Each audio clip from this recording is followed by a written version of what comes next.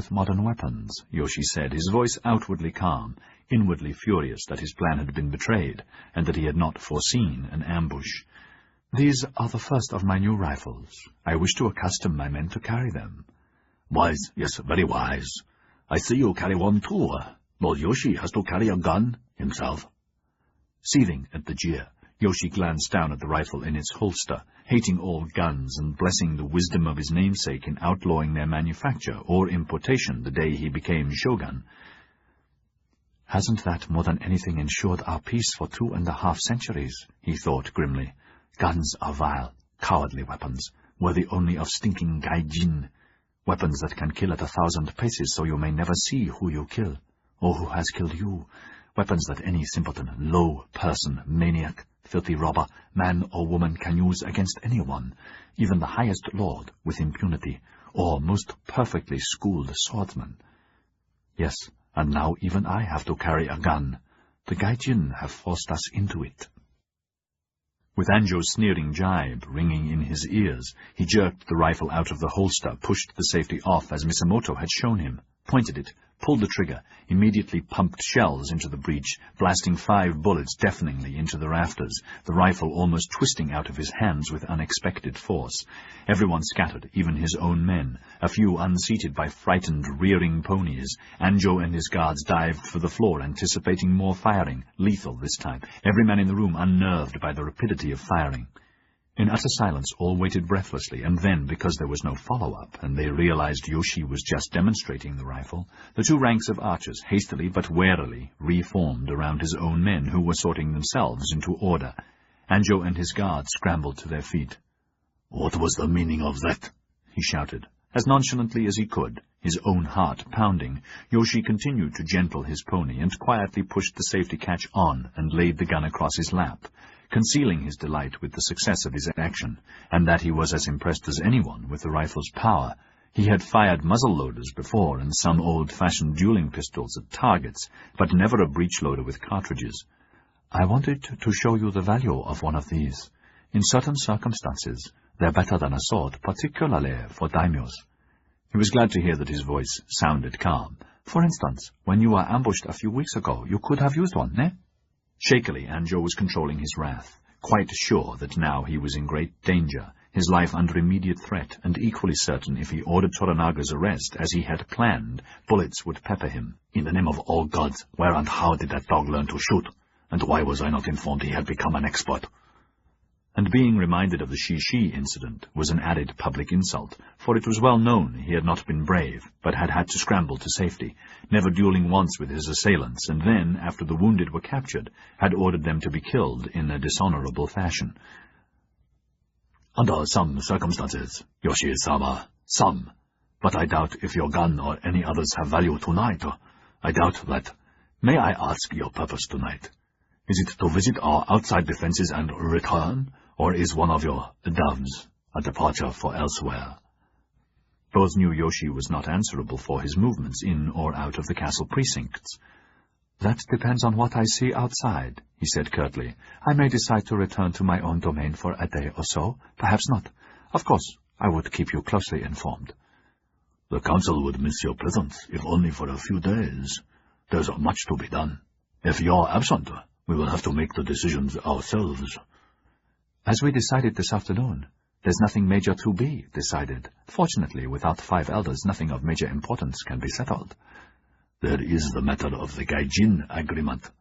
"That was also decided this afternoon."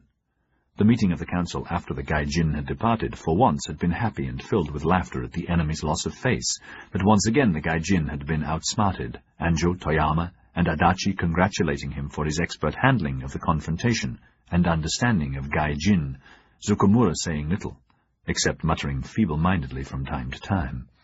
Anjo had chortled, "Agreeing to advance a pittance to get rid of them and their ships from Yedo, while we bring Satsuma to heel, was very clever, Yoshi-sama. Very. At the same time, we've indefinitely postponed their threat to go to Kyoto, and they agreed that Satsuma is completely to blame." Toyama said, "Then we declare war on Satsuma? Good." "No, not war. There are other ways to curb that dog." Anjo was very confident with his newfound knowledge. "You were right about the Gai Jin, Yoshi-sama. It was vastly interesting to see how enmity among them all is so close to their revolting surfaces. He and Toyama had witnessed the meeting from behind the dais, the wall there deliberately made see-through from the inner side. Revolting. We could even smell them through the screen. Disgusting. I've ordered that audience room washed out and the seats they sat in destroyed. Excellent, Adachi said. My skin crawled all the time I was there. Yoshi-sama, may I ask about that monkey Misamoto? Did he really tell you what the Gai Jin said? Everything? I couldn't hear a word. Not all of it, he had told them. Enough to give me some advance clues, but only when they were speaking English. Misamoto said much of the time they were speaking another language. He thought French. This proves another point. We must have trusted interpreters. I propose we start a language school for our brightest sons at once. School? What school? Zukumura mumbled. No one paid any attention. I disagree. Toyama's dewlap shook. The closer our sons get to Gai Jin, the more infected they'll be. No, Anjo said. We'll personally select the students. We must have trusted barbarian speakers. We will vote. The Bakufu will be ordered to form a language school at once. Agreed? Good. Next, the Gai Jin letter. We will continue Yoshi-sama's tactic. The day before it's due, we tell them it will arrive as soon as possible. Agreed? Sorry, no, he had said. We must do the exact opposite. We must deliver the letter on time exactly, and give them the second blackmail payment on time too. They stared at him, and Zukumura mumbled, Letter? Yoshi said patiently, The Gai Jin must be kept off balance. They will be expecting us to delay, so we don't, and that will make them believe the 156 days is also firm, which of course it isn't. That will certainly delay, and hope to send them all mad. They had laughed with him. Even Zukumura, who did not understand why they were laughing, had laughed anyway. And even more when Yoshi told them how many times he had almost guffawed during the meeting, seeing how their impatience was ruining their already illusory bargaining position. Without the killer dog, the master's as weak as a puppy against a man with a stick. What? Man with a stick? Zukumura asked, his dead codfish eyes peering stupidly. What dog? Much of Yoshi's good humor had left him, reminded that now he had to endure this feeble-minded man forever. Nonetheless, he explained that without muscle to back up their complaints and the will to use it, the enemy were helpless. Muscle? Don't understand, Yoshi-sama. What muscle? Force, Anjo said impatiently. Force! Their cannons and their fleets, Zukumura. Oh, never mind. Toyama, the old man, said fiercely, While they're without their fleet, we could burn them out. They are unspeakably arrogant, with foul banners, and as for their spokesman, I'm glad I didn't have to be present, Yoshi-sama. I think I would have burst. Let's burn them out now. Oh, burn who? Keep quiet, Zukumura, Anjo said wearily, and just vote when I tell you. Yoshi-sama, I agree with your reasoning. We'll send the letter on time, and the second part of their blackmail money when agreed. Everyone in favor? Good. Next. Now that we've dealt with the Gai Jin and the Shogun and the princess are safely on the North Road, there's not much to do for the next week or so. Allowing them to go was a misguided decision and will come back to haunt us, Yoshi had said. In this you are wrong. Please prepare a plan. Your ideas how to bring that dog Sanjiro and Satsuma to heel. I vote we meet in 2 weeks unless there is an emergency. Later, going back to his own quarters, Yoshi had not been able to think of any potential emergency that would require his presence in Yedo. Even the second covert whispered invitation to visit the French warship that he neither accepted nor refused, but left open for the weeks ahead, was not urgent. So he had resolved to put into effect at once the plan he and his wife, Hosaki, had devised. Now Anjo and his bowmen were barring his path. What to do? Good night, Anjo-sama, he said, making the decision. As always, I will keep you advised. Covering his disquiet and feeling naked, he spurred his pony forward, heading for the far archway. None of the archers moved, waiting for orders. His men and the 2 palanquins followed him, feeling equally defenseless. Anjo watched them go, enraged. But for those rifles, I would have had him arrested as planned. On what charge? Treason, plotting against the Shogun. But Yoshi would never have been brought to trial. Oh, no. So sorry. Fools would have killed him as he tried to escape justice. A sudden shaft of pain in his bowels made him grope for a seat. Baka doctors! There must be a cure, he told himself, then heaped more curses on Yoshi and the men who had disappeared under the far archway. Yoshi was breathing better now, the fear sweat no longer chilling him. He trotted deeper into fortifications, along poorly lit corridors, past more stables and harness rooms until he came to the end wall. The wall was sheathed in wood. Men dismounted and lit torches from those in wall brackets. With his riding whip, he pointed to a knob to one side. His aide dismounted and pulled it sharply. A whole section of the wall swung outwards to reveal a tunnel, tall enough and wide enough for 2 men to ride along side by side. At once he heeled his pony into motion. When the palanquins and the last man were through and the door once more closed, he sighed with relief. Only then did he holster the rifle. "But for you, Rifle-san," he thought affectionately, "I might be a dead man, at the very least a prisoner. Sometimes I can see a rifle really is better than a sword. You deserve a name. It was ancient Shinto custom to give names to special swords or weapons or even rocks or trees. I shall call you Nori, which also can mean seaweed, and is a pun on Nori Anjo, to remind me that you saved me from him, and that one of your bullets belongs to him, in his heart or head." "Eh, Lord," his captain said, riding alongside, "your shooting was a marvelous thing to behold." "Thank you, but you and all the men were ordered to be silent until I gave you leave to speak. You are demoted. Go to the rear." The crestfallen man hurried away. "You," Yoshi said to his second-in-command.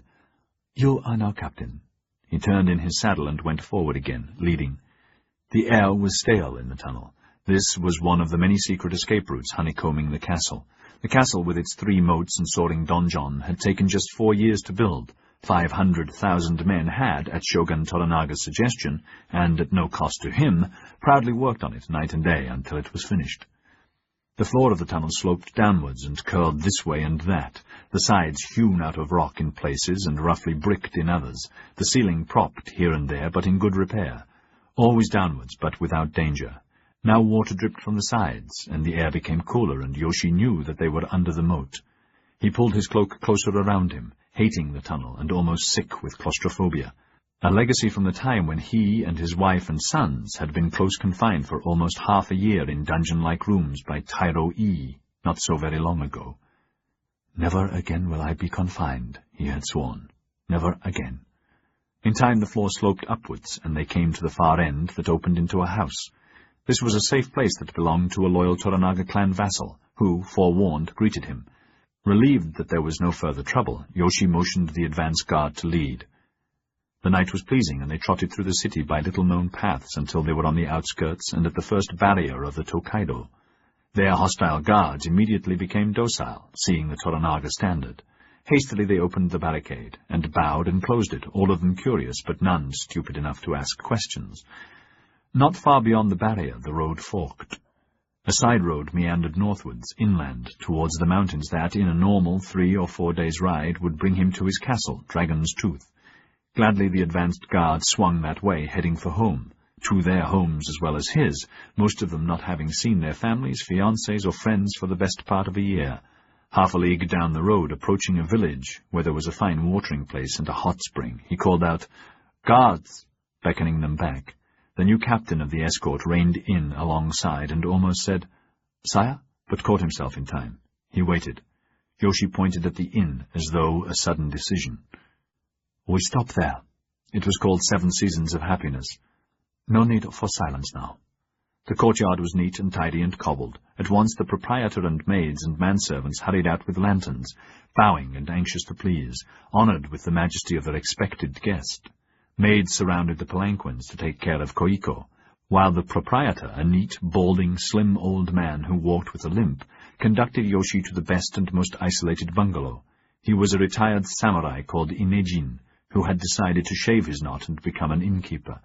Secretly he was still Hatomoto, a privileged samurai, one of Yoshi's many spies that dotted the surrounds of Yedo and all approaches to Dragon's Tooth. The new captain, conscious of his responsibility, and 4 samurai accompanied them, Misamoto and his 2 guards last. Quickly the captain made sure the dwelling was secure. Then Yoshi settled himself on the veranda, on a cushion facing the steps, the captain and the other samurai kneeling on guard behind him. He noticed the maid offering tea was fresh-faced and well-chosen, the tea tasting better for it. When he was quite ready, he waved the maids and servants away. "Please bring them here, Gai Jin," he ordered. In moments Gai Jin returned. With him were the two Gai Jin prospectors, one tall, the other stocky, both gaunt, tough-looking, bearded men wearing grimy, rough clothes and battered caps. Yoshi studied them curiously, distastefully, seeing them more as creatures than men. Both were uneasy. They stopped near the steps, gaping at him. At once the captain said, "Bow!" and when they did nothing, just stared at him without understanding, he snarled at two samurai, "Teach them manners." In seconds they were on their knees, faces in the dirt, cursing their stupidity at accepting such a perilous job. "What the fuck, Charlie?" the stocky man, a Cornish miner, had said in Drunktown a few days ago after their meeting with Norbert Greyforth. "What we's got to lose? Nothing. We's starving and we's broke, we's no work, we's can put nothing more on the slate, man. Even with my cobber bonzer, for God's sake. There ain't a bar in Yoko Poco that'll give us a beer, a better a bite of bread, let alone some crumpet. Not a ship will give us a berth. We stuck, and soon the Aussie peelers will land here, or yours from Frisco, then we's both be in chains. Me hanging for bushwhacking a few poxy claim-jumping miners, and you for rustling and shooting some bloody bankers. You trust that bastard Greyforth? Where's your honour, me old cock-sparrow? We give him our markers, right? He done like he promised. Proper toff, right? He give we's 22 quid to pay what we's owe to stay out of the brig, another 20 in the bank for when we's back, all shovels, powder, and goods we's need, and a sworn contract in front of the preacher that we's to get 2 part of every 5 we ships to Yoko, right? All like he promised, right? He's a toff, but all toffs is slimy." The two men had guffawed, the other saying, "You're goddamn right. Now we's the prospectors, right? It's we's who finds the pay dirt, right? In Japo land, where's we's alone, right? We's can hide a poke or two, eh, and sneak it out, right? All the grub, booze, and dinky die for a year, our own bleeding Yoshiwara for not a penny piece, and a first shot at Japo gold. Me, I'm in, if you isn't." "Let them sit up. Do not hurt them. Misamoto." Misamoto was on his knees at once. The moment the two men saw him, some of their concern left them. "These are the men you met at the dock yesterday." "Yes, sire." "They know you as Watanabe?" "Yes, lord." "Good. They know nothing about your past." "No, lord. I did it all as you ordered. Everything at—" "You said sailors in Nagasaki taught you English?" "Yes, lord." "Good. Now, first tell them they will be well treated and not to be afraid. What are their names?" "Listen, Yoto, this is the boss. This is Lord Ota," Misamoto said, as he had been told to name Yoshi, his coarse slang American easily understood by them. "I told you bastards to bow and scrape or you'd have it done for you. He says you're to be well treated and wants to know your names." "I'm Johnny Cornishman, and he's Charlie Yank, and so far we's nothing to eat or drink, for Christ's sweet sake." As best he could, Misamoto translated the names. "You will tell them nothing about me or what you have done since I took you out of prison. Remember, I have ears everywhere, and I will know." "I will not fail, Lord." Misamoto bowed deeply, hiding his hatred, desperate to please and frightened for his future. "Yes." For a moment Yoshi considered him. In the 2 odd months since he had taken Misamoto into his service, the man had changed radically outside. Now he was clean-shaven, his pate also shaved, and his hair groomed in samurai fashion. Enforced cleanliness had improved his appearance greatly, and even though he was deliberately kept in the vestments of the lowest class of samurai, he looked samurai, and wore the 2 swords now as though they belonged.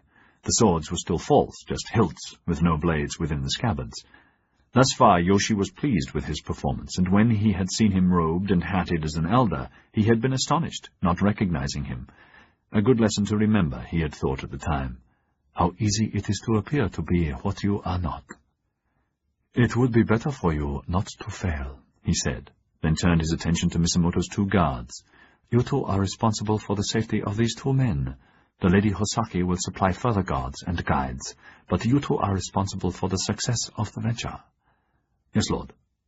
"As to this fake Watanabe," he said, his voice soft, but no man mistook the finality therein, "he is to be treated as samurai, though of the lowest rank. But if he disobeys correct orders, or tries to escape, you will tie his hands and feet and drag him to wherever I am. You are both responsible." "Yes, Lord." "I won't fail you, Lord," Misamoto muttered, grey-faced, some of his terror passing on to the 2 miners. Tell these men they are quite safe, and also that you will be their helper and teacher. There is no need for any of you to be frightened if you obey. Tell them I hope for a quick success to their search." "The boss says there's no need to be scared. Then why's you's pissing in your pants?" "Piss off yourself. I'm to be in charge, so mind your goddamn manners." "That's what's yours, or when we's alone we's feeding you your balls. Where's the piss-ass grub, and where's the booze, and where's the doxies we's promised?" "You'll be getting it soon enough, and the best be polite around these guys," Misamoto said cautiously. "There's like a cat with a bee up its ass, and the boss says best find the gold right smartly, too. If there's gold, we's can find it, what an abby, old cock. If it ain't there, right, Charlie?" "Excuse me, Lord. They thank you for your kindness," Misamoto said, not quite so frightened. He had suddenly realized that if he was to accompany them, he would be the first to know about a strike. "They promised to try to find treasure as quick as possible. They respectfully ask if they could have some food and drink, and when can they begin?" "Impress it on them. It pays to be patient, pays to be polite, and to be diligent. Teach them correct manners, how to bow, and so on. You are responsible." As Misamoto obeyed, Yoshi motioned to his aide, who brought out the 2 short overmantles that Hosaki had had especially made, like waistcoats with ties on them. On the front and back were panels of inked characters on pale silk that read, "This Gai Jin is a personal retainer and prospector under my protection, who is allowed, provided he has official guides with correct papers, to prospect anywhere within my domain. All are ordered to assist in this work." Each panel bore his seal. "Tell them they are to wear it always, and it will give them safe passage. Explain what the writing says." Again Misamoto obeyed without thought, and showed the 2 men how to wear them. Cautiously now they pretended a patience and humility alien to their nature and upbringing. "Charlie," the Cornishman whispered, adjusting the tie-strings, hardly moving his lips to speak like most ex-cons. He had had 4 years hard labor in the Australian outback for claim-jumping. "In for a penny, in for a fucking quid." The American grinned suddenly, more at ease. "I hope there's more than a quid's worth, old buddy." Yoshi watched them. When he was satisfied, he motioned to Misamoto. "Take them with you, and wait in the courtyard." Once they had gone, after bowing correctly without assistance this time, he sent everyone out of hearing range, except Inejin. "Sit down, old friend." He motioned to the steps where the old man could sit comfortably, his left hip crushed in a fall from a horse, making it impossible for him to kneel. "Good. Now, what news?" "Everything and nothing, Lord." For 3 centuries, Inejin and his forefathers had served this branch of the Toranagas. As a Hatamoto, he had no fear of speaking the truth, but the obligation to do so. "The land has been worked diligently and manured properly. Crops grow, but the farmers say this year there will be famine, even here in the Kwanto." "How bad will the famine be?" "This year we will need rice from elsewhere to be safe, and elsewhere will be far worse." Yoshi remembered what Hosaki had already told him, and was very glad with her foresight and prudence. Also glad to have a vassal like Inejin. Rare to find a man who could be trusted implicitly, even rarer to find one who would speak truthfully, the truth based on real knowledge and not for reasons of personal aggrandizement. Next. "All loyal samurai are seething with impatience at the impasse between the Bakufu and the rebellious outside lords of Satsuma, Choshu, and Tosa. The samurai equally discontented, mostly because of the usual problem. Rates of pay fixed a century ago are causing ever greater hardship, it being ever more difficult to pay the interest on ever-increasing debts, and to buy rice and food at ever-increasing prices." Inejin was deeply aware of the problem, as the majority of his widespread family, still samurai class, was suffering badly. "Daily the shishi gather adherents, if not openly, certainly under cover. Peasants are correctly docile, merchants not so, but all except most merchants in Yokohama and Nagasaki would like the Gai Jin expelled." "And Sonojoy?" After a pause, the old man said, "Like many things on earth, Lord, that battle cry is part right, part wrong. All Japanese detest Gai Jin, worse than Chinese, worse than Koreans. All want them gone, all revere the Son of Heaven, and believe his wish to expel them correct our policy. Of your 20 men here tonight, I believe 20 would support that part of Sonojoy. As you yourself do, providing it is the shogunate, who wield the temporal power to effect his wishes, according to procedures laid down by Shogun Toranaga." "Quite correct," Yoshi agreed, but in his innermost heart he knew that if he had had the power he would never have allowed the first treaty, so never a need for the Emperor to interfere in shogunate matters, and would never have allowed mean-minded men surrounding the Son of Heaven to misguide him. Even so, contrary to Sono Joy, if he had power now he would invite some of the Gai Jin in while he had time, but only on his terms, and only for the trade he desired. "It is only with fleets and guns like theirs," he thought, "that we can deny them our land, expel them from our seas, and at last fulfill our historic destiny to place the Emperor on the dragon throne of China. And then with their millions and our Bushido, the whole Gaijin world will obey." "Go on, Inejin."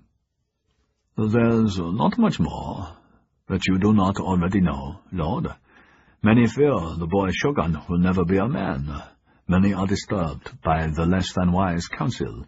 Many are shocked that your prudent advice against his journey to Kyoto as the supplicant was overridden.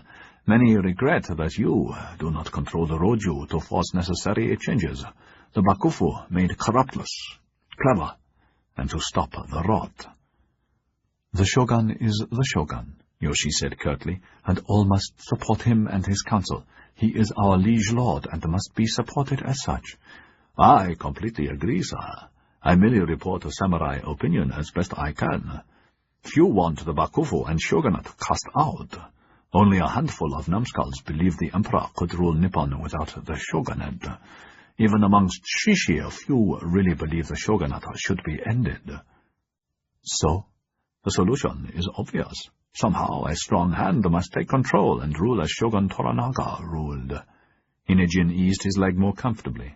"Please excuse me for being long-winded. May I say how honored I am by your visit?" "Thank you, Inejin," Yoshi said thoughtfully. "No news of any daimyos collecting forces against us?" "Not mobilizing, Lord, not in this area, though I hear Sanjiro has all Satsuma on a war footing." "And Choshu?"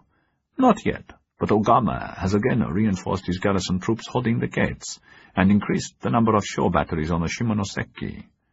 "Ah, his Dutch armorers."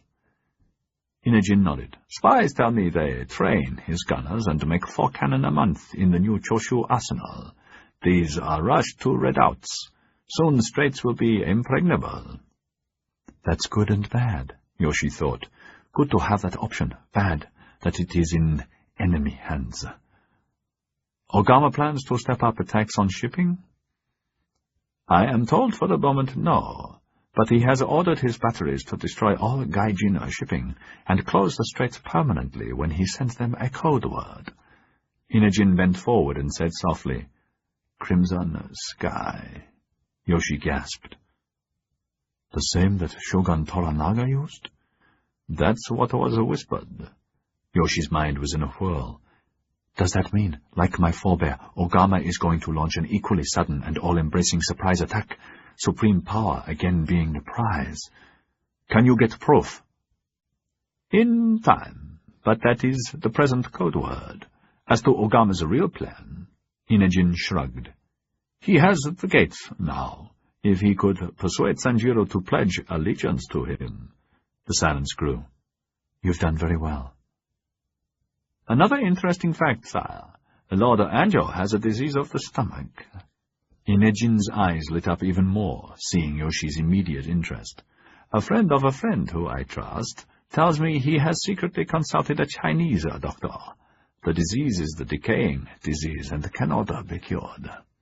Yoshi grunted, part from pleasure, part from an ice-pick of anxiety that he might contract the same. Who knows how or from where, or have it already in his innards waiting to fell him. "How long will he live?" "Months, perhaps a year, not more.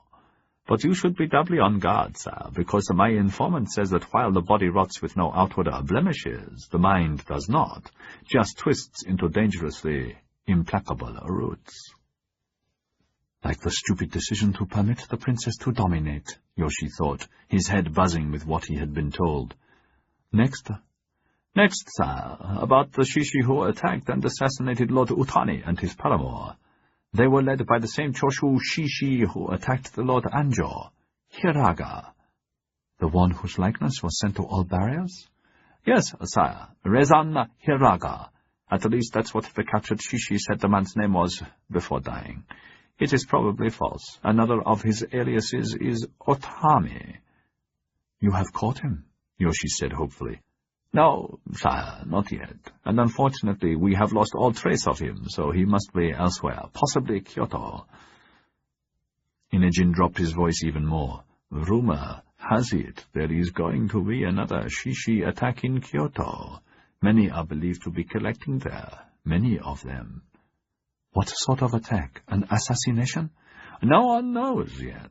Possibly another coup attempt. The Shishi leader with a codename the Raven is said to have issued the summons. I'm trying to find out who he is. Good. One way or another Shishi must be wiped out. Yoshi thought a moment. Could their venom be directed against Ogama or Sanjiro, the Emperor's real enemies? Difficult, sire. Have you discovered who told the Shishi about Utani, about his secret trysta? After a pause, Inejin said, It was the lady's maid, sire, who whispered to the Mama-san, who whispered to them. Yoshi sighed. And the lady? The lady appears to be blameless, sire. Yoshi sighed again, pleased that Koiko was not involved, but deep inside he was unconvinced. The maid is with us now. I will deal with her. Make sure the Mama-san suspects nothing. She will be dealt with when I return. Have you discovered the other spy, the one feeding Gai Jin with information? Not for certain, sire. I'm told the traitor is, or his alias is, Ori. I don't know his full name, but he's a Satsuma Shishi, one of Sanjiro's men, one of the 2 Tokaido killers. Inept to kill one when 4 were such easy targets. Where is the traitor now? Somewhere in the Yokohama settlement, sire.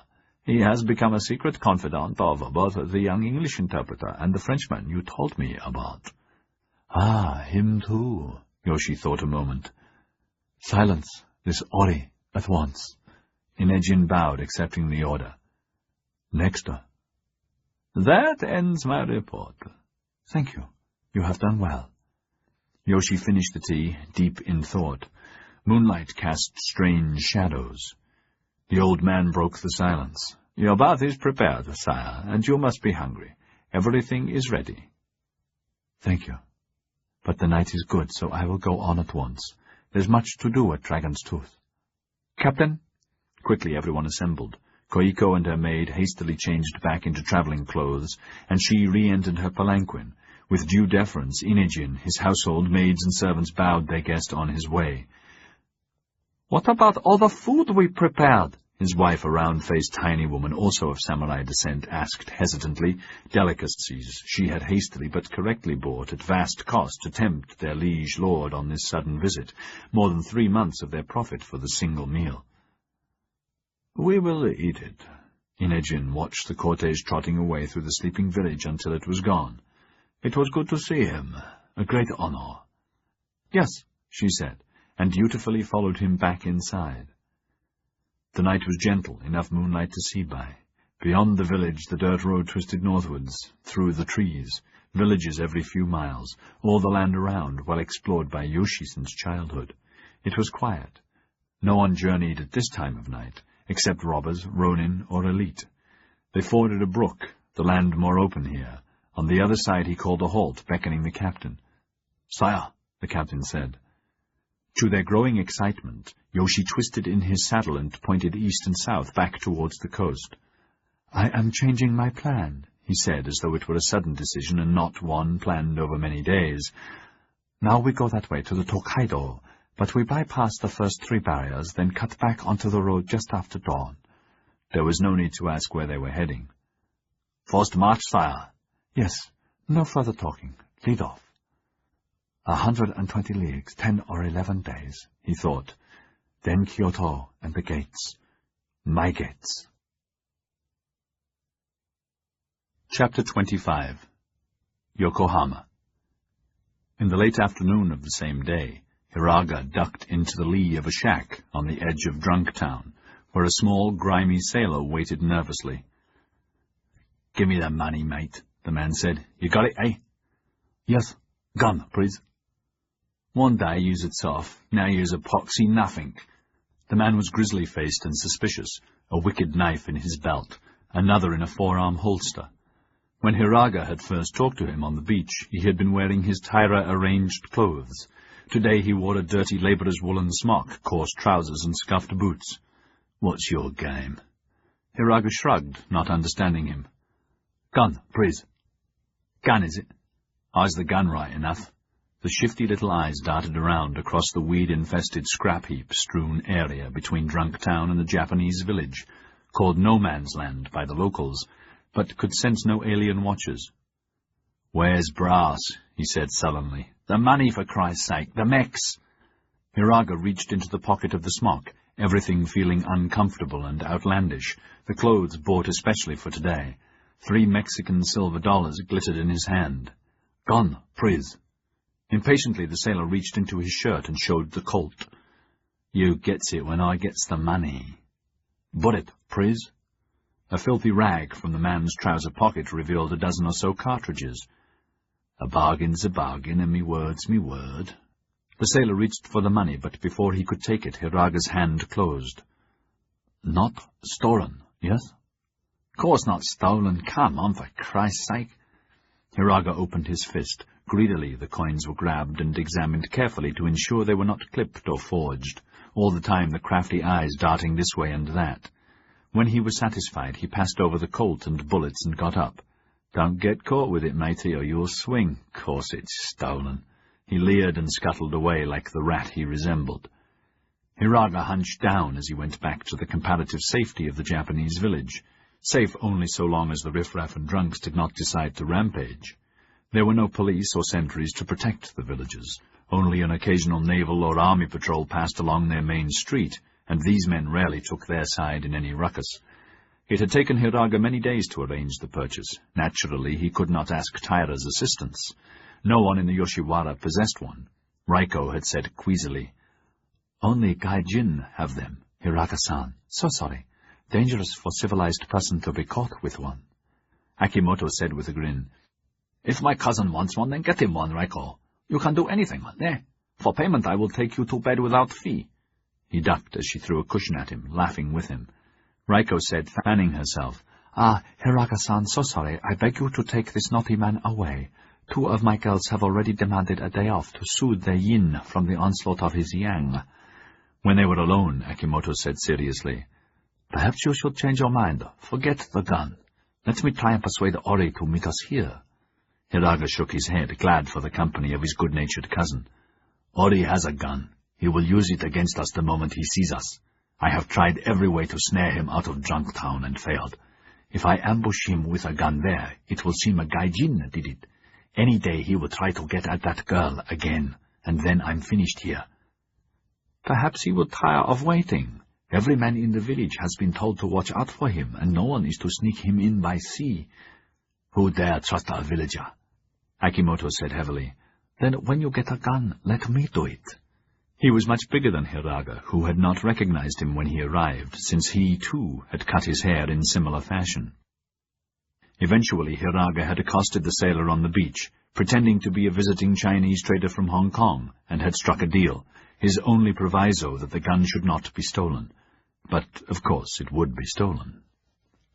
Akimoto was waiting for him in their dwelling in a village alley they now rented by the month. "Cousin, please excuse me," he said, laughing. "No need to ask if you got it, but you look so funny in those clothes. If our Shishi comrades could see you." Hiraga shrugged. "This way I can pass for any of the Gai Jin coolies, wherever they come from. All kinds of Gai Jin and coolies dressed like this in Drunk Town." He eased himself more comfortably, sore in the crotch. "I cannot understand how they can wear such heavy clothes and cramping trousers and tight coats all the time. And when it's hot, they're terrible, and you sweat a fountain." While he talked, he checked the action of the Colt, testing its weight, aiming it. "It's heavy." "Sake? Thank you. Then I think I will rest till sunset." He loaded the revolver, swigged some sake, and lay down, pleased with himself. His eyes closed. He began to meditate. When at peace, he let himself drift. In moments he slept. At sunset he awoke. Akimoto was still on guard. He looked out of the tiny window. "No storm or rain tonight," he said, then pulled out a scarf and tied it around his head, as he had seen low-class Gai Jin and sailors do. Suddenly Akimoto was filled with dread. "And now?" "Now," he said, hiding the gun under his belt. "Now for Ori. If I do not return, you kill him." Most villagers on the streets did not recognize him. The few who did bowed nervously as to a Gai Jin and not a samurai, as they had been ordered. To most Gai Jin eyes, in his European attire, he would be just another Eurasian or Chinese trader from Hong Kong or Shanghai or Manila, the quality of his clothes and bearing foretelling his position and wealth.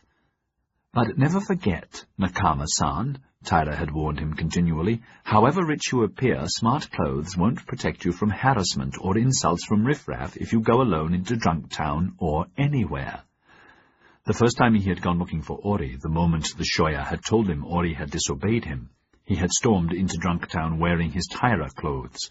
Almost at once he had been cornered by a rowdy group of drunks who surrounded him, jeering and cursing him, then started to attack. Only his skill in karate, still an unknown art to Gai Jin, had saved him, and he had retreated, seething, 2 broken heads and another man crippled in his wake. "Find out exactly where Ori is, at once," he had told the Shoya, "what he's doing and how he's living." The next evening the Shoya drew a rough map. "The house is here, on this corner, facing the sea near some wharfs. It is a drinking sleeping house for very low persons. Ore-san rents a room, paying double, I was told. Very bad, that place, Hiraga-san, always full of evil men. You cannot go there without a special plan. It is important he is sent away." "Yes, your village is at risk with him here." "Saga!" 2 days later the Shoya told him that, in the night, the Ori house had burnt down. The remains of 3 men had been found in the ruins. "I was told the native was one, Hiraga-san," the Shoya said easily. "A pity the whole foul area was not destroyed too, and every Gai Jin in it." "Yes." So life became calm again. Hiraga continued to spend time with Taira, content to learn and to teach, unaware how vastly important and informative his knowledge was to Taira, Sir William, and Jamie McFay. For half a day he had gone aboard the British frigate with Taira. The experience had shaken him and made him more determined than ever to find out how these people he despised could invent and make such unbelievable machines and warships, how such despicable people of such a tiny island, smaller than Nippon, if again Taira was to be believed, could have acquired the vast wealth necessary to possess so many ships and armies and factories and, at the same time, rule all sea lanes and much of the Gai Jin world. That night he had drunk himself to insensibility, his mind disoriented, uplifted 1 second, in the abyss the next, his kernel of belief in the absolute invincibility of Bushido and the land of the gods badly mauled. Most evenings he would spend with Akimoto in the Yoshiwara, or their village haunt, planning and sharing his Gai Jin knowledge, though keeping the extent of his disquiet hidden, but always strengthening his net around Taira, toying with him.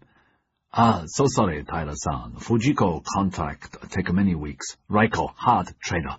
Contract expensive. She have many clients. Many. So sorry, she busy tonight. Perhaps tomorrow." A little over 2 weeks ago, to Hiraga's fury, the Shoya had discovered Ori had not died in the fire. "And so sorry, Hiraga-san, but I'm told now Ori-san has become suddenly wealthy, spending money like a daimyo. Now he has several rooms in another drinking house." "Ori rich? How is that possible?" "So sorry, I don't know, sir." "But you do know where his new house is?" "Yes, sir, here is the map. So sorry that—" "Never mind," Hiraga had said furiously. "Tonight burn him out again." "So sorry, Hiraga-san, that is no longer easy." The Shoya was outwardly penitent, inwardly just as furious that his first and immediate solution to the mad Ronin had not achieved the purpose he had paid for. "It is no longer easy because this house is isolated, and it seems he has many bodyguards, Gai Jin bodyguards." Icily, Hiraga had considered the consequences. He sent a honeyed letter to Ori by one of the villagers who sold fish in Drunktown, saying how delighted he was to hear Ori was alive and not dead in the dreadful fire, as he had heard. Also that he was prospering, and could they meet in the Yoshiwara that evening, as Akimoto also wanted to discuss shishi matters of great importance. Ori had replied by letter at once. "Not in the Yoshiwara or anywhere. Not until our summer joy plan is done, the girl is dead, and the settlement burnt. Before that, if you, Akimoto, or any other trader comes near, you will be shot." Akimoto said, "He knows the fire was not an accident." "Of course. Where would he get the money?" "Only by stealing it, ne?" Other messages only brought the same answer.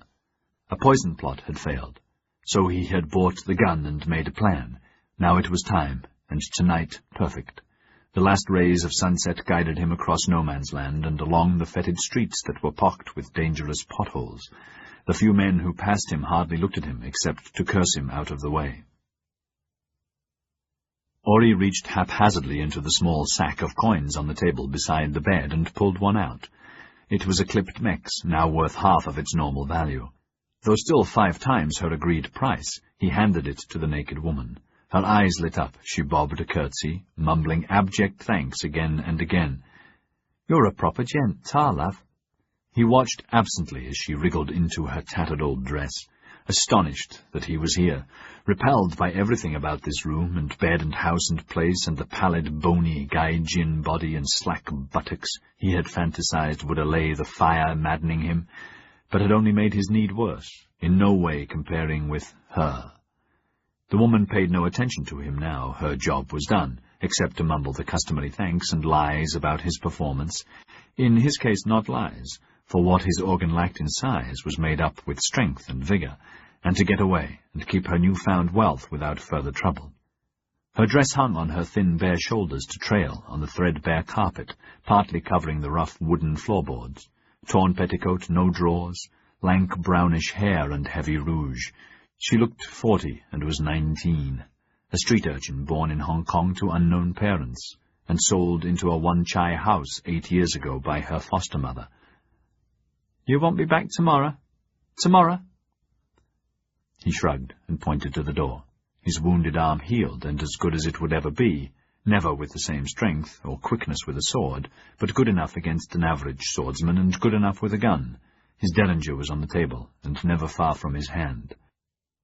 The woman forced a smile and backed away, mouthing thanks, glad to get away without a beating or having to endure the foul practices she had feared.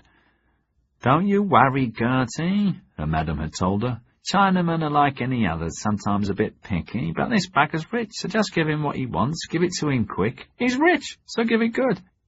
There was little extra she had had to do, other than to endure his frantic battering with stoicism and necessary grunts of feigned pleasure. "Ta again, love." She went out, the mex secreted in the soiled bodice that hardly covered her flaccid breasts, another coin, a 20th of its value, clutched in her hand. On the landing outside was Timmy, a rough Eurasian seaman of mixed but predominantly Chinese blood. He shut the door and grabbed her. "Shut your gob, you poxy whore," he hissed, forcing her hand open to take the coin, then cursed her in Chinese and guttural English for the poorness of her earnings. "Ayya! Why didn't you please the gov?" Then he cuffed her, and she half stumbled, half fell down the stairs, but when safe, turned and cursed with even more venom. "I'll tell Ma Fotheringill about you. She'll do ya." Timmy spat after her, knocked, and reopened the door. "Musume good, gov, hiya?" he asked unctuously. Now Ori sat at an old table by the window. He wore a rough shirt and breeches with bare legs and feet, his short sword-knife in a belt holster. The money sack was on the table. He saw the narrowed eyes staring at it. Carelessly he found another mex and tossed it. The heavy-shouldered man caught it expertly, touched his forelock and smirked, his few remaining teeth broken and yellowed. "Thanky, gov. Grub?" He rubbed his big belly. "Grub wakarimasu ka?" Their communication was with sign language and a little pidgin, and he was chief bodyguard. Another watched downstairs in the bar. A third in the alley. Ori shook his head. "No," he said, using one of the words he had picked up, then added, "Bureau," and waved him away. Alone at last he stared out of the window. The glass was cracked and fly-encrusted, a corner missing, opening onto the drab facade of another ramshackle wooden hostel opposite, 10 yards away. The air smelt dank and his skin felt filthy, and crawled at the thought of that woman's body in sweating close contact, with no chance for a civilized Japanese bath afterwards, though he could easily have had one in the village, a couple of 100 yards away across no man's land. But to do that, you risk Hiraga and his spies, who will be waiting, he thought. Hiraga and Akimoto and all villagers who deserve to be crucified like common criminals for trying to prevent my grand design. Scum! All of them. Daring to try to burn me to death, daring to poison the fish. Karma, that the cat stole it before I could stop the beast and in moments died retching instead of me. Since then he had eaten sparingly, and only rice that he cooked himself in a pot in the grate, with a little meat or fish stew made for the other boarders and bar customers that he made Timmy taste in front of him as a further protection. The food's foul, this place foul, that woman foul, and I can only wait a few more days before I go mad. Then his eyes noticed the money bag. His lips moved from his teeth in a vicious smile.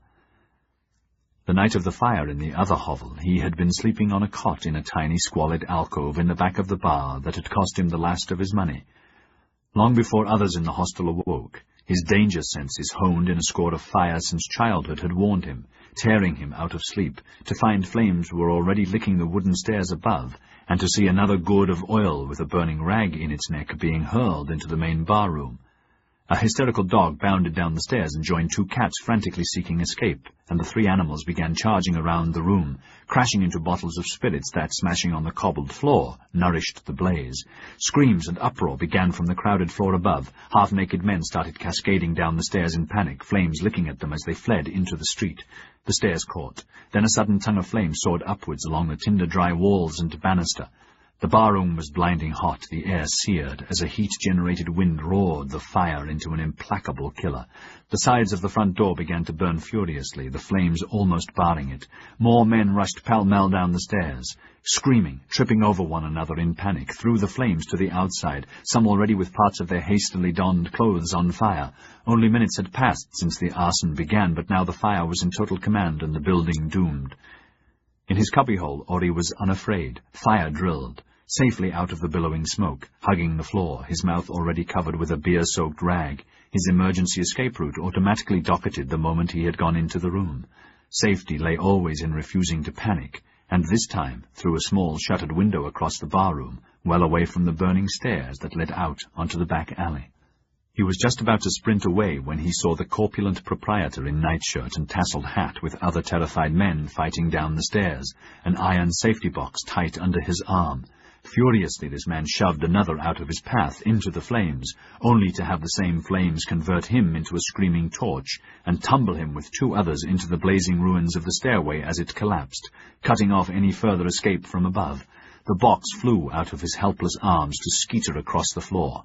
One badly burned man staggered out of the fire for the doorway. Flames greedily consumed the proprietor and the 2 other men and seemed to reach for the box equally greedily. Without hesitation, Ori rushed through the flames, grabbed it up and charged for the window, easily bursting the rotting shutters apart, and was out safely into the fresh air and back alley. At once he ducked down and ran for the fence opposite, scaled it, and, still keeping low, wormed through the trash and weeds of no man's land towards the abandoned well. Once there, chest heaving, he looked back warily. Flames from the hostel soared into the sky. Men milled about, shouting and cursing. 2 men jumped from the upper windows. Others with buckets of water were dousing adjoining shacks and buildings, bellowing for help. He had not been noticed. While the noise covered him, he found a broken crowbar and prized off the lid of the box, dismissing the swarming mosquitoes and night insects. The treasure inside made him throb. Quickly he stuffed 2 bags of coins into the pocket of his breeches, another into his smock shirt. With great care he buried the dozen or so other bags and, in a different place, did the same with the box. The next morning he wandered Drunktown until he found a more isolated rooming house that was far from the burnt-out wreck. 10 mechs in the owner's hand, and the weight of the bag that remained brought him immediate unctuous service, a big room of his choice. The owner, a man with deep-set, brilliant blue eyes, just like hers, he had thought, a sudden shaft in his loins, had pointed at the bag. "You'll be bushwhacked with that lot, young Wogger, eh?" Ori had not understood the words. The man's meaning soon became clear and produced Timi. Also that if Timi was well paid and the owner well paid, Ori would be safe here or on the street, and when out, his room would be sacrosanct. As an insurance, knowing the danger of putting his trust in these men, with more sign language and patience, Ori had made it also clear that these 2 bags were only a small part of his wealth that was safely under guard in the village, which he was ready to spend lavishly for protection and anything else he required. "You're the Gav. You name it and you can have it. My name is Bonza, and I'm Australian." Like almost everyone in Drunk Town, he scratched constantly at flea and lice bites. His teeth few and twisted, and he stank. "Gav? That means Ichiban, number 1. Wakarimasu ka?" "Hi, domo." The door opened, dispelling his thought pattern. Timi brought him a tankard of beer. "Gav, I'm getting me grub now." He coughed. "Grub, food, wakarimasu ka?" "Hi." The beer quenched Ori's thirst, but did not settle his mind or compare with beer of the village, or at home in Satsuma, or in the Yoshiwara, or at Kanagawa's Inn of the Midnight Blossoms, or anywhere. "I must be going mad," he thought, bewildered. "That Gai Jin whore with her toad-belly skin and fish smell was worse than the worst old hag I've ever had. Yet I enjoyed the clouds and the rain twice, and wanted more and more. What is it about them? Is it their blue eyes and white skin and fair brown pubics? In those, that whore was not much different from her. In all else, yes." Unconsciously his fingers toyed with the cross that he wore, half hidden around his neck. His lips curled in a crooked smile. In the tunnel he had tricked Hiraga. The piece of metal he had thrown was the last of his gold oban. "I'm glad I kept her cross, to remind me constantly. And it has been more than useful in other ways, making these stupid Gai Jin think I'm Christian. What is it about their women that sends me mad?" "It's karma," he told himself with finality. "Karma that there is no answer. Never will be any answer except to send her onwards." The thought of her neck in his hands, his manhood deep within, made his flesh tingle and ached him anew, as though the other had not happened. Once more the room began to swim and crush him, so he swung his feet to the floor, pocketed his derringer, put on a leather jerkin, and went downstairs. "Gov?" Timi coughed, and got up from a plate piled with rice and stew to go with him, but he waved him back and the other man to guard upstairs, and went outside. Hiraga saw him at once. He was on the other side of the busy dirt street, sitting on a bench outside a dingy bar. In front of him was an untouched gourd of beer, and around were noisy men drinking or standing, or dead drunk on benches, or heading homewards for their dormitories or rooming houses, or favourite bar or gambling rooms that crowded together here in a slum as bad or worse than any in London town. The men were a polyglot of European, Asian, and mixed-race labourers and workers, armed with at least a knife and dressed similarly to him, coming from their day's toil in sail-making shops or ship's chandlers, or mechanics from the machine shops, a new profession, or from any one of the dozens of services to do with ships. Along with beggars and bums were bakers and butchers and brewers and moneylenders and others who supported this part of Yokohama, or fed off it, separate from the village and knob town, as they called the traders' sector, by mutual consent. In Drunk Town, Tyler had explained to him, there are perhaps 150 cells, most are drifters. They've very few rules. It's every man for himself, but woe betide anyone caught stealing, the immediate mob would beat him half to death. They've no law except army and navy patrols searching for deserters or just trying to keep the peace between the services, breaking up fights or riots. Beer and gin parlours, gin's a rotgut that will kill if you're not careful. They're open as long as there are customers, so are the gambling dens. Don't try any of them, or Ma Fotheringills. She loathes Japanese because of our cut-rate Yoshiwara. Bless it. At the far end, near the south gate, off Hog Lane, is the worst part of Drunk Town. I've never been there. Best stay away from it, too. That's where the most depraved and lost try to survive. Opium, beggars, scum, male prostitutes, abattoir, cemetery, disease, and multitudes of rats. The little that Hiraga had understood had made him want even more to see everything for himself. Tonight was his first opportunity. Except for a few absent curses that would apply to anyone, no one bothered him as he trailed Ori easily, just enough light in the darkening sky. His prey meandered towards the shore, seemingly without purpose and without any of the bodyguards he had been warned against. His excitement notched higher. The revolver in his pocket felt good to his touch. His fingers ached to grip it and aim it and pull the trigger to end the menace to his future here, then to begin his controlled retreat to safety through no man's land, or along the beach to the legation. Now they were nearing the small main square, beside the promenade and shore where bars and eating and rooming houses fought for custom. This was the far end of the settlement, the narrowest part, and jammed between the sea and encircling fence where the south gate was. As at the north gate, the fence was strong and high and went into the surf. The only opening was the barricaded, guarded south gate. The square was clogged, mostly British soldiers, sailors, and merchant seamen, with a few French, American, and Russians, and Eurasians. Ori eased through them to stand on the edge of the promenade. He stared at the sea. The sea had a 3-foot swell and was black and greasy. Northwards, half a mile away, he could see the lights of the trading houses coming on, and in the French legation, and in the upper story of Struan's, which, with Brock's, dominated the waterfront. Tonight? Should I try tonight? His feet began to take him that way.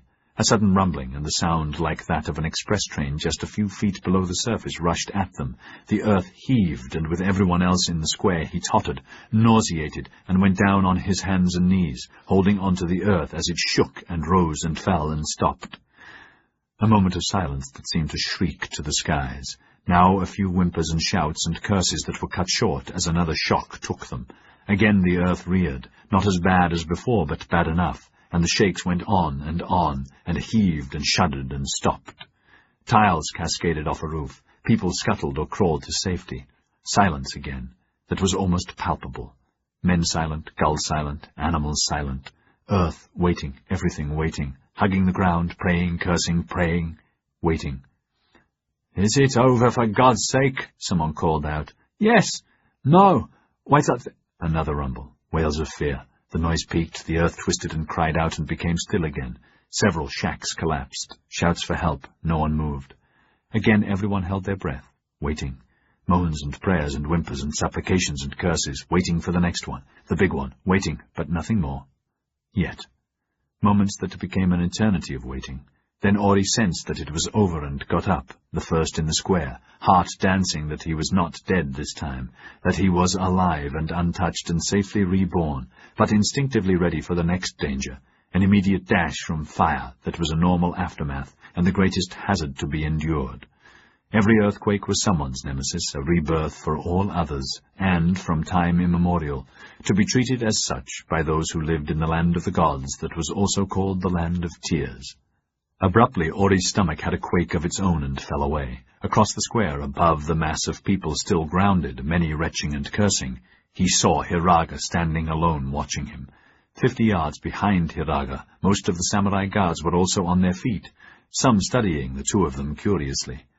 At almost the same instant that Ori had sensed the earthquake had ended and had jumped up, Hiraga and the samurai had spontaneously done the same, experiencing identical ecstatic relief and rebirth. Hiraga not realizing he was on his feet until he saw Ori staring at him. His face closed. At once he started towards him, the square rapidly coming to life as men noisily scrambled or staggered erect. Blindly Ori took to his heels, but frightened, angry men, some laughing hysterically, others wailing thanks to God, barred his escape, and Hiraga's pursuit, with cries of, "What the devil's up with you? Who the hell are you pushing, for Christ's sake? He's a bloody Japo." Then someone bellowed, "Fire! Look!" With everyone else, Ori looked northwards. At the other end of the promenade, a building was on fire. He recognized it as the 2-story Struan headquarters, perhaps next door. Careless of anyone, Ori broke out of the throng in a rush. Hiraga pushed forward after him, but at that moment a nearby Jinbar collapsed, scattering people into his path, sending him reeling and others trampling him. He fought to his feet amidst the uproar. In this part of the square, men were milling around aimlessly, blocking him. For a second, he caught a brief sight of Ori, then the ruins of the bar began to blaze and the crowd surged backwards again, engulfing him. When Hiraga had recovered his balance, Ori was obscured, and as much as he tried to force a path in the direction of his last sighting, the less progress he could make and the more furious the crowd became. "Who are you pushing, for Christ's sake? It's another bleeding Japo! Give the bugger what for!"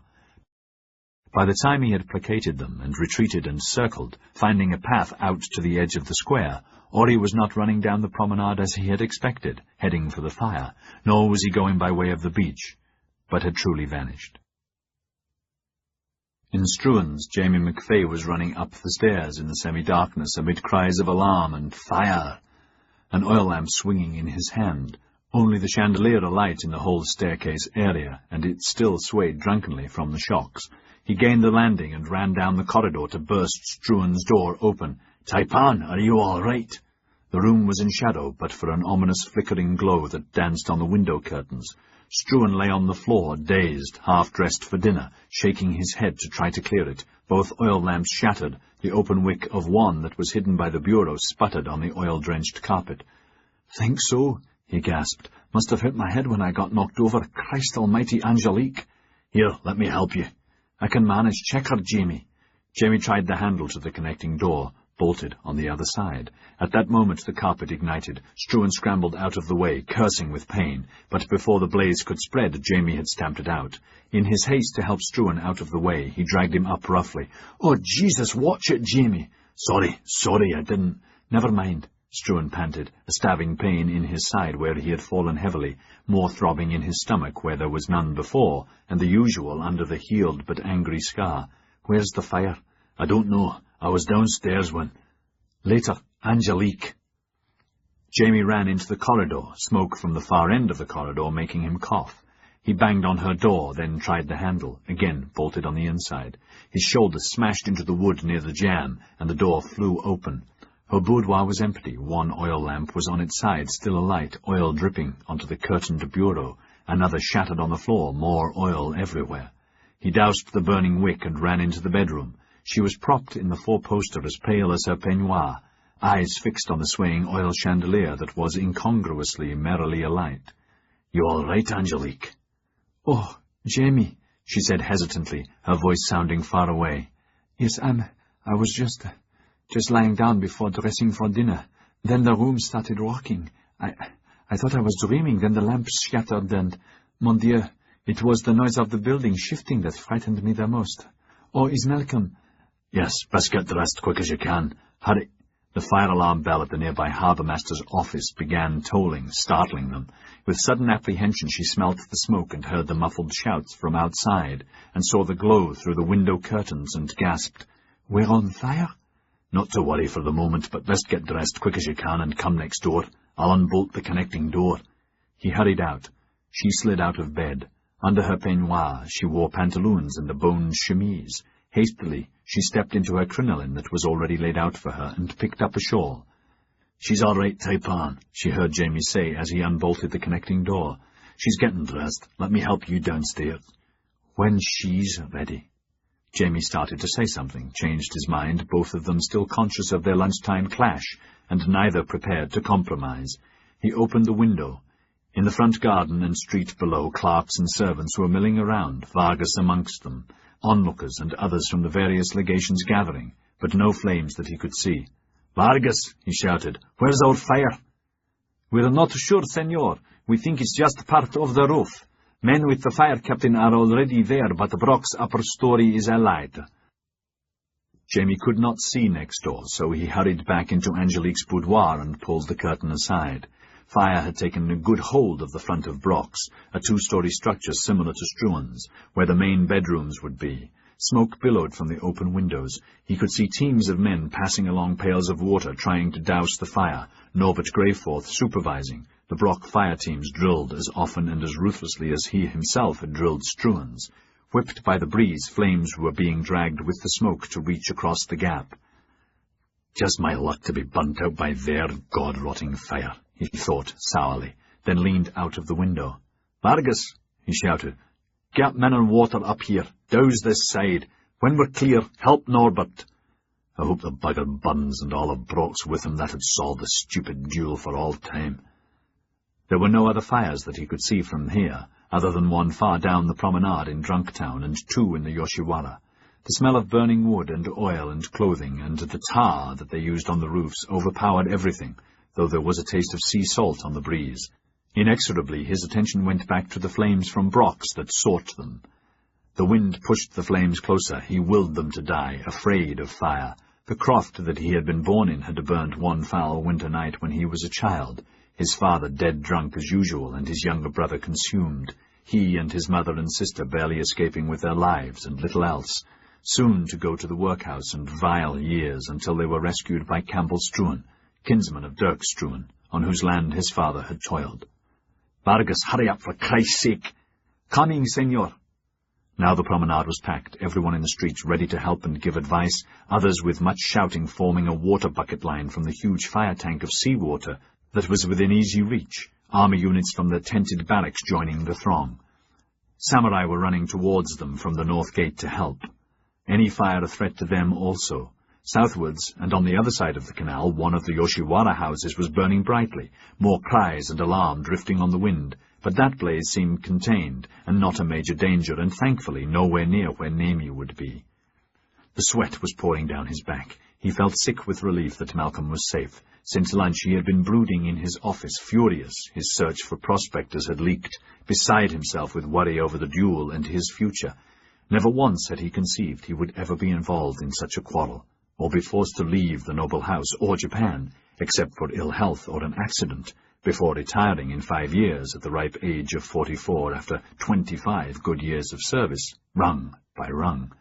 Now, with Malcolm alienated and Tess Struan furious with him, his promotion, retirement, his whole future was in jeopardy. What to do, he had been worrying. Then the shocks turned the world upside down. His precarious mortality had been rammed home to him again. And then, when the jolts ceased, and he could reel to his feet, his glands and the memory of the debts he and his family owed the Struans had sent him scurrying upstairs, petrified for Malcolm's safety. After all, he was in charge, and this youth little more than an invalid. "Taipan, sorry, Malcolm. Norbert's right, your ma's in command. If you hadn't been wounded, you'd have rushed back to Hong Kong when she said. None of this would have happened. You'd be taking over the reins, and in a year or so you'd—" "Jamie, could you do me up?" Blankly he turned. Angelique was standing at the doorway, back towards him, the front of the off-the-shoulder crinoline held up and the back open. For a second he almost shouted at her, "That bloody dress is crazy, for Christ's sake, we're on fire!" But he did not, just hastily did up the top button and shoved a shawl around her, and hurried her into the next room, where she at once went into Struan's open arms. A team of men rushed past the open door with full buckets. "Best get out, sir," someone shouted. "Time to go, Taipan, all right?" "Yes." Malcolm went for the door as quickly as he could. With his 2 sticks he was slow, disastrously slow had there been a real emergency, which all 3 of them knew, Struan most of all. Now there was tramping above them in the attics, men pounding, the smell of smoke worse, adding to their anxiety. "Jamie, take Angelique out. I'll make my own time." "Lean on me, and for Christ's sake do it, then come back if you must." Jamie flushed. He took her arm, and the 2 of them hurried out, men overtaking them with empty buckets, others staggering in with a full load. The moment he was alone, Struan groped back to his chest of drawers, rummaged under some clothes, and found the small bottle that Artok had refilled this afternoon. He swigged half of the brownish liquid, recorked it and put it in the pocket of his frock coat, sighing with relief. Angelique swept down the stairs and out through the front doors. The clean air was welcome. "Vargas," Jamie called out, "look after Miss Angelique for a moment." "Certainly, senor." "Please, allow me, monsieur," Pierre Vavain, the French official, said grandly. "I will escort Mademoiselle Angelique to our legation.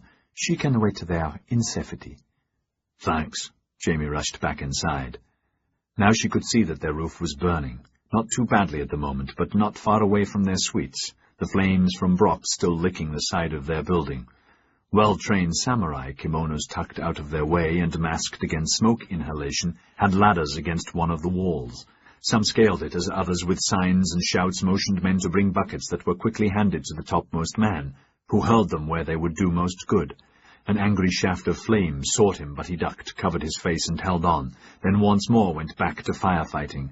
She caught her breath, thinking how strong and brave the man was, and how helpless Struan had become, how little he could do to protect her in an emergency, how he was more and more of a weight, more and more of an invalid, every day more querulous and less fun.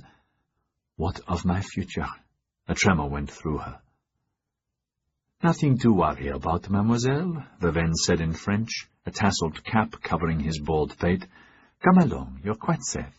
Earthquakes are really quite normal here." He took her arm to lead her up the promenade, through the men swarming the front, watching or fighting the fire. Ori had seen her the moment she came into the street. He was on the edge of the crowd in the neck of the alley beside the French legation near the north gate. His labourer's clothes and cap were not much different from those of many men around him, camouflaging him well. From this position he could see most of the promenade, the front of Struan's and the street beside it that came up from the village main street. He stopped staring at her and scanned all around, seeking Hiraga or Akimoto, sure that they were lurking somewhere near or soon would be, his heart still pounding from his frantic run through Drunktown and into the village. The moment he had seen the Struan fire and the open length of the promenade, he knew that he was doomed to be caught if he tried that way or the beach, and no time to fetch Timmy to act as guard or rear guard. "Not that I could ever trust those dogs," he thought, his heart grinding even more heavily at the nearness of her. She was only 20 yards away. Those who saw her doffed their hats and murmured greetings that she absently returned. Ori could easily have gone deeper into safety, but he did not, just took off his hat like the others and looked. Short beard, strong face, curious eyes, his hair, short but groomed. Her eyes flowed over him, but she did not really see him, nor did Viven, who was chattering pleasantly in French. They passed within a few yards. Ori waited until they had gone into the French legation. No sentries there now. All had gone to join the firefight. Then he trudged away down the alley. The moment he was sure no one was watching, he scaled the legation fence as he had done before, and went into the previous ambush under her window. Tonight the shutters were unbarred and open. So was the inner door. He could see across the room into the corridor and caught sight of them going into a room opposite.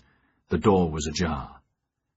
Now that he was safe and unobserved, Ori checked his derringer and made sure his knife was loose in its holster. Then he squatted on his heels, took a deep breath, and began to think.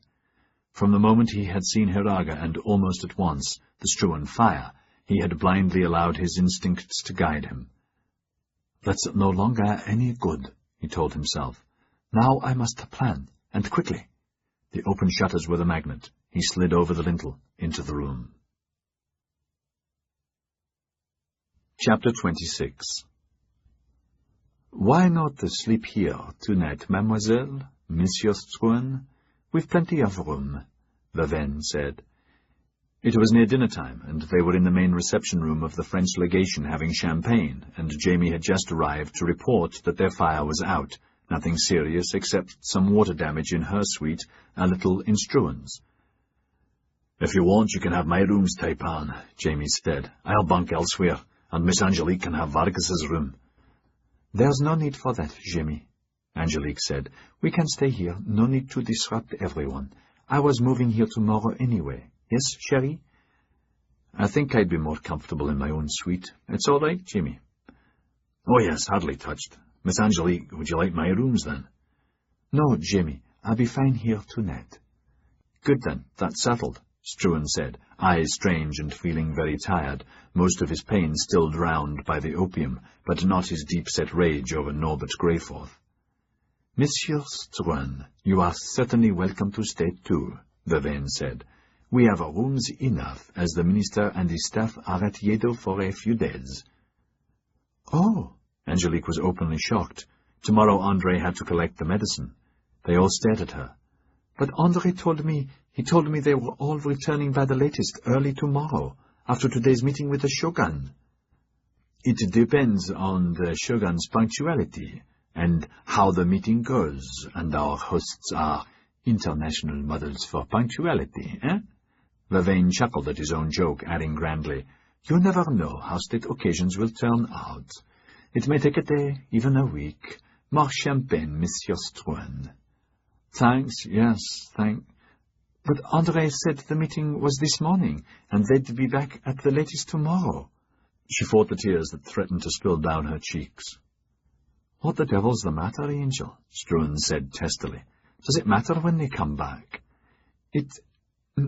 No, but I just hate it when someone says something and it's not true." "You were probably mistaken. Ridiculous to be upset about such an unimportant matter. Struan took a large swallow of his refilled glass. "For goodness sake, Angel." "Perhaps they'll be back tomorrow, mademoiselle," Vavaine said, ever the diplomat. Stupid cow, however delectable her breasts and kissable her lips, as if it matters. "Never mind," he said with his most oily smile. "Dinner will be served within the hour. Monsieur MacFay, you will join us, bien sûr?" "Thank you, no, I'd best be going." MacFay hesitated at the door. "Taipan, shall I come back for you?" "I'm capable of walking 200 yards by myself," Struan snapped. "Perfectly capable. And of pulling a bloody trigger tonight or any night," he wanted to shout after him. Just before coming over here, Norbert Greyforth had taken a respite, the Brock fire almost under control, and unnoticed by him, had walked out into the street. Jamie, beside him, was directing Vargas and the firefighters, Dr. Hogue and Dr. Babcock nearby tending burns and a few broken bones. Artok's elixir had worked its usual magic, and Malcolm was feeling fine and confident, though strange and wanting to sleep as always. He had been fantasizing. To sleep, perchance to dream about loving, about connecting with the Japanese girl or Angelique with ever greater passion, their need as great as mine and ever more erotic. Then abruptly he had been jerked into the vicious present. "Evening, Jamie. Proper bugger, eh?" "Ah, Norbert," Struan said, politeness helped by the euphoria. "Sorry about your bad jaws. I think that—" Norbert pointedly ignored him.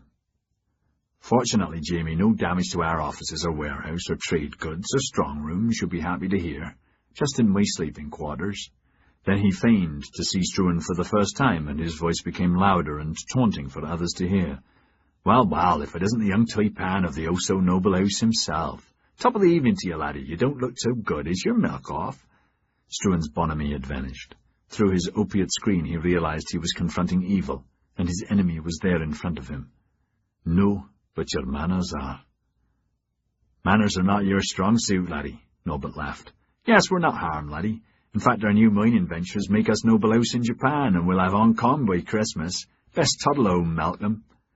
"The name's Struan," he said, seeing himself tall, strong, and omnipotent, not quite aware of others around him, or that Jamie and Babcock were trying to intervene. "Struan. I like young Malcolm. Next time you call me that, I'll call you a motherless bastard and blow your head off without waiting for your seconds, by God." Now there was a pit of silence around them. The crackle of flames and the soft, debating hiss of the wind only enhanced it. The news of the lunchtime challenge had spread within minutes, and all waited for the next move in the game that had been brewing since Malcolm's grandfather, Dirk Struan, died before he could kill Tyler Brock, as he had sworn to do.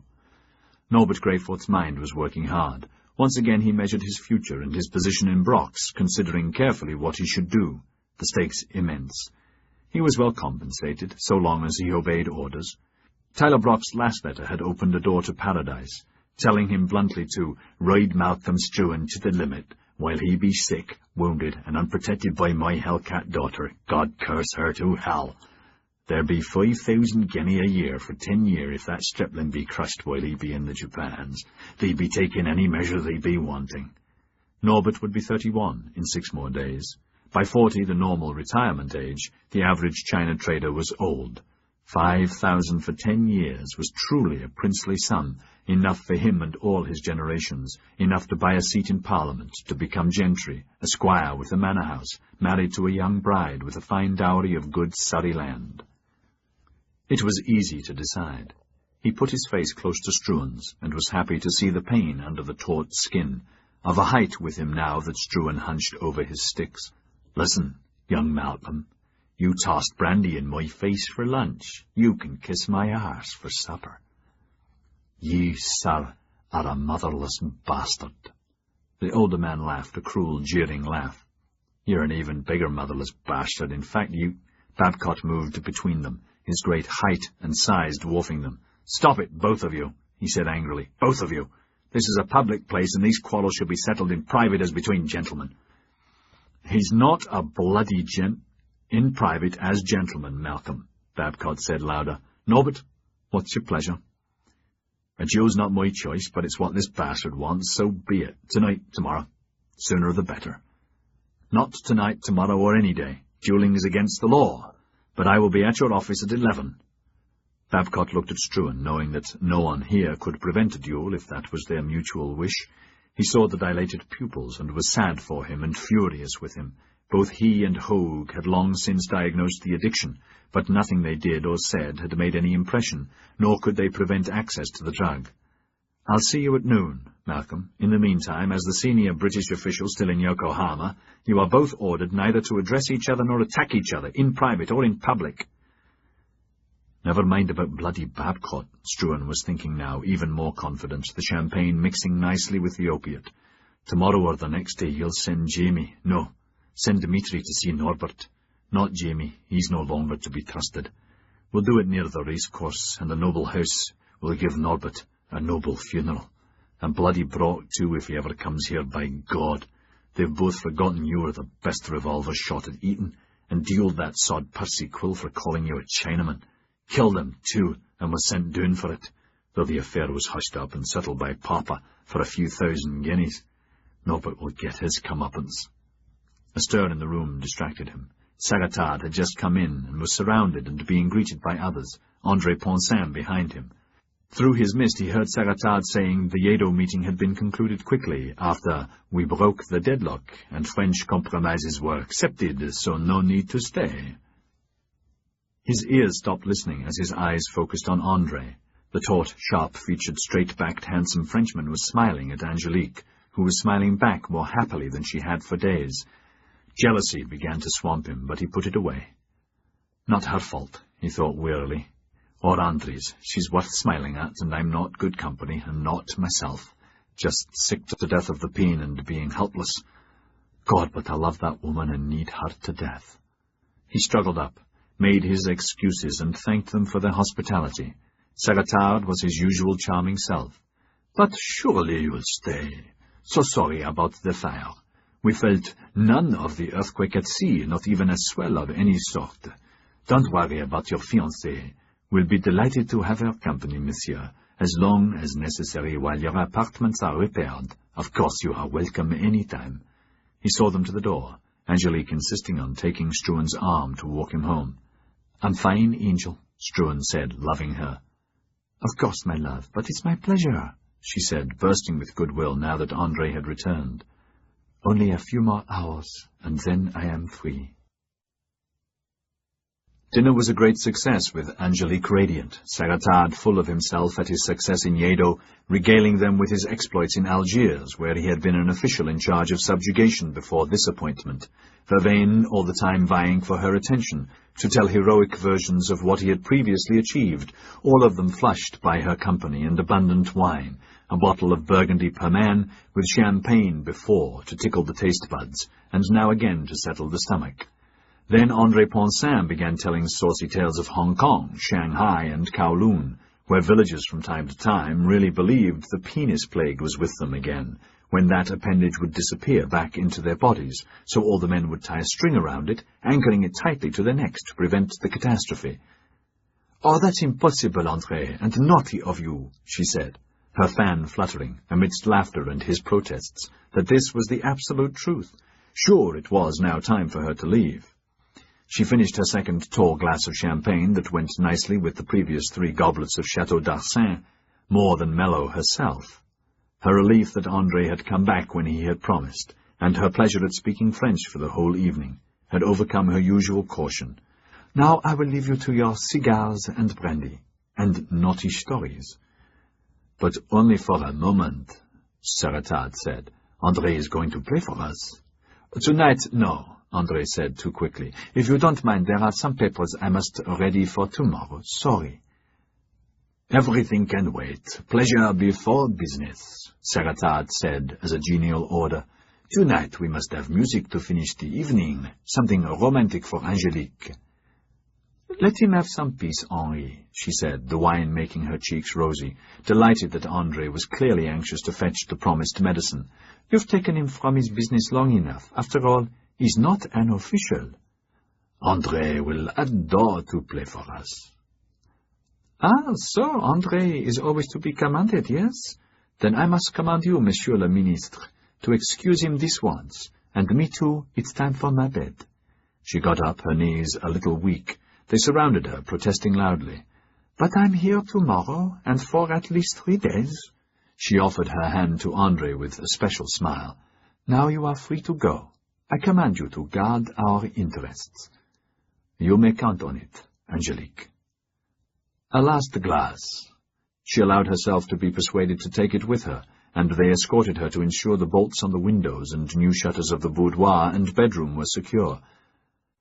"We decided to replace all our shutters since you were last here," Vervain said again what he had already told her earlier, his sparse hair awry, beaming tipsily.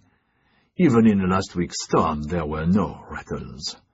All eyes noticed the filmy green peignoir and nightdress laid out on the bed that had been turned down invitingly by the heavy-set maid, who watched and waited balefully. Dimmed oil lamps and their alcoholic haze made the room all the more enticing and her more provocative. More reluctant good nights and sweet dreams, and then she was alone with Asso, the door to the corridor bolted. The maid undressed her, and brushed her hair, and put her crinoline away in the deep hanging cupboard with her other clothes, lingerie in the chest of drawers, all the while Angelique humming happily, content to be here, safe for tomorrow, elated to be alone, and that the fire and earthquake had not harmed any of them, or interfered with her plan, but had made it simpler. "I will make peace between Malcolm and Jamie. Bad for them to be estranged," she thought, exhilarated, still thirsty, but soothed and wine-content. "Thank God for André. I wonder what the Yoshiwara's like, and his girl. I'll encourage him to tell me about her, and we can laugh together." "A night, missy?" interrupted her. Asso was walking ponderously for the boudoir couch.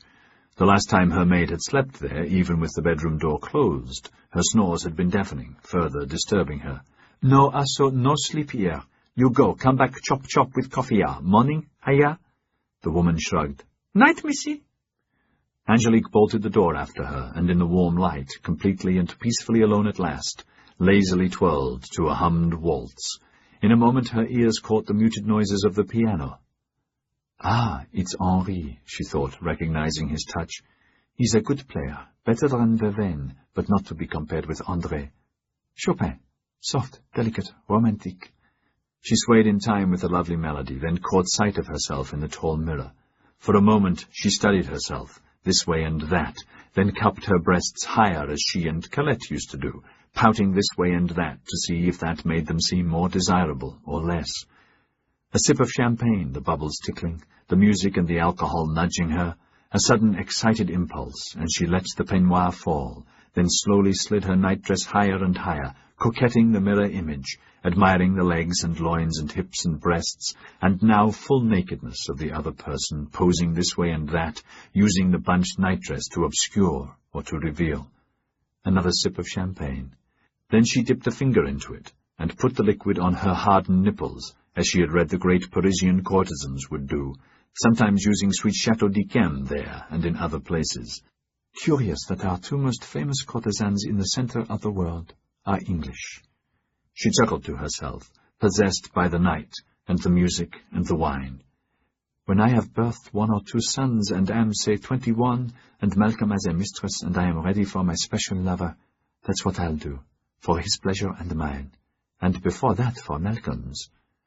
Another sip, and then finished, languidly licking the last drop, then watching her mirror, curling her tongue around the glass, toying with it.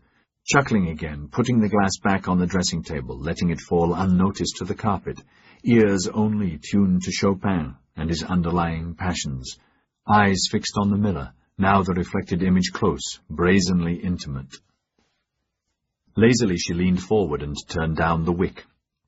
Shadows kinder now, then moved back a little, the mirror person still there, lovely, voluptuous, fingers moving with a life of their own, straying, caressing, heart picking up tempo, fluttering with growing pleasure, eyes closed now, imagining Malcolm, tall, strong, very strong, sweet-smelling, leading her into the bedroom, laying her on the coverlets, lying with her as naked as she, his fingers wandering, fondling.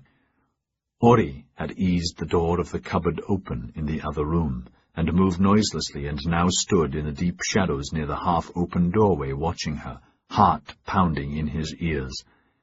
It had been easy for him to hide among the cases and hanging dresses and crinolines, easy to slide further into hiding to become invisible when the maid opened the cupboard door and closed it again, easy to hear the final bolts ring home and to judge when Angelique was truly alone. In the bedroom half-light she lay on the sheets, eyes closed, a little shudder from time to time, face in shadow, body part in shadow, shadows dancing as the small flame moved with the air currents. It seemed to him he waited an eternity. Soundlessly he stepped out of the darkness to the threshold. The door clicked closed. The distant music cut. Her eyes opened and focused, and she saw him. Some sense told her that this was him, the murderer from the Tokaido, father of the child that was never to be, who had violated her, but had left no memory of pain or ravishment, only erotic half-dreams, sleeping, waking, and that she was defenseless, and tonight he would murder her. Both were hardly breathing, motionless, waiting for the other to move. Still in shock, she saw his youth, not much older than she, a little taller, sheathed sword-knife in his belt, right hand on the hilt, neat short beard and hair, broad shoulders and narrow hips, rough shirt, flapped breeches, strong calves and legs and peasant sandals, face in shadow. "This is another dream. Surely it's a dream. No need to be afraid." Bewildered, she propped her head on one hand, motioning him to move into the light. Momentarily fused into the same unreal dreamlike state as she, his feet obeyed, and when she saw the chiseled features, so different and alien, the dark eyes so filled with craving, she opened her mouth to say, "Who are you? What's your name?" But he thought she was going to scream, so he leapt forward in panic, the naked blade violently at her throat. "No, please," she gasped, backed into the pillow, and when he did not understand, she shook her head, petrified, eyes pleading, every part of her shrieking. "You're going to die. There's no escape this time. No, please." The fright slid off his face, and standing over her, heart thundering as hers was thundering, he put a finger to his lips, warning her to be silent and not to scream, not to move. "Iye," he whispered hoarsely, adding, "No." A drop of perspiration slid down his cheek. I won't make a sound," she muttered, terror confusing her. She pulled the sheet over her loins. At once he ripped it away. Her heart stopped. But in that second she knew. A primeval instinct in mind had propelled her to a different plane, and she felt herself possessed by a latent new-found knowledge. Her horror began to slide away. Inner voices seemed to whisper, "Be careful. We can guide you. Watch his eyes. Don't make a sudden move. First, the knife." Heart pounding, she watched his eyes and put a finger to her lips as he had done, gently pointed at the blade, and motioned it away. He was like a coiled spring, expecting her to dart for the door any second and scream. He knew he could silence her easily, but that did not fit into his plan. She was to flee for the door in his time, not hers, and scream to wake the enemy. Then he would slash once and make sure, and then he would wait, and when they arrived he would shout, "Sono joy!" turning the knife on himself and, spitting in their faces, die. That was his plan, one of many he had considered, taking her wildly, then killing her, and then himself, or just killing her silently at once, as he should have done before, however much he wanted her now, leaving the Tokaido characters on the sheets as before, then to escape through the window. But she was not reacting as he had expected. Unwavering eyes, her hand motioning the blade away, sky-blue eyes asking, not begging, tension there, but no terror now. Uncanny half-smile. Why? The blade did not move. "Be patient," the voices whispered to her. Again she gestured the point away, unhurried, willing him. His eyes narrowed even more. With an effort he tore them away from hers to surge over her, to be inexorably drawn back. What is she planning?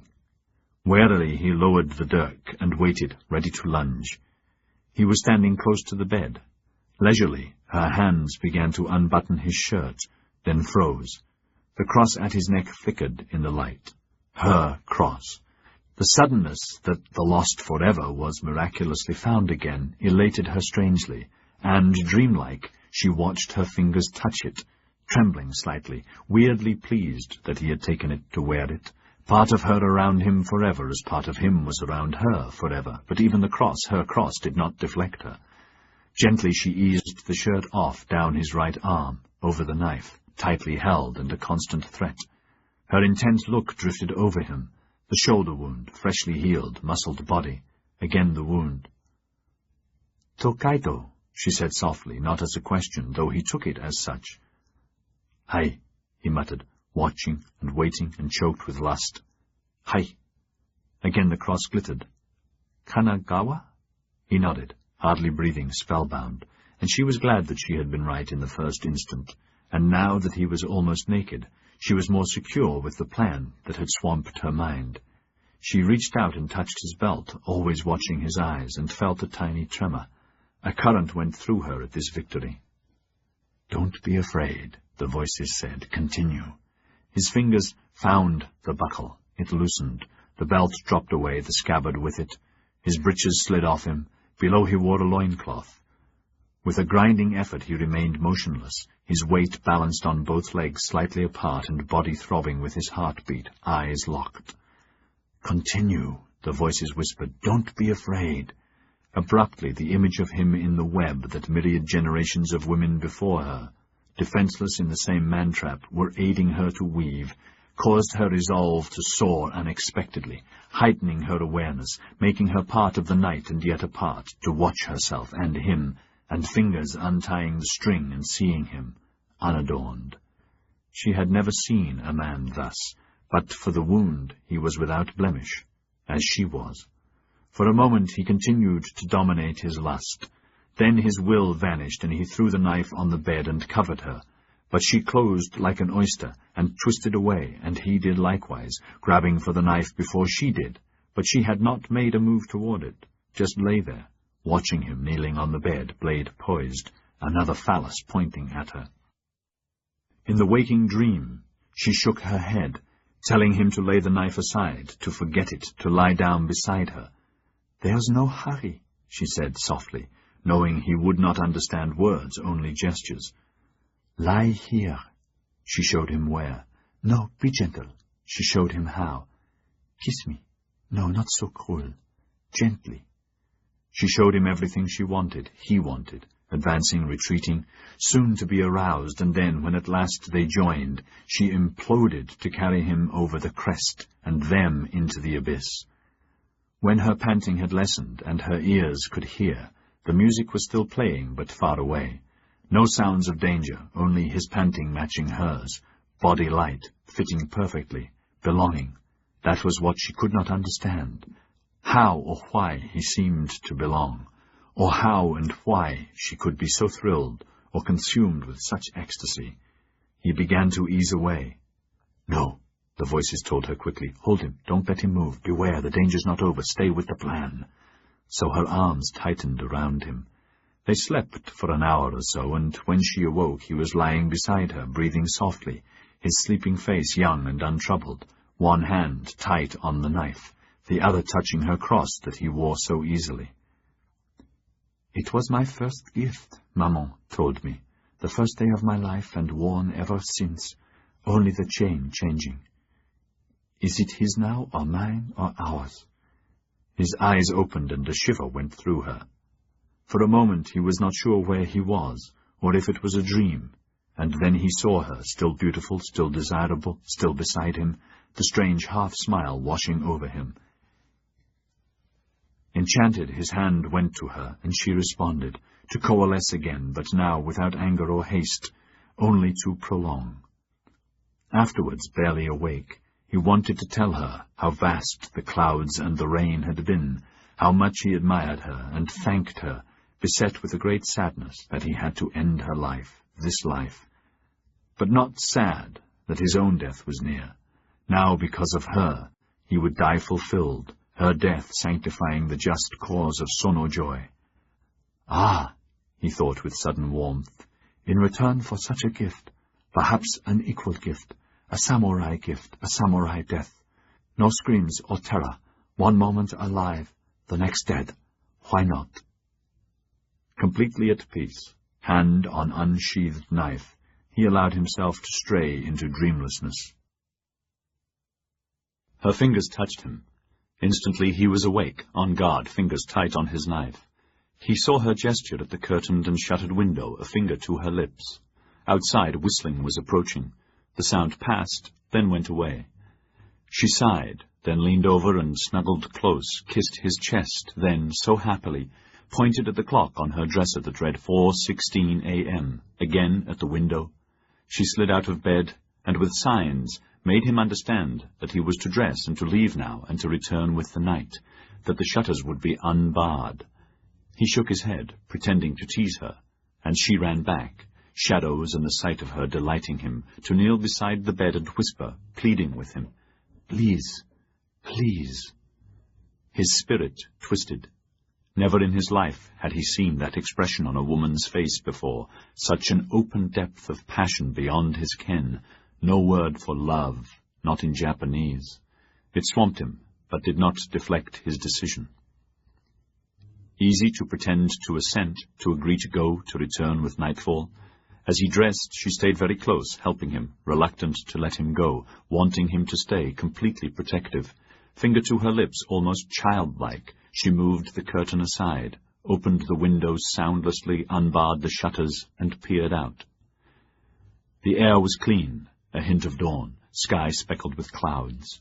Sea calm, and no sound or sight of danger, only the sigh of the waves on the sandy beach. Along High Street only threads of smoke remained of the fires. No one about, the settlement was at peace, asleep. He stood close behind her and realized this was the perfect moment. His hand angled the blade, knuckles white. But he did not strike, for as she turned, her tenderness and concern obliterated his resolve, that and the lust that still obsessed him. Quickly she kissed him. Then she leaned out again and peered both ways to make sure it was safe. "No, not yet," she murmured anxiously, making him wait, her arm around his waist. And when she was sure, she turned again and kissed him again. Then she motioned him to hurry. He stepped silently over the lintel, and the moment he was safe in the garden, she slammed the shutters closed, and the bolt home, and her screams tore through the night. "Help me!" Ori was paralyzed, but only for a moment. Blinded by rage, he clawed at the shutters, her continuing screams and the knowledge he had been duped sending him berserk. Fingers, now talons, ripped a shutter open, almost tore it off its hinges. At that second, the first of the French sentries hurtled around the corner, rifle armed and ready. Ori saw him and was faster and jerked out the derringer and pulled the trigger, but missed with both barrels, never having fired a gun before, the bullets whining off the brickwork into the night. The sentry did not miss the first time, or the second time, or the third, and in the room Angelique cowered, with her hands over her ears, exulted, forlorn, not knowing what to think, what to do, whether she was laughing or crying, only that she had won, and now she was safe and revenged, all the time the inner voices rejoicing. "You've won! Well done, you were marvelous, wonderful, you followed the plan perfectly, you're safe now from him forever." "Am I?" she whimpered. "Oh, yes, you're safe, he's dead. Of course, there's always a price, but don't worry, don't be afraid." "What price? What? Oh, God, I forgot the cross. He still has my cross." Amid the growing uproar outside and a hammering on her door, she began to tremble, violently. Chapter 27, Friday, the 7th of November. In the afternoon, HMS Pearl returned from Yedo with all sails set, and hurtled for her usual mooring in Yokohama's busy harbor. Sir William's flag was at the masthead. Other flags demanded his cutter immediately, but these were unnecessary, as his longboat was already waiting in the roads, the Struan steam cutter beside her, Jamie, impatient in the stern. All those ashore who saw Pearl watched to see if her captain was up to his arrogant dash, the wind frisky and his speed under sail making the maneuver dicey. Her bow wave was high, the sea good. At the last second she spun into wind and stayed there, quivering, her bowsprit perfectly over her buoy, just a lee. At once smartly dressed sailors dropped rope hawsers over the bollard, and made her secure while others went aloft to furl all sails.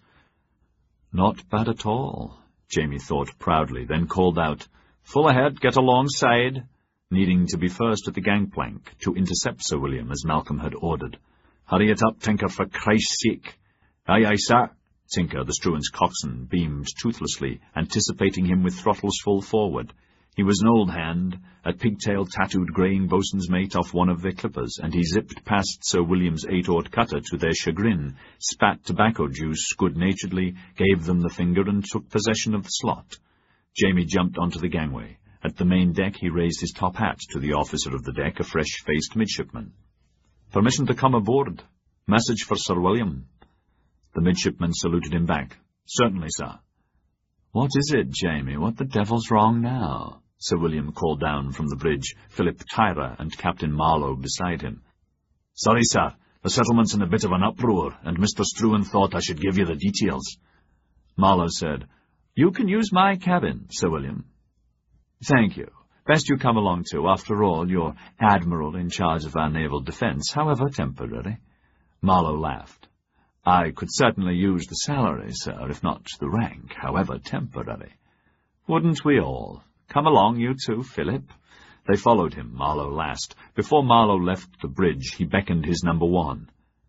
"Engine room to get steam up, all cannon cleaned, oiled and made ready, ship's company prepared for battle stations."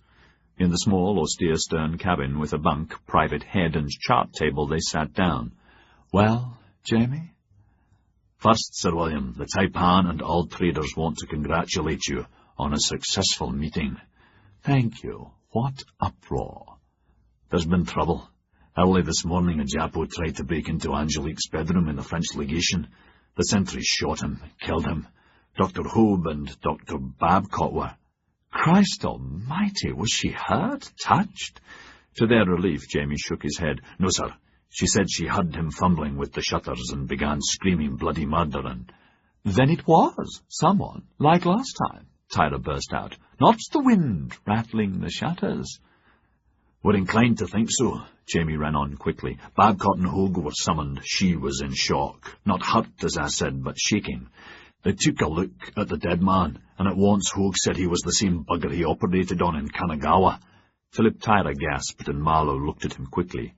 "The same we suspect was one of Canterbury's murderers. Same man who might have been at our Kanagawa legation and Captain Marlowe and Paladar tried to catch." "I'll be damned." Sir William glanced at Tyra, who had blanched. "Do you think you could identify him, Philip?" "I don't know. I don't think so. Malcolm might be able to. I don't know." Sir William's mind had hurled him onwards. If this is the same man, then both probable murderers are dead, so how does this affect our demand for indemnity? "French legation, eh? Astonished they shot the bugger. Their security's abominable at the best of times, and marksmanship worse.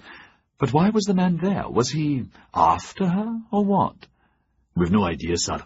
It also turns out he was a Catholic. At least he was wearing a cross with—" "That's curious, but wait a minute.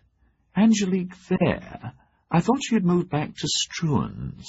"She had, but her quarters were fire-damaged. I forgot to mention after the earthquake, sir, we had a small fire, us and also Norbert. Anyone hurt?" "No, sir, thank God, nor anywhere in the settlement, far as we know. The French offered her accommodations, but Was Malcolm Struan staying there too?" Jamie sighed at the continual interruptions. "No, sir, he was at our place." "Then you can't have had much damage." "No, sir, fortunately, and not much in the whole settlement, though Norbert lost most of his upper floor." "Well, that should please you. So the girl wasn't touched. The assailant's dead, so what's the fuss about?" "I've been trying to tell you, sir," Jamie said, then rushed on, refusing this time to be interrupted by Sir William's shocked questions. "Some of the morons in Drunktown, aided, I'm sorry to say, by some of our more stupid traders, decided that every Japo in the village was responsible, so a couple of hours ago, a mob of them started beating up anyone they could find. That brought samurai steaming in, troops and navy fellows confronted them, and now there's a standoff, both sides armed, reinforced, and getting grimmer by the minute. Some of our cavalry there. The general's in command and bristling to order a charge like the Light Brigade at Balaclava." "Bloody fool," Sir William thought. "I'll go ashore at once." Marlowe said, "I'll send a detachment of Marines with you, sir. Orderly?" The cabin door opened instantly. "Yes, sir." "Marine captain and 10 Marines with a signalman to the main deck, gangway on the double." Then to Jamie, Where's the riot, exactly? The south end of the village near No Man's Land. Sir William, I'll be standing off, close in. Any trouble, use my signalman, and you can order up a barrage. Thank you, but I doubt if I'll need naval support. Jamie said, Another problem is...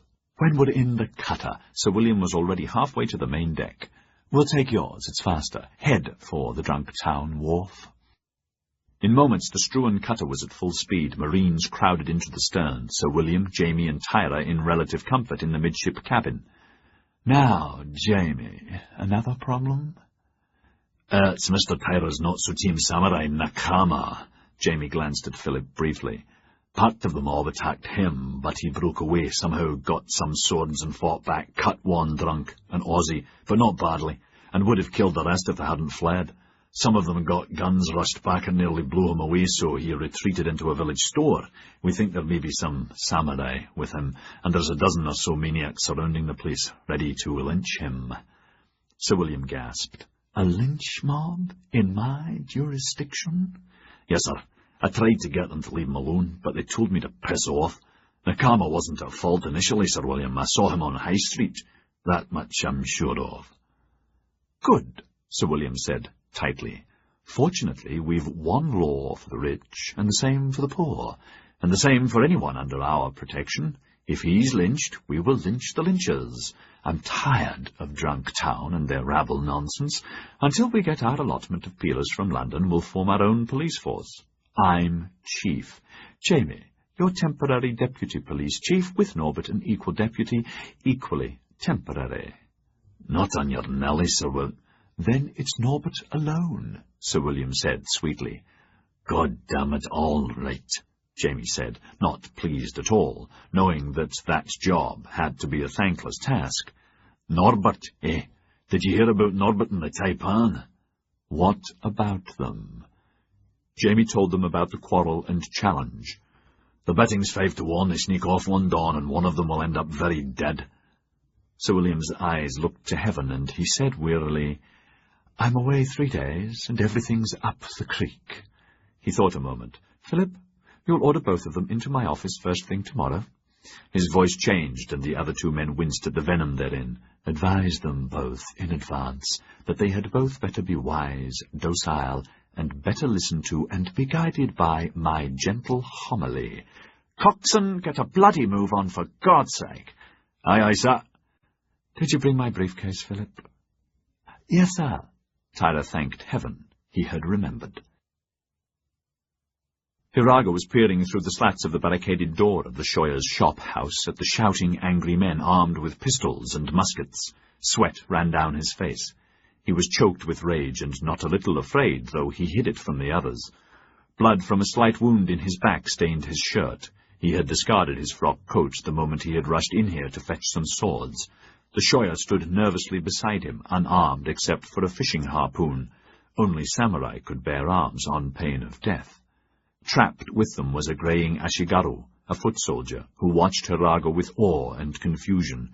Awe for his fighting ability, and because he was clearly Shishi. Confusion, because he wore Gai Jin clothes, and grew his hair like them, and seemingly lived in the settlement with them, yet was also the subject of these unwarranted attacks. Stinking Gai Jin, he thought, as if a futile attempted burglary by a Baka Ronin mattered. Of course the man was just a simple Ronin thief and not after the girl.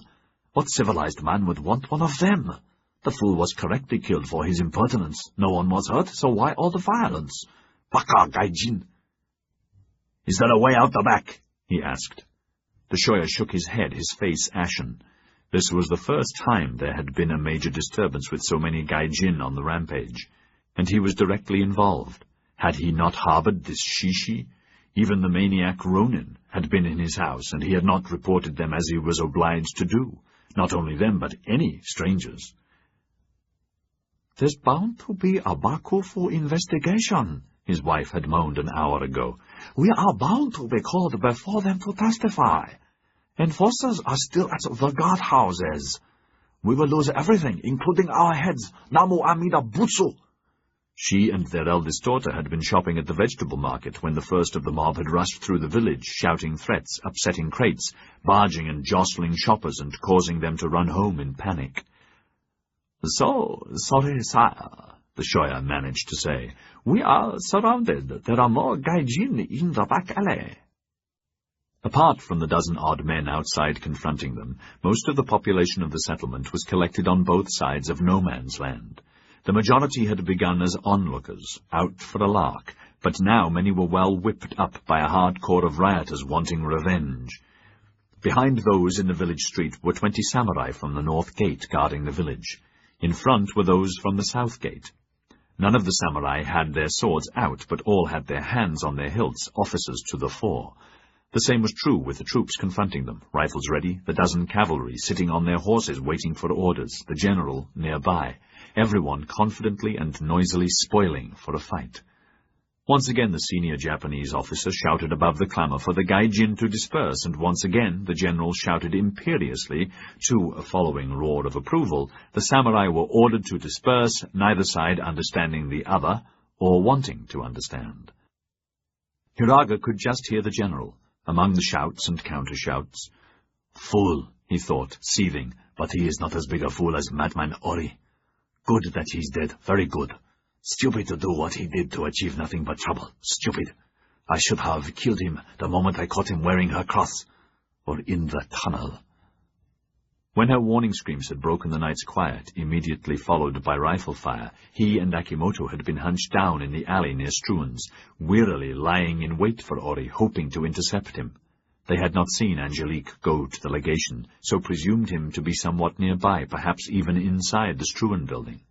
In the confusion that followed, they had joined the growing mass of half-dressed men converging on the legation, their laborers' clothes and caps camouflaging them. In shock, Hiraga and Akimoto saw the two doctors arrive, and then, in a little while, Ori's body dragged out into the light. At once Hiraga motioned to Akimoto, and they slid nervously into the night, and the moment they were in their village hideaway, Hiraga burst out, "May Ori be reborn, Gai Jin filth, not a samurai. This will stir up a hornet's nest. Sneak back to the Yoshiwara at once. Use the tunnel and hide until I send word, or come to find you." "And you?" "I am one of them," he had said with a twisted smile. "Taira is my protector. So is the Gai Jin leader, everyone knows, so I am safe." But I was wrong, he thought bitterly, the mood of the men outside becoming even rougher. A couple of hours ago, the moment Pearl was spotted on the horizon, he had left the village and walked along High Street, heading for the British legation with a whole list of phrase translations Taira had asked to be done while he was away. He was lost in thought, more than a little anxious to hear firsthand about the Yedo meeting, when furious Gai Jin faces jerked him out of his reverie. "It's Taira's Japa. Isn't he samurai? Hey, monkey! You samurai, hey, He certainly looks like the other bugger. Jesus, that's a fact, same hairstyle. We'll teach you lot to interfere with our women." Without warning, someone shoved him in the back, knocking him down, sending his top hat rolling away to be stomped into the mucked roadway to roars of laughter, while others began to kick him, banging into each other in their haste. This gave him a second's respite, and, using his superior physique and youth, he had scrambled up and broke through the cordon with them in ponderous pursuit. Down the alley by Struan's into the village area, samurai guards running in from both gates to see what was going on. More men blocked access to his hideaway, where he had hidden his pistol, so he darted into the shop of the Shoya, grabbed some inadequate swords, and whirled to the attack. His berserk charge caught his assailants unawares, scattering them. 3 went down, 1 wounded, and the others fled out of range. Somewhere down the street a man fired a musket, the bullet passed harmlessly, and more men with guns started collecting, and in the jumbled melee of samurai and Gai Jin, he and the Ashigaru had somehow retreated with him into the shop. The 3 men ducked as a bullet came out of nowhere to shatter an ornate vase. From the back part of the house a child moaned, only to be quickly hushed. Outside the shouting increased. Lunkchurch, well heated and in his usual afternoon brandy haze, bellowed, "Let's fire them! Burn the buggers out!" "Are you off your rocker? All Yoko Poco could catch fire." "Burn 'em out, by God, who's got a match?" When the Struan cutter swung alongside the drunk town wharf, everyone piled out and ran down its length into the square, Marines in front. Ahead they saw the backs of the samurai confronting this portion of the mob. At once the captain put their plan into operation. On his command, his men formed into a wedge, rifles at the ready, and charged into the space between the two sides and wheeled, the point of the wedge threatening the drunk town people, who began to give away and split into two groups, shouting and alarmed. Taira had rushed over to the samurai, who were equally alarmed by the sudden appearance of the disciplined soldiers, bowed and called out loudly in Japanese, "Please, Sir Officer, all men to stay here safe. Please to salute my master, Lord of Gai Jin." Automatically the nonplussed samurai bowed back to Taira, and as he straightened, Sir William, flushed from his unaccustomed run, stopped for a moment and faced the samurai. Immediately Taira bowed to him, calling out, "Salute!" The officer and all his men bowed. Sir William bowed back, and now the samurai were back in control. At once Sir William turned and went into the wedge, which was gaining ground, the people closest to the Marines being shoved back by the rifles. "Get out of the way! Get back! Back!" the young captain was shouting, his adrenaline pumping. He was just behind the point of the wedge, and when the way did not clear fast enough for his liking, he shouted, "Fixed bayonets!" As one man, the Marine stepped back 2 paces, fixed bayonets, levelled them at the crowd, each Marine picking a target, each becoming a graven, waiting cog of a killing machine that was famed and feared throughout the world. "Prepare to charge!" Sir William, Taira, and MacFay stopped breathing, along with everyone else. Immediate silence. Then the evil spirit that all mobs contain vanished, and the men here became just a rabble that broke and fled in all directions. The captain did not wait. "Port rifles, follow me!" He led the way at a run towards the village, where the majority of traders, soldiers, a dozen cavalry, and samurai were gathered, all of them still oblivious of Sir William and his Marines.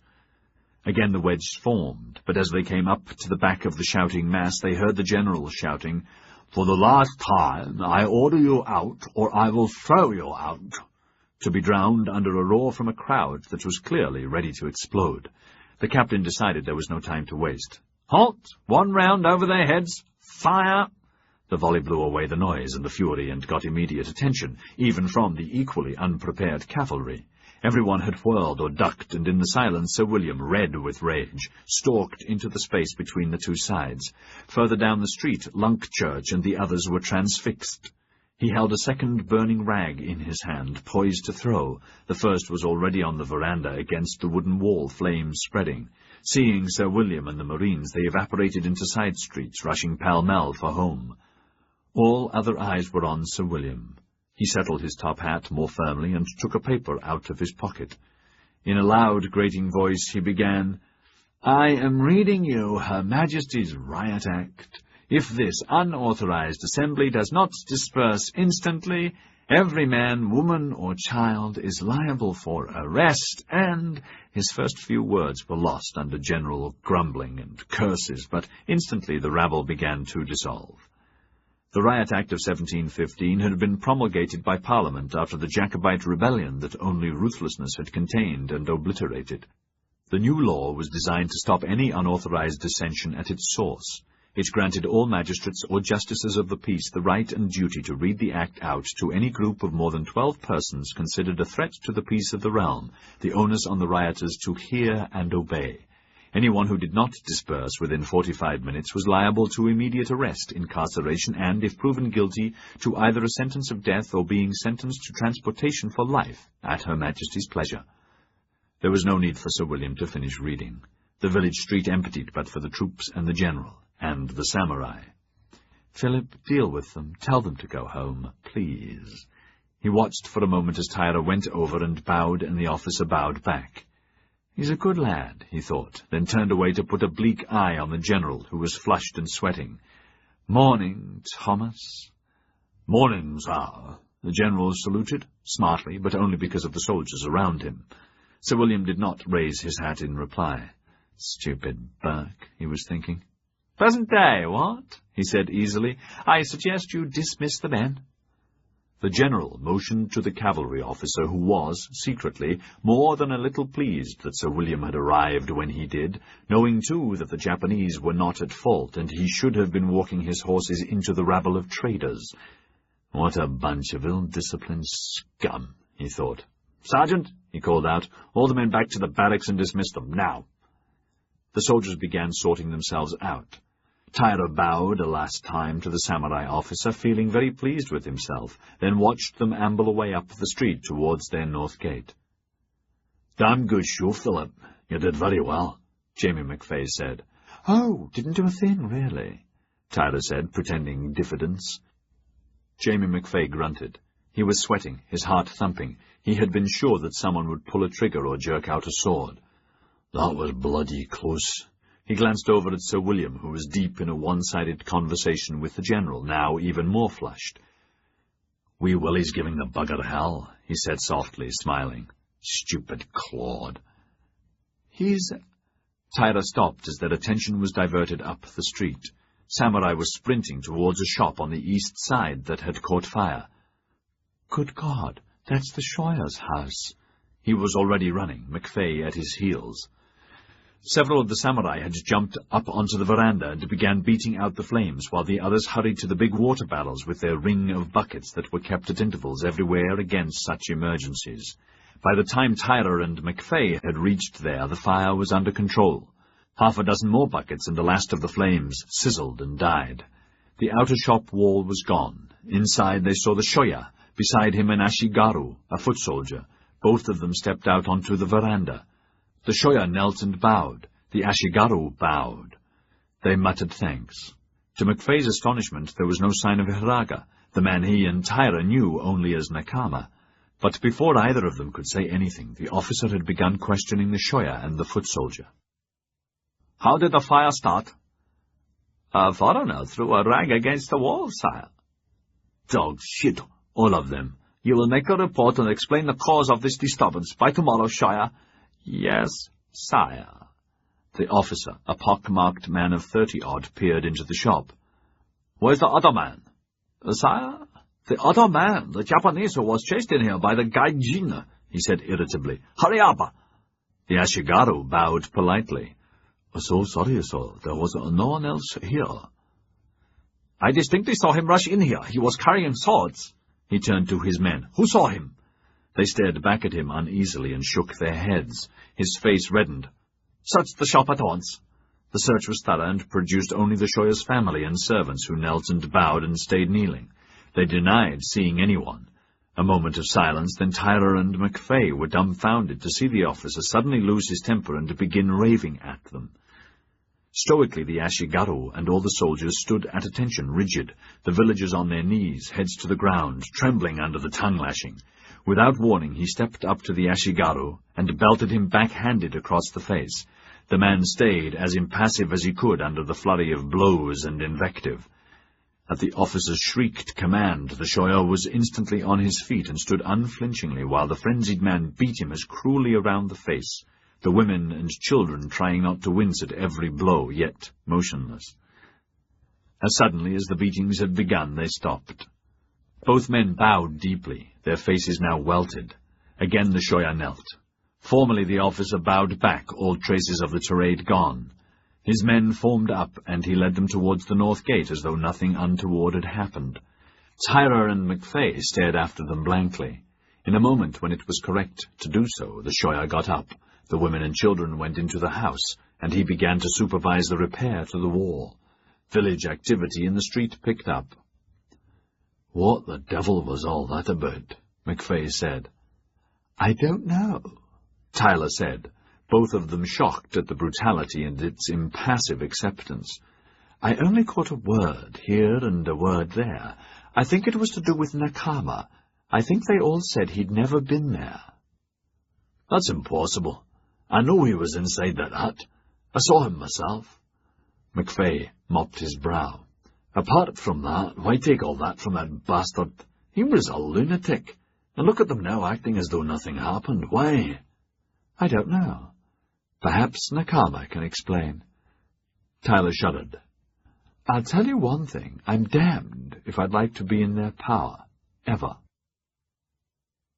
"Hello, Angel. How are you?" "Hello, darling. I'm much better, thank you." Angelique smiled wanly as Struan came in and shut the door. She was propped up by pillows in her bedroom in the French legation, the late afternoon sun coming nicely through the window, and the shadow of a guard now permanently stationed outside. In the early hours of this morning, when Struan had rushed, hobbled, to her side, she had resisted his entreaties to move, enough in command of herself to remember that she must stay here, because tonight André Poncin would deliver the medicine that would deliver her from evil. No, not evil. Yes, from evil, she had wanted to shout. André's going to deliver me from the evil I carry and from the evil I've done. Oh, mon Dieu, Malcolm, I am all right and don't want to move. Please don't cry, my darling, please. Then leave me be. It's all right, Malcolm. I'm quite safe. I always was safe, and Dr. Babcock has given me something to stop this shaking. Haven't you, Doctor? That's right, Malcolm, Babcock had said, and please don't worry. Angelique's perfectly all right. She'll be right as rain when she wakes up. It would be better not to move her. Not to worry. But I bloody do. Tonight, perhaps, she can move back. No, she had whimpered, tears spilling. Not tonight, perhaps tomorrow. Thank God for tears, she thought again, as she watched Malcolm plod over to the bed, knowing that this heaven-given weapon against men, thought to be a weakness, was a mighty shield. His smile was fine, but she noticed the dark rings under his eyes that seemed strange, and an air of weariness. I dropped by earlier, but you were dozing, and I didn't want to disturb you. You would never disturb me. His concern and love was so open and so deep that she had to fight to keep quiet and not helplessly scream the truth. Don't worry, my dear one, everything will be wonderful soon, I promise. He sat in a chair beside the bed, telling her about the near riot and how Sir William had stopped it so quickly. He's a good man in many ways, he told her, but he was thinking, not in others. He and Norbert had been forewarned about their summons into his presence tomorrow morning. At once they had met privately. It's none of Wee Willie's bloody business, Norbert had agreed sourly. Let him concentrate on Japanners and getting the fleet back. Listen, the intruder, I hear you identified him as one of old Canterbury's murderers, the other Tokaido bastard. No, I didn't. I think he was a different man, though he'd certainly been shot. Hogue said he was the same one he operated on at Kanagawa. Why was he at our window, eh? I don't know. It's weird. Just a thief, I suppose. It's right weird. Catholic, too. Weird. Struan saw that Angelique was waiting for him to continue, and he wondered if he should bring the subject out into the open, the why of that man, to ask for her ideas and to give her his, but she looked so tiny and defenseless that he decided to wait for another time and another day. The sword's dead, whoever he was, and that's that. When I come back after dinner, I'll bring the latest illustrated London news. There's a great article about the latest London fashions. Angelique listened with half an ear, avoiding the clock on the mantelpiece that tick-tocked the minutes delicately. André had told her he would return from the Oshiwara about 9 that evening, that she should have a pot of warm green tea ready, and something sweet to eat, as the mixture might be foul-tasting, also some towels, and it would be best not to take any more of Babcock's sleeping draught. She glanced at the clock, 6:46. It's so long, the waiting, she thought, her anxiety increasing. Then the inner voices became alive again. Don't worry, they whispered. The hours will quickly pass, and then you are free. Don't forget, you won, Angelique. You were so brave and so clever. You did everything perfectly. Don't worry about anything. You lived, and he died, and it was the only way you or any woman could have lived. Soon you will be free of him, of it, and all that has gone before will be no more than a bad dream. I'll be free, thank God, thank God. The relief surged through her. She smiled at him. How handsome you look, Malcolm. Your evening clothes are perfect. Her warmth jerked him out of his gloom, everything dreadful surrounding him, except her. He beamed. Oh, Angel, if it wasn't for you, I think I'd explode. Tonight he had taken much trouble to select the right silk evening clothes and the finest doeskin half boots, pure white silk ruffled shirt, and white cravat with a ruby pin that his father had given him on his last birthday, his 20th, May the 21st. Only 6 more months, and then I am free, he thought, free to do whatever I like. You're the only thing that keeps me sane, Angel, he said, and his smile banished the last of her devils. Thank you, my darling, she said. Explode? Why? It's just business, he said, matter of fact, avoiding the real issues. Damn politicians are messing up our markets in their usual obsessive pursuit of personal power, money, and advancement. It never changes, no matter what country, creed, or colour.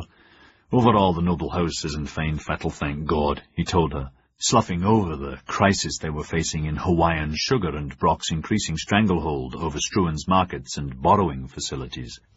Yesterday, an openly hostile letter arrived from the Victoria Bank, Hong Kong's central bank, and Brock dominated. A copy of one sent to Tess Struan, Managing Director Struan's. His copy addressed M. Struan, Esquire, Yokohama, for information only.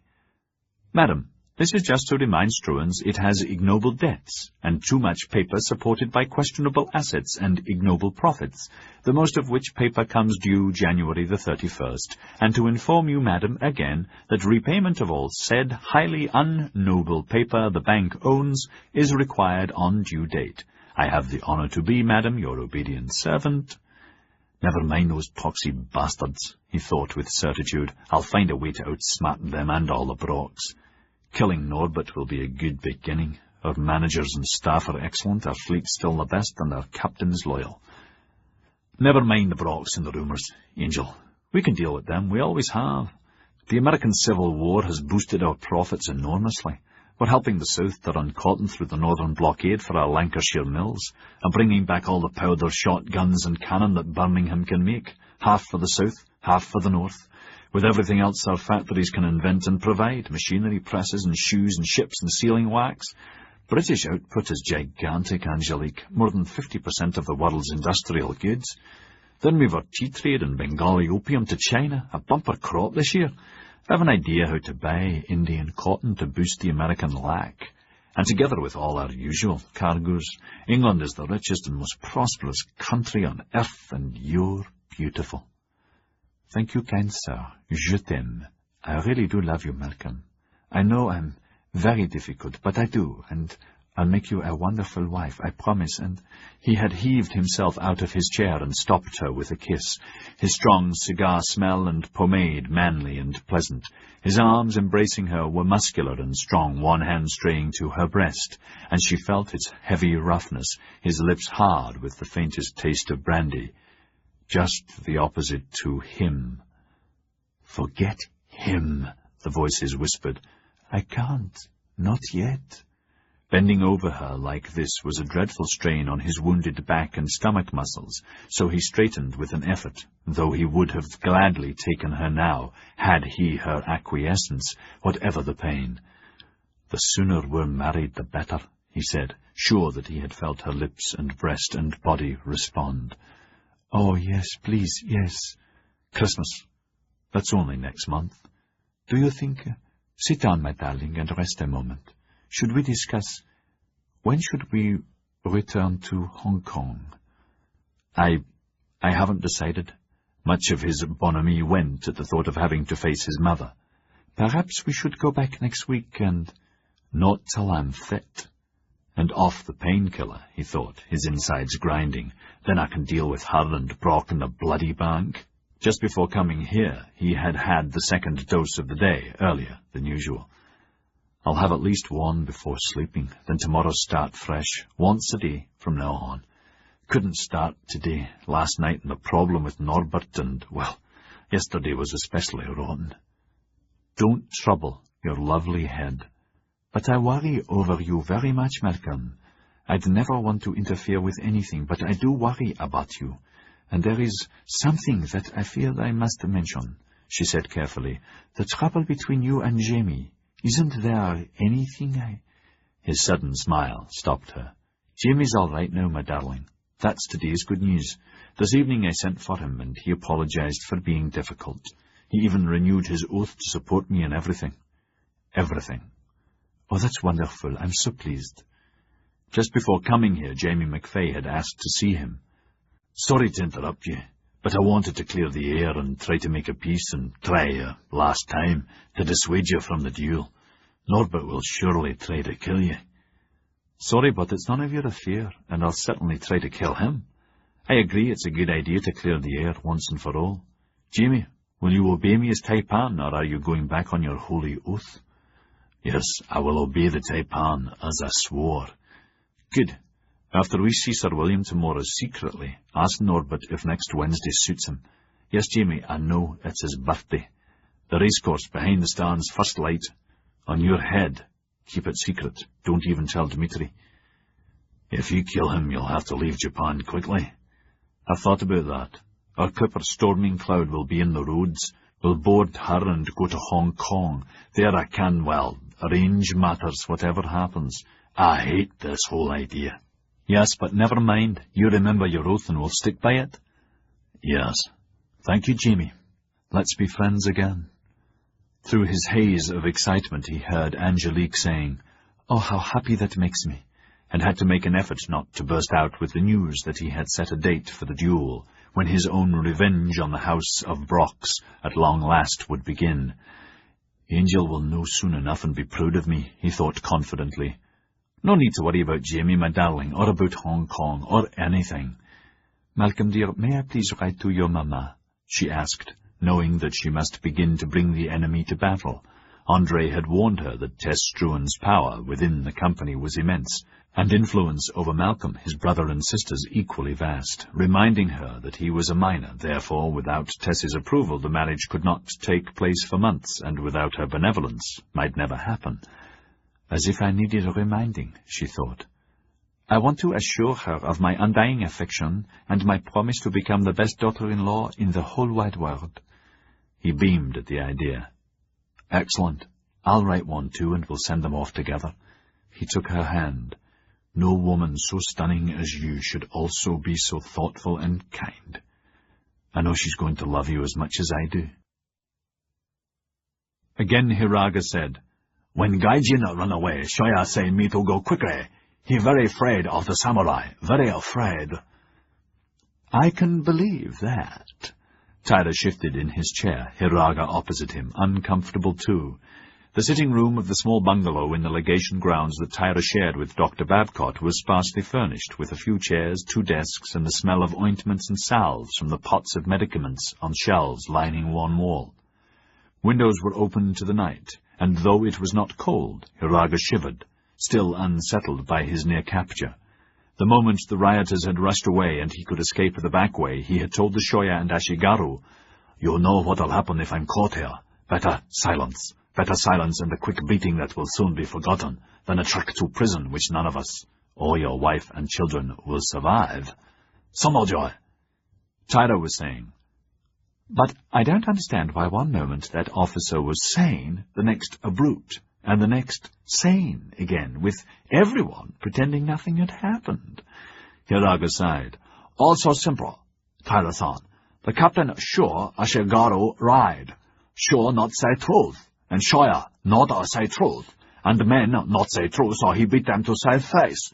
Not say truth to samurai is very bad. Against raw, so very bad. Punishment correct, so everyone happy, no more problem. Maybe for them, Tyra said gloomily, but we have lots of problems. Sir William isn't at all happy, either with the rotter who was killed, or with you. I no problem. I not attack men attack me. Sorry, Nakama, that's not the point. He says you are an irritant, an unnecessary complication. Sorry, but he's right. The authorities will soon know you're here, if they don't already. Then they'll demand that we hand you over. We can't avoid that, and eventually we'll have to comply. Please, not understand. It took Tyra several attempts with simpler words to make his meaning clear. Then he added, Sir William told me to tell you it's best you sneak off, disappear while you can. Hiraga's heart almost stopped. Ever since he had escaped the trap in the village, he had been frantically trying to devise a way to negate the inevitable results of the riot, and of being seen. The samurai officer would surely realize Ashishi was loose in the settlement. No solution had occurred, except that he must remain in hiding here. To attempt flight now was even more dangerous. Samurai vigilance would be vastly increased, and if they realized he was Hiraga of the poster... He wanted to scream aloud, his mind disarrayed by the rushing events and the depths of the panic and fear he had endured since Ori's betrayal. Then his ears focused, and he heard a key word in Tyra's rambling on about how sorry he was to lose such a valuable ally in his search for Japanese knowledge, but there seems to be no way of avoiding it. His head cleared. "Have idea, Taira-san," he said softly. "Bad for me go now, I sure die. Want help, English friends, want to be very varubar friend. I know about Satsuma Daimyo, no Satsuma secrets. Shoya give me many informations. I can explain how make Satsuma obey, perhaps even Bakufu obey. I want to help. Ask Sir Worm. I give information to keep Gai Jin safe. You keep me safe and give me informations. Fair exchange. Friends, ne?" Excitedly, Taira thought through the offer. Sir William will surely agree, but only if the information is truly valuable, and only if it comes direct from questioning Nakama himself. That means... Oh God, I can't. I'd have to let Willie in on the secret that you speak English. No way to avoid that, and I just can't blurt out that I've been hiding such vital info. I'd get sacked, for certain. Can't risk that, not when Willie's in such a foul mood. Better Nakama leaves before my head's on the block and he's an international incident. Sorry, he said in despair. It's not possible. So sorry, perhaps have a way, Hiraga said, and made a final gambit to give himself time. Have a message from Fujiko. Yeah, Taira-san, you make a great mark on her. Now she thinks you a very best friend. Mama-san say, so sorry, but Fujiko yesterday begin a woman's sick, monthly sick, so cannot receive you for 2 days. He had seen Taira's immediate disappointment, followed by resignation and anticipation in quick order. Weak with relief, he relaxed slightly, at the same time once again astounded that any man, let alone an important official like Taira, would allow himself to show his inner feelings so openly to anyone, let alone to an enemy. These barbarians are beyond belief. Here, he continued, offering him the fan with the calligraphy on it he had had prepared. It a poem Fujiko writes, counting hours very sad. Hurry hours when your sun shine on me, then no sad. Stop a time. He watched Taira take the fan reverently, pleased with his choice of words, though disgusted with her inadequate writing skill. Still, he thought, the effector seems to be perfect. About Chief Gai Jin have a plan, but first, meeting with Shogun, Taira-san. The meeting was good, yes? A gust of laughter took Akimoto, so infectious that Hiraga joined in. Hiraga-san, brilliant to manipulate the Gai Jin like that. Brilliant. Sake, bring more sake. They were lolling in their isolated rooms in the grounds of the 3 Carp, shoji windows closed against the night insects. Sprigs of autumn maple in a green vase decorated the alcove. Oil lamps. Their swords on racks beside them, and when the maid had left and they had refilled their cups and quaffed them, Akimoto said, "What happened next?" After Little Fish Taira swallowed the bait, we went to bow before the great grouper, who gorged on both. I told him that unbeknownst to Taira, I spoke some English that I had learned from Dutchmen, from Tashima. And that's no lie, Akimoto said, and replenished their cups. He had gone to the same school for gifted Choshu samurai at Shimonoseki, but had not been selected for the language classes. Instead, he had been ordered to specialize in Western naval affairs, taught by a retired Dutch sea captain. Baka, that I never learnt Dutch or English. What did the Gai Jin leader say? Not too much. Taira pretended to be equally astonished, as we had agreed. It was easy to divert the man with unimportant information about Satsuma, about Sanjiro and his fortress at Kagoshima, some of their history and so on, Hiraga said easily, although the meeting had not been easy at all. The questions had been probing, and he had found it difficult to convince the leader. His pretended sincerity was genuine. In his anxiety to get permission to stay, he had told more than he wished, both about the political situation of the outside lords of Satsuma and Tosa, but also about his own fief of Choshu, and even about the shishi.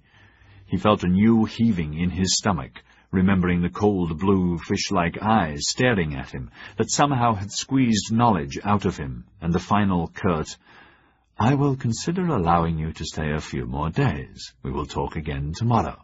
Meanwhile, you will move back into the legation for safety. Better I to stay shire, Sir William-sama. You will move into the legation tonight and stay with Mr. Tyler, leaving only with his permission or mine. When you are on the streets, you will be most careful to avoid inflaming any of our people. You will obey without question, or you will be marched to the North Gate at once. Again he had feigned a meekness and most abject thanks, but inside he had seethed at the man's lack of manners, and was still seething and more determined than ever to implement Ori's plan to burn the settlement, at a time of his own choosing. All gods, if there are any, curse all Gai Jin. Sake? Akimoto asked, a dribble sliding down his chin. Yes, thank you. His face twisted with anger. Ori, baka, that he's dead before I could kill him. Yes, but dead. So is Shorin. Nothing but trouble, both of them. Like all Satsumas. The man, he added hastily, remembering Shorin's sister Sumomo, not the women. Satsumas are trouble, I agree, Hiraga said darkly. As to Sumomo, I don't know where to send for news of her, where she is or if she reached home safely. That could take her weeks, and more weeks for father to send word here. News would take 2 or maybe 3 months. You asked Katsumoto to watch for her. He will have spies out from here to Kyoto. She can take care of herself, that one. You'll hear soon. Akimoto scratched his crotch irritably. To see Hiraga so unsettled was disturbing. You know, we're almost locked in here. The Bakufu and Fossa patrols have been reinforced, and they wander in and out at random. All the Mama-sans are nervous, and after the riot today, Raiko, she will not let us stay much longer. As long as we pay, or we will stay. And as long as the tunnel is safe, we can escape by sea if necessary. Curse Ori! Forget him, Akimoto said impatiently. What should we do? Wait. The Gai Jin will provide us with cover. Taira will see to it. Because of Fujiko? He is mad. What does he see in that drab? I cannot fathom that. She is nothing but a drab. Akimoto laughed and ran his fingers through the stubble of his hair. Think I would try her one night, just to see if anything is special, even though she's polluted. Try her tonight if you want. Taira won't be using her. Raiko will already have given her other clients. She's rapacious. Yes, but Fujiko's already paid for. What? My new arrangement is that Raiko will not offer Fujiko elsewhere unless she and I agree first, so I can keep her available for Tyler at a moment's notice, in case I decide. Try her if you want. She is cheap enough. Good. I need all the cash I have left. Raiko squeezed a down payment out of me, rumbling about the extent of my credit. Akimoto grinned and drained the flask into his cup. I want to bribe one of the fishermen to take me out to the frigate. Perhaps I can talk myself aboard one of the warships, pretending to sell fish. I must see inside an engine room one way or another. Hiraga's stomach heaved, thinking about his own visit. Perhaps I could get Tyler to take me again. With you, this time. I can pretend you are the son of an important Choshu merchant, a shipbuilder, anxious to do business with them. But any business must be kept a secret from the Bakufu. Secret? How long will we be secret here? A tremble went through him. It's cold tonight, he said to cover his fear, which once again Akimoto politely feigned not to notice. A few meters away, in her own quarters, Raiko had finished her makeup and was dressing for the evening. She decided on the new pink kimono. A large heron decorated the back, embroidered with gold filaments. For many months she had coveted it. Now it was hers, paid for with part of the profit garnered from the hugely successful sale of the pearl earrings. They proved to be even more valuable than she had estimated. She thought happily. The kami and the gods that look after Mama-sans were looking after me that day. A major business coup, all profit, except for Foranso-san's part. Money for the medicine was hardly worth considering, though she had put a substantial debit in her open set of books. She smiled to herself. The cost was nothing, but the knowledge of which plant and who could harvest it, at what correct season, and how to make the infusion, That was worth whatever the market would stand.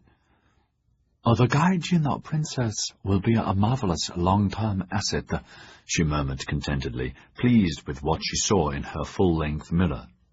It was the only modern one in the whole Yoshiwara, imported especially for her from England, a present from a client.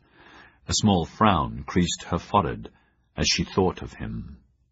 Canterbury, the Gai Jin who was killed on the Tokaido by those fools Ori and Shorin. Baka!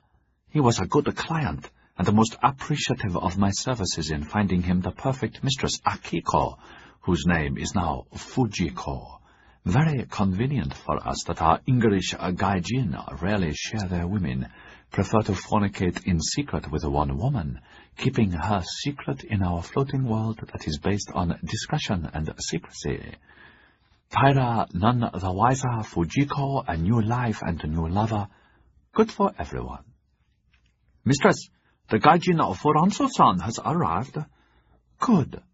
Raiko made sure the medicine was correct and put it beside the table. When she had kept Andre waiting the precise amount of time, neither too little nor too much, she sent for him. Furanso-san, welcome to my humble house. She poured thimbles of her best sake and toasted him. You're looking well. Health, 10,000 summers, Andre replied politely. She discussed the weather and the state of business, and then came to the first point. Your choice of earrings was more perfect than I thought. Your share comes to a little over double what you asked. His eyes widened. Jesus, so much. Yes. She poured more sake, filled with glee at her acumen on both their behalves, for, of course, once a business deal was finally agreed between them, it was a matter of face that it was honored exactly. My bank, the Gyokoyama, found the client, a Chinese silk and opium merchant from Shanghai, who was visiting Kanagawa. Another smile. She added delicately, he indicated that he would be in the market for as many such trinkets as I could offer. His smile matched hers, and he drained his cup and held it for a refill and toasted her. To future trinkets. Before next, Raiko. Why he pays so much? In bad times, a wise man puts part of his wealth into tiny things he can carry in his sleeve. He's no fool. I considered holding on to them myself for the same reason. His interest quickened. What bad times in China? He said that all China was in revolt, famine everywhere, Gai Jin business in Shanghai less than usual, though now that the English fleet laid waste Mir's coast and sank many of the White Lotus pirates, the sea lanes would be safe for a while, and trade up and down the Yangtze would pick up in the spring. Furanso-san, I hear they sank hundreds of junks and massacred thousands. Many villages are now in ashes. Her fear was open. Their killing power is terrible. She shuddered, knowing that though Japanese despised Chinese as weaklings, they shared the same great phobia, fear of Gai Jin, and an obsession to keep them forever out of their lands. Will Gai Jin fleets come against us when they return? Yes, Raiko, if Bakufu not pay reparations money. War, yes. Not here, not Yokohama. Yedo. She studied her cup for a moment, wondering how she could further protect herself and turn this to profit, more than ever convinced that she must somehow quickly rid herself of Hiraga and Akimoto before it was discovered that she was implicated in the Ori disaster by harboring him and them, however righteous Sono Joy was. A wave of apprehension went through her, and she fanned herself, complaining about the strength of the sake. Karma, she said, and shrugged off what might be for what is. Now, some more good news. There is a girl I would like you to meet. Andre's heart seemed to skip, and then, when it started again, it was more weak than before. Meet when? Do you wish to see her before we discuss business matters, or after? Before, after, no difference. Will pay what ask if like. Again a Gallic shrug and the stark, naked desperation. It touched her not at all. Why should it? She was thinking. The Yang's hunger for the yin is the essence of our world, and without it our floating world would float no more. Strange that the Yang's obsession to join with the yin, in and out, battering at the gate, more pain than pleasure, desperate to end, desperate to continue, if to end never enough, if not to end moaning in the night, is all so transient, the yin never so grasping. In that women are blessed, though the gods, if there are gods, have dealt all mortals a cruel hand. 3 times I have tried to go onwards, always because my yin craved the possessor of a particular yang, when the yang is always more or less the same, always useless choices that brought nothing but misery, with no future and twice my passion unrequited. How foolish! Why? No one knows. Never mind. Now the yearning of the yin can be quenched so easily, and for a mama-san, toyed with. Easy to employ a yang or haregata, or to invite one of the ladies to your bed. Fujiko, for example, who seems to enjoy the diversion, and whose kiss can be celestial. Raiko know me, yes? Andre was saying, and she thought, Indeed I do. I know Raiko. Indeed, you do not. We old friends always help old friends. True, but you and I are not old friends, not in its special Asian sense, and never will be. You are Gai Jin. For Ranto-san, old friend, she said, I will arrange a meeting, you and this lady. He felt weak and tried to hide it. Yes, thank you. It will be soon. Last, the medicine. She reached down beside the table. The small package was carefully tied in a square of russet silk, as invitingly presented as an expensive gift. Listen carefully. Again her instructions were explicit. She made him repeat them until she was sure he understood. Raiko-san, please say truth. Medicine dangerous, yes, no? Truth. Am I not a serious person? I am Raiko of the 3 Carp. Have I not already told you? Of course it could be dangerous, and of course not dangerous. This is an ordinary problem that happens all the time to all girls, and the cure is rarely a problem. Your princess is young and strong, and so it should be easy with no problems. Princess? His features hardened. You know who for? That was easy to guess. How many women are there in a settlement, special enough for you to help? Never worry, old friend. The secret is safe with me. After a pause, he said, What problem possible? The stomach pain and no result, just very sick. Then we must try a second time, with stronger medicine. If that does not work, then there is another way. What? Time enough for that later. Confidently, Raiko patted the silk. This should be all that is necessary. Chapter 28. You understand, Angelique? Yes, André, she said, her eyes on the silk-wrapped package. Her salvation sat on his desk. They kept their voices down, though the office door was closed against unwanted ears. His clock chimed 10 p.m. He looked back at her uneasily. The mama-san told me it would be best if you had your maid with you. That's not possible, André. It's not possible to trust Asso or anyone. Didn't you tell her that? Yes, but that's what she said. From across the corridor they could hear the muted sounds of men laughing over the dinner table that she had just left. Sarata, Vervain, Dmitri, and a few French officers, saying she was tired and wanted an early night.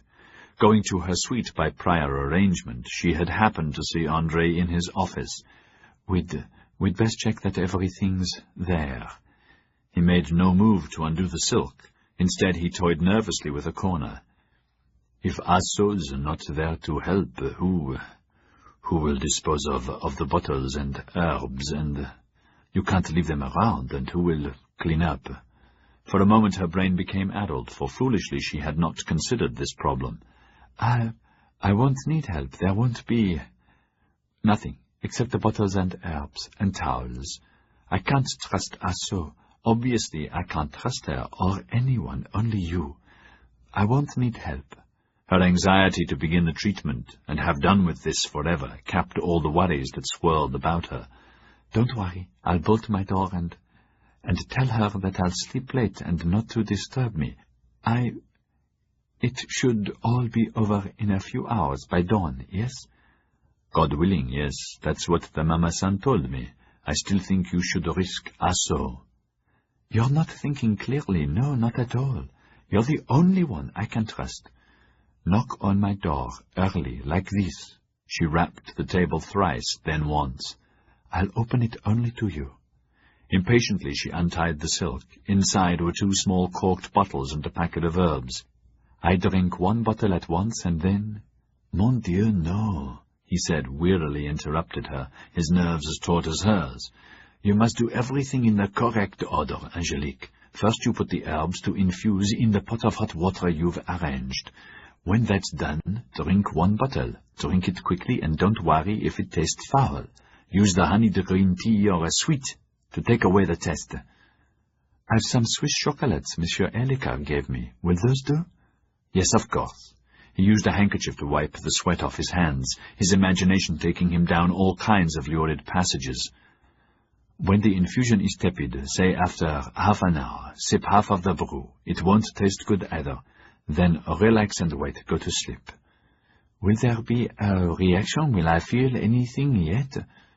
"No, I already told you no. The Mama-san said that normally nothing happens until some hours later. It should be like a strong stomach cramp." The more he talked about it, the less he liked being involved. What if something goes wrong? Mon Dieu, I hope there's not a second time, he thought queasily, and tried to push the bad away, and embarrassment, and be clinical. "It should just be like a stomach cramp," he said, sweating even more. "That's the beginning, Angelique, a cramp. I'll start again. Drink the first bottle, then sip half the infusion, half of it. Remember, you must do everything in the correct sequence. Relax and try to go to sleep. The more relaxed you are, the easier it will be. When the cramps begin, gulp the last bottle. Take some honey or sweet, then sip the last of the infusion. Sip it, don't swig it down. The cramps will increase, and then it should begin to... The Mama-san said it would be like a heavier monthly, so be prepared with a towel." Again he used his handkerchief. "It's close in here tonight, isn't it?" "It's cold, and there's no need to be nervous." She uncorked one of the bottles and smelt the contents. Her nose wrinkled. "Worse than a Parisian street toilet in August." "You're sure you remember the sequence?" Yes, don't worry, A knock on the door startled them. Hastily she scooped up the 2 bottles and packet of herbs and put them in her bag. "Come in," Andre said. Dr. Babcock dwarfed the doorway. "Ah, Angelique, the servant told me you were here. I just popped in on the off chance of seeing you a moment. Evening, Andre." "Evening, monsieur." Doctor, I'm really all right," she said, a sudden twinge of disquiet under his penetrating gaze. "No need to—" "Just wanted to take your temperature, count your pulse, and see if you needed a sedative. Always best to check." When she began to protest, he added firmly and kindly, "Best to check, Angelique. Always safer to check. Won't take a minute." "Come along, then." She said good night to Andre and led the way down the corridor to her suite. Aso was waiting in her boudoir. "Aso," Babcock said politely in Cantonese, "please come back when I call you." "Certainly, Honorable Doctor." Obediently she left. "I didn't know you spoke Chinese, George," Angelique said as he sat beside her and began to count her pulse rate. "That was Cantonese. Chinese don't have one language, Angelique, but hundreds of different languages, though only one form of writing they can all understand. Curious, what?" "How stupid to tell me what I already know," she thought impatiently, wanting to scream at him. "Do hurry up! As if I haven't been in Hong Kong, as if Malcolm and everyone else hasn't told me 100 times, as if I've forgotten you're the cause of all my misfortune." "I picked it up while I was in Hong Kong," he continued absently, feeling her brow and the pulse in her wrist, noting that her heart was racing and there was the slightest sheen of perspiration on her forehead. Nothing to worry about, considering her ordeal. A few words here and there. Spent a couple of years at the General Hospital. We could certainly use such a fine place here. He kept his fingertips lightly on her pulse.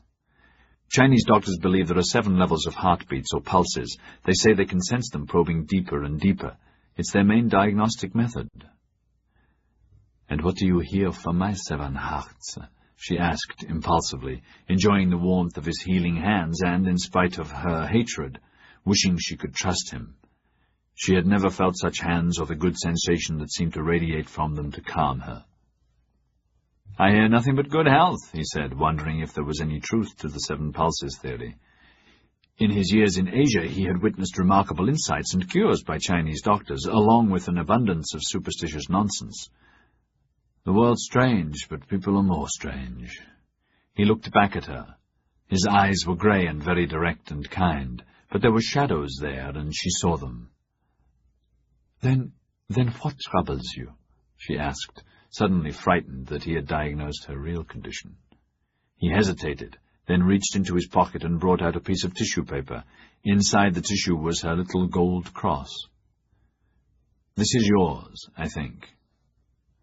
In violent turmoil she stared at it, her lips dry and not moving, though her head had conjured up an immediate denial and shrug that were replaced in the same nauseating instant with, I certainly lost one like it. Are you sure it's mine? Where did you find it?" "Around the neck of the would-be interloper." "His neck?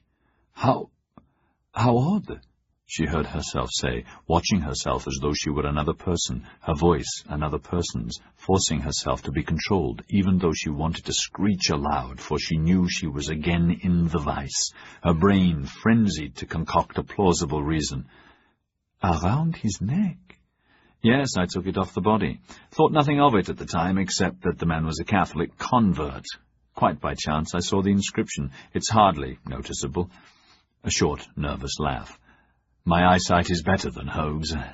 To Angelique from Mamma, 1844. Her mouth said, "Poor Mamma, she died birthing my brother just 4 years later." She saw her fingers pick up the crucifix and examine it, squinting in the oil light, unable to read the tiny writing clearly, cursing the writing.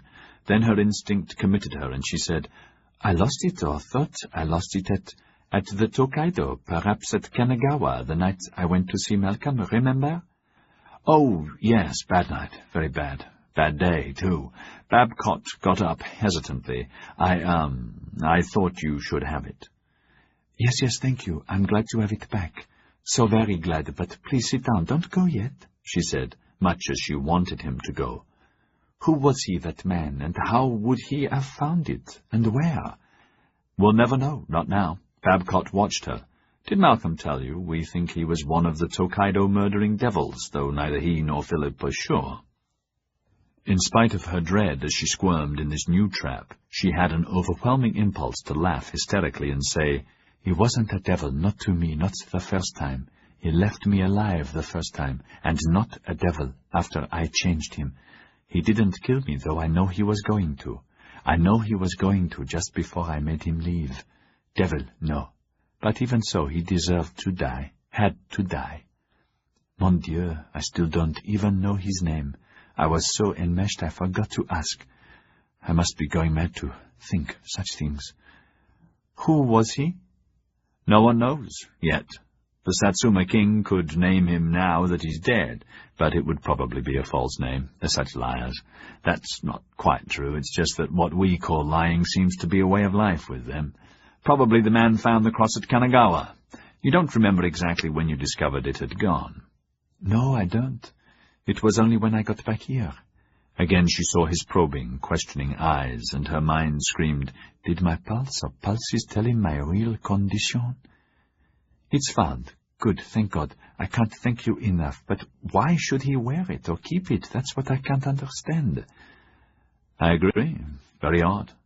The silence grew. What does Dr. Hogue think? Babcock looked at her, but she could not read what he was really thinking. "I didn't ask him," he said. "Didn't discuss it with him or with Malcolm." His eyes went back to hers and seemed to take on a deeper colour. "Hoag's a Struan man, and his rice bowl is with Tess Struan. I don't know why, but I thought I should talk to you first." Again a silence. She looked away, not trusting herself, wishing she could truly trust him, wanting to trust someone other than Andre. His knowing was bad enough, but sure beyond sure it was impossible. She had to keep to the plan. She was alone. She must save herself alone. "Perhaps," she said. "No, surely he must have found my crucifix at Kanagawa, must have seen me there, and perhaps—" She stopped, then hurried on, leading him on, inventing as she continued. "Perhaps he kept it to remind him of me, I don't really know, to what?" He said, awkwardly, "To obviously do you harm, my dear, to possess you one way or another, kill you. Sorry, but that must be the truth. At first I thought, like everyone else, that he was just one of these outlaws called Ronin, but your crucifix changed all that.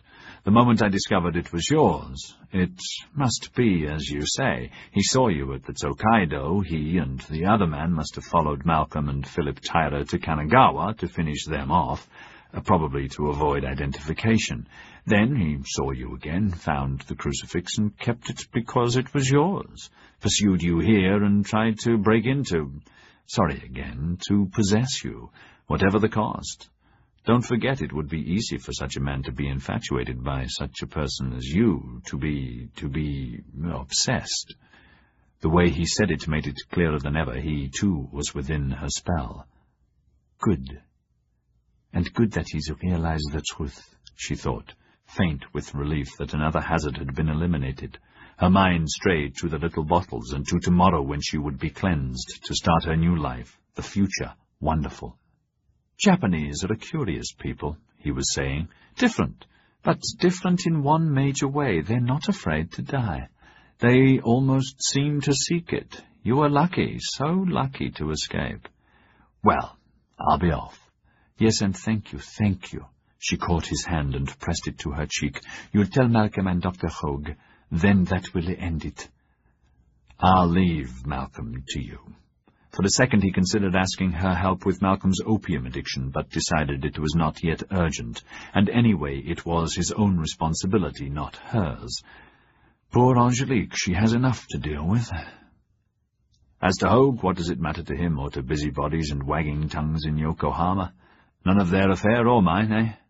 He saw her clear eyes in the radiant face smiling up at him, pellucid skin, all of her emanating youth and health, together with the magnetic, unconscious sensuality perpetually surrounding her that had, against all medical expectation, increased in power. Astonishing, he thought, filled with wonder at her resilience. I only wish I knew her secret and why some people thrive on adversities that would break most others. Abruptly the doctor part of him fell away. I can't blame that Ronin or Malcolm or anyone being mad for her. I want her too. Curious about your cross, he said throatily, not a little ashamed. But then life's a collection of curiosities, isn't it? Night, my dear. Sleep well. The first cramp clawed her out of a crooked sleep that was sated with prison hulks and slow-eyed raving demons, the women bloated with child, the men horned and grasping her away from Tess Struan, who stood guard over Malcolm like a malevolent ghoul. A second cramp followed quickly and brought her awake to reality and what was happening. Relief that it had begun obliterated the previous hours of trepidation, for it had seemed an eternity before she had slept. Now it was just past 4 a.m. The last time she looked at her clock it was almost 2:30. Another cramp, rougher than before, went through her and concentrated her on the sequence. Trembling fingers uncorked the second bottle. Again she gagged on the putrid taste and almost brought the liquid up, but managed to keep it down with a spoon of honey, all the while her stomach churning with revulsion. She lay back, gasping. Fire seemed to spread from her stomach. In moments sweat poured out of her, then the sweating passed, leaving her limp, soaked and hardly breathing. Waiting. As before, nothing. Just a bilious, sweet, sick disquiet that had, after hours of anxiety, drifted into troubled sleep. Her dismay crested. Blessed Mother, let it work, she murmured through her tears. More waiting, still nothing. The minutes passed. Then, unlike before, a startlingly different cramp almost doubled her up. Another, just bearable. More, still bearable. She remembered the second half of the infusion, and she sat up and began to sip it. The taste was bad, but not as bad as the liquid in the bottles. Thank God I don't have to take more of that, she muttered and sipped again. Another sip. After each sip, a taste of chocolate. More cramps, stronger now, an increasing rhythm to them. Don't worry, everything's happening, she thought, just as André forecast. Her stomach muscles were beginning to feel stretched and angry. More sips and more cramps, and then the last drop was down. Honey jar almost empty. Last of the chocolate, but now even its sweetness could not mask the bilious aftertaste. A draught from under the boudoir door swayed the flame of the lamp on the side table, making the wall shadows change and dance. Stoically she lay back and watched them, her hands holding her belly against the shafts of pain, the muscles tightening and loosening, becoming more tight, knotting under her fingers. "Watch the shadows, think good thoughts," she whispered. "What do you see?"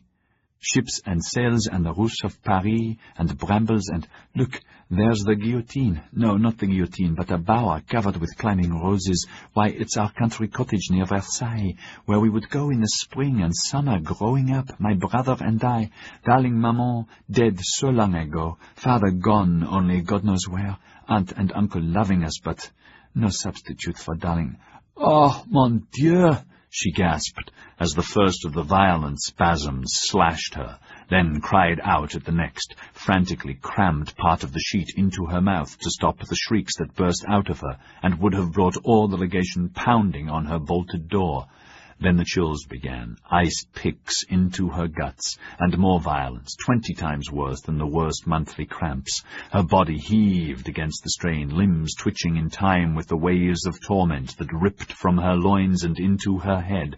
I'm going to die, she moaned, her teeth grinding on the sheet, muffling the screams that followed with more spasms and chills and more, on and on and on, and then stopping, quite suddenly. At first, she thought she had truly died, but soon her senses focused, and she saw that the room had ceased spinning. The flame of the lamp was low, but still burning, and she heard the tick of the clock. The hands of the clock pointed to 5:42. She struggled up in the bed, feeling awful. A glance in her hand mirror frightened her. Ashen features, hair lank with sweat, lips discolored by the medicine. She rinsed her mouth with some of the green tea and spat into the chamber pot and pushed it back under the bed again. Grimly she fought out of her soiled nightdress, used a damp towel to clean her face and neck as best she could, combed her hair and lay back exhausted but feeling better for the toil. It was only then that she noticed the red smear on her nightdress thrown carelessly onto the threadbare carpet. A quick examination confirmed that blood was seeping. She arranged a clean towel between her legs and in the dawn lay back once more, almost sinking into the mattress with fatigue. Warmth spread through her tired limbs. The flow increased. Chapter 29, Sunday the 9th of November. Illustrious Chen said to tell you anything that might affect the Taipan, elder sister? Ah So began uneasily. The night before last, Golden Pubic started her monthly, and she... that's why she took to her bed and would not see my son, Artok said. They were in her room at the end of the corridor, safe from prying ears. He was like a teething child all day. Worse this morning. It's time we went home. Yes, but listen further.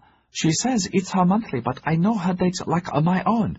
It seems not possible. Normally, she is like any young, civilized virgin, regular, though... So toyed nervously with her smock. Though now that I remember it, her last one was sparse, almost as if she missed it. The older woman belched and used a toothpick. To miss or to be little or irregular, with all the anxiety over my son's wounds and the vile, murdering barbarians surrounding us here, is ordinary news, not unusual. On the table between them were various bowls with the remains of her lunch, sweet and sour soup, stir-fried mixed fresh vegetables, a ginger-basted fish with soy, pork slivers in black bean sauce, garlic, prawns, and rice. It's ordinary, younger sister. What is unordinary is that yesterday morning when I went to bring her tea and hot water to bathe, I had to bang several times to awaken her, and she would not let me into her room, just shrieked rudely, 'Go away!' through the door in that vulgar voice of hers, and then—" Also dropped her voice dramatically. "Just minutes later, big pointed nose, that other sort of foreign devil our foreign devils call frogs, he knocked softly like this." She rapped 3 times, then a 4th. "She let him in at once." Artok blinked. "At once? Him, the frog? She let him in, but not you. You saw him?" "Yes, but he did not see me." "Yeah, that was clever. Go on, younger sister," Artok said, now hanging on every word. "Go on." "He stayed a few minutes, then came out carrying things wrapped in a brown piece of silk, like a thief in the darkest night, but he did not see me spying on him." Also paused again, loving, like all Chinese, to be the purveyor of gossip and secrets. "Or even when I followed him." "By all gods, great and small, you did?" Artok poured 2 glasses of the Madeira wine they savoured. "Long life, younger sister. May your jade gate never trouble you. Go on, go on." "He went down to the shore and got into a rowing boat and rowed out to sea. After a while I saw him drop whatever it was over the side into the sea." "No." "Yes. Then he rowed back, but he didn't see me. Never." "What could it have been?" Also leaned closer. "When Missy let me in, I looked around carefully. Her bed and nightdress were soaked with sweat, and she looked as though she had had a Happy Valley fever. Her personal towels were soaked, heavier than usual. She told me to clean everything, to bring hot water, and not to let anyone in, even the taipan. As soon as I had done what was necessary, she flopped back in her bed and went to sleep." "That's not strange." "But a pointed nose is." Artok nodded sagely. "This is like a donkey dung, shiny on the outside, but still all dung. Clearly he disposed of something for her." Also hesitated. "Your honored son, is there a chance he has lain with her?" Artok cackled. "I am sure he has tried, but golden pubics will not let his celestial stem relish the breaching of her gate, though she flaunts it every chance she gets. I've heard him moaning her name in his sleep, poor man. Disgusting. If she was a civilized person, we would arrange the price, and that would end it." Also watched Artok thoughtfully pluck a piece of the decimated fish head with her chopsticks, suck the bone clean, and spit it into her bowl. The younger woman would gladly have partaken of the leftovers, their cook not as good as Artok's. "How's your cook these days?" she asked innocently. "Improving. The dog comes from my village, so he had a promise. I'm training him, of course." Artok grimaced. "Baffling, younger sister. How is the Empress today?" "Irritable as usual. The flow continues, stronger than normal. Medicine man giant came to see her this morning, but she would not see him, told me to send him away. There's something—" "Has my son seen her yet?" "She will see him this afternoon." "Good. Today his tongue's like an asp to his old mother over her. Pointed nose and pubics in a secret plot. Smelly, smelly indeed. Keep your eyes and ears open, younger sister." "There's something else." Aso's eyes rolled with excitement. She reached into her pocket and put the cork on the table. The lower part was stained purple to black. "I found this under the bed when I was reaching for the chamber pot." The wrinkled face became even more wrinkled with puzzlement. "So? Smell it, elder sister." Artok obeyed. The odor was pungent, slightly familiar. "What is it?" "I cannot be sure, but it smells to me like Dark of the Moon. I think the bottle this cork contained Dark of the Moon, with other herbs." The older woman gasped. "The expeller, to cause a miscarriage. Impossible. Why should she want to do that?" "Very bad face for your son to be named a father before marriage, eh? You know how foreign devils carry on about marriage and scandals and virginity. No, fornication before the wedding. The man always blamed. How foolish. Bad face for your son. Then there's a Tai Tess to answer to, as well as her foul and vengeful foreign devil god. Both women shuddered. Artok sniffed the cork again. You think a pointed nose threw the bottle into the sea. I'm missing a teapot, too. That could have been for the accompanying herbs. She wanted hot water and honey, too. To take away the taste. Yeah! Gravely, Artok said, my son is quite unbalanced about that woman. What should we do? You are right to tell me. We will write at once to illustrious Chen and send him the cork in the first mail. He will know if you are right, and then what to do. Shakily, Artok poured another glass of wine for each of them. Keep your eyes wide, to be like a clam. I will do the same. Not a word to her, my son, or anyone, until we hear from him what to do. Malcolm Struan was hobbling across High Street, heading for the Struan building, leaning heavily on his sticks. The sky was overcast, a slight wind off the sea, the afternoon chilly, and his crushing worry had dropped away. Seeing Angelique, convinced that she was all right, more lovely than ever, though pale and drowsy, had done it. He had stayed only moments, not wanting to tire her. A group of mounted traders reined in politely to allow him to pass, raising their riding crops in salute. "Day to your Taipan," Lunk Church said, grim-faced like the others. "Will you be at the club at sundown?" "What's amiss?" Struan said. Lunk Church jerked his thumb at the squat, black-hulled, two-masted steamer anchored in the bay near Marlowe's frigate. She flew the flag of Brock and Sons. "Her and her news. Norbert's called a meeting. Just traders, not Sir William." "I was going to do the same. Sundown. Good. I'll be there," Malcolm said tightly. Ocean Witch. All Brock's major vessels were surnamed Witch, as Struan's used Cloud, had unexpectedly arrived late yesterday evening with news, mails, and the latest Hong Kong papers. Bloody stupid. Major editorials in all papers were about Admiral Ketterer and the fleet's highly successful attack on Chinese pirate nests in and around Mears Bay, and that now he was en route to Shanghai for coaling. The Guardian, using big, angry type, summed up the problem. In a dispatch to the governor, Admiral Ketterer wrote that they had suffered some casualties caused by Chinese shore batteries being armed with modern cannon made in Birmingham, emanating from Hong Kong, and acquired through fair means or foul by Wu Sung-choi, leader of the White Lotus fleets, who, regrettably, was not captured or killed. Astonishingly, because of this minor incident, the cannon was spiked by a landing party of Marines, the Admiral recommended that all sales of all arms and all opium be declared illegal and embargoed throughout Asia at once, particularly to China and Japan, with the stiffest penalties for any infraction. This unwarranted interference with legitimate trade, this unconscionable imputation of blame on all China traders, renowned for their fair-mindedness, their intrepid empire-building capabilities, their loyalty to Her Majesty, God bless her, and of putting the mother country before profit, must be protested in the strongest terms.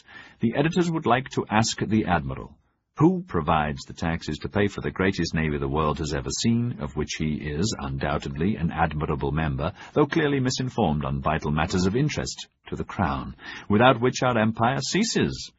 Only and always hard-working traders and their trade. "Ketterer's a bloody fool," Struan said. "Norbert's right in that. Perhaps now Sir William will see the light and ask for a replacement at once. We've got to deal with the Japos here ourselves, and Ketterer won't move without crossing the T's and dotting the I's." "We certainly needs a bugger with balls," Lunk Church said. "Ketterer's a damn fart." One of the other men said, "Hey, Charlie, he smashed the pirates when he'd the order. He'll do the same here. What's an extra few months, eh, Saipan?" he asked anxiously. "Can we know how Miss Angel is?" "Oh, she's fine. She's fine now.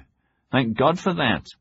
News that she had taken to her bed had flashed around the settlement yesterday, and when it was learned she had refused to see Babcock, Hogue, or even the Taipan, concern escalated. "Christ, it's the frog cooking. She's poisoned." "Nah, she's caught their plague." "Frogs don't have plagues, for God's sake, just lice." "We all got lice. I heard it was cholera." Universal relief permeated Yokohama at noon today when Minister Serata had put out an official bulletin that she was in perfect health, merely suffering from a temporary indisposition. Quickly whispered it was just her period. "My fiancé's fine," Malcolm said again, proudly. "That's a relief," Lunk Church said. "You hear which is leaving on tonight's tide." Malcolm glanced out to see, much of his disquiet returning. Last night, when he had first heard of the ship's arrival, he had been filled with a nauseating sudden panic that Tyler Brock or Morgan Brock were aboard. It was only when Jamie reassured him they were not that he could think clearly. "Why the hell does Tyler Brock terrify me even now?" he asked himself again.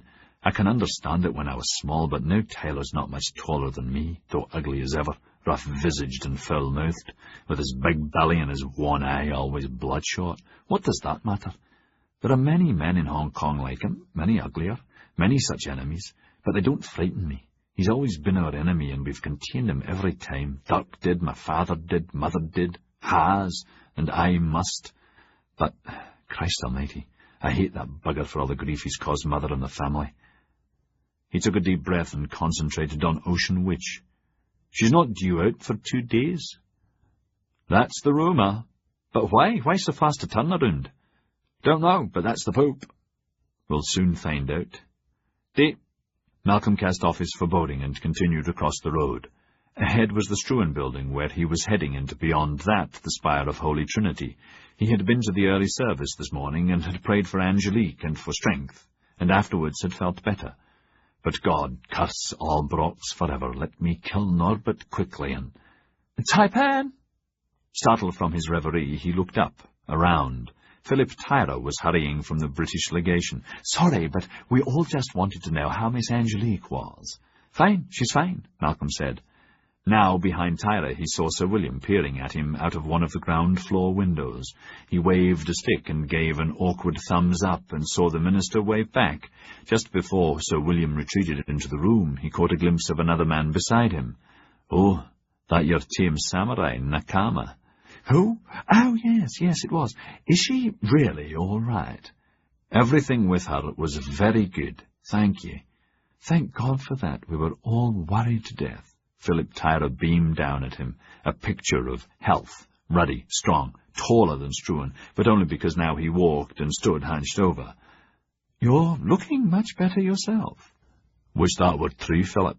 Abruptly, Malcolm's envy prompted him to say sharply, "I hear Nakama's been giving you all sorts of information, you and Sir William." Tyra's smile faded. "Yes, I suppose he has. The arrangement was that you were to keep Jamie and me informed. Everything, eh?" "Well, yes, it was, but Sir William, he's trying to find out the politics of Japan, and—" "Politics of a country and a business are like a pair of gloves, Philip. Perhaps you'd drop by tomorrow before tiffin. I'd appreciate knowing what's new." He forced a smile. "Please give my best to Sir William. See you tomorrow."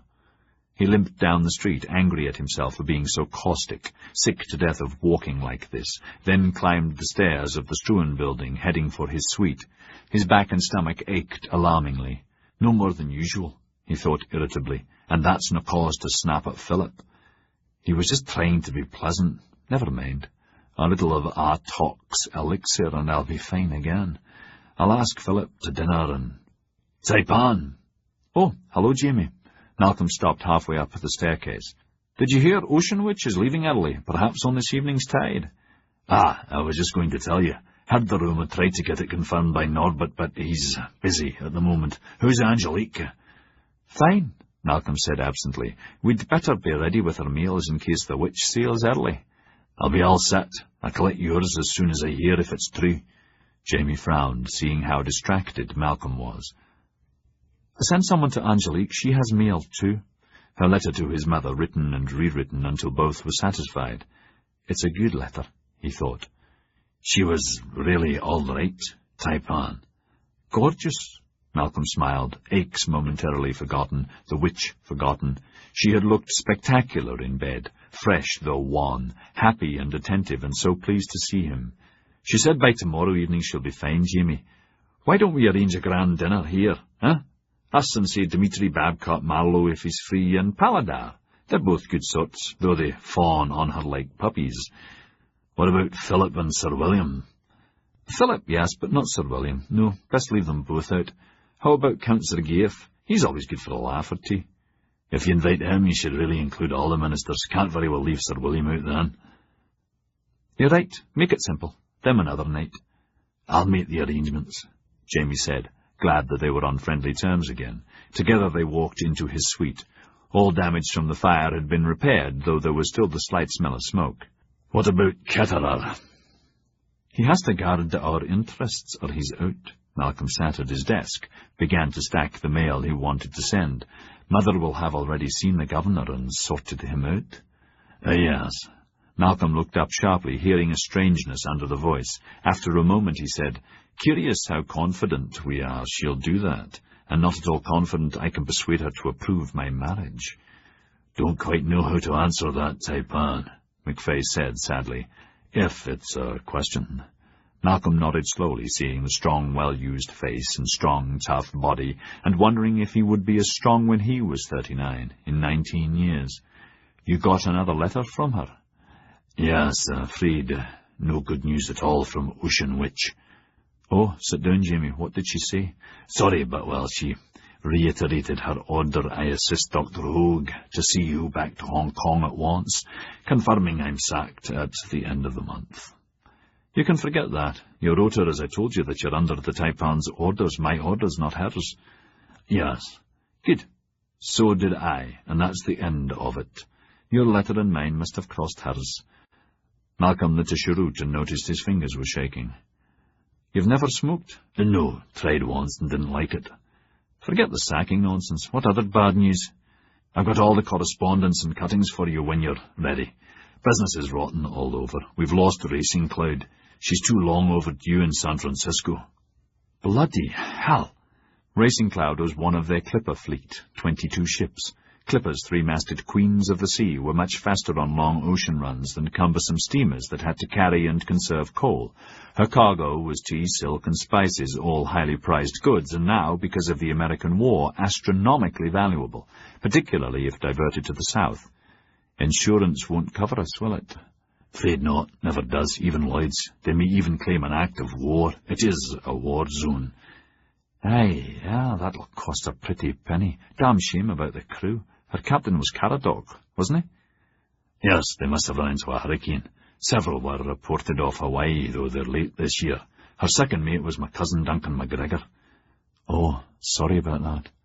Even more depressed, Struan glanced at his bureau where the elixir waited. I wonder if the same storm swallowed Savannah Lady, along with young Pedrito Vargas, and our order for 5,000 rifles, he thought absently. That reminded him. Those cannon at Mears Bay, they weren't sold through us, were they? Not to my knowledge, Jamie said, the normal response to such a question. Both were aware of major arms sales to Chinese traders, who always represented the Manchu government. What happened on delivery at Canton or Shanghai was another matter. Malcolm was thinking, I'll bet 50 mechs to $1 they were from us, one way or another. He was party to one of Struan's inner secrets. A tenuous friend-enemy relationship existed between the noble house and the sea-born White Lotus Wu Sung Chois, begun by his grandfather and continued by his father. What about me? What do I do about them? He asked himself, suddenly sick to death of Yokohama and violently anxious to assume all the mantle and secrets of his grandfather, and to confront his mother. In a week or so, he muttered. Taipan? Nothing. What else, Jimmy? Jamie went through a litany about the falling price of goods they sold and escalating price of goods they had to buy, of demands for increased danger wages for their seamen, many of whom were of English-American heritage and were being forcibly pressed aboard roving, marauding warships of both north and south. I could go on forever, Taipan. Russia and France are spoiling for a fight, so Europe's a tinderbox. All over India, Muslims and Hindus are killing, murdering each other, burning crops. Whole world's crazy. He hesitated. More urgent, the Victoria Bank wrote again about the paper they carry on us here. The notes are due. I know all about that, and they can rot. The bank's Brock-controlled. They've dropped us in the sewer financing Brock's takeover of Hawaiian sugar, and they're out to bankrupt us.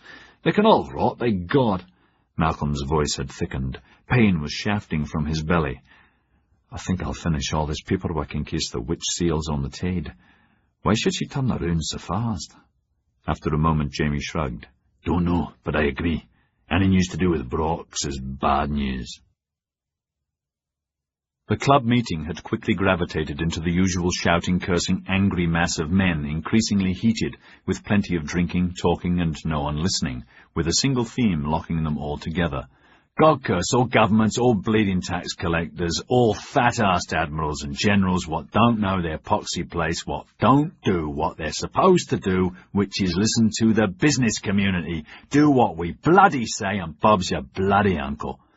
Good on your luck, Church. I proposes. Whatever the man proposed was drowned in the uproar, as several shouted, Let's impeach Wee Willie. Exasperated, Norbert Greyforth pushed his way through the crowd from the corner of the bar where he had begun the meeting, and headed for Malcolm Struan, who sat beside the door, Jamie nearby. Dmitri called out, No conclusion, Norbert? What you expect, Dmitri? It's up to 2 pans, as ever was. Come along. Jamie, would you and... Norbert was going to needle Malcolm by calling him young Struan, but he remembered Sir William's very blunt and sour threat not to provoke him in public or else.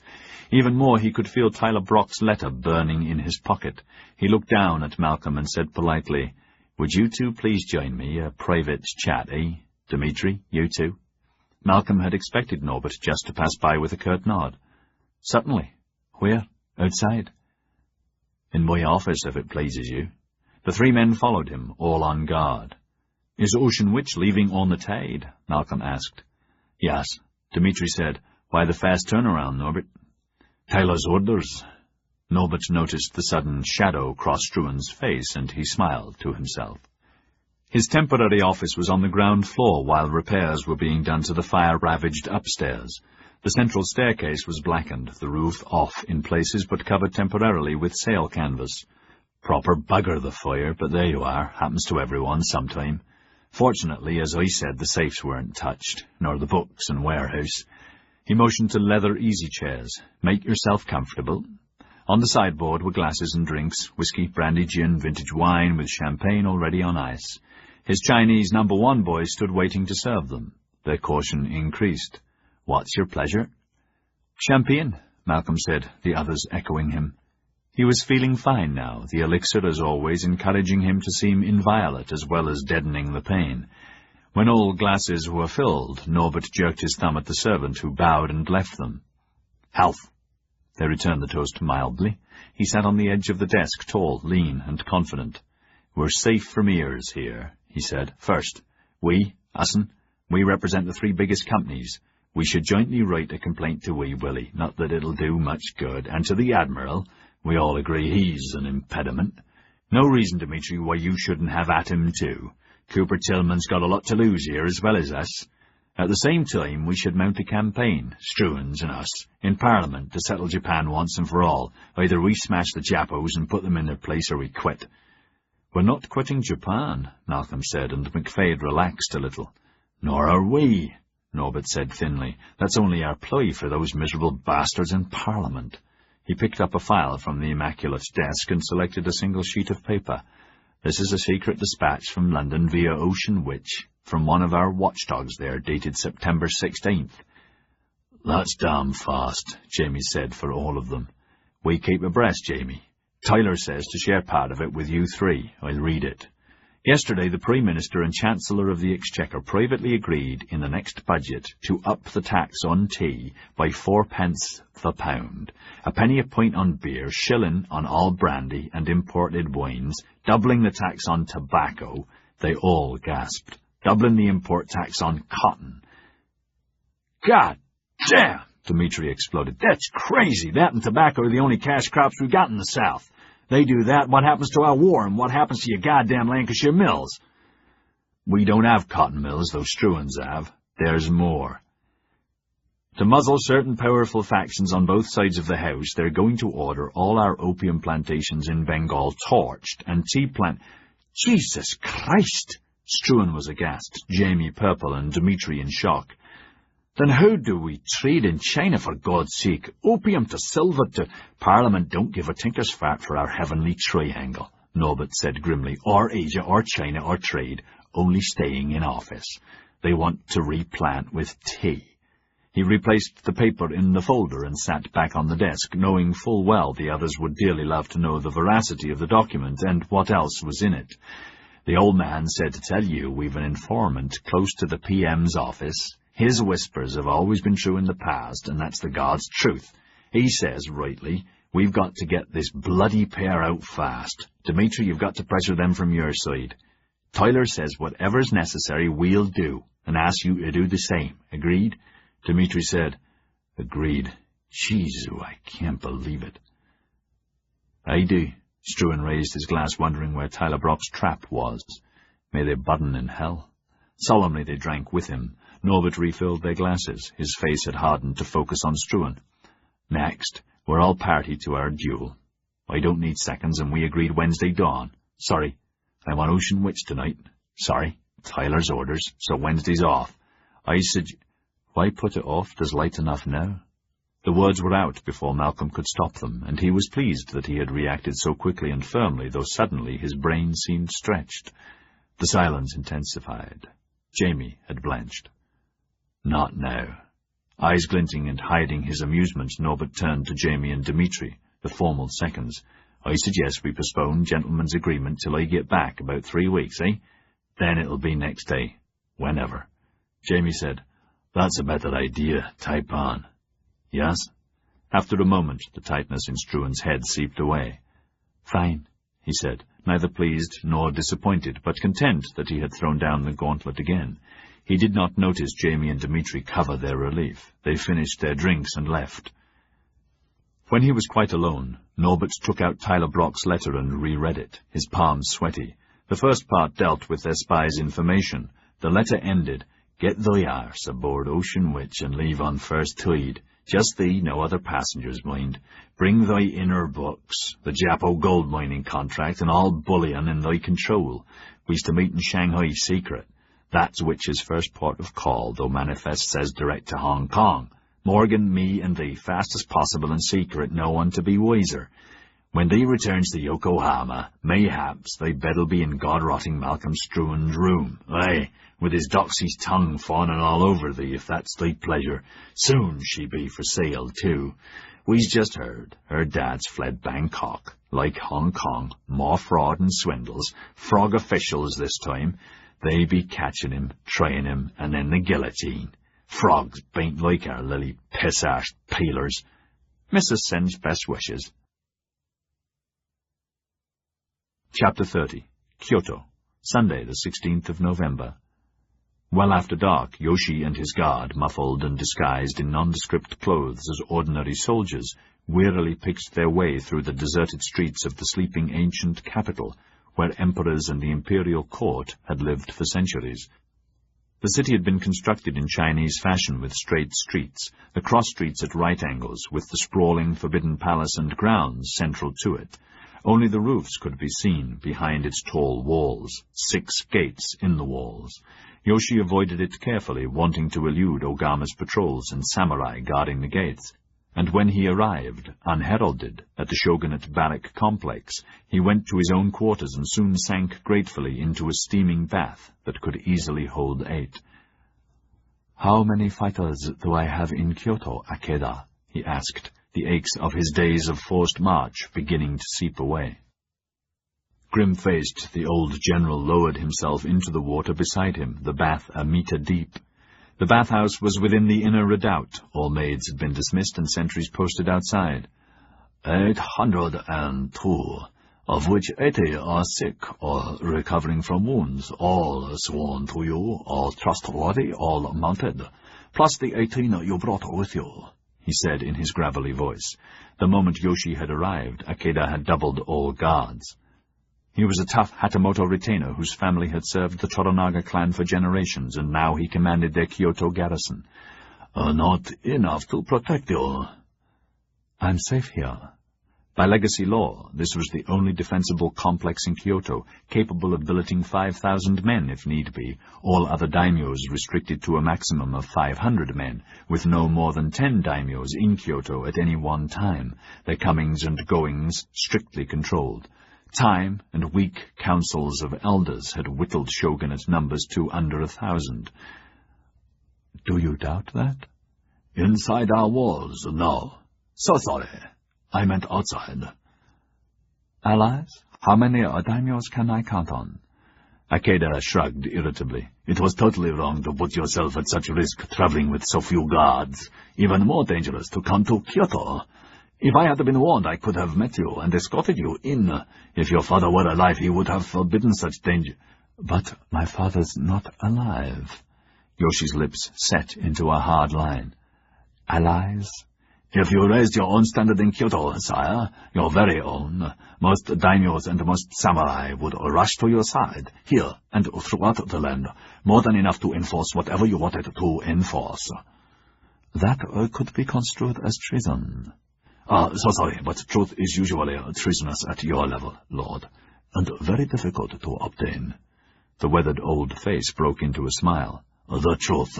If you raise the shogunate banner, the daimyos here will not combine against Ogama of Choshu, not while he holds the gates.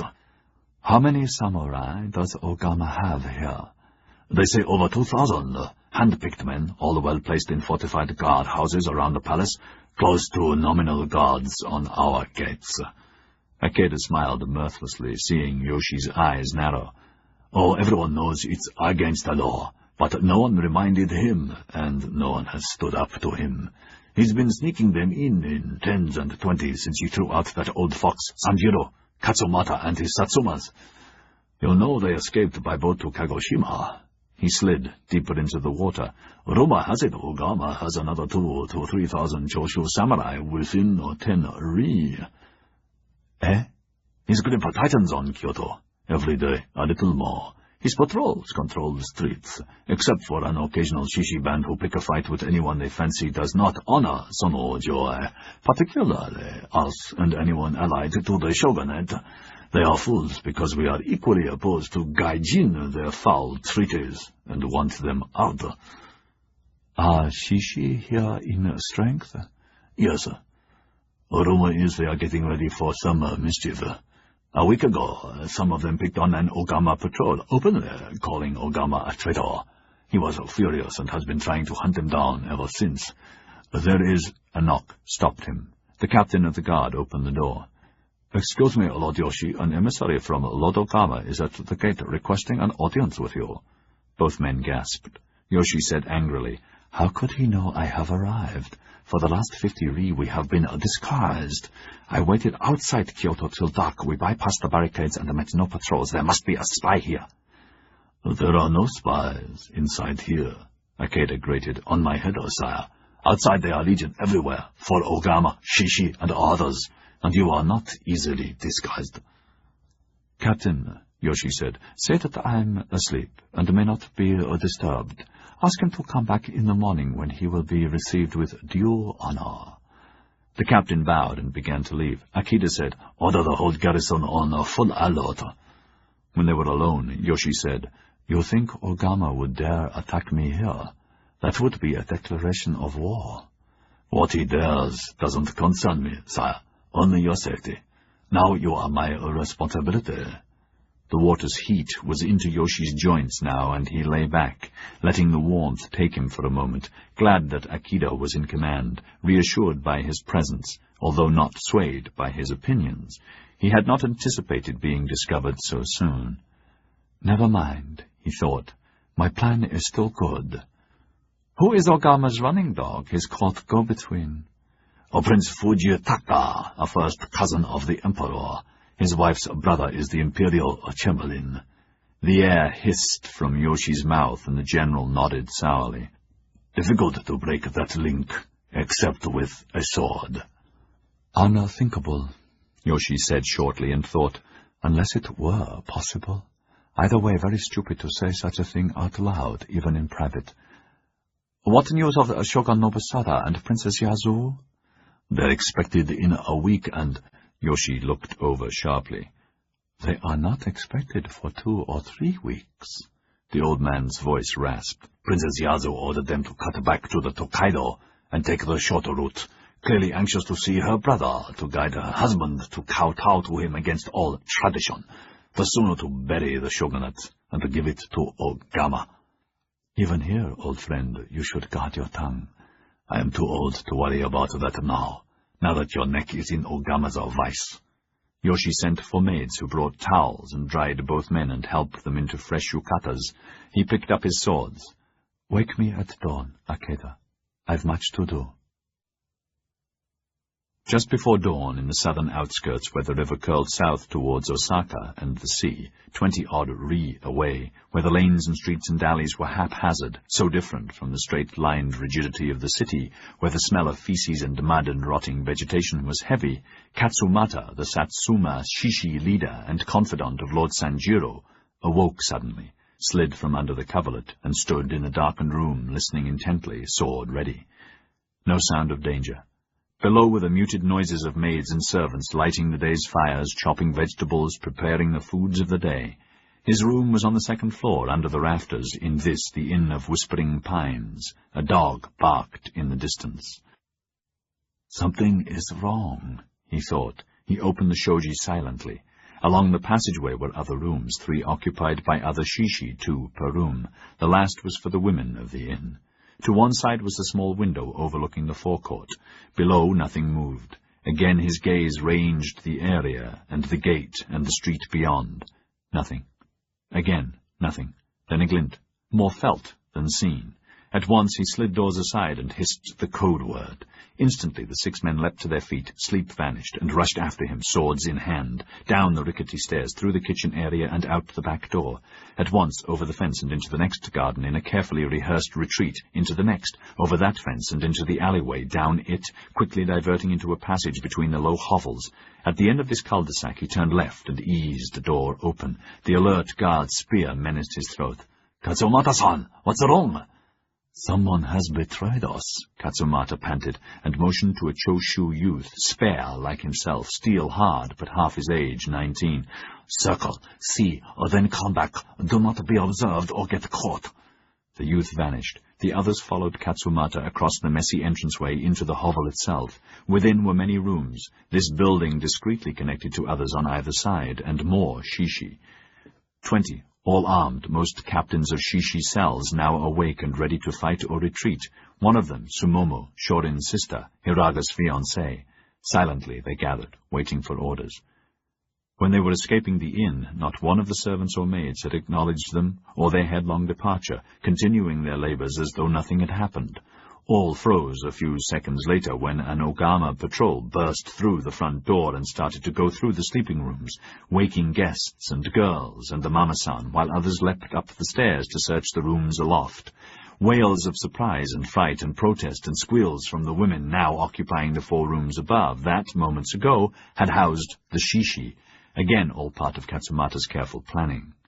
In the ensuing uproar of cries and outrage from the mama-san, and as much as the enraged Ogama officer cursed and demanded to know where the Ronin outlaws had gone, bashing a few of the male servants around the face, it was to no avail. Everyone trembled and loudly protested innocence. "Ronin, in my respectable, law-abiding house, never!" the mama-san cried. But when the patrol had departed and they were all safe, the mama-san swore, her acolytes swore, and servants swore, everyone, cursing the spy who had betrayed them. "Katsumata-san, who was it?" Takeda asked, a heavy-set, almost necklace Choshu youth of 20, a kinsman of Hiraga, his heart still racing from their narrow escape. Katsumata shrugged. "Karma if we find him, karma if we do not. It only proves what I hammer into you. Be prepared for betrayal, instant flight, instant fight. Trust no man or woman except a blooded shishi and sono joy." Everyone in the crowded little room nodded. "What about Lord Yoshi? When do we go for him?" "When he's outside the walls." News of Yoshi's sudden arrival had come in the night, too late to intercept him. "But, Sensei, we've adherents inside," Takeda said. "Surely that would be the place to surprise him when he feels safe and his guard is down." "Yoshi's guard is never down. Never forget it.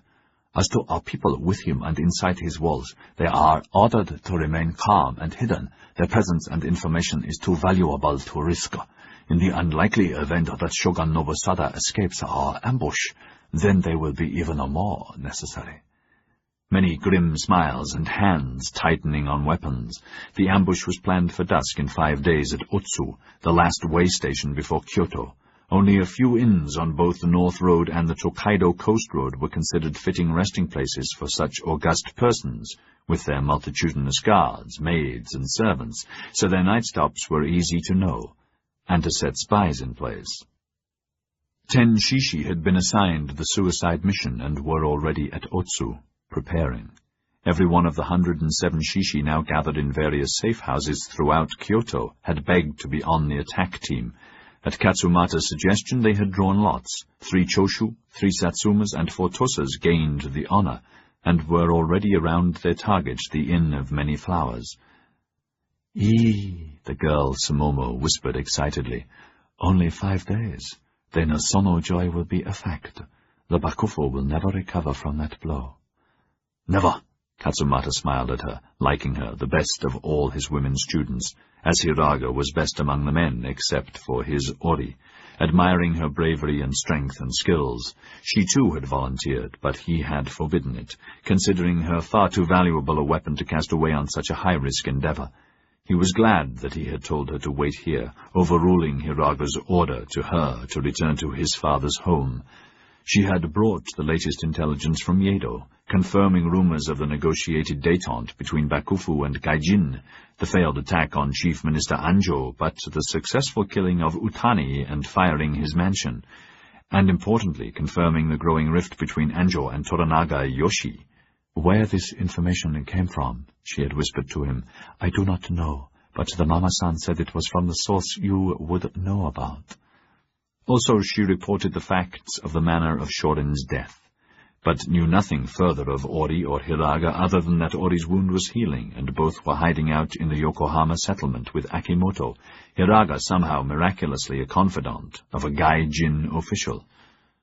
"You are right, Sumomo. The Bakufu will never recover," Katsumata said, "and our next hammer blow will end the Toranaga shogunate forever." Immediately following the successful elimination of Shogun Nobusada, at all costs leaving Princess Yasu unharmed, Shishi would launch a mass attack on Ogama's headquarters to assassinate him. Simultaneously, Katsumata and others would seize the gates, raising the banner of Sono Joy, declaring power had returned to the emperor, at which time all true daimyos and samurai would flock to make obeisance. "Sono Joy," she murmured, exultant, like all of them. Except Takeda, one of the Choshu shishi. Uneasily, he shifted in his place. "I'm not sure about killing Ogama. He is a good daimyo, a good leader. He stopped Sanjiro seizing power, stopped the Tosa seizing power. He is the only daimyo enforcing the emperor's orders to expel Gai Jin. Isn't he closing the Shimonoseki Straits?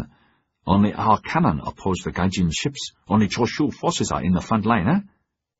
"That's true," Takeda, a Satsuma shishi of renown, said. "But what did Sensei Katsumata remind us? That Ogama has changed now he has sole control. If he honored the emperor, now that he controls the gates, simple for him to declare Sono Joy and return all power to the emperor. That is what we will do when we have the gates." "Yes, but simple for him, Takeda. But what has he done? Only used his power to twist the court to his whims. He wants to be shogun, nothing less." There were murmurs of agreement, and then Sumomo said, "Please excuse me, Takeda, but Ogama is a major threat. You all know I am Satsuma, so is Sensei Katsumata. We agree Sanjiro also has done some good, but nothing for Sono Joy. So he must relinquish power, gladly or unhappily, and will go. The same for Ogama.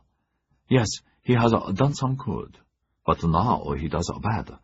The truth is, no daimyo who has the gates and is so close to being a shogun will ever go willingly." Takeda said, "Perhaps if we petition Ogama." She said, "Please excuse me, but a petition will be of no value. When we possess the gates, to prevent a civil war and the possibility of any daimyo being tempted ever again, when we possess the gates, we must go further. We must request the emperor to abolish the shogunate, Bakufu, and all daimyos." Amid sounds of surprise at such a radical proposal, Takeda burst out, "That's mad! Without a shogunate and daimyos, who will rule? There'll be chaos. Who pays our stipends? Daimyos! The daimyos own all rice koku, and—" Katsumata said, "Let her finish, Takeda, then you can have your say." "So sorry, Takeda, but this is Hiraga-san's idea, not mine. Hiraga said that in our future, daimyos will be figureheads only, the good ones, that our power will be exercised through councils of samurai of all ranks equally, who will decide everything from stipends to which a daimyo is worthy, and who will succeed him. It will never work. It's a bad idea, Takeda said. Many disagreed with him, the majority for her, but Takeda was unconvinced. Then she said, Sensei, is it a bad idea? It is a good idea, if all daimyos agreed, Katsumata said, well pleased that his teachings were bearing such fruit, that correctly they were arriving at the future by consensus. Like the others, he was squatting on his heels, saying little, his mind on his close escape, inwardly seething at the new attempt on his life and narrow escape. Too near this time, he thought, bile again in his mouth. The net is closing. Who is the traitor? The traitor has to be in this room. No other Shishi units knew I was spending the night at the Whispering Pines. The traitor has to be here. Who is he? Or even she? Who? Continue, Sumomo. I just wanted to add. Takeda-san, you are Choshu. So is Hiraga-san. Others from Tosa? The sensei and others and me, Satsumas. Others from other fiefs. But first we are Shishi with duties above family, above clan. In the new order, this will be the law. The first law for all Nippon. Well, if that's going to be the law, one of them scratched his head. Sensei, when the Son of Heaven has power again, what will we really do? Us, all of us. Katsumata glanced at Takeda. What do you think? Takeda said simply, I will not be alive, it matters not at all. Sono joy is sufficient, and that I tried. Some of us must survive, Katsumata said, to be part of the new leadership. More important for now, Toranaga Yoshi.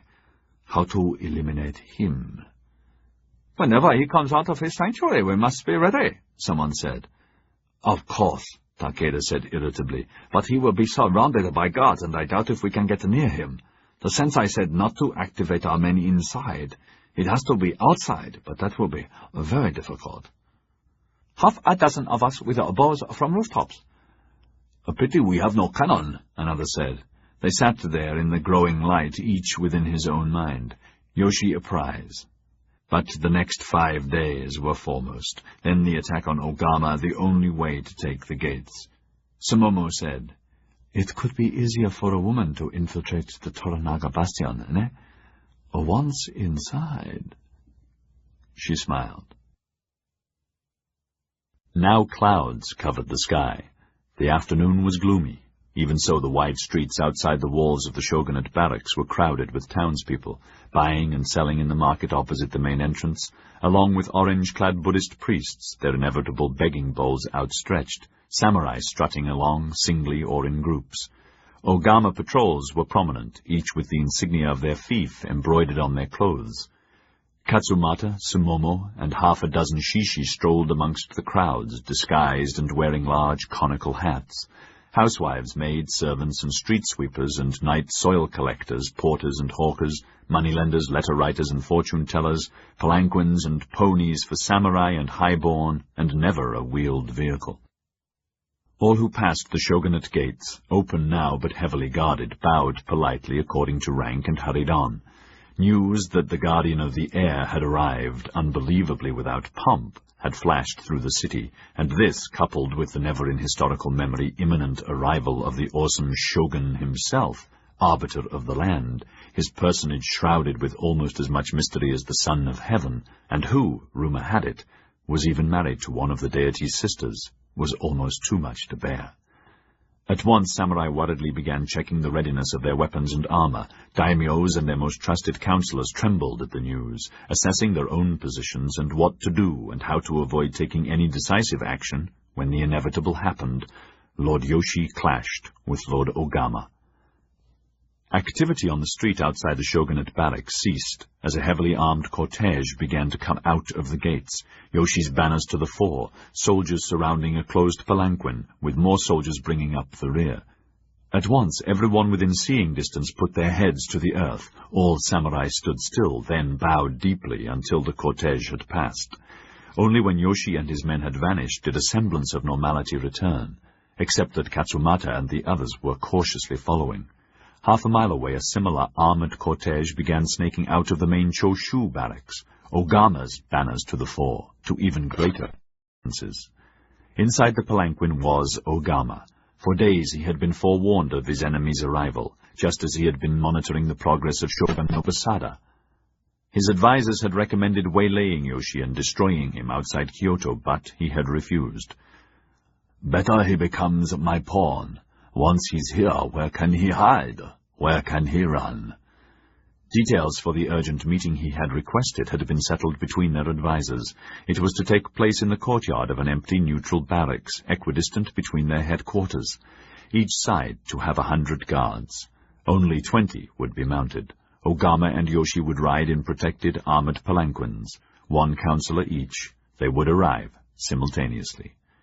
Within moments, spies were hurrying the news to the palace, to shishi groups, and to daimyos that the two most dangerous men in Nippon were, astonishingly, on the streets in armed columns at the same instant. Quickly a spy found Katsumata and whispered the where of the meeting, and by the time Ogama and Yoshi's samurai marched through the neutral gates, Katsumata and 30 men were stationed nearby, in case an opening for a suicide attack presented itself. The courtyard was 100 meters square with light wooden walls, easy to breach, the one-story barracks and extensive stables also of wood, dark with age. Opposing guards took up their positions, while others brought 4 folding chairs and placed them carefully in the center of the space. The two men got out of their palanquins together and strode to the chairs and sat down. Then General Akeda and Basuhiro, Ogama's chief counselor, sat beside them. Basuhiro was in his 40s, a narrow-eyed, scholarly samurai, his family hereditary heads of the Choshu bureaucracy for generations. Formally they bowed. Then the eyes of the two leaders locked. Yoshi was 2 years younger than Ogama, 26, and tall, where Ogama was short and thick-set, his face clean-shaven, in contrast to Ogama's heavy blue-black beard. His bloodline was more regal, though Ogama's was equally ancient, equally renowned, both of them balanced in the ruthlessness, ambition, and secretiveness. Leisurely they went through the obligatory compliments and polite questions, fencing, waiting to begin, hands easily on their sword hilts. "Your arrival is a pleasant surprise, Lord Yoshi." "I had to come myself to make sure the wild rumors I heard were not true." "Rumors?" "Amongst them that Choshu forces inhibit shogunate representatives, legal representatives, from their positions around the gates." "A necessary measure to protect the deity." "Not necessary, and against the law." Ogama laughed. "The deity prefers my protection to the traitorous council of elders who signed Gai Jin treaties against his wishes and continue to treat with them against his wishes instead of expelling them as he has asked." He motioned to Basuhiro. "Please show Lord Yoshi." The scroll, signed by the emperor, requested the Lord of Choshu to assume command of the gates until the distressing matter of the Gai Jin was settled. "It is not within the deity's sphere to dictate matters temporal. That is the law. I must ask you to retire." "Law? You refer to Toranaga law, shogunate law, all of which the first of your line implanted by force, which disavowed the ancient, heaven-granted rights of the emperor to rule." Yoshi's lips set into a thin, hard line. "Heaven granted the emperor rights to intercede between us mortals and the gods in all matters spiritual. Matters temporal were always in the sphere of mortals, of shoguns. The emperor granted Shogun Toranaga and his line perpetual rights to deal with all matters temporal." "I repeat that the emperor was forced to agree And I repeat, this is the law of the land that has kept the land at peace for 2.5 centuries. "It is no longer valid." Ogama waved the paper. "What a previous emperor was forced to concede, this emperor has freely cancelled." Yoshi's voice became softer, more deadly. "A temporary mistake. Clearly the Son of Heaven has been given misguided advice by self-seeking malcontents, as he will soon realize." "You accuse me?" The grip of all 4 men tightened on their hilts. "I merely point out, Lord Ogama, Your piece of paper was obtained by a false information and is not according to the law. The presence is and always has been surrounded by ambitious men and women. That is why he granted perpetual rights to Shogun Toranaga and the following shogunate to guide him in all matters, and— A bellow of laughter cut him off and set everyone within the walls even more on edge. Guide, did you say? The deity is to be guided by Anjo Nori, Toyama, Adachi, and now that slubbering half-wit Zukomura, by incompetent fools who overrule you at their leisure, make stupid agreements with vile Gai Jin against all daimyo, advice that lay the land of the gods, and all of us open to destruction. His face twisted with anger. Or is he to await guidance from the child Nobusada to pull our nuts from the fire? You and I, we need not wait, Ogama-dono, Yoshi said smoothly, knowing that his major strength was in his calm. Let us discuss this in private, the two of us. Ogama stared at him. A slight breeze picked up and rustled the banners. When? Now. Thrown off balance a moment, Ogama hesitated. He glanced at Basuhiro. The small man smiled with the front of his face. I would have thought that important matters should be discussed openly, sire. Not that my poor advice would be of value. Private agreements can sometimes be misinterpreted by either side. That was your honored father's rule. Ogama's eyes went back to Yoshi. The shogun visited to the emperor to kowtow to ask advice, the first time in the whole Toranaga period. This negates the very kernel of your Toranaga structure, eh? Worse, it clouds any future settlement between the Son of Heaven and future leaders, for of course mortals will rule, eh? In private, Ogama-dono. Ogama hesitated, dark eyes recessed in the weathered face.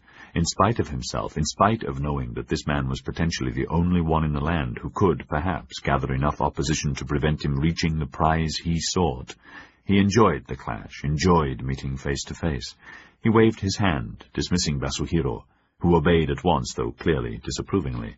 Akeda bowed, and also moved away, even more watchful for the expected treachery he had warned against. Ahsoka!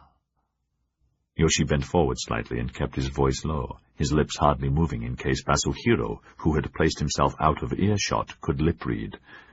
The council vote was 4-1 against me in favor of the Shogun visit. Of course the visit is a major mistake. Anjo cannot and will not see that. The present council will vote as he wishes on any subject.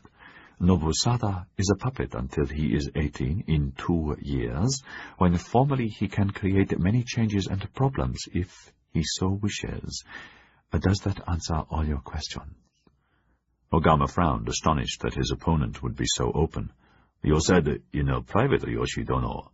What do you want to say in private that of course I will tell my advisers afterwards, and you will tell yours? Some secrets are better kept between leaders than, Yoshi added deliberately, than with certain retainers. Eh? What does that mean? You have spies, retainers, within my gates, ne? How else did you know I arrived or when I did? Surely you don't think I don't have men here and spies within your walls? Ogama's face became grimmer. What secrets? Secrets we should keep. For example, Anjo is very sick and will die within a year, or at the very least will have to resign. Yoshi had seen the flicker of immediate interest that Ogama could not totally contain. If you want a proof, I could tell you how your spies can confirm it. Good, thank you, Ogama said, docketing that for immediate action without waiting for guidance. I would like the means to prove such pleasant news. So? Yoshi pitched his voice lower. Within this year, if we were allied, it will be easy to ensure you are appointed an elder. Then jointly we would approve the other 3. I doubt if we could ever agree, Yoshi-dono, Ogama said with a twisted smile, neither on a council, or which of us would be Tairo, the leader. Ah, but I will vote for you. Why would you be so stupid? Ogama said blankly.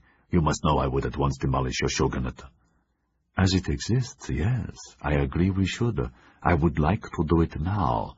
If I had a power, I would do it now and make reforms together with the advice of a council of all daimyos, including outside lords. He saw Ogama's astonishment increase and knew he was gaining. But I can't. I must wait until Anjo resigns or dies. Why not sooner than later, eh? If he's the boil on your balls, lance it. You are both in Yedo Castle, eh? That would precipitate the civil war I do not want. No daimyo wants. I agree the shogunate and the bakufu must be reorganized radically. Your views and mine are very similar. Without your support, I could not achieve a reform. Yoshi shrugged. It is difficult to believe, but it is an offer. The other man said, with Anjo out of the way, you could do whatever you wanted. You could tempt Sanjiro and the fool of Tosa, perhaps both together, huh? If you three allied against me, perhaps I am a dead man, and my fief ended. Then you divide them, and you are the power. His lips curled into the smile that was not a smile. Or more likely they stay together and divide you. Much more likely. So why not choose power to us and not them? First, together we crush Tosa. Again the short, hard laugh. Not easily, not with Sanjiro and his Satsuma legions ready to go to Tosa's aid at once. He could never allow us to smash Tosa, because then he is isolated, and we would turn on him. He would never allow me to smash Tosa, which I could do in time, let alone allow an alliance between us. Not possible to split them, although they hate each other. At length we would beat them, but neither of us can easily sustain a lengthy war, and certainly never while the Gai Jin are on our shores and ready to exploit us. Leave the Gai Jin for the moment, except to say that I oppose the treaties, want all Gai Jin expelled, want, with all my strength, to fulfill the Emperor's request, want the elders replaced and most of the bakufu dismissed. Again Ogama stared at him, hardly able to believe his ears. Such private thoughts, lethal thoughts, so openly spoken, will not remain secret for long, if true. They are true. They are spoken privately between us. I gamble with you, yes, but there is a purpose. Nippon. I propose a secret alliance. Together we could control all power. You are a good leader. You possess the Shimonoseki Straits. Your cannon cannot stop the Gaijin ships until we can buy or build an equal fleet and modernize our armies. Gaijin ships, cannon, and our firearms are all we need. And you are strong enough and clever enough to understand the problems confronting us. They are? 5 main ones. A weak, stupid, and out-of-date shogunate, supported by an even more stupid bakufu. Second, the nation is divided. Third, the Gaijin, and the need for us to modernize before their ships, cannons, and our rifles enslave us like they enslaved China. Fourth, how to obliterate all Shishi, whose influence grows in spite of the smallness of their numbers. And then fifth, the Princess Yasu. 4, I agree, but why is she a problem? Nobosada is a child, querulous and simple, yes, and I think he will remain one. On the other hand, she is strong, educated, and cunning beyond her years. But a woman, Ogama cut in irritably, with no army, no purse, and once she becomes a mother, all her energies will be expended on her sons. You'll see fire in a bowl of water. But say her husband is impotent. What? That is what his doctors whisper to me. Say also he is totally within her spell. Believe me, this girl has all the wits and the devilment of a wolf kami. This visit is her idea, the beginning of her plan, to put him, and through him the shogunate, into the clutches of court sycophants, who have no temporal experience, who will misguide the deity and wreck us all. She could never do it, Ogama said sourly. However clever, no daimyo would accept such madness. Step 1. The visit. Step 2. The shogun takes up permanent residence in the palace. From then on, supported by the emperor's requests, her brother's requests, decisions come down through her cronies, one of whom is your Prince of Fujitaka. I do not believe that. Certainly, he will not admit it. I can give you proof in a little while that he is not really working for you but against you." Yoshi kept his voice down and filled with sincerity. "Once Nobusada is permanently inside the walls, she rules. That is why she is a problem." Ogama sighed and sat back, again weighing what his adversary had been saying, much of which was true, wondering how far he could trust him. Certainly a secret alliance had possibilities if the price extracted was high enough. "The answer to her is to break the marriage," he said thinly. "The Emperor was asked to approve it, eh? Perhaps the Emperor would be happy to request the annulment. At once you neutralize her, gain back support from the many who detest the Toranaga connection as a gross impertinence. Not my opinion," he added hastily, seeing a momentary flush, not wanting an open clash yet, so much yet to hear and to decide. After a moment Yoshi nodded. "A good idea, Ogama-dono. It had not occurred to me." Indeed, it had not. The more he thought about it, the more titillating the offshoots became. "That should have priority." "Excellent." Across the square a horse neighed restlessly and skittered. Both men watched while the soldier holding the bridle gentled her, Ogama wondering in his most secret heart if, when he had eliminated Yoshi, and then, without a hiccup, Nobusada, the rest of the Toranagas and their allies, and became shogun, if he should then inherit this imperial princess. "No woman would ever give me a problem. She would be spawning sons so quickly even gods would smile." "So what is your proposal?" he asked, his head reeling with the wonderful avenues a temporary alliance might open. "We make a secret agreement from today to join forces and influence and formulate plans. First, to smash the Shishi. Second, to neutralize Anjo and Sanjiro of Satsuma. Third, a surprise attack on Tosa being a priority. The moment Anjo is dead or resigns, I will propose you as elder in his place and guarantee your appointment. Simultaneously, Zukumura will resign, and a replacement, agreed in advance by both of us, put in his place. 3-2, Toyama I keep, Adachi is replaced by your appointee. I vote for you to be the council leader." "With the rank of Tyro?" "To be chief minister of the council, that is enough." "Perhaps not. In return for what?" "From today, Tosa and Satsuma are considered the enemy. You will commit all necessary force for a joint surprise attack on Tosa the moment it is feasible. We divide his fief." "As he is an outside lord, his lands should go to an outsider lord." "Perhaps. Perhaps not," Yoshi said easily. "You agree never to ally yourself with Tosa and Satsuma against me or the shogunate. If, I should say when, Satsuma and Tosa separately or together attack you, I bind myself to support you at once with massive force." "Next?" Ogama asked impassively. "You agree not to take sides against me, as I agree not to take sides against you." "Next?" "From today, quietly, each in our way, we work to annul the marriage." "Next?" "Last, the gates. You agree that legal, legitimate shogunate forces take back control from dawn tomorrow." Ogama's face closed. "I already showed you I am the legal and legitimate representative of the deity." "I already pointed out, though the document is certainly signed correctly, the signature was regretfully obtained by misrepresentation." "So sorry, no." "The gates must come back into shogunate control." "Then we have little left to talk about." Yoshi sighed, his eyes slitted. "Then sadly there will be a new request from the Emperor, for you to leave the gates, and leave Kyoto with all your men." Just as coldly, Ogama stared back at him. "I doubt it." "I, Toranaga Yoshi, guarantee it. In 6 or 7 days, Shogun Nobusada and his wife are within the palace. As guardian, I have immediate access to him and to her. Both will see the correctness of my argument about the gates and much else." "What much else?"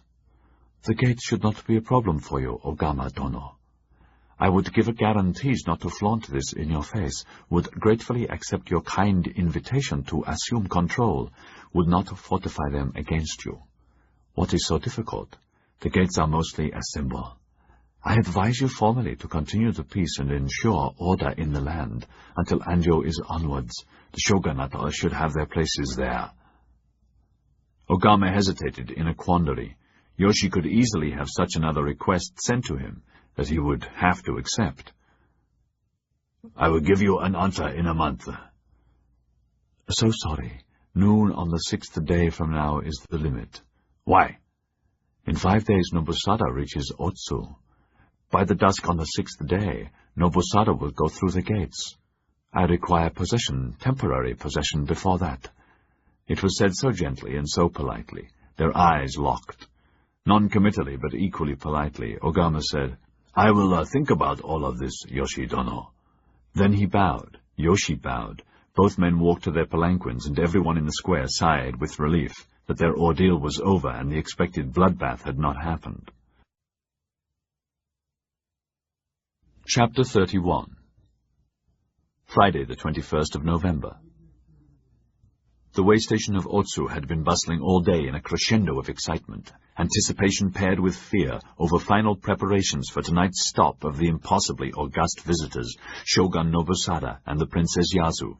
For weeks the citizens had been brooming streets, cleaning all dwellings, hovels, outhouses, roofs, walls, wells, gardens manicured, new tiles, shojis, tatamis, verandas, with the Inn of Many Flowers, the best and biggest in the whole of Otsu, still in a state of near panic. It had begun the moment it was known the hallowed travellers had declined to stay in the nearby shogunate castle of Sakamoto that had graced the area since before Sekigahara, selecting the inn instead. Everything must be perfect, the patron wailed, awed and at the same time petrified.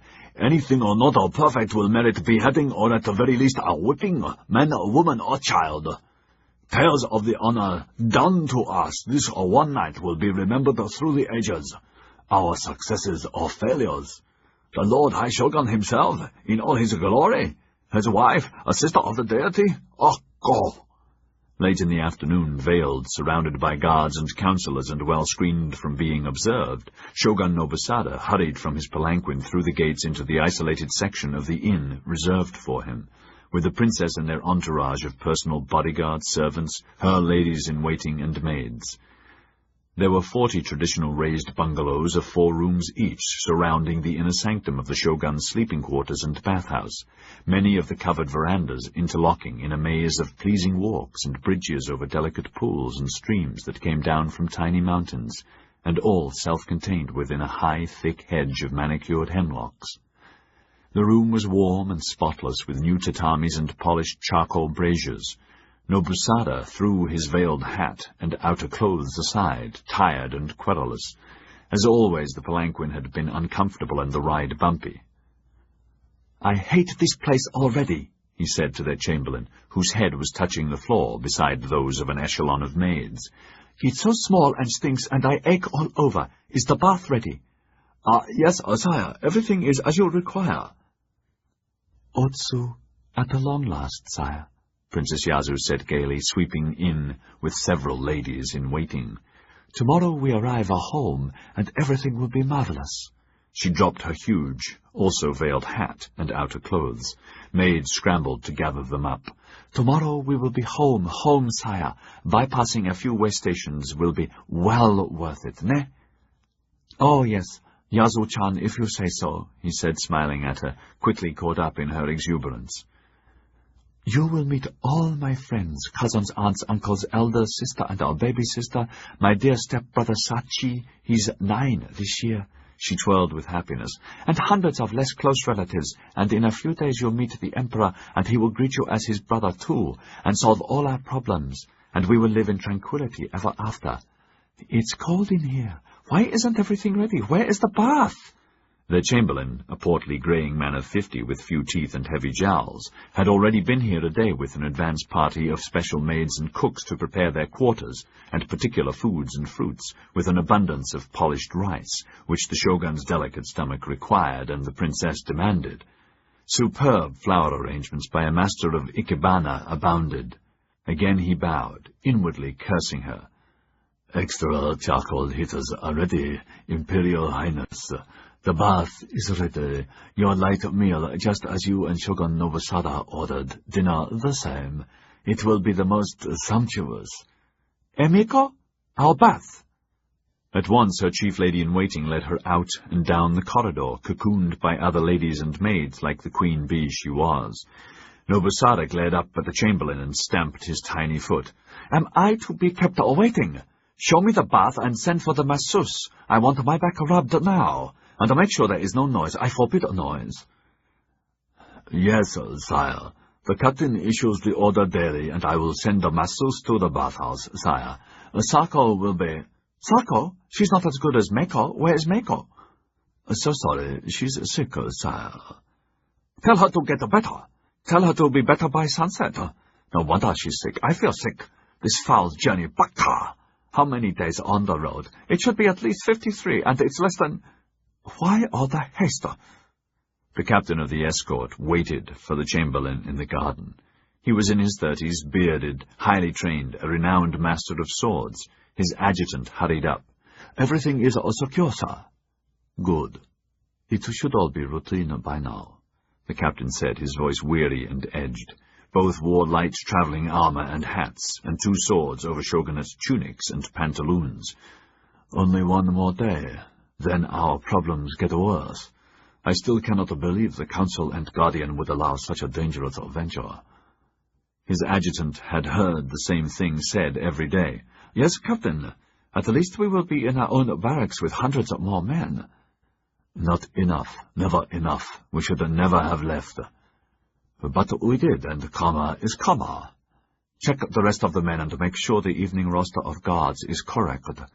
And then tell the horsemaster to look at my mare, to take a look at her left foot. She may have split her hoof. Shoeing horses was unknown in Japan at this time. She almost shied of passing the barrier. Then come back and report. The man hurried away. The captain was more satisfied than usual. His tour of the inn and its grounds within the high giant perimeter bamboo fences, and particularly this sector, the hedged area with a single gateway, had reassured him that the shogun's cluster of bungalows was easy to defend, that all other travellers had been forbidden the inn for this night, that the watch knew the password and were clear on their prime duty, no one was allowed within 5 meters of the shogun or his wife uninvited, and no one ever with any weapons, except the guardian, the council of elders, and himself, and any guards accompanying him. The law was well known, the punishment for an armed approach death, for both the armed man and the unalert guards, unless pardoned by the shogun personally. Ah, Chamberlain, is there any change of plans? No, Captain. The old man sighed and mopped his brow, his jowls shaking. The august ones are bathing as usual. Then they will rest as usual, take their real bath and massage at sunset as usual, after which they will dine as usual, play Go as usual, and go to bed. All is in order? Yes. The captain had a garrison of 150 samurai at any one time within the compound that measured about 200 meters square. A unit of 10 men guarded the only entrance, a pleasing bridge over a stream that led to tall decorative beams and equally ornate gates. Around the whole perimeter hedge a samurai was stationed every 10 paces. These would be relieved by fresh units from the 600 samurai lodging in the barracks, just outside the main gate, or nearby in other inns. Patrols would scour the garden and fence line discreetly, as noise and an obvious samurai presence infuriated the princess and therefore her husband. Above them the clouds were thickening, a bleak, misted sun not yet on the horizon, a high wind toying with the clouds. It was cold and promised to be colder. Servants were lighting lanterns amongst the shrubs, their light already reflected in the pools, and glistening off rocks that had been moistened for that effect moments ago. "It's beautiful," the captain said. "Easily the best, though most of the other inns have been good." This was the first time he had ever made such a journey. All his life he had been within or near Yedo Castle, with or near Nobusada or the previous shogun. "Beautiful, yes, but I'd rather have the Lord Shogun and his wife in Sakamoto Castle than here. You should have insisted." "I tried, Captain, but she decided." I will be glad when we are in our own barracks, when they are within the palace walls, and even gladder when we and they are safe at home in Yedo Castle. Yes, the chamberlain said, privately weary of his master and mistress, and the constant fault-finding, nagging, and petulance. Still, he thought, his back aching, wanting a bath and massage too, and the attentions of his youthful friend. I suppose I would be the same if I were as exalted as them, so mollycoddled from birth, and only 16. May I ask the password, Captain? Until the middle of the night, it is Blue Rainbow. 200 meters away, on the eastern outskirts of the village, an old broken-down farmhouse huddled at the end of an alley not far from the Tokaido and the Otsu barrier. Inside, the leader of the Shishi attack team, a Choshu youth called Saigo, glowered at the farmer, his wife, 4 children, father and mother, brother, and a maid who knelt petrified, crowded into a corner. This was the only room, and it served for living, eating, working, sleeping. A few scrawny chickens in a rafter cage clucked nervously. Remember what I told you. You know nothing, have seen nothing. Yes, Lord, certainly, Lord, the old man whimpered. Shut up. Turn your backs, face the corner and close your eyes, all of you. Tie your sashes around your eyes. They obeyed instantly. Saigo was 18, tall and strongly built, with a rugged, handsome face, and he wore a short, dark tunic and pantaloons similar to the samurai at the inn, and 2 swords, straw sandals, no armor. When he was satisfied the peasants were blind as well as docile, he sat beside the door and peered out through rips in the window paper and began to wait. He could see the barrier and guard-houses clearly. It was not yet sunset, so the barrier was still open to latecomers. It had taken him and his men many days to find this place ideal for their purposes. The back door led to a maze of alleys and paths perfect for a sudden retreat. This afternoon, the moment the shogun's party had passed through the barrier, he had taken sudden possession. Footsteps. His hand readied his sword, then relaxed. Another youth came in silently, to be followed by another from a different direction. Soon 7 more were within. Outside, 1 stood guard, another at the corner of the alley that joined with the Tokaido, with an 11th man hiding in the village, to act as courier to gallop the glad tidings of success to Katsumata in Kyoto, that would signal the attack on Ogama and the gates. They were tough young men, dressed as he was, without armor and identification, formerly Goshi, the lowest rank of samurai, now Ronin, all more or less the same age, 19 to 22. Only Saigo, 18, and Tora, 17, his Satsuma second in command, were younger. Drafts through rents in the window shivered them, that, and their tension. With signs he motioned them to check their swords, shuriken, and other lethal weapons. No need for words during the whole operation. As much as could be planned had been decided over the days. They all agreed it was to be conducted in silence. A glance out of the window. The sun was touching the horizon, sky clear. It was time. Solemnly he bowed to them, and they bowed to him. He turned his attention back to the peasants. 3 men will be outside, he said harshly. 1 rustle out of any of you until I get back, and they'll fire the farm. Again the old man whimpered. Saigo gestured to the others. They followed him. So did the outside guard, and the one on the corner. No turning back now. Those who were Buddhist had said a final prayer before a shrine. Those who were Shinto had lit a last stick of incense, and so joined their spirit with the thread of smoke that represented the fragility of life.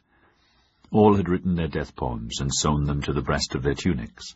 Proudly they had given their correct fiefs, only the names were false. Once in the alley they split up into pairs, each taking an independent route.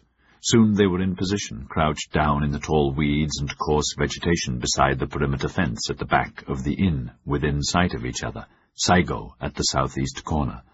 The fence was 3 meters high and strongly made of giant bamboo, and spiked at the top. By now shadows were losing form in the fading light.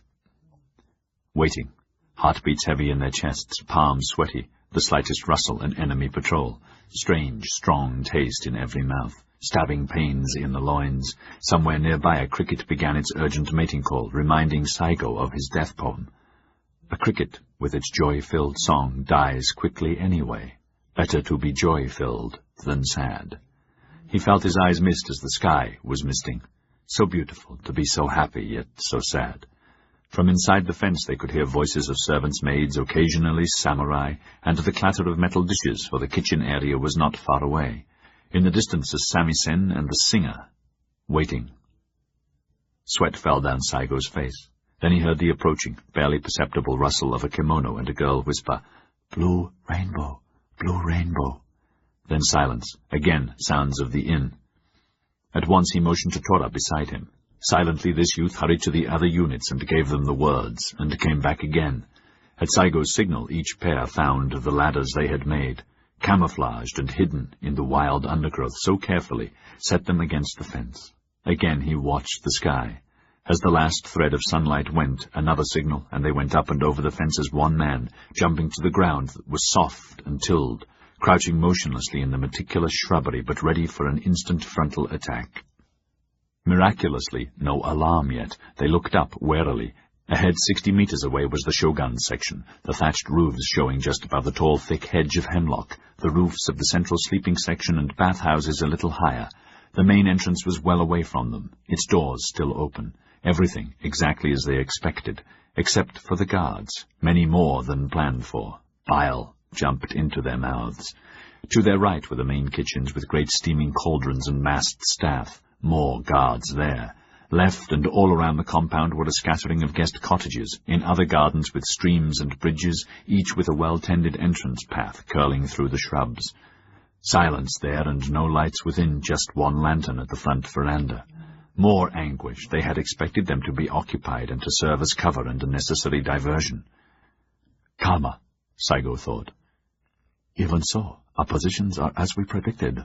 So are those of the enemy. The plan is good, and we know the password. During the previous 2 weeks, disguised as an ordinary samurai traveler, he had found the correct courtesan and inveigled his way into her emotions, so that soon he had been taken on a secret guided tour of the grounds, even to the places where the hallowed travelers were to rest. "Why not?" he had whispered. "Who will know? They're not due here for days. Ah, you are so beautiful.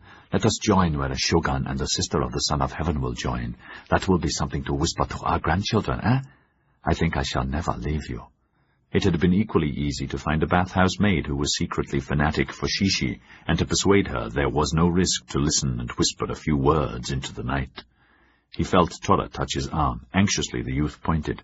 A patrol had come through the far gates. It began to circle the grounds. Small pools of light were beneath the lanterns. Inevitably the patrol would come this way and be very close. His signal, the call of a night bird, gave the order.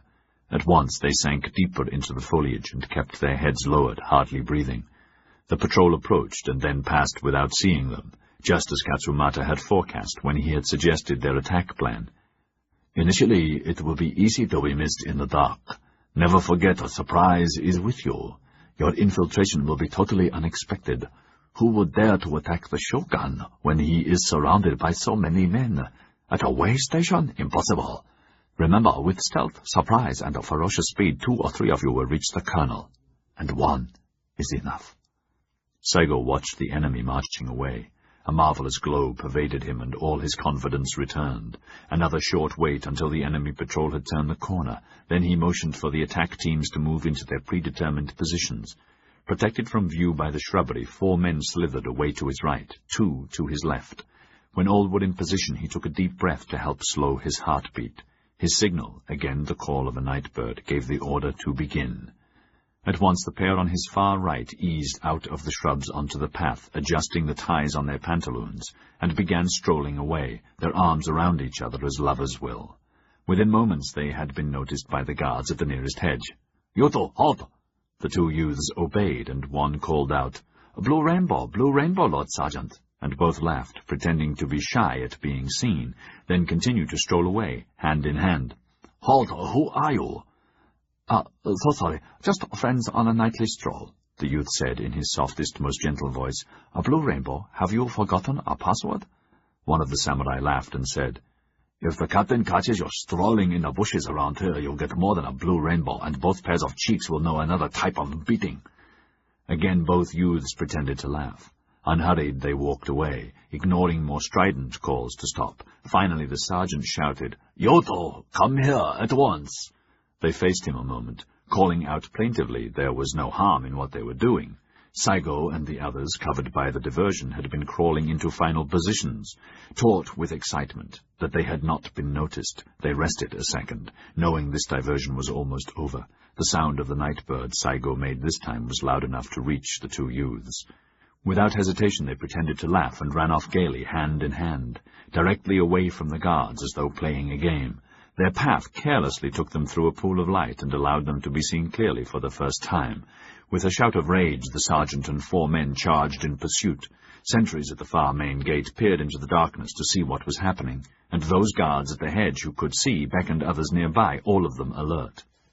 The 2 Shishi were quickly surrounded. Back to back, swords ready, they stood silently at bay under a barrage of questions, nothing effeminate now in their stance or the way their lips were drawn back from the teeth.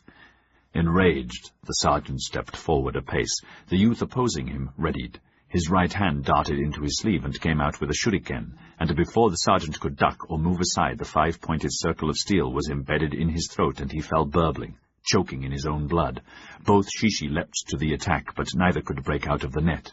And though they fought bravely, wounding 3 of the samurai, they were no match for the others who, though wanting to disarm them and capture them alive, could not do so. One of the youths took a sword thrust through the lower part of his back and cried out, severely wounded but not enough to kill him immediately. The other whirled to his aid, and in that instant was mortally wounded and crumpled, dying. "Sono joy," he gasped. Aghast, the other heard him, made one last impotent attempt to close with an attacker, then abruptly turned his sword on himself and fell on it. "Find the captain!" The samurai panted, blood streaming from a sword slash in his arm. One of the others ran off as the rest collected around the bodies, the sergeant still gurgling, though dying fast. "Nothing we can do for him. Never seen a shuriken so fast." Someone turned the 2 dead men over. "Look, death poems. Shishi all right. Both Satsumas. They must have gone mad." "Sono joy," another muttered. "That's not mad." "It's mad to say that aloud," a hard-faced Ashigaru warned him. "If an officer hears you." "Listen, these motherless dogs had the password. There's a traitor here." More nervously, they looked at each other. Over on the right, the kitchen staff were transfixed, not knowing what was going on. Many samurai had been drawn away from the hedge and stood gaping at the bodies, creating the opening Katsumata and Saigo had planned. Again Saigo signaled. His 2 strongest fighters broke out of the bushes on his extreme right and ran for the far southeast corner. Almost at once they were spotted. Cursing, the 2 nearest samurai rushed to intercept as others ran to their aid. Violent hand-to-hand combat began again, darkness helping the attackers immeasurably. One defender screamed and went down, clawing his half-severed arm. More samurai were drawn away from the hedge immediately in front of Saigo, and just before the samurai overwhelmed the 2 fighters, in a coordinated maneuver, the 2 Shishi broke off the battle and pretended to flee pell-mell for the fence near the kitchens, well away from Saigo and the 3 final teams. As they fled, they unwound ropes from their waists, with small grapples on the end. Nearing the fence, they threw them deftly, caught the top, and began to climb, their pursuers redoubling their efforts. By now, all attention was on these 2. Guards near the entrance and the far side of the Shogun's complex, still not knowing exactly what was happening, other than the 2 Ronin were loose in the compound, and were now trying to escape over the fence, hurried to intercept them. Others ran out and down the perimeter fence to catch them on that side. One of the Shishi reached the top of the fence, but before he could scramble over it, a knife impaled him, and he fell backwards into the shrubberies. The other man abandoned his rope, leapt beside his friend, and just had time to see him bury his own knife in his throat to avoid capture, before he went down under a flurry of blows. He twisted and turned and fought with great strength, but was soon disarmed and pinioned to the earth by 4 samurai. "Now, who are you?" a samurai asked, out of breath. "Who are you, and what's your game?" "Sono joy, obey your emperor," the man panted, and again tried to fight out of their grip, but could not. Others were collecting around him, and he was confident he had done his part in the attack, and could continue his diversion for a little while longer, unafraid of capture, because there was a poison vial in the neck of his kimono within reach of his teeth. "I am Hiroshi Ishii of Otosa, and demand to see the Shogun." From where he was hidden, Saigo and the 5 men with him could hear their compatriot, but their attention was fixed on the hedge facing them, and on the far entrance. The few remaining guards left it to gather around the doomed man, and now, at last, the target was open. "Attack!" The 6 men leapt to their feet and charged, Saigo and Tora leading the wedge. They had covered perhaps half the distance before there was a warning shout, and samurai surrounding the bodies of the first team began running back to head them off. At once Ishii redoubled his efforts to escape, shouting and raving to distract those holding him, but a fist smashed him into unconsciousness. "You two stay here," the samurai panted, sucking his bruised knuckles. "Don't kill the son of a dog, or we'll need him alive." He got up painfully and limped off to join the others, a bad sword cut on his thigh. Some of the defenders were gaining on the 6 shishi, who still ran directly at the hedge that curled away in both directions. "Now!" Saigo ordered. Immediately the pair to his right turned back into defensive positions, shurikens in their hands. Warily the running samurai slowed, darted left and right, feinted, then attacked, the shurikens finding targets but not wounding badly enough, and another hand-to-hand began, 6 samurai against the 2 of them. Reinforcements were running from the main gate, others from the first diversion, all of them, defenders and attackers, converging on their lodestar, the gateway to the shogun's lair. When the men from the inn's main gate saw to their horror that the hedges and entrance had been left completely unguarded, though the doors were closed, with Saigo and 3 others running fast and not far from the hedge, they swung away to position themselves between the shishi and the entrance, leaving others to attack them, and frantically raced to protect the gate. Behind Saigo and Tora, the 2 fighters were attacking, retreating, still covering their rear. Both men had sustained wounds, but 2 samurai were on the ground, writhing with pain, 4 against 2, with others not far away. "Now!" Saigo ordered, and the pair on his left broke away and stabbed for the entrance. No doubt they would reach it before the defenders, and this caused others heading for Saigo also to change direction and to make for the entrance as well. At once Saigo and Tora whirled and joined the fight behind them. Their ferocious charge dispatched 2 of the remaining 4 samurai and helped eliminate the remaining enemy. Only Saigo and Tora, though breathing heavily, were untouched. At once Saigo ordered, "Go!" The 2 men sang out, "Sono joy!" and painfully rushed to support the attack on the entrance, drawing off more samurai, leaving Saigo and Tora to resume their headlong charge for the hedge. The first pair of shishi attacking the gateway reached the narrow path and ran for the doors. 1 man began to push them open. At that moment an arrow thwacked viciously into the wood, and then both men were hit and shortly riddled with more arrows from bowmen amongst the reinforcements. They cried out, impotently tried to continue, and died on their feet. The second team gained the pathway. 1 rushed at the oncoming samurai, the other went for the gates, stumbled over his dead comrades, and died, pierced with 4 arrows. His friend hit the samurai head-on, and was quickly killed. Only minutes had passed since the beginning. Now the way was open to the pathway. In moments the fleetest of the defenders would reach the entrance, and then there would be no way that Saigo and Tora, almost at the end of their run and due to turn for the gateway, could reach their goal. So the pace of the defenders slackened. The bowmen took aim leisurely, confident of victory. To their astonishment, instead of wheeling along the hedge, Saigo and Tora kept the straight line of their rush and hurled themselves forward at the hedge, side by side. Their momentum caused them to burst through it, that and the accuracy of their leap. Over preceding days, Saigo found that though the branches were tightly interwoven, the trunks of the trees were about half a meter apart, and, he had surmised, if judged correctly, a rush would carry them through. It did, successfully, though the branches lashed them bloodily around the face and arms. The 2 men picked themselves up exactly where Saigo had planned, on the meandering path beside the veranda that led to the bathhouse. For a moment no one was in sight. Then several terrified maids and servants gaped at them from a doorway and vanished. Saigo led the soundless dash down the path and up the steps and around the veranda corner. 2 anxious officials came out of nowhere, unarmed and unprepared. One of them, the chamberlain. Saigo cut both down, killing the chamberlain instantly and wounding the other, and charged onwards. Tora finished off this man, jumped over the bodies, and rushed in pursuit. Along the veranda and around the corner, and smashing through the light shoji screen, they burst into the bathhouse. Half-naked maids stared at them, panic-stricken. Swords bloody, faces scratched and bloody, kimonos ripped and bloody. The air was warm, sweet-smelling, humid. Saigo bellowed with rage. The steaming, shallow bath, fed from a natural hot spring, was empty. So were the 4 wooden steam boxes, and so were the massage tables, except one. In an instant he saw every detail of the tiny naked girl lying there, the shock in her eyes, her half-opened mouth, teeth blackened, her plume of jet hair twisted into a stark white towel, more towels under her, small breasts and limbs and feet, dark brown nipples, all of her curved, inviting, golden skin now pinkish from the heat of the bath, oiled and fragrant, and the blind half-naked masseuse standing motionlessly over her, head cocked, listening intently. So easy to kill the girl and all of them, but his orders were not to harm the princess at all costs.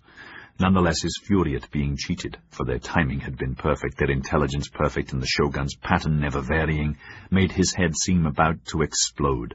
The fury turned to lust and shivered him, all of him wanting her, now, fast, brutally, anyway, the wife before the husband, death to both of them, but first her, splayed. His lips came away from his teeth, and he charged across the expanse. The maids scattered, one fainted, the princess gasped and lay motionless, petrified. But his obsession with the shogun diverted him, and his rush bypassed her and took him to the shoji door, where again he crashed through, and once more, with Tora close behind, unerringly led the run along verandas towards the sleeping quarters and his prey, gardens to his right, rooms left. No longer a thinking man, just a raging, killing animal. Shoji doors were open, faces there, maids and youths, and ladies in waiting and servants attracted by the commotion, dressed or half-dressed for the evening or for bed or for bath, gaped at them. No guards in these rooms, yet. Still no opposition, yet. A few more rooms to pass, doors, faces, and then he would turn the last corner and last veranda. Saigo's anticipation crested, for this was a delightful, covered walkway, gardens right and left, no more rooms with waiting guards to worry about, and at the end the shogun's sleeping quarters where he himself and the courtesan had secretly bedded. All senses tuned for expected danger, Tora a few paces behind, running as fast, sounds of men approaching, pounding feet. Another room passed, only one more doorway, last danger, faces at the door, a doctor and a coughing youth stared at him in shock, then he was around the corner, and together they began the last charge. Both men skidded to a stop. Their hearts stopped. Ahead, an officer and 3 samurai came out of the sanctuary door, swords drawn, to stand waiting for them. The barest hesitation, then Saigo rushed to the kill, his or theirs, Tora equally committed. Only these 4 men between them and the shogun they protected. Sono joy. The captain held the first charge, parried the blow, and locked sword to sword, then twisted and hacked at Saigo, as 2 other samurai attacked Tora, the last staying in reserve, as ordered. Saigo deflected the blow and slashed back, but missed.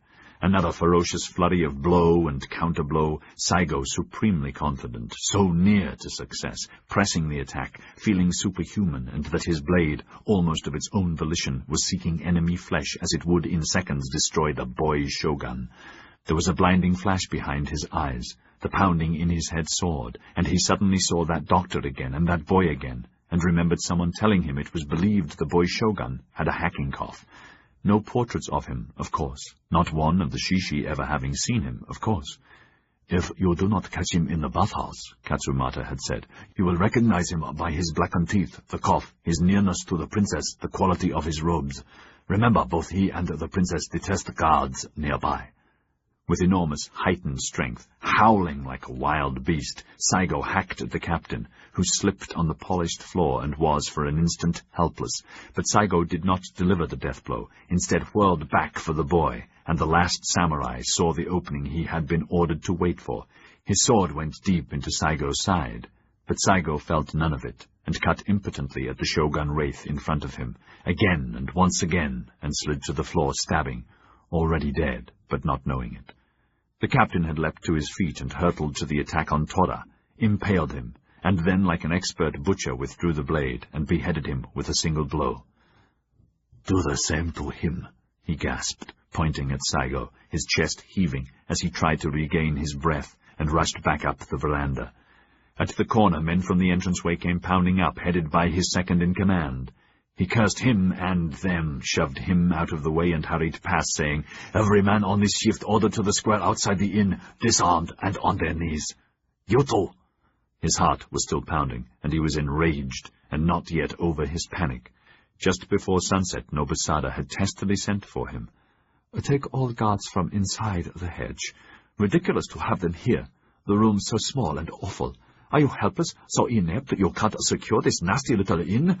Must we bathe with guards, sleep with guards, eat with them, looking at us? Go away. Tonight I forbid all guards here. But, sire, I must You will insist on nothing. No guards inside the hedge tonight. This meeting is ended. There was nothing the captain could do, but then there was no need to worry. Of course, everything was secure. When the first muffled sounds of the attack had reached him, he was making a final satisfactory circuit inside the hedge, 4 men with him, the hedge also acting as a fine sound barrier. By the time he had reached the gate doors and looked out, he had been appalled to see 4 men charging the hedge, 2 rushing for the gates. His first thought was for the shogun, and he ran for the bathhouse, but the chamberlain had called out, "What's going on?" "Men are attacking us. Get the shogun out of the bath." "He's not there. He's with the doctor." Another panicked dash, bypassing the bathhouse to the inner quarters, finding them empty, a frightened maid saying that the Lord Shogun was in one of the rooms on the next veranda, and then coming out and seeing the 2 men charging. No way to protect the Shogun now, but thinking if these 2 were attacking here, perhaps they had missed his liege lord. He knew he would not truly be alive until he found him alive. This took no time. Nobusada was coughing and raving, still in fright, others around him adding to the tumult. Quickly he learnt the princess was unharmed, though also hysterical. His panic left him. He disregarded Nobusada's rage, his voice icy, and every soldier nearby quailed. "Get a courier and the 4 men on the double to rush a report ahead, and except for this present shift, all guards here on the double, every man within the compound, 50 men around the sleeping quarters, 2 men at each corner of every veranda, and 10 men permanently in sight of the Lord Shogun, until he and she are safely within the palace walls." In mid-morning the next day, within the palace walls, Yoshi hurried through the outer rim of gardens in the light rain. General Akeda was beside him. "This is terribly dangerous, sire," he said, afraid that every shrub or thicket, however carefully tended, might hide enemies. Both men wore light armor and swords, a rarity here, where all samurai and all weapons were forbidden, except for the ruling shogun and an immediate guard of 4, the leader of the elders and guardian of the heir. It was almost noon. The 2 men were late, and noticed none of the beauty surrounding them, lakes and bridges and flowering shrubs and trees groomed and cherished over centuries. Whenever a gardener saw them, the man would kowtow until they were out of sight. Over their armor were straw overmantles against the rain. All morning there had been intermittent showers. Yoshi's pace quickened. This was not the first time he had hurried to a clandestine meeting within the palace grounds, safe but never truly safe. So difficult to have a truly safe meeting anywhere with a spy, informer, or adversary. In secret, almost impossible. Always afraid of ambush, poison, or hidden bowmen or musketeers. The same applied to every daimyo. His own safety factor, he knew, was very low. So low, in fact, that his father and grandfather had taught him to accept the fact that death from old age had no place in their karma. "We are as safe as anywhere on earth," he said. "It would be unthinkable to break a truce here." "Yes, except for Ogama. He is a liar, cheat. He should be meat for vultures," he said, "spiked." Yoshi smiled and felt better. Since the appalling news of the Shishi attack had arrived in the middle of the night, he had been more on edge than ever. More than when, on the death of his uncle, he had been passed over as shogun, and Nobusada appointed instead. More than when Tairo-ii had arrested him, his father, and their families, and sent them to rot in foul quarters. He had made preparations to rush 200 men to meet the entourage at the Kyoto barrier, and at dawn had sent Akeda secretly to Ogama to relate what had happened, and why a large party of men equipped for war were leaving his stockade. "Tell Ogama all that we have been told, and answer any of his questions. I want no mistakes, Akeda." "There will be none from me, sire." "Good. Then give him the letter and request an immediate answer." Yoshi had not told Akeda what the letter contained, nor did his general ask, and when Akeda returned, Yoshi said, "Tell me exactly what he did." "Ogama read the letter twice and spat, cursed twice, threw it at his counselor Basuhiro, who read it with that stony, slimy, pock-marked face of his that gave nothing away, who said, 'Perhaps we should discuss this in private, sire.' I told them I would wait. I did, and then after a reasonable time Basuhiro came out and said, 'My lord agrees, but he will come armed, and I will be armed. What's this all about, sire?' Yoshi told him, and the old man went purple. 'You asked to meet him alone? With only myself as guard? That is craziness, just because he says he will come only with Basui. Enough.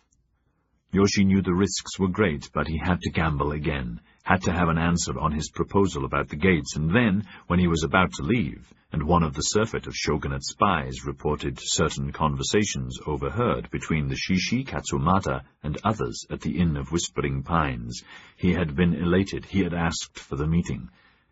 There he is.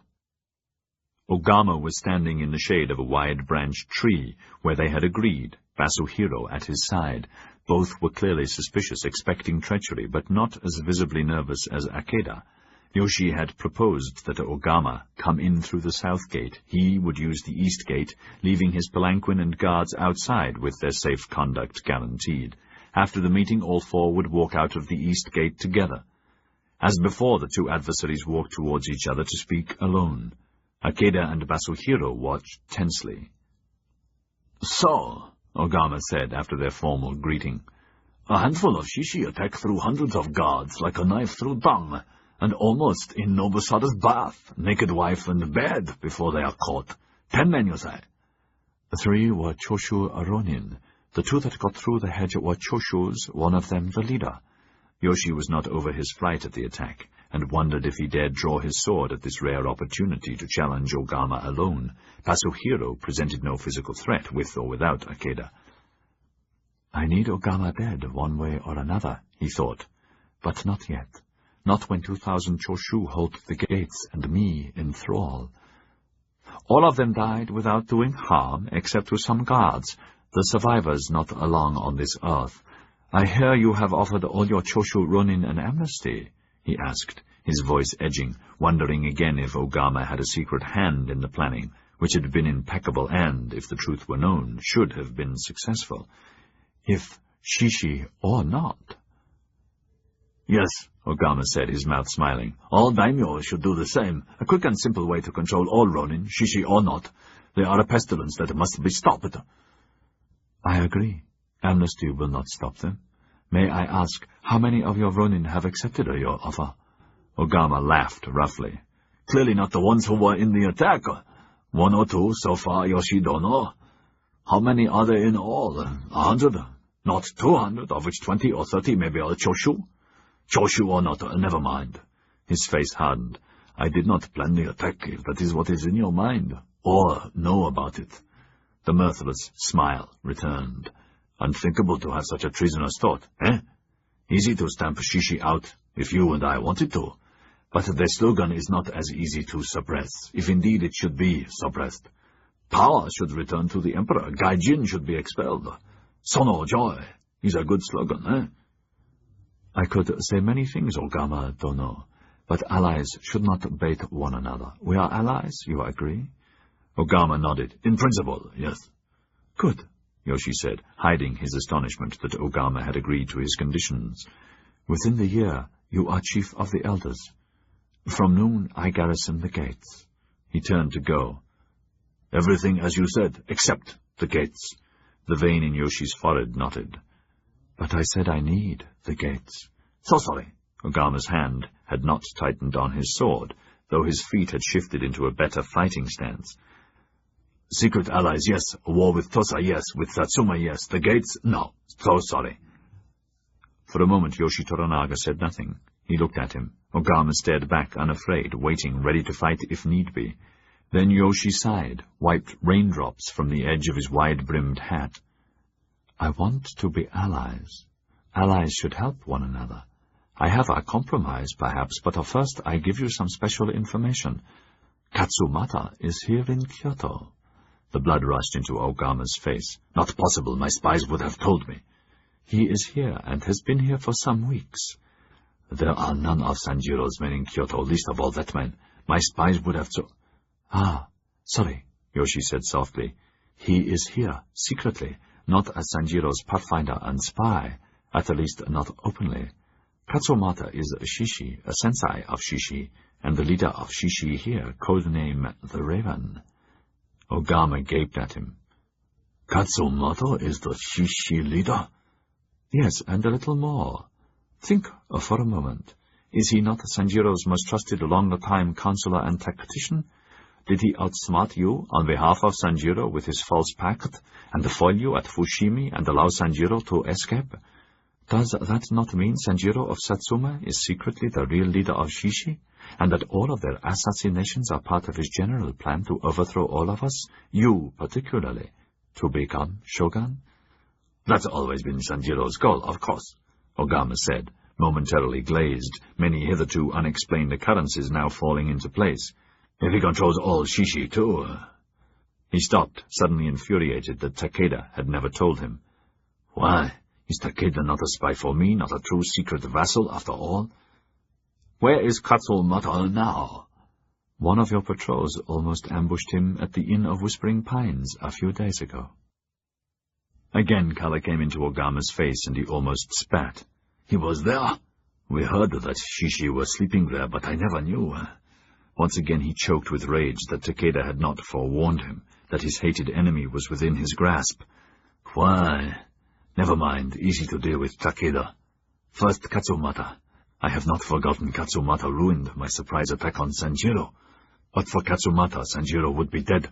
I would be overlord of Satsuma, and there would be no need to talk with Toranaga Yoshi. He would be on his knees in front of me. Where is he now? Do you know where? I know the safe house where he was last night, perhaps tonight too, Yoshi added softly. There are over 100 Shishi in Kyoto. They already plan a mass attack on you. Ogama felt chilled, knowing there was no true defense against a fanatic assassin not afraid to die. When?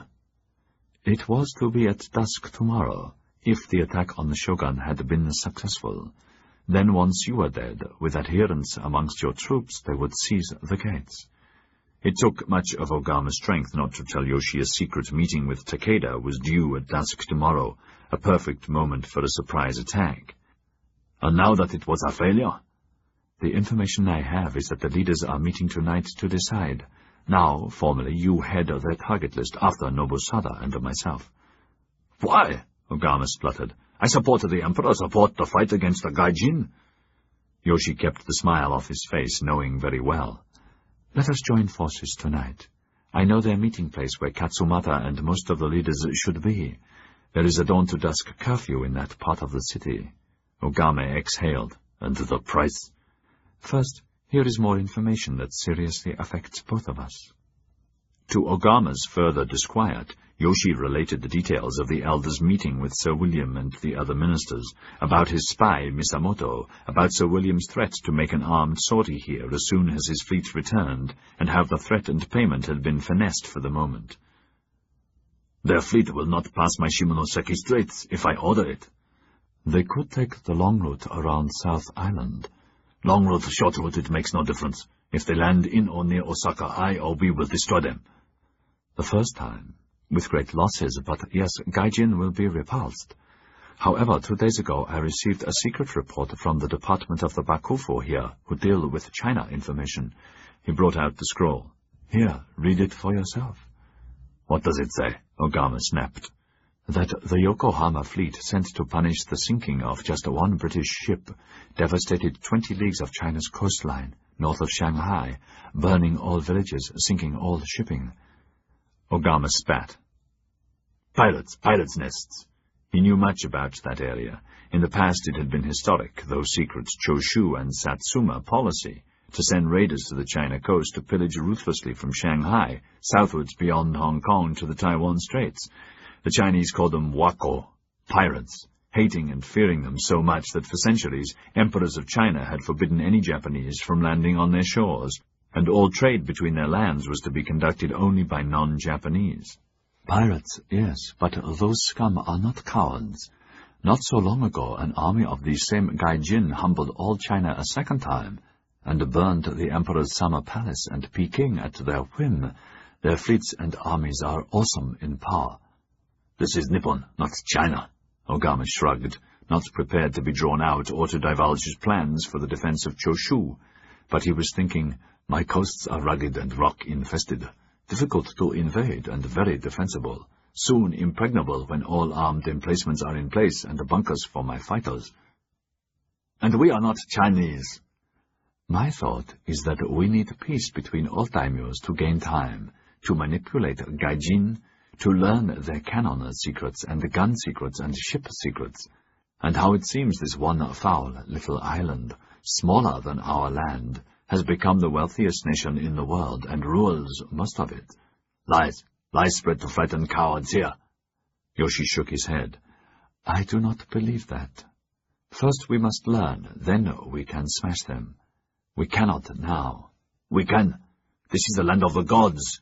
In Choshu I have one cannon factory. Soon there will be others. Satsuma has 3 small steamers, the beginnings of a shipyard. Soon there will be others. His face twisted. We can smash Yokohama and this fleet, and by the time others return we will be ready. Yoshi hid his surprise at the vehemence and strength of the hatred. Secretly elated, he had smoked out another weapon to use. I agree. My whole point. There you see, Ogama-dono, he said, as though greatly relieved. We think the same, though perhaps from different points. We smash them, but in time. We must choose the time, gain their knowledge, and let them give us the means to spike their guns and their heads. His voice firmed. In 1 year, you and I control the council and the Bakufu. In 3 or 4, we can buy many guns, cannon, and the ships. Paid for how? Gai Jin are greedy. One way is cold for their ships. Another is cold, Yoshi explained his prospecting scheme. Clever, Ogama said, his lips twisted into a strange smile. In Choshu we have coal, iron, and trees for ships. And 1 armament factory already. Ogama laughed, a good laugh, and Yoshi laughed too, and knew he had made a breakthrough. True, and my batteries increase monthly. Ogama shifted his overmantle under the increasing rain and added pointedly, So does my resolve to fire on enemy shipping when I wish. Is that all your information, Yoshi-dono? For the moment. May I advise you to slacken your grip on the straits? In any event, they are yours to play with. Yes, that's all for the moment. But as an ally, you will be given all kinds of privileged information. As an ally, I would expect privileged information. Ogama nodded half to himself. He glanced back at Basuhiro, then changed his mind about consulting him. Yoshi is right, he thought. Leaders should have secrets. We have talked enough. Katsumata, I asked the price. A joint attack tonight. What would a very particular ally offer? Ogama stretched to ease the grinding tension in his neck and shoulders, expecting that question. For all his bravado, no fool.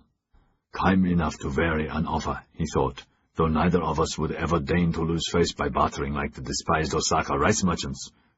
You can garrison the gates for 1 month, 20 men only at each of the 6 gates, 200 of my men stationed nearby. Ogama smiled, not near enough to embarrass you. Any persons going in or out will receive permits from your officer of the gates as is correct, who will have quietly and previously consulted with my liaison officer before permits are granted. Consult. As between privileged allies, so a consensus can easily be arrived at. The easy smile was gone. If more than 20 of your men appear, my men take possession and all agreements are ended. Agreed?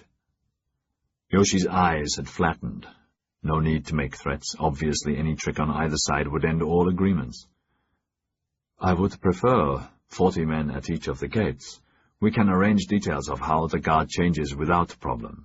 And I garrison the gates as long as Shogun Nobusada and Princess Yazu are inside. Ogama had noted the change. Shogun Nobusada, yes, but not the princess who may stay inside permanently, eh? 40? Very well, 40 at each gate. Of course, her brother, the Son of Heaven, will not rescind his memorial, his request to me to hold the gates against his enemies. The Son of Heaven is the Son of Heaven, but I doubt if a cancellation would be forthcoming while shogunate forces exercise their historic rights. At once Ogama's expression was naked. Let you and I forget this polite back and forth and speak plainly. I'll concede a face-saving device on the gates in return for Katsumata and all the rest. Your men become the honor guard, your banners can be there, and I agree with a lot you said, yes, much of it. But I do not concede my opposition to historic rights or to the shogunate or Bakufu. He stopped, and because he really wanted what was offered, he made another concession. To the present shogunate and Bakufu, Yoshi-dono. Please excuse my bluntness. It would be good to be allies. I did not expect it would be possible, or that I could agree to anything. Yoshi nodded, hiding his glee. I am happy we can agree, and I tell you bluntly, too, we can agree to major changes and the little ones. For example, he added lightly, if such a memorial arrived from the Emperor, it would be a forgery. Now Ogama's smile was genuine, and he felt he had achieved perfect compromise. Good. And now, Katsumata. The attack on the Shishi hideaway began a few hours before dawn. Surprise was perfect. Katsumata, all sub-leaders and others were inside. And Sumomo. The first moment the two lookouts became aware of danger was when, just down the alley, muddy from the rain, one of the hovels burst into flames to muffled cries of alarm from the occupants and close neighbors. At once these men and women, all secret bakufu plants, began to crowd the alley in pretended panic, the diversion helping to cover the stealthy approach of the attacking force. As the sentries went to investigate, arrows came out of the night and cut them down. One of them howled an alarm before he died. At once the main force swarmed out of the night to surround this whole section of slum dwellings. Most of the men were Ogama's. At his request, Yoshi had agreed, saying that he would send a token 40 hand-picked men under Akeda. In moments, many of the assault group had lit torches. These partially illuminated the target hut, back and front, and a fusillade of arrows went into every opening and weak spot. Then, unexpectedly, the 4 Yoshi riflemen ran into position, 2 at the back of the huts and 2 in the front, and fired several volleys through the paper walls. For an instant there was a stunned silence, samurai, shishi, and all nearby slum dwellers equally shocked, the sound of rapid firing unheard of. Then the silence broke as everyone but the assault group scattered for cover, and screams and shouts came from the wounded within. A hut adjoining the first blaze caught fire, and this fire spread rapidly next door and next door and next door, until both sides of the far end of the alley became an inferno, trapping many a family inside. The Ogama captain leading the raid paid no attention to that hazard, which only threatened inhabitants, but ordered the first attack wave in, disregarding Yoshi's advice to torch the hovels, and let his riflemen pick off the shishi as they broke from cover. 4 Ogama attackers fell under a vicious shishi sally from the front door and side windows. A general fight erupted both here and in the back alley, as another furious foray was contained, men flailing, hampered by the confined space and mud and semi-darkness.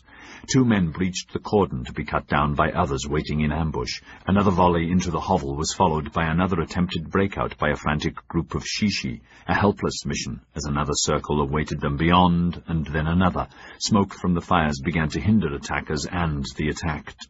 An order from Akeda. His men with torches rushed close to the hovel and hurled them onto the roof or through the shojis, swiftly retreating to give a clear field to their comrades with rifles.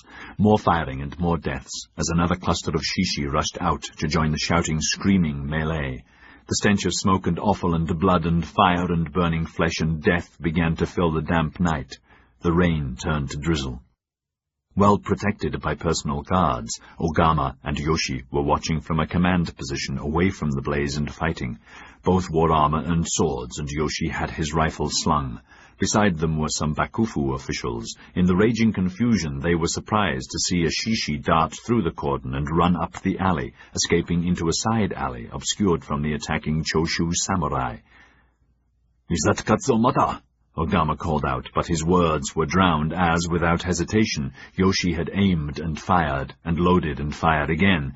The man went down screaming, Ogama and everyone nearby recoiling at the suddenness, not expecting Yoshi to become personally involved. Taking his time, Yoshi aimed again at the man squirming helplessly in the dirt. The bullet shoved the body backwards, a final, tortured howl, and it became inert. "That is not Katsumata," Yoshi said disappointedly. Ogama cursed, his night vision not good. He pulled his eyes off the body and looked at the rifle, loose in Yoshi's hands, repressing a shudder. "You use that well."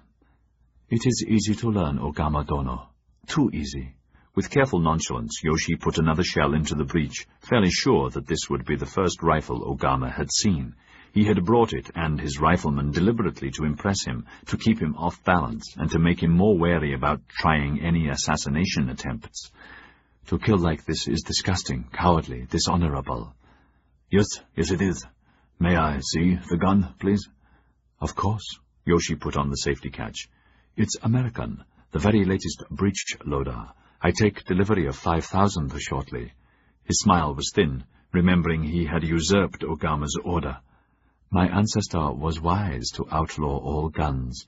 Anyone can use one of these to kill, close up or from a distance. Daimyo, merchant, robber, ronin, peasant, woman, child. My ancestor was very wise. A pity we cannot do the same, but Gai Jin have made it impossible. The rifle felt strange to Ogama, heavier than a sword, oiled and deadly, and this added curiously to the excitement of the raid, the killing and screams and battle, and knowing that spies had reported Katsumata was truly inside, so soon now his hated enemy's head would be on display. All this filled him with an untoward, sick, sweet nausea. Good to kill like that without danger to yourself, he told himself, his fingers caressing the barrel. But Yoshi is right again. In the wrong hands. All other hands would be wrong. 5,000? Yeah, that would make him very difficult to fight. I only ordered 250. Where is he getting the money? His lands are almost as debt-ridden as mine. Ah, yes, I forgot bartering mining concessions. Clever. I will do the same. What is his secret plan? Does he have a crimson sky, too? If Yoshi gets off 5,000, I must get 10. Tonight he brought 40 men. Why 40? Was that to remind me I agreed to 40 at each gate? 40 riflemen could easily decimate my 200, unless equally armed. You have more here? He asked. Yoshi decided to be open. Not at the moment. Thoughtfully, Ogama handed the rifle back and turned his attention to the hovels. The sounds of the battle were lessening, those of the fires increasing, more and more inhabitants trying to douse them in lines, passing water buckets. Roofs of the target hut and those each side were burning now.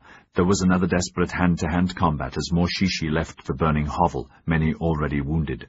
Yoshi said, Katsumata's not amongst them.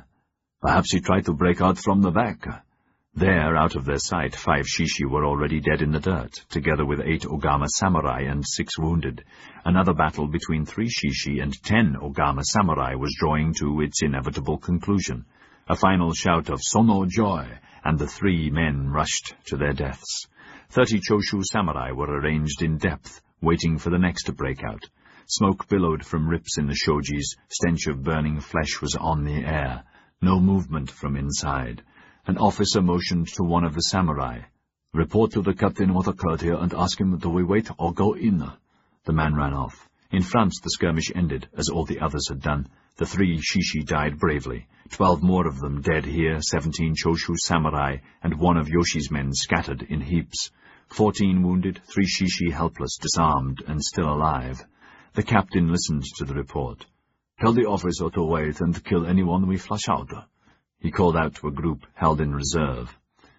Empty the huts while there is time. Kill anyone who will not surrender, but not the wounded. At once the men went for the door. Inside there were brief shouts and counter-shouts, and then silence. One of the men came out again, blood pouring from a vicious cut in his thigh. 6 wounded, many bodies. Bring them out before the roof falls in. The bodies and wounded were lined up in front of Yoshi and Ogama, the officials nearby. Torches cast strange shadows. 29 dead, 11 helplessly wounded. Katsumata was not amongst them. Where is he? Ogama shouted at the chief official, enraged, Yoshi equally angry, no one knowing exactly how many enemy were within when the battle had begun. The man went to his knees. Sire, I swear he was there earlier, and he never left.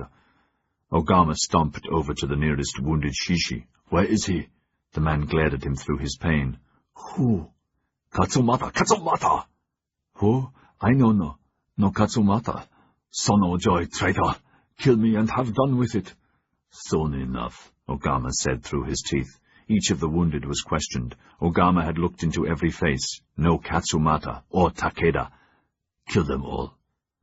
Let them die honorably, as samurai, Yoshi said. Of course. They both looked back as the roof of the hut fell in, and the walls collapsed in a shower of sparks, carrying the adjoining hovels with it. The drizzle turned to rain again. Captain, put the fire out. There must be a cellar, a hiding place, if this piece of dung is not an incompetent fool. Ogama strode off in total rage, believing somehow he had been cheated. Nervously, the chief official got off his knees and sidled nearer to Yoshi. "Excuse me, sire," he whispered, "but the woman's not here either. There must be a—" "What woman?" "She was young, a Satsuma. She has been with them for some weeks. We believe she was Katsumata's companion. I am sorry to say Takeda is not there either." "Who?" "Choshu Shishi. We have been watching. Perhaps he was Ogama's spy. He was seen sneaking into Ogama's headquarters the day before our other attack on Katsumata failed." "For certain Katsumata was in there, and the other two?" "Certain, sire. All three, sire." "Then there is a cellar or secret escape route." They found it in the dawn. A trap-door over a narrow tunnel, just enough to crawl through, that ended well away in a weed-covered garden of an empty shack. Furiously, Ogama kicked the camouflaged cover. "Baka!" "We will put a price on Katsumata's head, a special price," Yoshi said. He was as angry. Obviously the failure had bruised the relationship so agonizingly manipulated and begun. But he was too shrewd to mention Takeda, or about the woman. She had no significance. "Katsumata must still be in Kyoto. The Bakufu will be ordered to find him, capture him, or bring us his head." "My adherents will be ordered the same."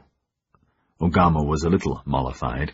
He also had been thinking about Takeda, wondering if his escape boded good or bad. He glanced at the captain, who had walked up. "Yes?" "You wish to view the heads now, sire?" "Yes, Yoshidono." "Yes." The wounded Shishi were allowed to die honorably without further pain. They were ritually decapitated, their heads washed, and were now in a formal row. 40. "Again that number," Ogama thought uneasily. "Is that an omen?" Nonetheless, he hid his disquiet, recognizing none of them.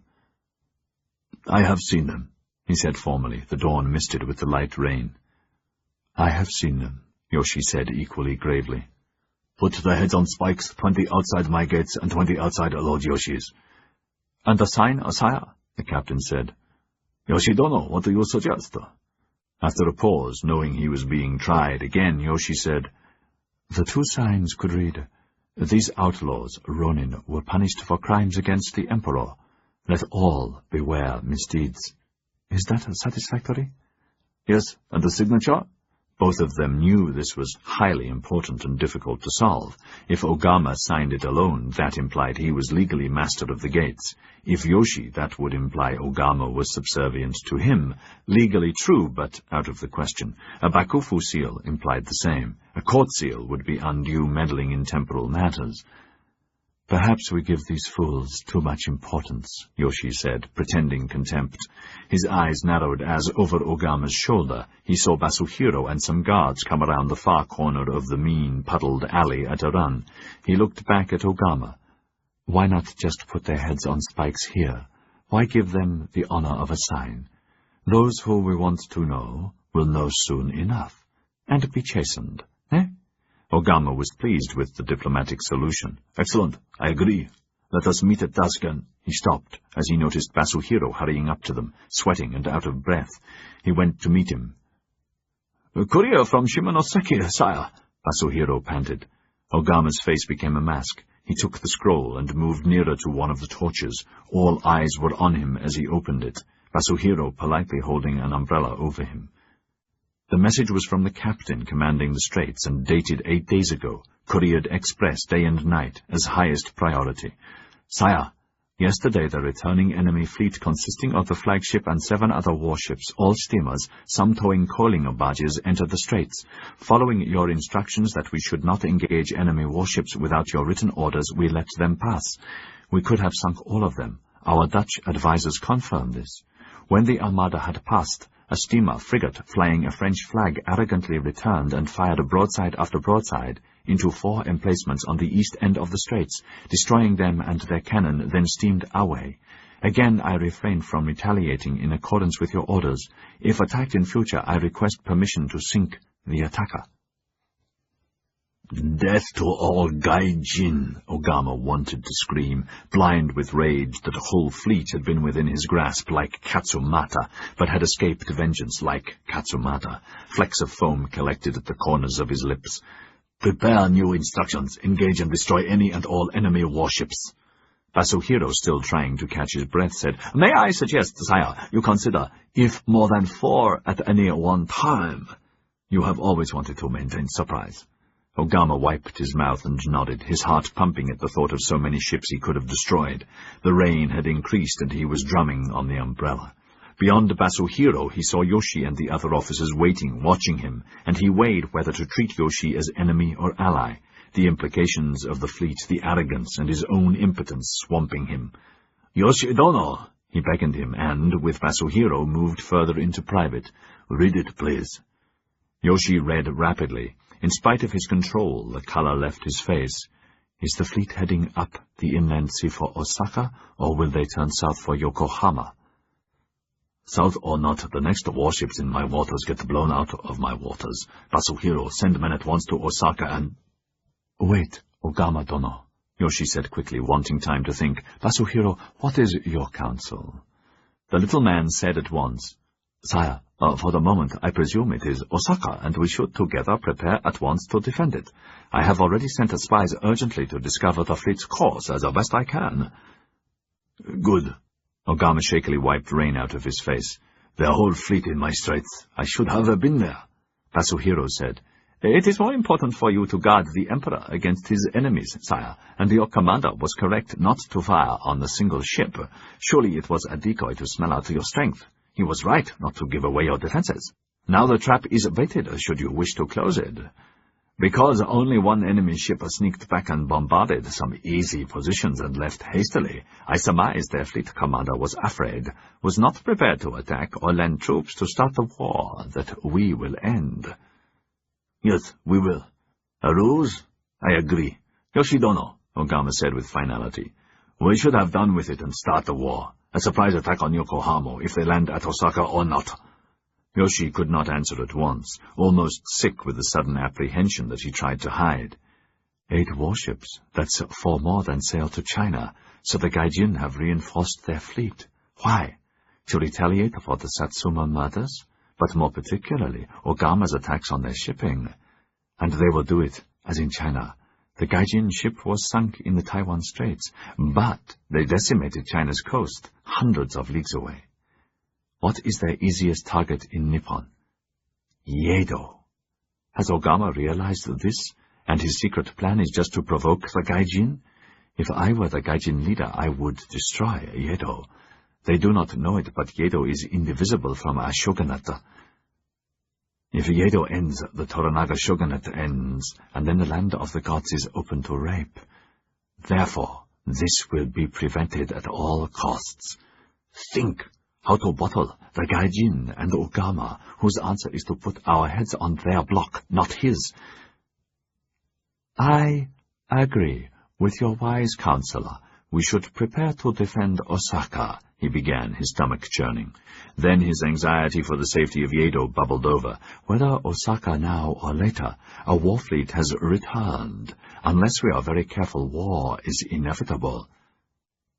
Enough of being careful. Ogama leaned closer. I say whether there's landing at Osaka or not, we excise the boil on our balls and exterminate Yokohama. Now, if you will not, so sorry, I will. Book 3 Chapter 32 Yokohama, Saturday the 29th of November. We passed the fleet 2 days back, Mr. Malcolm, Jamie, the clipper captain said genially, hiding his shock at the change in Malcolm, whom he had known since birth, and had laughed and drunk with barely 3 months ago in Hong Kong, the drawn, sallow features, strange, haunted eyes, the sticks he needed to walk or even to stand with. We were under full sail with the force 6 aft and going like the clappers. They were riding it leisurely, wise, for they surely wouldn't want to lose any of the coaling barges they towed. His name was Sheeling, and he had just come ashore from his ship, Dancing Cloud, her arrival unexpected. He was 42, a tall, bearded, weather-beaten man, 28 years with the noble house. We just saluted them and kept going. "Tea, Captain?" McFay asked, automatically pouring, knowing from long experience this was his preferred drink. During a voyage he always drank it laden with sugar and condensed milk, day or night. They were in Malcolm's suite at the big table, and, like the taipan, Jamie was hardly listening. his eyes also on the sealed mail pouch embossed with the noble house's crest under Sheeling's left arm. Instead of a left hand, Sheeling had a hook. When he was a midshipman on a voyage along the Yangtze River trading opium, pirates of the White Lotus fleet had surrounded their lorcha, and in the fight his hand had been cut off. Afterwards he had been commended for his gallantry. His beloved idol, Dirk Struan, had brought him back from the brink, then put him with the fleet's chief captain, Olaf the Hunchback, with orders to teach him all he knew.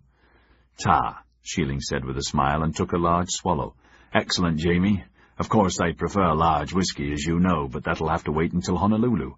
I plan to leave right smartly. Just came to—" "Honolulu," Struan and Jamie said almost in the same breath. This was not a normal call for their clippers racing across the Pacific for San Francisco, then to hurry back again. "What's your cargo?" Malcolm said, almost adding, Uncle Sheely, the name he had used in the good days of his youth. "The usual tea and spices for Frisco, but I've orders to first deliver mail to our agents in Hawaii." "Mother's orders?" Sheeling nodded, and his grey eyes looked back at Malcolm pleasantly. He had heard the undercurrent and knew part of the problem existing between mother and son, Malcolm's engagement and her opposition, the private talk of Hong Kong, but was under strict instructions not to mention it. "How is business there in Hawaii?" Malcolm asked, a new shaft of anxiety going through him. "Did she say?" "No, Mrs. Struan just ordered me to stop there." A gust rattled the office shutters. They glanced out of the window. In the bay, the 3-rake-masted clipper was at anchor, taking the swell prettily, her sails ready to be hoisted again, soon to hurtle seawards and ride the wild winds, or good winds, or bad, whatever that lay ahead.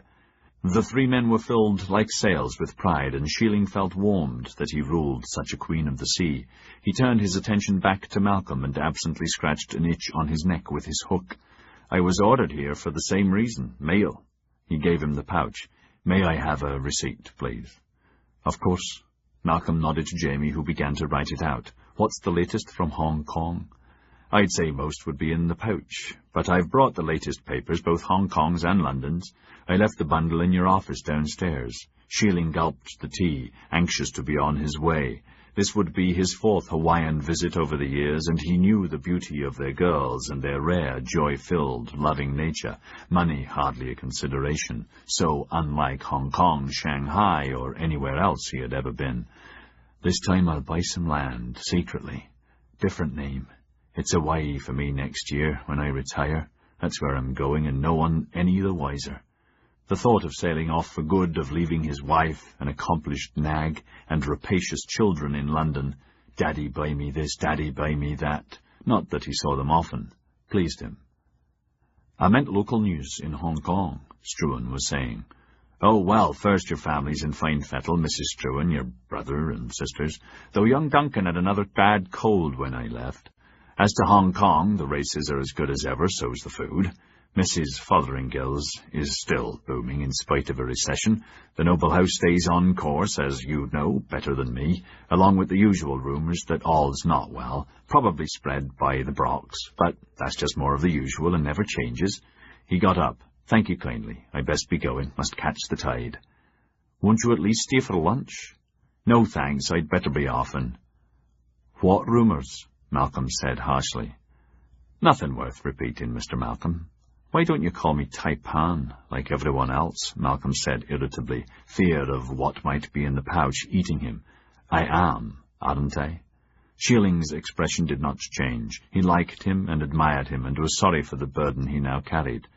"Yes, you are, and you're right. It's time I stopped, Mr. Malcolm.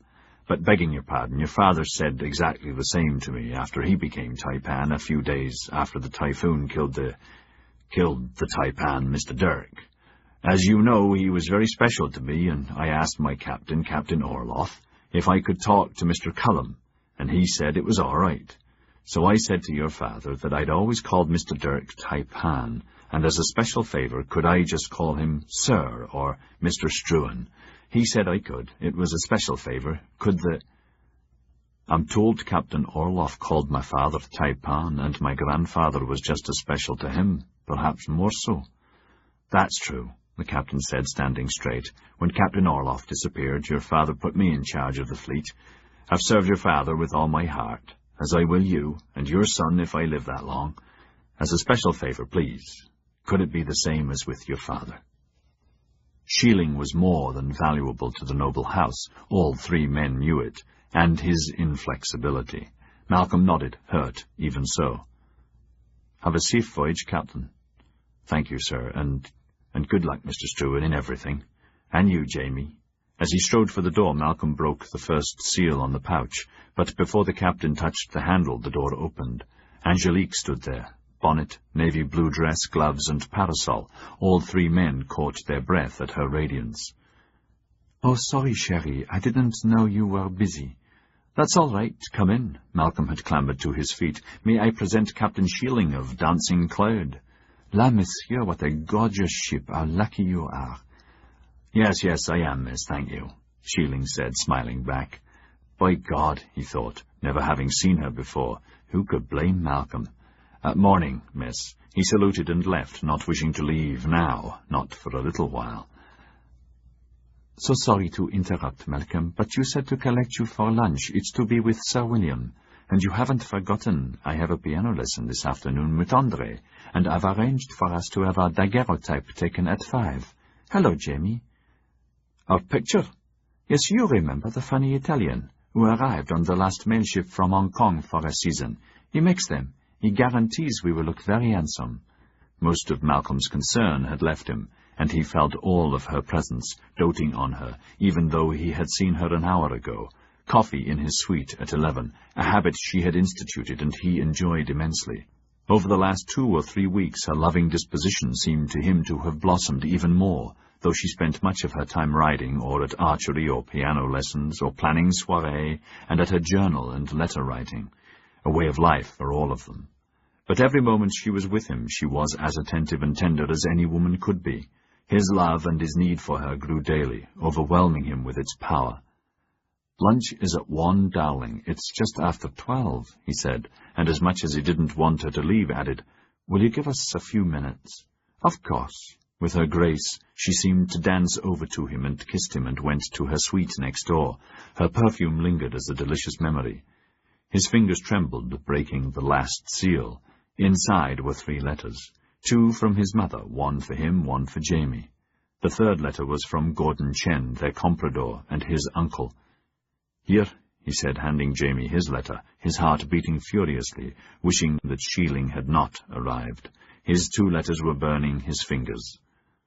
"I'll leave you to it," Jamie said. "No, bad news needs company." Malcolm looked up. "Open yours." Jamie obeyed and read rapidly. His face became red. "Is it private, Jamie?" "It says, 'Dear Jamie.' That's the first time she's used the old way of writing me for a long time. You may show this to my son, if you wish. I'm sending Albert McStruan as soon as I can arrange it from our Shanghai office.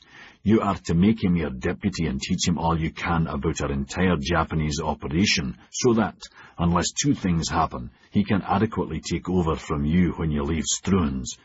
The first is that my son is in Hong Kong by Christmas. The second is that you accompany him." Jamie stared at him helplessly. "That's it. Just a signature." "That's not it," Malcolm said, his own face hot. "As soon as Albert arrives he can bloody go back.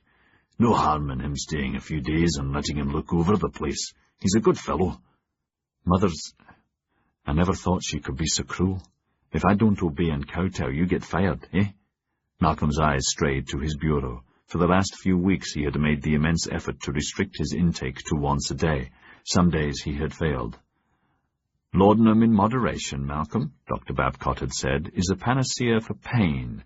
He had insisted that Malcolm show him the medicine, not to take it away, just to check its contents. "This is fairly strong. Remember, it's not a cure, and with some people it is addictive. Not with me. I need it for the pain. You stop the pain, and I'll stop the medicine."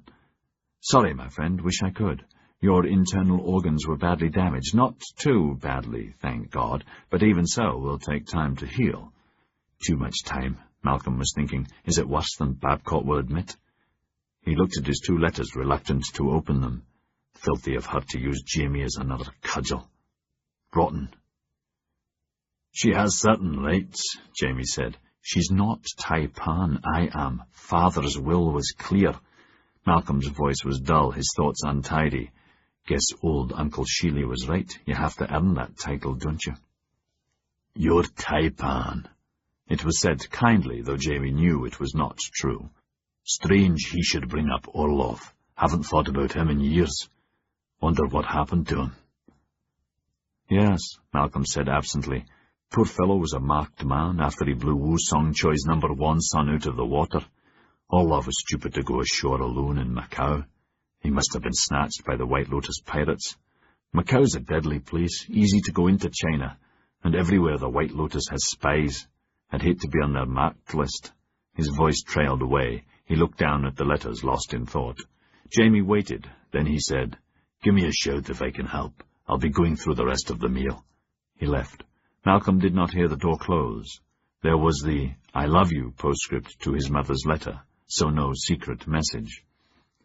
My dearest but prodigal son, I had planned to arrive with Dancing Cloud, but decided against it at the last minute as Duncan was poorly and has the croup again. Perhaps what I have to say is better in writing, then there can be no mistake.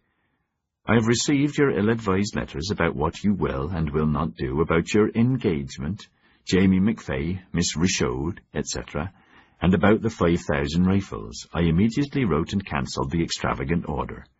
The time has come for open decisions. Since you are not here and will not do as I ask, I will make them. For your private knowledge, it is my right to do so. When your father was dying, poor man, there was no time to wait for your return, so, almost with his last breath, he made me de facto Taipan according to all the provisions in Dirk's will and legacy, some of them terrible, all of which have to be accepted before God, sight unseen, and must be kept secret from Taipan to Taipan. At the time, it was our expectation that I would pass the mantle to you on your immediate return. One of Dirk's laws lays down, it is the duty of the Taipan to swear absolute belief in the integrity of his successor. I cannot do this for you at the moment. All this and the following is again for your private knowledge. It would hurt Struan's for it to be made public, so destroy the letter after reading it. By today's mail to Scotland, I have offered the post of Taipan to your cousin, Lachlan Struan, Uncle Rob's son, with 4 provisos. First, that he comes at once to Hong Kong and spends 3 months in training here. As you know, he is well versed in our company operations, better than you as far as Great Britain is concerned, though you are far and away better fitted and better trained. Second, he agrees to keep this all secret. Third, at the end of the trial period before God, I will make the final choice between the two of you, my decision of course to be binding. Fourth, that if you come to your senses, he agrees that I must choose you, but he will be next should you fail to have sons, Duncan to be after him. Coming to your senses, my son, means returning to Hong Kong at once, the very latest by Christmas Day, alone but for Jamie McFay, and Dr. Hogue, should you wish to have his company, to discuss your future plans, to take up pressing duties, and prepare for the position you have trained all your life for. Should you prove to be satisfactory, I will make you Taipan on your 21st birthday, May 21st. I have shown this to Gordon Chen and asked him to comment where necessary. Our comprador must, by Dirk's law, be a party to the handing over of power. Your devoted mother. P.S. I love you. And an added P.P.S. Thank you for your news from Parliament about more of their usual stupidity, via the curious channel of our arch-enemy Greyforth. Beware of him. He's up to no good, but then you know that better than I. Yes, we had heard the rumours. The governor still denies any knowledge. I had already written to our parliamentarians on the first rumour, telling them to stop the nonsense if it was true, and to Bengal forewarning them. In response to your letter, I have written again. It really is time you came home to apply yourself to your duty and our mounting problems. Duty? Malcolm shouted at the wall, balled the letter and hurled it at it, hurting himself with his violence. He stumbled to his feet, lurched to his bureau. The little bottle contained his evening dose. He drained it, smashed it on the oak top, cursing, and almost fell as he groped to his chair. She can't. That bitch can't do that, can't. Go back alone only means without Angel to discuss. I won't, and she won't interfere. And he continued to half-think and half-speak imprecations until the opiate entered his bloodstream and began its deadly solace. In time he noticed the other letter from Comprador Gordon Chen, his father's step-brother, one of many illegitimate children sired by Dirk Struan. 3 that we know about, he said aloud. My dear, dear nephew, I've already written how sorry I was about your bad Joss, the wounds and accident. I'm even more sorry to hear there is an estrangement between you and your mother that promises to become dangerous and could disrupt our noble house. Therefore it is my duty to comment and advise. She showed me her letter to you. I have not shown mine to her, nor will I. In mine I will confine myself only to the position of a taipan, other than to give you my very private advice about the girl. Be Chinese. Facts. Though you are formally my stepbrother's heir, your mother correctly says you have not undergone the obligatory ceremony, attestations, oaths, and signatures laid down in my honorable father's will and legacy that are necessary before you can be taipan, which, to be valid, must be witnessed personally and attested to in writing as properly executed by the current comprador, who must be of my branch of the house of Chen. Only then is the chosen one the taipan. Before your father died, he did in fact appoint your mother taipan. It was correctly done in all details. I witnessed it. She is taipan legally and has power over the noble house. It is true that your father and mother expected the position to be passed over to you quickly, but she is also correct that one of the taipan's obligations is to attest before God to the integrity of his successor, and also true the noble house is governed only by what the taipan, he or she, decides, particularly the choice and timing of any succession. My only advice is, be wise. Swallow your pride, return at once, kowtow, and kowtow. Accept a trial period, become again a dutiful son, honoring your ancestors for the good of the house. Obey the taipan. Be Chinese. Malcolm Struan stared at the letter. His future in ruins, past in ruins, everything changed. So she is taipan, mother is. If Uncle Gordon says it, then it's true. She's cheated me out of my birthright. She has, my mother has. But isn't that really what she's wanted all these years? Didn't she always cajole, beg, whine, plot, do whatever was necessary to dominate father, me, and all of us? Her maddening family prayers every day in church twice on Sunday, us trailing along when once on Sundays is more than enough, and drinking. Drunkenness is an abomination, and quoting the Bible all day long to the point of insanity, no fun in our lives. Lent observed to the letter, fasting, forever carping on the brilliance of Dirk Struan, God curse him, always saying how terrible to have died so young, never bringing up that he died in the typhoon with his Chinese mistress in his arms, a fact that was and still is the scandal of Asia, always sermonizing on the evils of the flesh, father's weakness, the death of my sister and the twins. Suddenly he sat up solidly in his high-back chair. Insanity. That's it, he thought. Could I put her in an insane asylum? Maybe she is. Would Uncle Gordon help me to? Aye, yeah, it's me who's mad, it's me who's... Malcolm, it's lunchtime. He looked up and saw himself talking to Angelique, saying how pretty she was, but would she mind very much going without him, as a few serious things had to be decided, letters to be written. No, nothing that affected her, no, really, just a few business problems, all the time remembering... Return alone and kowtow, she's taipan. Please, Angelique. Of course, if that's what you want. But you're sure you're all right, my love. You don't have a fever, do you? He allowed her to feel his forehead and caught her hand and pulled her into his lap and kissed her, and she kissed him back and laughed gaily and straightened her bodice, saying she would be back after her piano lesson, and not to worry, and for the picture he must wear his evening clothes, and oh, you'll be so impressed with my new ball gown. And then he was alone with his thoughts again, the same words grinding his brain.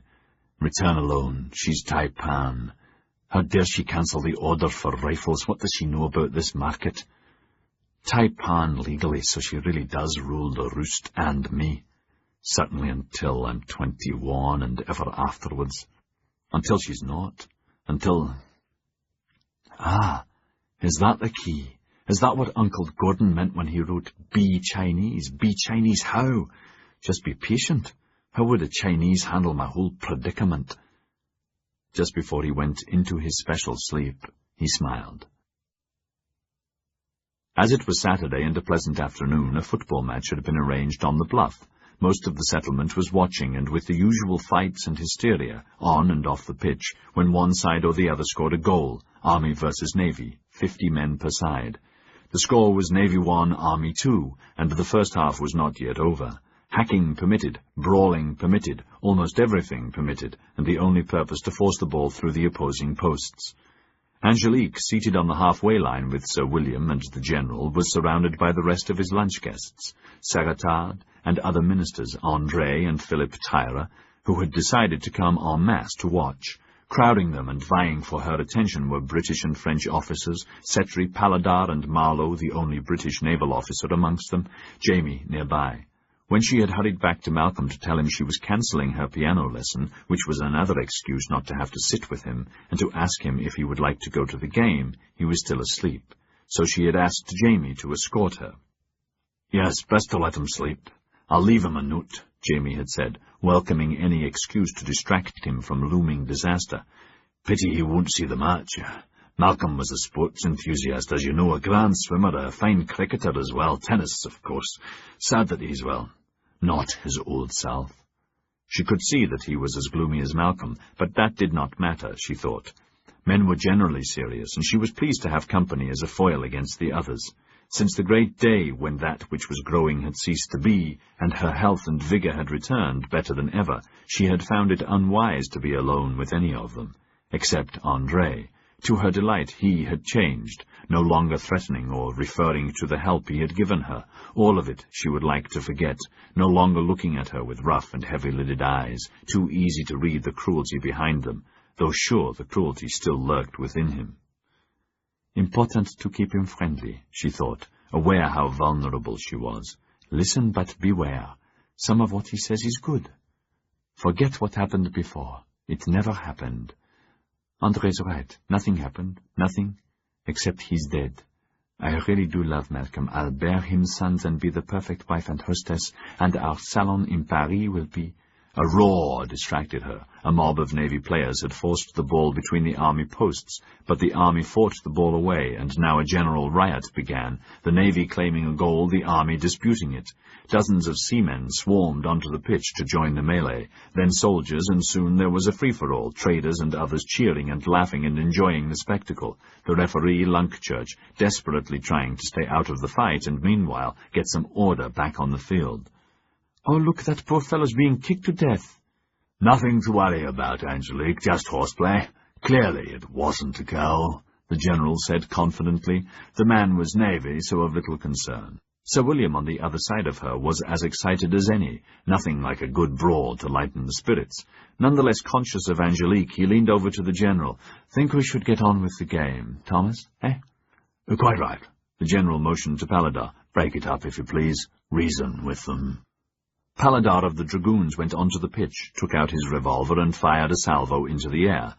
Everyone froze. "Listen, you lot," he called out, all eyes on him now. "Everyone off the pitch except the players. The General's order. Another riot and the match is cancelled, and those involved will be disciplined. Move." The field began to clear, many hobbling, the injured dragged off by supporters. "Now, Mr. Referee, was it a goal or not?" "Well, Captain, yes and no, you see." "Was it or not?" The silence was strong. Lunkchurch knew whatever he said was going to be wrong.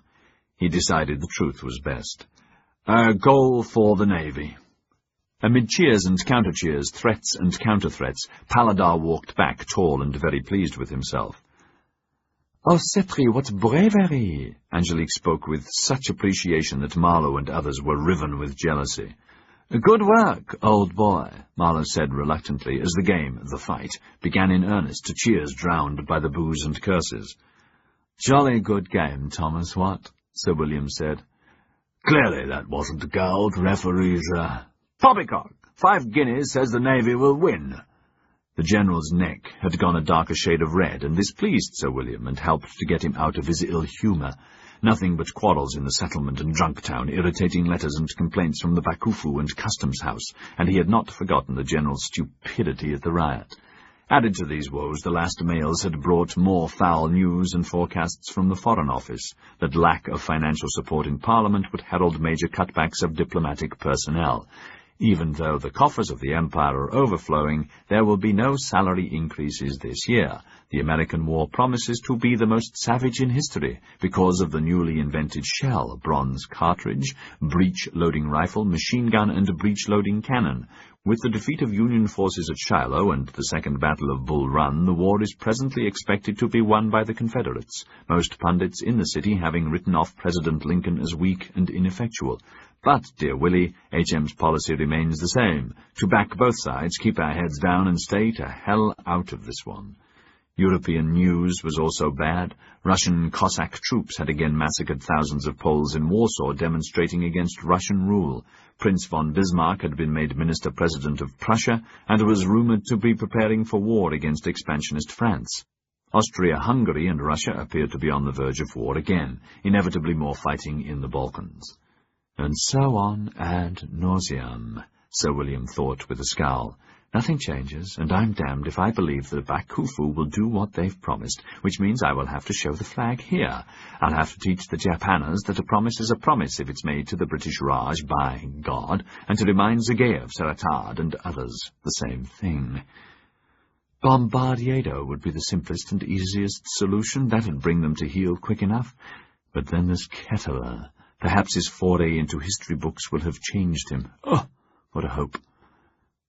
"A ruble for your thoughts, Sir William," Count Zagayev said with a smile, offering a silver flask embossed with his family crest in gold. "Vodka is good for thoughts." Thanks. Sir William took a swallow and felt the fire slide down his gullet, reminding him of all the wonderful times at the embassy in St. Petersburg when he was in his 20s, a centre of power, not an outpost like Yokohama, drinking and carousing, balls and ballet and dachas, nightlife and luxury for the few, excitement and intrigues and marvellous dinners and Vatinskaya, never far from his thoughts. For 5 of his 7 years there she had been his mistress, youngest daughter of a favoured goldsmith to the court, an artist like her father benign about their liaison, William's own Russian mother doting on the girl and wanting him to marry her.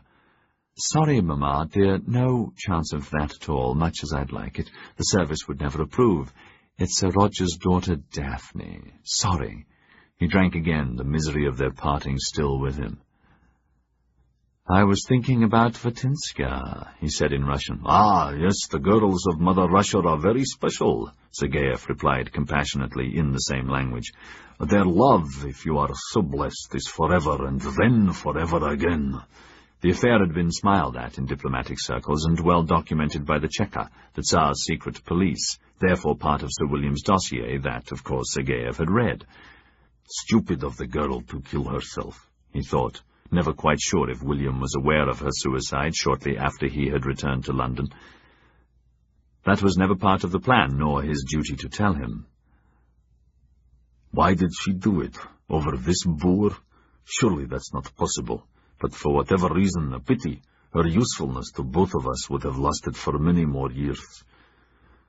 Perhaps your Foreign Office will post you there again. There are other Vatinskis. Not much chance of that, I'm afraid. Let's hope, another hope, mon ami, that your Lord Palmerston will see the logic that we should have the Kurils, like the Dardanelles. Both should surely be Russian. Sir William saw the glitter in his strange, slow eyes. Not much chance of that, I'm afraid.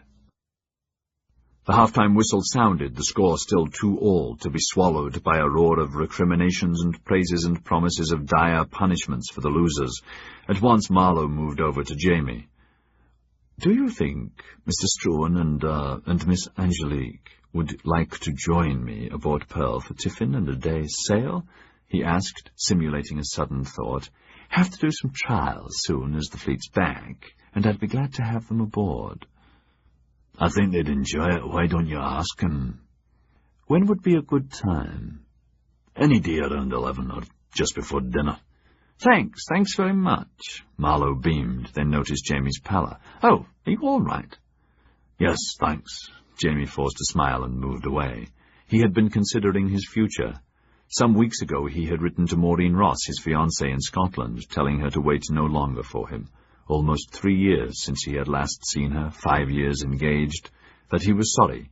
He knew he had been abominable to keep her waiting so long, but he was absolutely, finally convinced the East was positively no place for a lady, and equally certain Asia was his home, Yokohama, Hong Kong, Shanghai, anywhere but there, and he had no intention of leaving.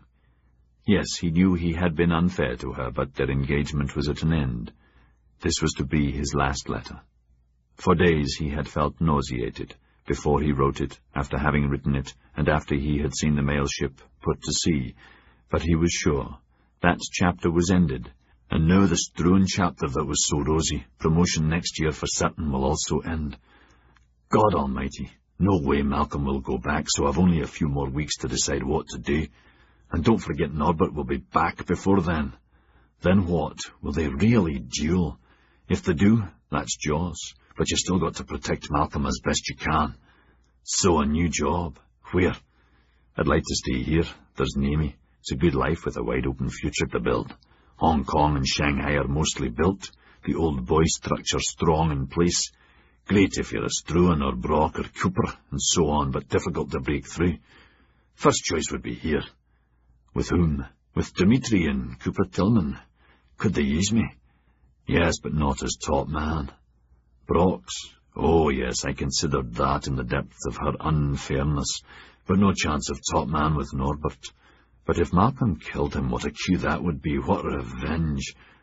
Lunk Church? Yes, definitely, but who'd want to work for that uncouth bugger? What about on your own?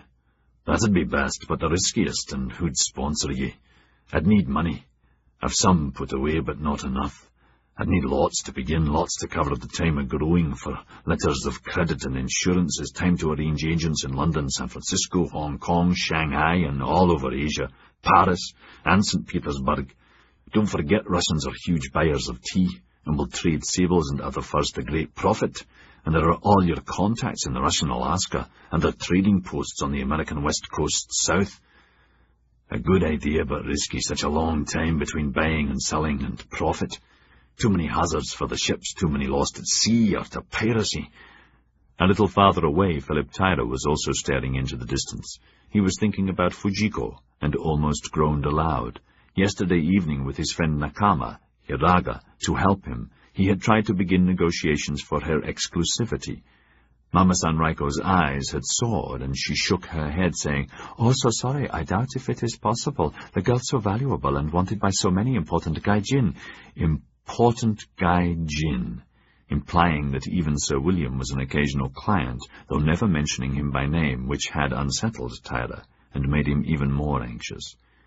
Raiko said that even before discussing financial and other details, first she would ask Fujiko if she would consider it, adding to his shock that it would be best for him not to see her again until and unless a contract had been agreed. It had taken him another hour to reach a compromise that Nakama had suggested. In the interim period, when seeing Fujiko, he would never mention the matter or discuss it directly with her. That was the Mama-san's responsibility. Thank God for Nakama, he told himself in another sweat. I nearly messed up everything, but for him. His eyes focused, and he saw Saratan and André Ponsin deep in private conversation, and not far away from them, Erlica, the Swiss minister, was equally private with Johann, who was concentrating on every word. What's so important and urgent to those men, he asked himself, that they would discuss it at a football match? Reminding himself not to daydream, to be adult, and aware that all was not well in Japan, to do his duty to the Crown and Sir William. Fujiko could wait until tonight, when he might get an answer. Damn Johann! Now that the wily Swiss was leaving his post as interpreter, it had put a further burden on him, leaving him little time to sleep or to play. Only this morning Sir William had flared, unfairly, he thought bitterly. For God's sake, Philip, put in more hours. The sooner you're fluent, the better for the Crown. The sooner Nakama is fluent in English, the better for the Crown. Earn your daily bread, stop slacking, lean on Nakama, make him earn his daily bread too, or out he goes. Hiraga was in the legation reading a letter aloud that Taira had written for Sir William, which he had helped translate, that was to be delivered tomorrow to the Bakufu. Though he did not understand many of the words, his reading was improving rapidly. "You've an aptitude for English, Nakama, old boy," Tyra had said several times. This had pleased him, even though normally praise or criticism from a Gai Jin was meaningless. Over the weeks, most of his waking hours had been spent cramming words and phrases, repeating them over and over, so much so that the language of his dreams was mixed up. "Why bash your head, cousin?" Akimoto asked him. "I must learn English as quickly as possible. There is so little time. This Gai Jin leader is rude and ill-tempered, and I have no idea how long I can stay. But, Akimoto, if I could read, who knows what information I could get. You cannot believe how stupid they are about their secrets. Hundreds of books and pamphlets and documents lie around everywhere. I have access to everything, can read anything, and this Tyra person answers my most obvious questions." This was said last night in their safe house in the village, and he had had a cold towel around his aching head. He was no longer confined to the legation. Now he could stay in the village if he wanted to, though many nights he was too tired to leave, and he would stay and sleep on a spare bunk in the cottage Tyra shared with Babcock. Of necessity, George Babcock had had to know about him.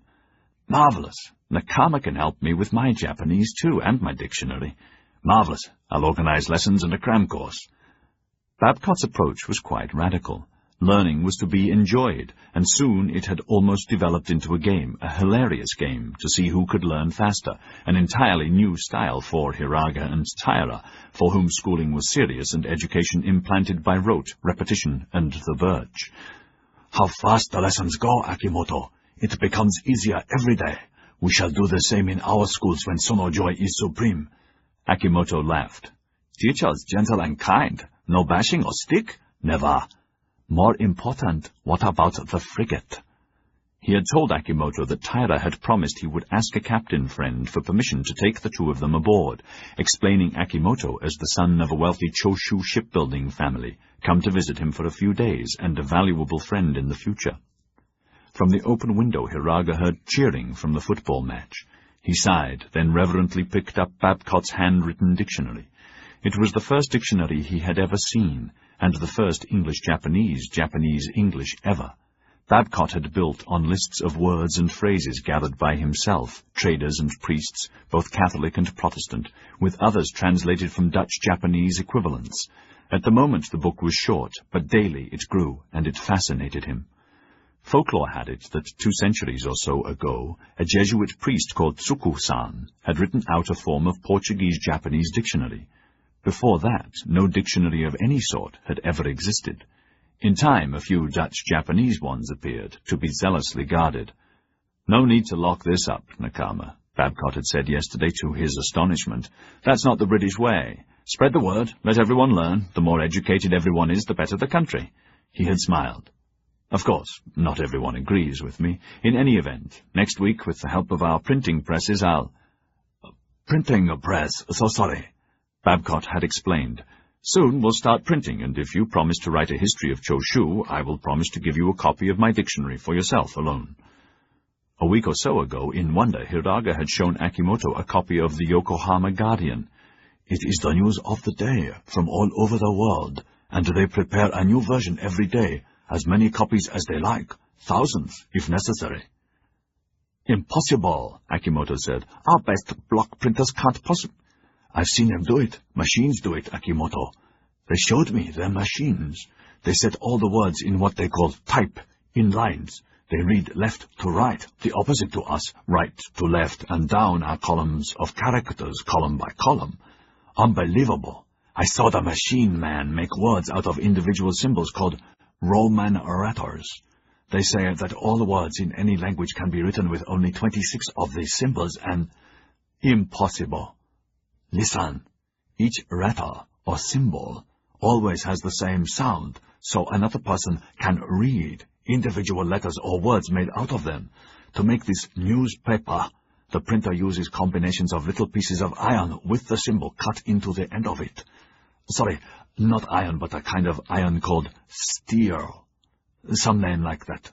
This man put the letters in a box that somehow was inked, paper run over it, and here was a new printed page that contained something I had written a moment ago. Tyra read it out exactly. A miracle." But how can we do that with our language? Each word is a special character, with as many as 5 or 7 different ways of saying it, and our writing is different, and... The Dr. Giant listens when I say a Japanese word. He writes it down in their Roman letters, then Taira says the word just by reading them. It had taken Hiraga much more explanation to convince Akimoto.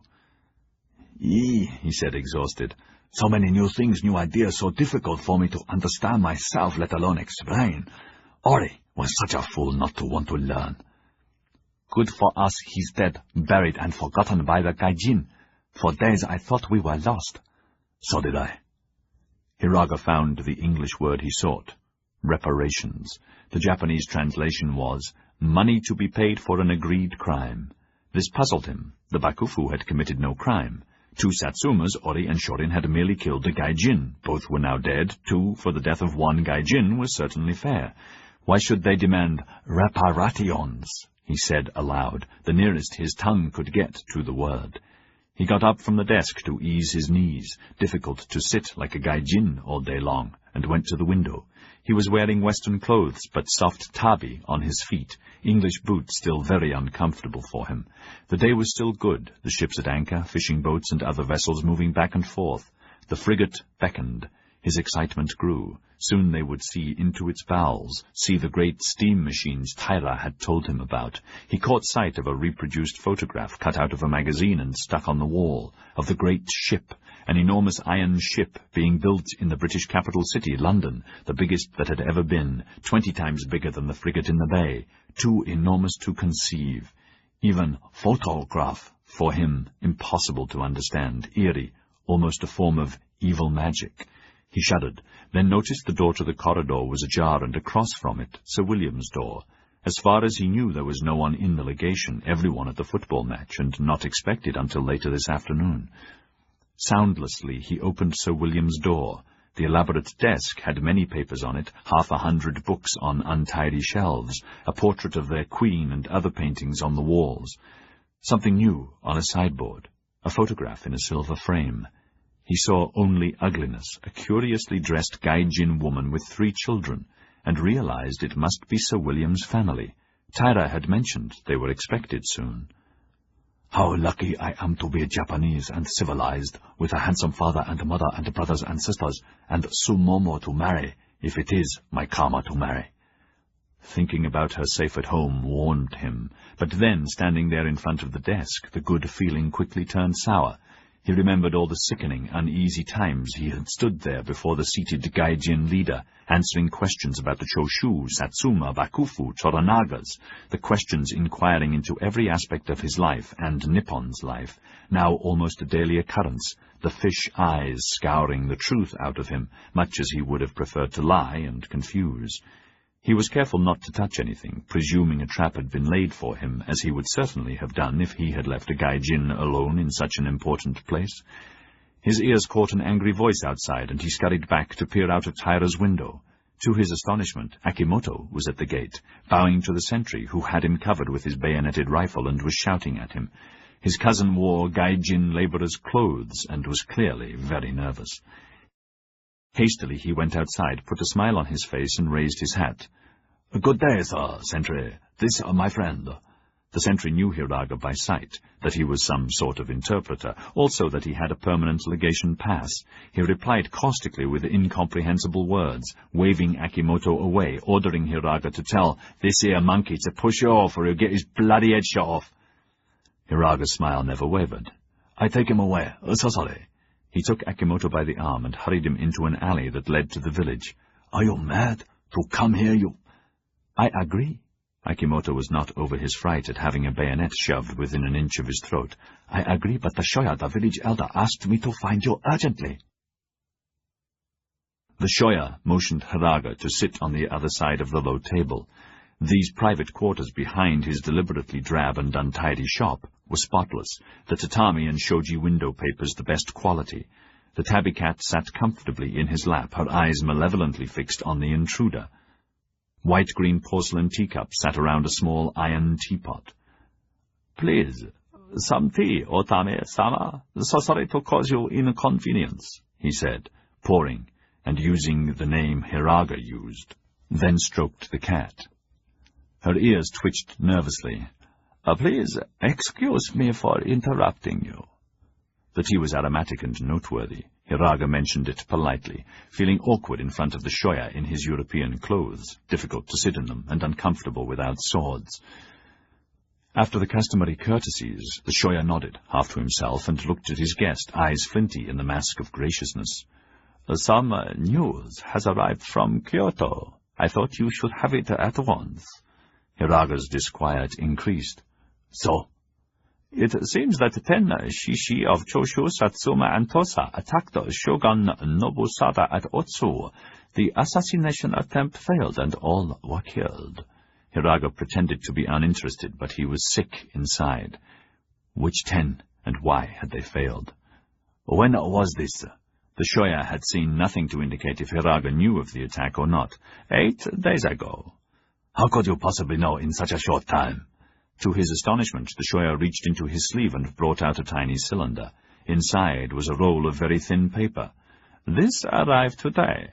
A Yokoyama Zaibatsu has carrier pigeons for important news. It had actually arrived yesterday, but he had needed time to decide how he was to deal with Hiraga. Important to have a quick, accurate information, eh? Were names mentioned? No names. So sorry. Is that all your information? The eyes glinted. To Hiraga's shock, he added, The same night, in Kyoto, Lord Yoshi and Lord Ogama and their forces fell on the Shishi headquarters, caught them unawares, destroyed it and them. 40 heads were spiked outside the wreckage. The older man kept the smile from his face. Otami-sama, would a 40 be a big percentage of our brave Shishi? Hiraga shrugged and said he did not know, hoping that the shoya could not tell if he lied. His head was hurting as he wondered who was dead, who survived, who had betrayed them, and how could it be that such enemies as Yoshi and Ogama were acting in concert. Why are you telling me all this? For a moment the shoya looked down at the cat. His eyes softened and his fingers began scratching the center of her head, and her eyes closed with pleasure, her claws moving in and out of their sheaths without menace. It seems that not all those ambushed were caught, he said quietly. 2 escaped. The leader, sometimes called the Raven, his real name is Katsumata, the trusted advisor of Sanjiro of Satsuma, and a Choshu Shishi called Takeda. Hiraga was rocked to his core that so much could be known, and his muscles coiled, ready to reach out and kill with his hands if need be. His mouth opened, but he said nothing. Would you know this, Takeda, Otami-sama? Anger rushed through Hiraga at this impertinence. He felt his face flush, but he held on to a measure of control. Why are you telling me this, shoya? My Yokoyama overlord ordered it, Otami-sama. Why? What is all this to me, eh? The shoya, to calm his own nerves, though he had a small loaded pistol in the pocket of his sleeve, poured some more tea for both of them, knowing this was a dangerous game and this Shishi was no man to fool with. But orders were orders, and standing orders of the Yokoyama, Zaibatsu, were that anything unusual in any of their 100 branches must be reported instantly, particularly the Yokohama branch, more important now than Nagasaki, as it was the main Gai Jin base, and so the main observation post on Gai Jin, and he specially chosen for the senior post. Of necessity, he had carrier-pigeoned news of this man's arrival, Ori's death, all subsequent events, and the actions he himself had taken, all of which had been approved. The Yokoyama, he began, following instructions and using great care, for he could see Hiraga was seething and unnerved by the revelations, which was their purpose. His overlords in Osaka had written, "Put this Shishi, whose real name is Rezan Hiraga, off balance quickly. Risks will be great. Be armed and talk to him when he is not." My masters thought that perhaps they could be of use to you, as you could be of great value to them. Use to me? Hiraga grated, ready to explode, his right hand nervously seeking the sword hilt that was not there. I can order no taxis, I have no koku. What use have I for parasites? That's what moneylenders are, what even the great Yokoyama is. Ne? It is true that the samurai believe it, and have believed it forever. But we wonder if your sensei Taira would agree. Eh? Again Hiraga was unbalanced, and he stuttered. What about Taira? What about him? "Maid, sake!" the shoya called out. Then to Hiraga, "I ask your patience, but my superiors, I am an old man," he added humbly, with open self-deprecation. Knowing his power in the Zaibatsu was large, his yang still functioned perfectly, and if need be he could shoot this man or cripple him and hand him over to the Bakufu enforcers who still guarded their gates. "I am old, and we live in dangerous times." "Yes, you do," Hiraga said through his teeth. The sake came quickly, the maid poured quickly and fled. Hiraga quaffed some and was glad of it, though he feigned otherwise, accepted more and drained that too. "So, Taira, you better make sense." The shoya took a deep breath, launching himself on what he knew would be the biggest chance of his life, with vast implications for his Zaibatsu and all his future generations. "Ever since you have been here, Otami-sama, you have wondered and inquired how and why the English Gai Jin rule much of the world outside our shores when they are a small island nation. I understand, smaller than ours." He stopped, amused by the sudden blank look on Hiraga's face. "So sorry, but you must know you have been overheard talking to your friend who is now dead and your cousin, so sorry. I can assure you, your confidences are safe. Your aims and Gyoko-yama aims and Shishi aims are the same. It could be important to you. We believe we know a major secret you seek." "Eh?" "Yes, we believe the major secret is their money-lending, banking, and financial—" He was drowned out, as Hiraga was convulsed with a paroxysm of jeering laughter. The cat was torn from her tranquility, and her claws dug through the shoya's kimono, into his flesh. Gingerly he eased the claws out and began to soothe her, controlling his fury, wishing he could beat some sense into this insolent young man. But that would cost him his life, eventually. There would be Akimoto to deal with, and other shishi. Doggedly he waited. The task his overlords had given him, fraught with hazards. Probe this young man, find out what his true aims are, true thoughts, true desires and allegiance. Use him. He could be a perfect tool. "You are mad. It's only their machines and cannon and wealth and ships." "Exactly. If we had those, Hiraga-sama, we could—" The instant he deliberately used the real name, he saw all laughter vanish and the eyes focus menacingly. "My superiors told me to use your name only once, and then only so you would know we are to be trusted." "How do they know?" "You mentioned the Shinsaku Otami account, the codename of your honored father, Toyo Hiraga. Of course, this is written in their most private books of record." Hiraga was filled with rage. It had never occurred to him that moneylenders would have private books, and as everyone, from the low to the highest, needed their services from time to time, moneylenders would have access to all kinds of private knowledge, recorded knowledge, dangerous knowledge, that they could use as a pressure or a cudgel to gain all kinds of other information they should not have. How could they possibly have found out about our shishi except by foul means, as this dog is daring to use on me? Rightfully, merchants and moneylenders are despised and distrusted and should be stamped out. When Sono joys affect, our first request to the Emperor should be an order for their destruction.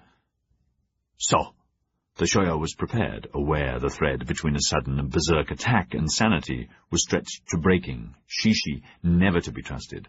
One hand not far from his sleeve pocket, he kept his voice soft. Nevertheless, there was no mistaking the threat or promise.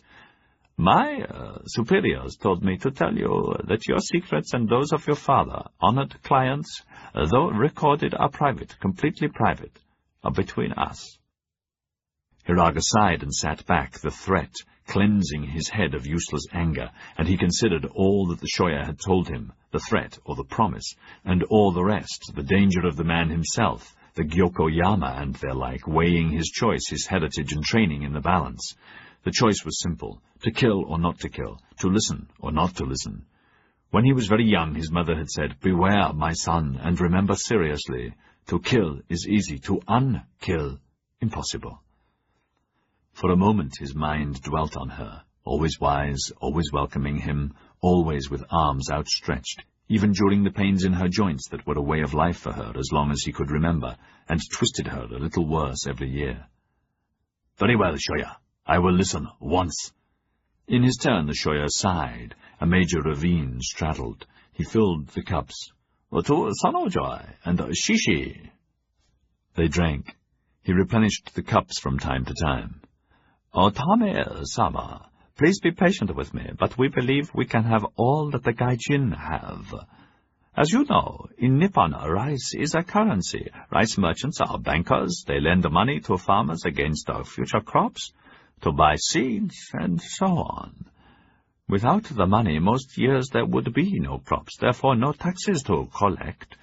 They lend to samurai and the daimyos for their living against future pay, future cocoa, future taxes. Without this money, there is usually no living until there are crops to tax. Money makes any way of life possible.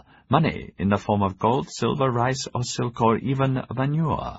Money is the wheel of life, profit, the grease of the wheel, and— Come to the point, the secret. Oh, so sorry. The point is that somehow, incredibly, Gai Jin moneylenders, bankers, in their world it is an honorable profession, have found a way to finance all their industries, machines, ships, cannon buildings, armies, anything and everything profitably, without using real gold. There cannot be that amount of real gold in all the world. Somehow they can make vast loans using the promise of real gold, or pretend gold, and that alone makes them strong, and seemingly they do it without debasing their currency, as daimyos do. Pretend gold? What are you talking about? Be clearer. The shoya wiped a bead of sweat off his lip, excited now, the sake helping his tongue, but more so because now he began to believe it was possible that this youth could solve the puzzle. Excuse me if I am complicated, but we know what they do, but not yet how they do it. Perhaps your Taira, this Gai Jin fountain of information you so cleverly drain, perhaps he would know, could explain to you how they do it, the tricks, the secrets. Then you can tell us, and we can make Nippon as strong as 5 Englands. When you achieve the Sono Joy, we and other moneylenders can join to finance all ships and arms Nippon will ever need.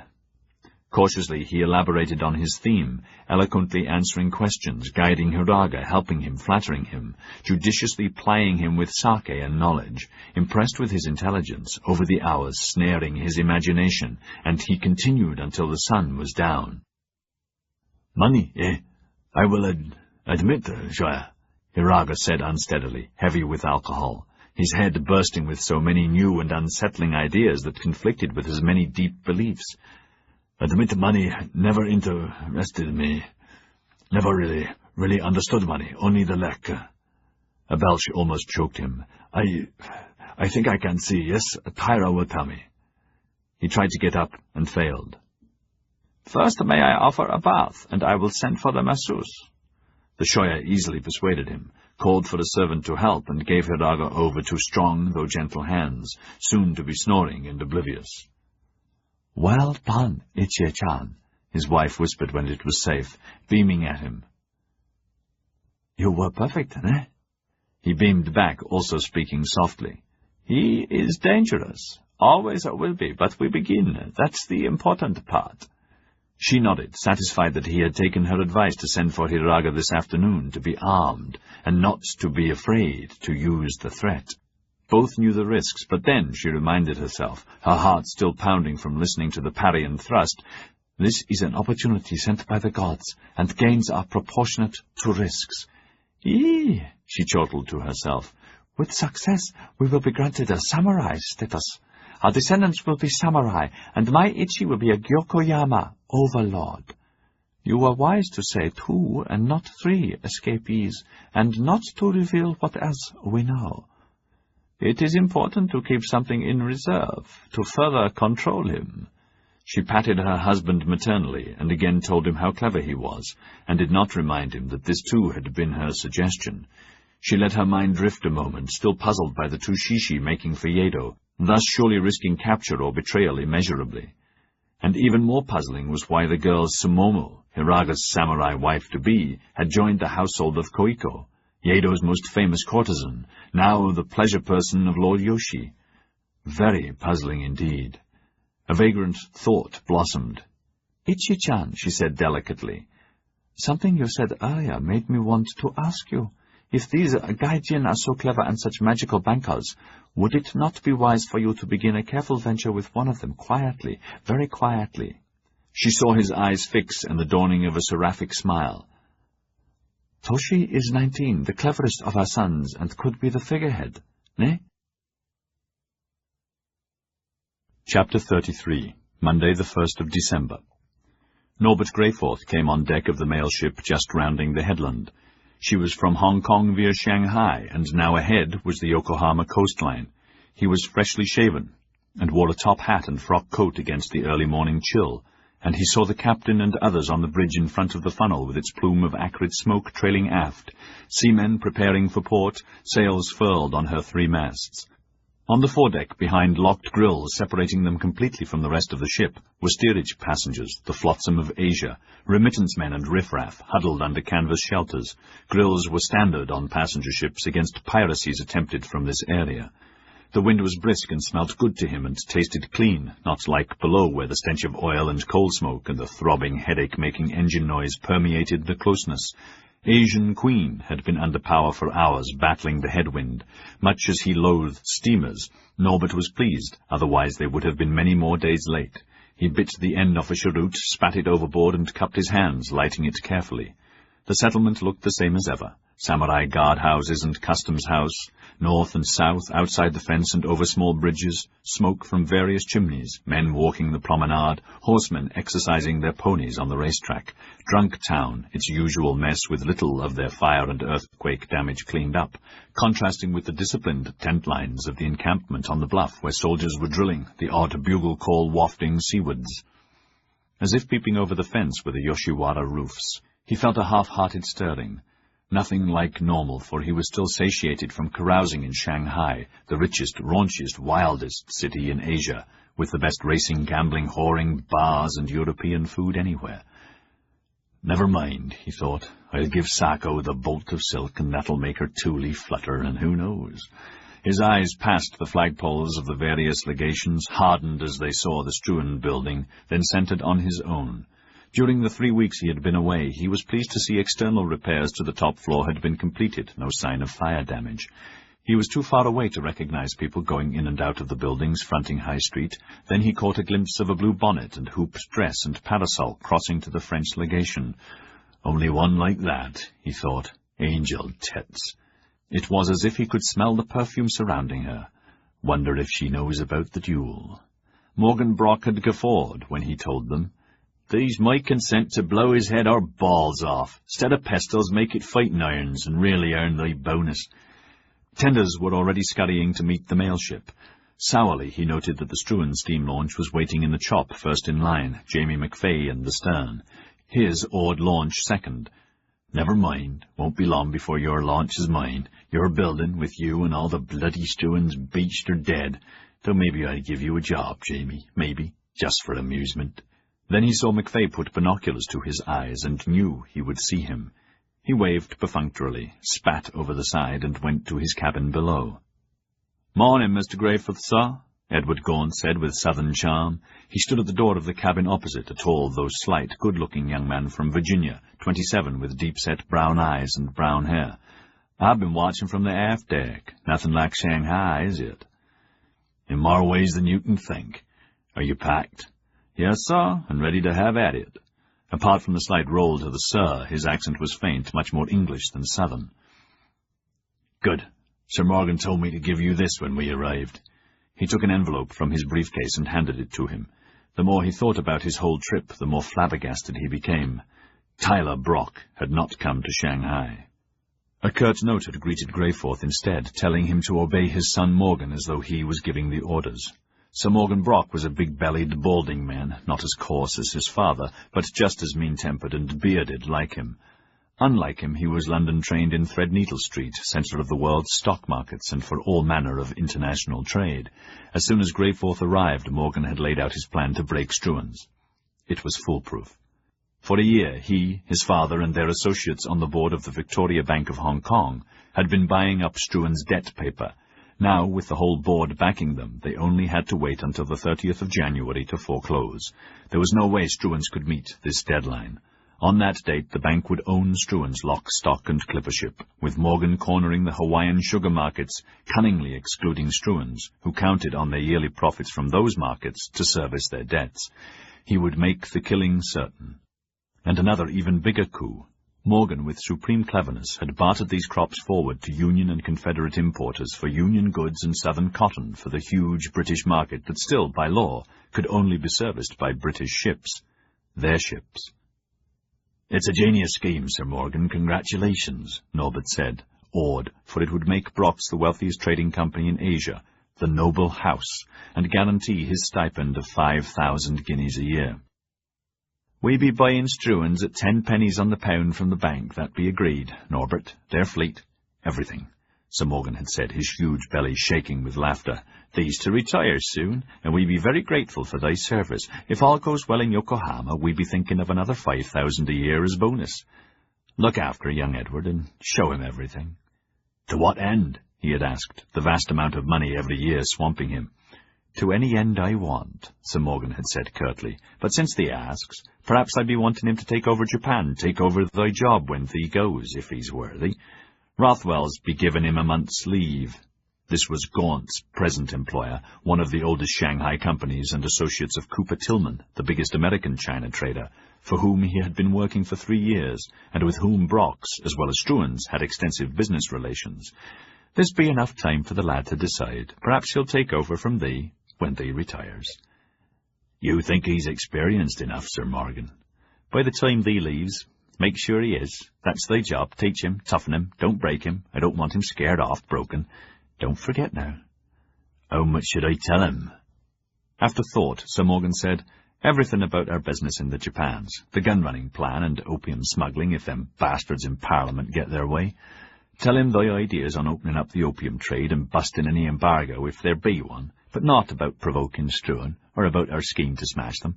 The lad knows about the Struans, no love lost on them at Rothwell's. He knows what scum they really be, and the devilment old Dirk did, murdering my step-brother and the like.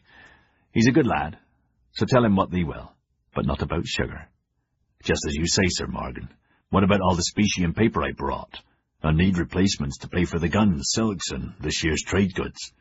"I be sending it from Hong Kong when I returns, and Norbert, it were right clever to shove Struans out of the way with the Japo prospecting offer. If that pays dirt, thee will share in't. As to Edward, after the month, send him to Hong Kong with a confidential report to the old man. I like the lad. He be highly thought of in Shanghai and by Rothwell's, and the son of an old friend." Norbert had wondered about what old friend, and about the debt Sir Morgan owed the man to take so much trouble, unusual for him to be kind to anyone. But he was too shrewd to ask, and kept his own counsel, happy that the problem of staying in Brock's good favour would not concern him much longer. Edward Gaunt proved to be pleasant enough, reticent, a good listener, more English than American, intelligent and rare in Asia, a non-drinker. Greyforth's immediate assessment had been that Gaunt was totally unsuited to the rough, adventurous, hard-drinking China trade, a lightweight in everything except at cards.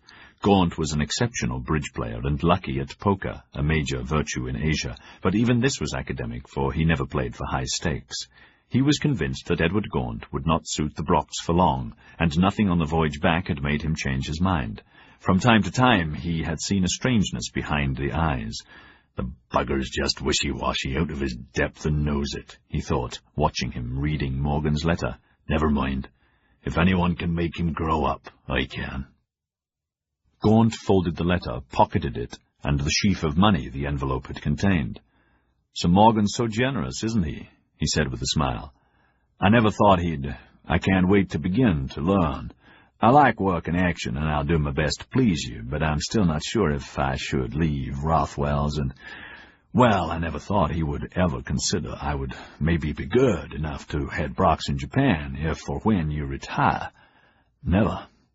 Sir Morgan's a tough master, difficult to please, like our Taipan, but straight, if you do what you're told. A month will be enough. Can you handle a gun?" "Oh, yes." The sudden directness surprised him. "What kinds?" "Handguns, rifles, shotguns." Again the smile. "I've never killed anyone, Indians or the like, but I was second in the Richmond skeet shoot 4 years ago." A shadow went over him. "That was the year I went to London to join Brock's." "You didn't want to leave, didn't like London?" "No and yes. My mother had died, and my father, he thought it best I should be out in the world, London being the centre of the world, so to speak. London was grand, Sir Morgan very kind, kindest man I know. Norbert waited, but Gaunt volunteered nothing more, lost in his own thoughts. Sir Morgan had only told him Gaunt had spent a satisfactory year with Brock's in London, with Tyler Brock's last and youngest son, Tom. After the year, he had arranged the junior post at Rothwell's. "Do you know Dmitri Siborodin, who runs Cooper Tillman here?" "No, sir, only by reputation. My parents knew Judith Tillman, the widow of one of the original partners." Gaunt's eyes had narrowed, and Norbert noticed the strangeness in them. She didn't like Dirk Struan either, loathed him, in fact, blamed him for the death of her husband. The sins of the father do pass onwards, don't they? Norbert laughed. "They do indeed." "You were saying, sir, Dmitri Siborodin." "You'll like him. He's Southern, too." The landing bell sounded. Norbert's eyes glittered with anticipation. "Let's get ashore. There'll be action soon enough." "Man want to see Taipan, hiya?" Artok said. "Aye, yeah, speak civilized, mother, and not gibberish," Malcolm told her in Cantonese. He stood at his office window, binoculars in his hand, and had been watching the mail ship unloading passengers. He had seen Norbert Greyforth, and now he was feeling very good. "What man?" "The foreign devil of bonds you sent for, the foul-smelling bonds," she mumbled. "Your old mother is working too hard, and her son won't listen. We should be going home." "Aye, yeah, I've told you not to mention going home," he told her sharply. "Do that once more and I'll pack you off on the next dirty little lorcha where you'll puke your heart out, if you have one, and at the very least the god of the sea will swallow you up. Send the foreign devil in." A smile crossed his face and some of his good feeling returned. She went off grumbling. For days she had been harping on a return to Hong Kong, as much as he told her not to. So much so he was sure she had had orders from Gordon Chen to harass him into obeying. "By God, I won't until I'm ready." He hobbled back to his desk, glad that his score with Norbert would soon be settled, and his whole glorious plan put into effect. "Ah, morning, Reverend Tweet. Kind of you to be prompt. Sherry?" "Thank you, Mr. Taipan. Bless you." The sherry went in a nervous gulp, though Struan had deliberately chosen a big glass. "Admirable, Taipan. Yes, thanks. I'll have another small one, bless you." The untidy sack of a man settled with an uneasy smile in the tall chair. Tobacco stained his beard. "What could I do for you?" "It's about myself and Miss Angelique. I want you to marry us. Next week." "Eh?" The Reverend Michaelmas Tweet almost dropped his glass. "Impossible," he stuttered, his false teeth chattering. "No, it isn't. There's a lot of precedent for condensing the banns that have to be read out on 3 succeeding Sundays in church into one Sunday only. But I can't. You're a minor, and so is she, and worse, she's Catholic, and there's no possible way. I can't." "Oh, but you can." Confidently he parroted what Heatherly Sky, nicknamed Heavenly, the only lawyer in Yokohama, as well as coroner and insurance agent, had told him. "The fact that I'm a minor applies only in the United Kingdom, not in the colonies or abroad, and only when the father is alive. That she's Catholic doesn't matter if it doesn't matter to me. That ends that. Tuesday the 9th is an auspicious day to be married on. We keep everything quiet until then, and that's when it will be." To Malcolm's amusement, Michaelmas Tweet's mouth opened and closed like a fish, but no sound came out. Shakily the clergyman groped to his feet, poured another sherry, gulped it, then collapsed into the chair again. "I can't." "Oh, but I've taken legal advice, and I'm advised you can. Also, I intend to endow you and your church with an extra stipend, 500 guineas a year." He knew the man was hooked, for the offer was 3 or 4 times his present salary, and twice what the lawyer had advised. "Don't spoil the old fart." "We'll be in church on Sunday to hear the banns read. Tuesday's the great day, the same day you get 100 guineas advance for your trouble. Thank you, Reverend." He stood, but Tweet did not move, and he saw his eyes fill with tears. "What on earth's the matter?" "I just can't do what you ask," Tweet spluttered. It's not possible. You see, even if that advice is correct, which I doubt, your mother wrote to me. She wrote formally by the last post, saying that your father had made her your legal guardian, and you had been forbidden to marry." The tears were flowing down his cheeks, his rheumy eyes bloodshot. "Dear God in heaven, that's so much money, more than I ever dreamed, but I can't go against the law, or her. Dear God, no." 1,000 guineas. "Oh, God, don't," the tired old man burst out. "Much as I want the money, don't you see, The marriage wouldn't be legal. It's against church law. God knows I'm as big a sinner as the next. But I can't. And if she wrote to me, surely she wrote to Sir William, who must sanction any such marriage. God forgive me, I can't. He stumbled out of the room. Malcolm stared after him, speechless, his mind blank, his office suddenly a tomb. The plan hatched with Heavenly Sky had been perfect. They would marry quietly, just Jamie and perhaps Dimitri. Then he would leave at once for Hong Kong after the duel, to be there well before Christmas, as his mother had asked, and before the news could possibly reach her. Angelique would follow on the next boat. Those whom God hath joined together, let no man or woman cast asunder, Heavenly Sky had intoned when he had consulted him. Perfect. That's perfect, Heavenly. Thank you, Taipan. The fee's 50 guineas. Could I have a down payment, cash, if you please? 50 guineas was outrageous. Even so, Malcolm Struan had given him 10 sovereigns, with Noble House chits for the balance, and had walked home feeling lighter than in weeks.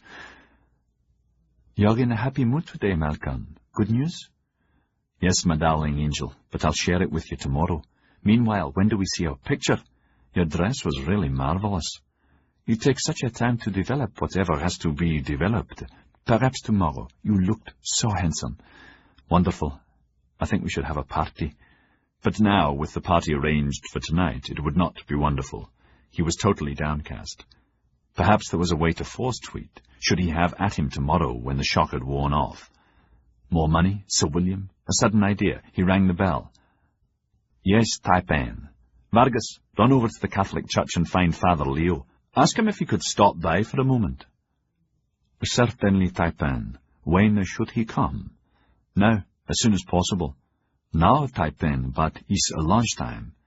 No, by God, Malcolm shouted, so pent up was his frustration that he had to ask others to do the simplest jobs that he could have done himself before the Tokaido.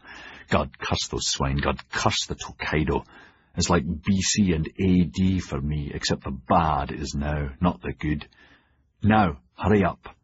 Vargas was white-faced as he rushed off. While he waited, Malcolm tried to think of ways to strong-arm Tweed, letting his mind brood, and as the minutes passed, slowly, becoming ever more infuriated and ever more determined. Father Leo, Taipan. Vargas stepped aside and closed the door after him. The priest tried to hide his nervousness. Several times he had begun to walk here to discuss with the Signor his conversion to Catholicism, but each time he had stopped, promising himself he would go tomorrow, but never had, afraid of making a mistake, stumbling over the words. In desperation, he had sought out André Ponsin to arrange a rendezvous, and had been shocked at the way Ponsin, then the French minister personally, who rarely talked to him, had reacted, telling him such a discussion was premature, advising him God's work needed patience and prudence, forbidding the approach for the time being. Morning, Malcolm said weakly. This was the first time any of the Protestant traders had ever invited him into an office.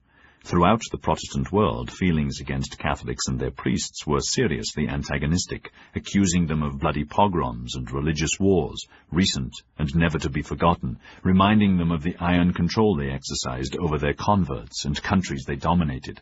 Protestants equally loathed by Catholics, and according to Catholic beliefs, heretic. "The blessings of God upon thee," Father Leo murmured tentatively. Before leaving his little bungalow adjoining the church, he had hastily said a prayer that the summons was about what he had prayed so hard for. "Yes, my son. Please, I want you to marry Miss Angelique and me." Malcolm was astonished that his voice sounded so calm, abruptly appalled that he was not only saying it, but had actually sent for the priest, whilst understanding clearly the implications of what he asked. "Mother will have a fit, our friends and our whole world will think I've gone raving mad." "God be thanked," Father Leo had burst out in ecstatic Portuguese, his eyes closed, arms lifted up to heaven. "How marvellous are the ways of God! I thank thee for answering my prayers. May I be worthy of thy favour." "What?" Malcolm stared at him. "Senor, my son, please forgive me," he said in English again. "I was just thanking God that in his mercy he has shown you the light."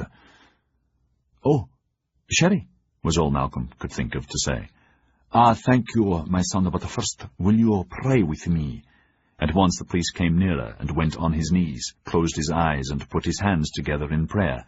Embarrassed by the man's sincerity, though disregarding his prayers as meaningless, and unable to kneel anyway, Malcolm stayed seated and closed his eyes and said a small prayer to God, sure that God would understand this momentary lapse, trying to convince himself it was quite all right to have this man do what was needed. That the ceremony would probably be invalid in his world was unimportant. It would be valid for Angelique. She could join his marriage bed with a clear conscience. And once the initial storm in Hong Kong had settled and his mother won over, or even if she wasn't, as soon as he was of age next May, a proper ceremony would correct any little wrong. He half opened his eyes. Father Leo was lost in the jumble of Latin. The prayer dragged on, and the blessing. When it was over, Father Leo got to his feet, the little coffee beans of his eyes sparkling in his swarthy jowls. "Please, allow me to serve the sherry, to save you pain, senor. After all, now I am your servant too," he said jovially. "How are your wounds? How are you feeling?" "Fair." "No," Malcolm could not bring himself to call him father. "No, about the marriage, I think—" "It will be done, my son. It will be done marvelously, I promise." "How wonderful are the works of God!" Father Leo thought. "I have not broken my promise to that French minister. God has brought this poor youth to me." "Don't worry, senor. It is the will of God you have asked me, and it will be done for the glory of God." Father Leo gave him a full glass and poured one for himself, spilling a little. "To your future happiness and God's mercy." He drank, then sat in the chair with such friendliness, the chair that such a short time ago had been occupied with such rejection, that Malcolm was further unsettled. "Now, your wedding, it will be the best, the biggest ever held," the priest said, and rushed onwards, his enthusiasm vast, and Malcolm's spirits drooped lower, for he wanted this temporary wedding to be kept quiet. "We must have a choir and an organ and new vestments and silver goblets for communion. But before those details, my son, there are many wonderful plans to discuss. The children, for instance, now, they will be saved. They will be Catholic and saved from purgatory and the agonies of eternal hellfire." Malcolm cleared his throat. "Yes. No, the marriage should be next week. Tuesday's the best day." Father Leo blinked. "But there's your conversion, my son. That takes time, and you—" Well, I don't want to convert, not yet, though I agree that the children will be Catholic. They'll all be brought up properly and be intelligent," he reasoned, feeling sicker by the moment. "They'll be able to choose for themselves when they're adult. What am I thinking about? Long before that, we'll be properly married in a proper church. Please, next week. Tuesday, that's the day." The eyes no longer smiled. "You are not going to embrace the true faith? What of your immortal soul?" No, thank you, not at the moment. I will certainly consider it. The souls of the children, that's important." Malcolm tried to sound more coherent. "No, the marriage, I'd like it private, a simple ceremony. Tuesday would—" "But your immortal soul, my son. God has shown you the light. Your soul is even more important than this marriage." "Well, I'll certainly consider it. Yes, I will. Now the marriage, Tuesday, would be perfect." The priest set his glass down, his mind tangled with joys and hopes and questions and fears and danger signals. "But, my son, that will not be possible, no, not for many reasons. The girl is underage, no? Her father's approval must be obtained, documents approved. You the same, no?" "A minor?" Malcolm forced a tentative laugh. "It doesn't apply in my case, not when your father is dead. It's English law. I checked it with Mr. Sky." He just managed to stop using heavenly, but cursed himself anyway for mentioning him at all, as he suddenly remembered Angelique telling him how Father Leo hated the man, hated the nickname, believing him, an open agnostic, to be an abomination. "That person," Father Leo's voice hardened.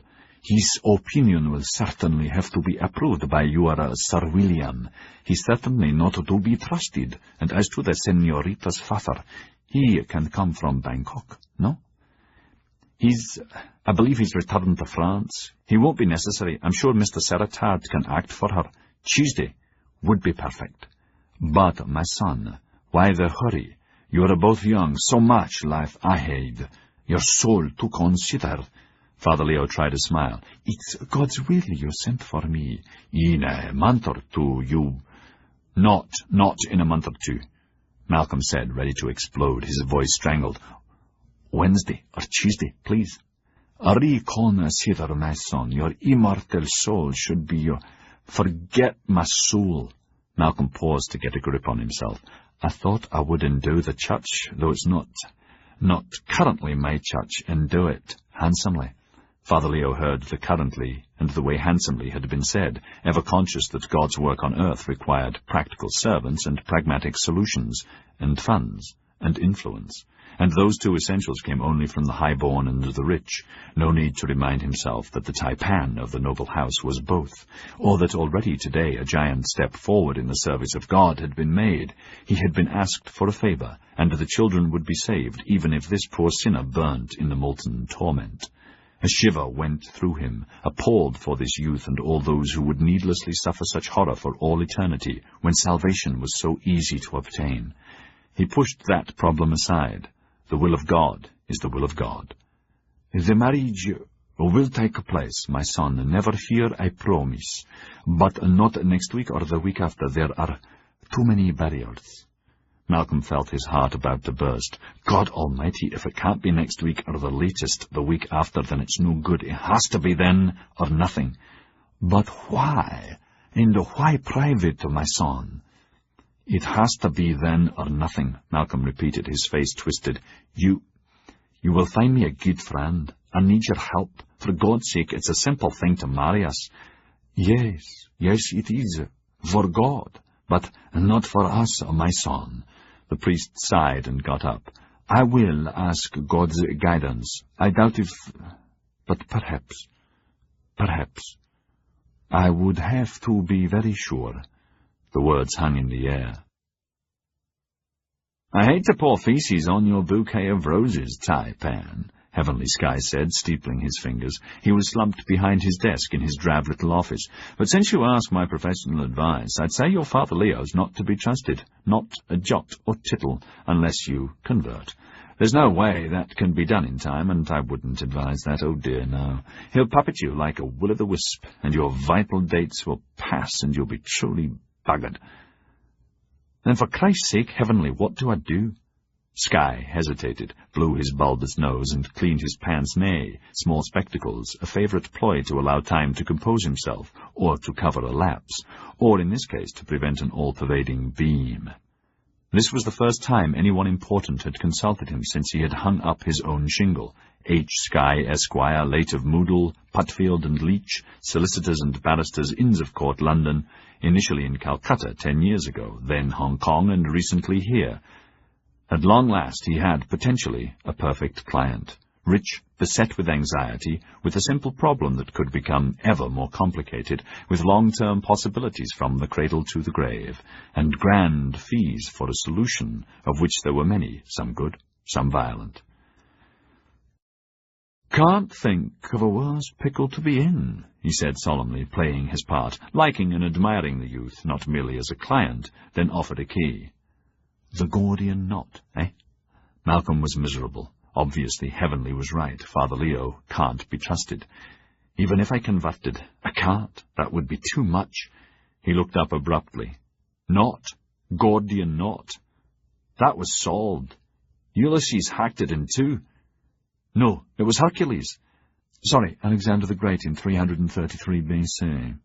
Whoever did it doesn't matter. My problem is, Heavenly, help me cut through my knot, and you've my undying gratitude and 500 guineas. The harbour-master's signal gun echoed over the settlement. They looked out of the mildewed window. Sky's office was in Lunkchurch's building, and Godown, stacked with books, fronting the sea. To their joy, the fleet was rounding the headland in line ahead, flagship to the fore, with flags over all. Pride filled them, and relief. Cannonade salutes thundered from shore and ships, HMS Pearl the most exuberant with replying salvos from the fleet. Both men whooped, and Sky said, Now we can deal with the Jappos and sleep snug in our beds. Obliquely he returned to the matter in hand, envying him Angelique and determined to help. Not difficult to solve Jappos. Willie needs to be simple and decisive, the old iron fist in the iron glove, or velvet, applies in most, if not all cases, as with you. Malcolm Struan looked at him. How? If you solve my problem, you can name your own price. Tiredly he reached for his canes, within reason. A moment, Taipan, Sky said, exuberantly polishing his glasses. My price won't only be money, not from the noble house. Your influence can help me become a Hong Kong judge. What joy that will be. My only dilemma is should I reveal the solution now, or wait and risk losing the initiative? Not on your Nelly. A bird in the bed is worth two in the Yoshiwara. No longer solemn, he set his pince-nez back on the tip of his nose, now like twin doors dominating his pink, babyish face, which seemed to overflow them. I had a sudden thought, Taipan. It could solve your problem in the time you need. Why don't you do what your mother did? Malcolm was thrown for a moment, then the meaning became clear.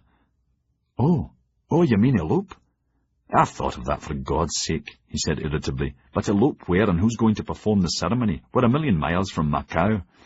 What has Macau to do with it? Sky asked. Everyone knows mother and father eloped and were married in the English church in Macau. The ceremony performed quietly and quickly because of grandfather's influence. Sky smiled and shook his head. That's the published story, but it's not true. Your Captain Orloff married them aboard your clipper China Cloud en route from Macau to Hong Kong. Your grandfather had made your father master for that short voyage, and as you know, the Taipan's law is that at sea the master was the law of the ship. Struan was gaping at him. I don't believe it. The first attribute of a good lawyer, and I am a good lawyer, Mr. Struan, is to be a good listener. The second, to have a nose for facts and secrets. The third, to be discreet. It's very important to know as much as you can about your most important potential clients, all the better to help them in adversity. He took a pinch of snuff, sneezed. The noble house is the first in Asia, the stuff of legends. So when I came to Hong Kong, I wanted to sift fact from legend about the Struans, Brocks, the Americans, Cooper and his partner Wilf Tillman, even the Russians, Agaev. I think... He stopped. The young man's eyes were glazed, staring into the distance, not listening, his mind surely on the solution as it surfaced and filled his firmament. Mr. Struan? Oh, sorry. You were saying. I'm delighted to present you with your solution. There are difficulties, of course, but you have ships. They have captains, and captains of a British ship, in certain situations, can perform a marriage. You are Taipan, so you can order it. Quod erat demonstrandum. Heavenly.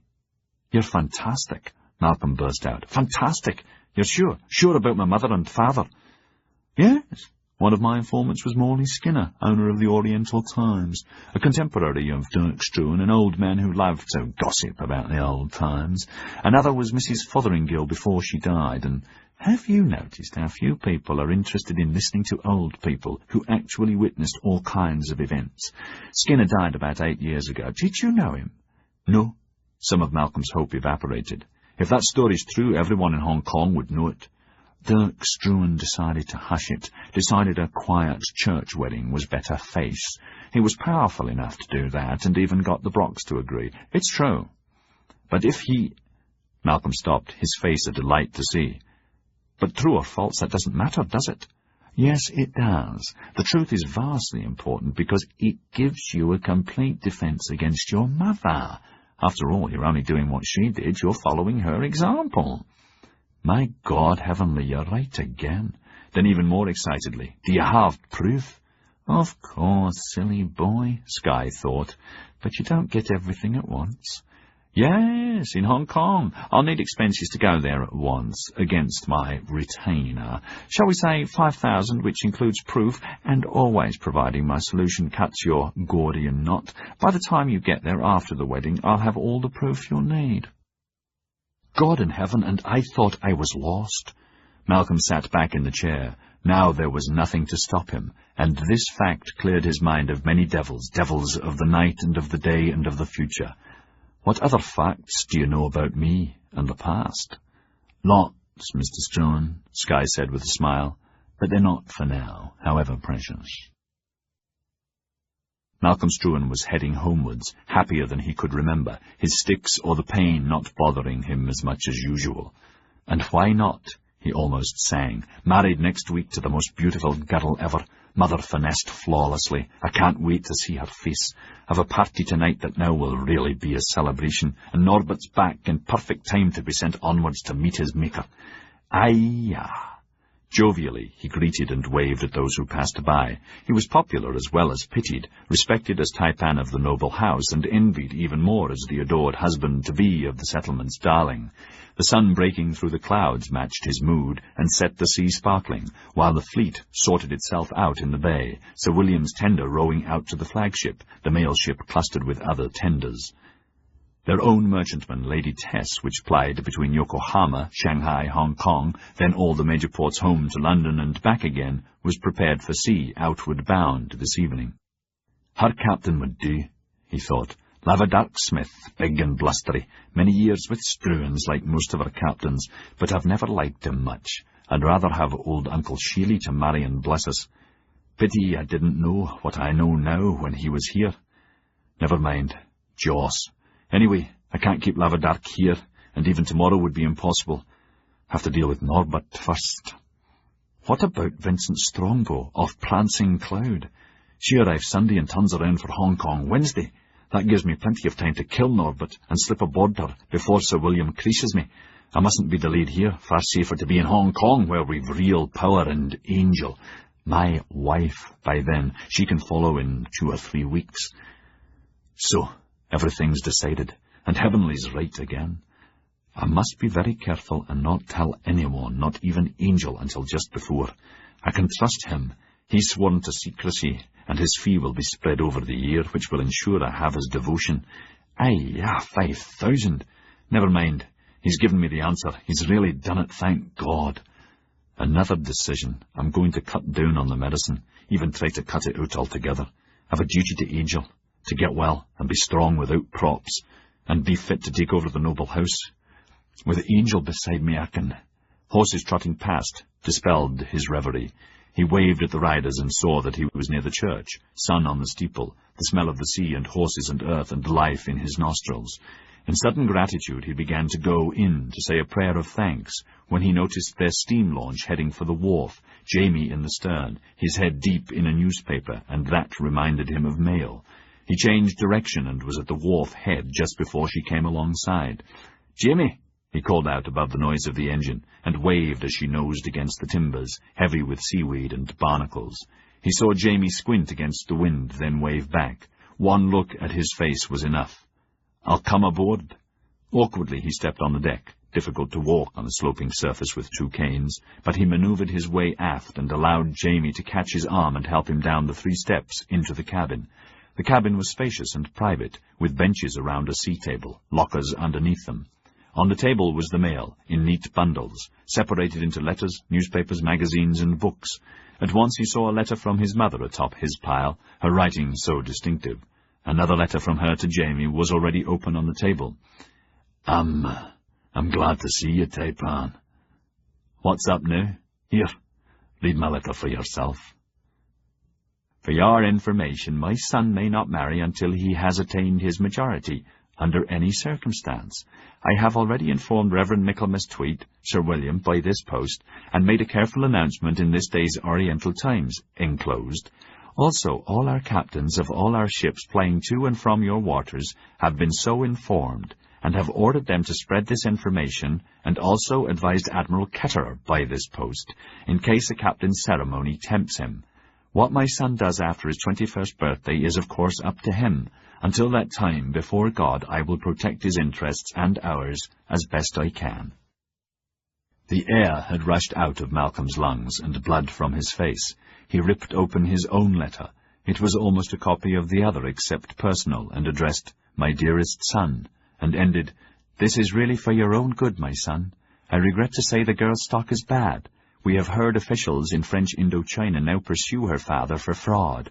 You already know an uncle is in debtor's prison in Paris. If you must have her, make her a mistress, much as I disapprove, but you will only store more trouble for yourself, I am sure. I, of course, will never meet her.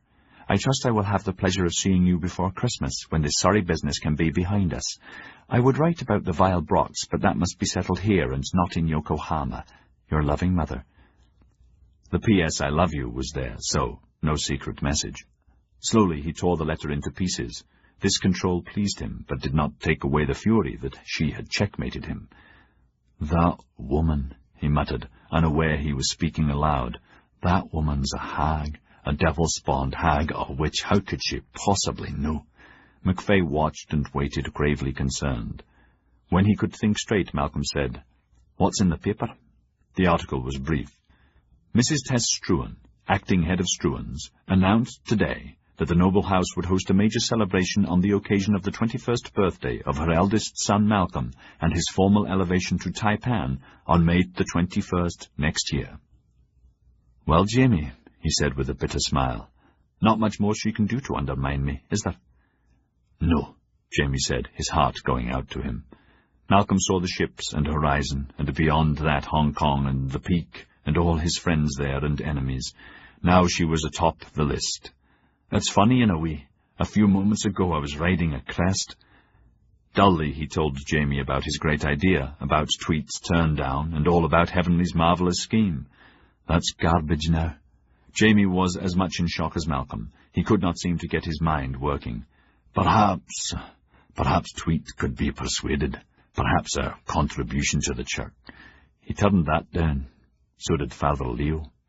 "Jesus Christ, you asked him too?" Malcolm related that meeting, shocking Jamie even more. "God almighty, Taipan, if you're so set on it to go to those lengths, perhaps we'll find another captain." "Not much chance of that, Jamie. Anyway, Heavenly stressed to keep it quiet until it was over, particularly Sir William, who could forbid it, as Angelique and I are under age, and if she put him on formal notice, he'll have to tell Saratad. She's one. God curse her." Again he set his eyes on the horizon. In the past, when a catastrophe happened, when the twins drowned, for example, while she never said it directly, he always thought that she blamed him. If he'd been there somehow, it would not have happened. He would feel the tears welling like now, but would force them back, and that would make the hurt worse and the sick feeling terrible. He did that because a Taipan never cries. She had always drummed it into him. It was the first thing he could remember her saying. The Taipan never cries. He's above that. He fights on like Dirk. He never cries. He bears the burden. Repeating it again and again, though tears always came easily to his father. I never realized what contempt she had for him. She never cried, never once that I can remember. I'm not going to cry. I will bear the burden. I swore I'd be worthy of the Taipan, and I will. Never again will she be mother to me. Never. Tess. Yes, Tess. I will bear it. His eyes focused on Jamie, feeling so old and so lonely. Let's get ashore. Jamie started to say something, stopped. His face was strange. Then he pointed to the seat opposite. More packets of mail there. What is it? That's wee Willie's mail. Bertram, the legation's new dog's body, was sick, so I said I'd fetch their mail for them. Jamie's fingers were as shaky as his voice. He picked up the large bundle of letters. Its criss-crossed string was government-sealed in the centre, but it was still easy to leaf through the corners and find her 2 letters. To Sir William and Admiral Ketterer. With a little time and luck, I might be able to get them out. The hair at the nape of Malcolm's head seemed to stiffen. To rob the Royal Mail was a hanging offence. Chapter 34. The 2 men stared at the bundle of letters, in turmoil, consumed with dread. The cabin was claustrophobic. Malcolm said nothing and watched Jamie, who was silent, both of them drained. Then, making the decision for him, Jamie's shaky fingers ripped at the string, but this galvanized Malcolm into his own decision, and he reached over and grabbed the bundle and stopped him. No, Jamie, you mustn't. It's the only way, Taipan. No, it isn't. Malcolm straightened the string, relieved the seal was not broken, then smoothed the letters out and put them back on the other pile, the touch of them hateful. It's just not right, he said, his voice as weak as his knees, despising his weakness. Was it weakness? I'd never forgive myself if you were caught and well, I just don't have the courage, apart from that it's not right. Jamie's face was wet with sweat. Right or not, no one's to know. If we don't, you've no chance. Maybe we can find a captain, even Brock's. They have a ship next week." Malcolm shook his head, his mind blank. A wave rocked the launch against the pilings, screeching the rope fenders. With an effort he forced himself to concentrate. All his life, whenever he was in quandary, he would ask himself what Dirk Struan, the taipan, would do, but never a real answer came forth. At length, wearily, he said, "What would he do, Jamie? Dirk Struan." At once Jamie's memory took him to that devil-may-care giant of a man, the few times he had seen him, or been in his company for a few minutes, he himself so junior and just arrived. After a moment a smile began. Dirk would... Yes, that's it. I think he would order us and the boatswain ashore and take the launch out himself to test her as something feels amiss, and then when he was well away and in deep water, he would calmly open the seacocks, and while she filled, he would make sure all this mail was well weighed and could not float free. Then he'd go to the stern and light a cheroot and wait till she sank and swim ashore. Had he interfered with the mails? Perish that thought, laddie. Jamie's beam became seraphic. Why not? Before Tokaido, Malcolm was a strong swimmer. Now he knew he would sink like an anchor. "I'd never make it ashore." "I could, easily, Taipan." "Yes, but this isn't your problem, Jamie, and even if you did, it would only buy me a week or so, and that's no good." "Joss, we can't interfere with the Royal Mail. Let's agree to forget this happened, eh?" He held out his hand.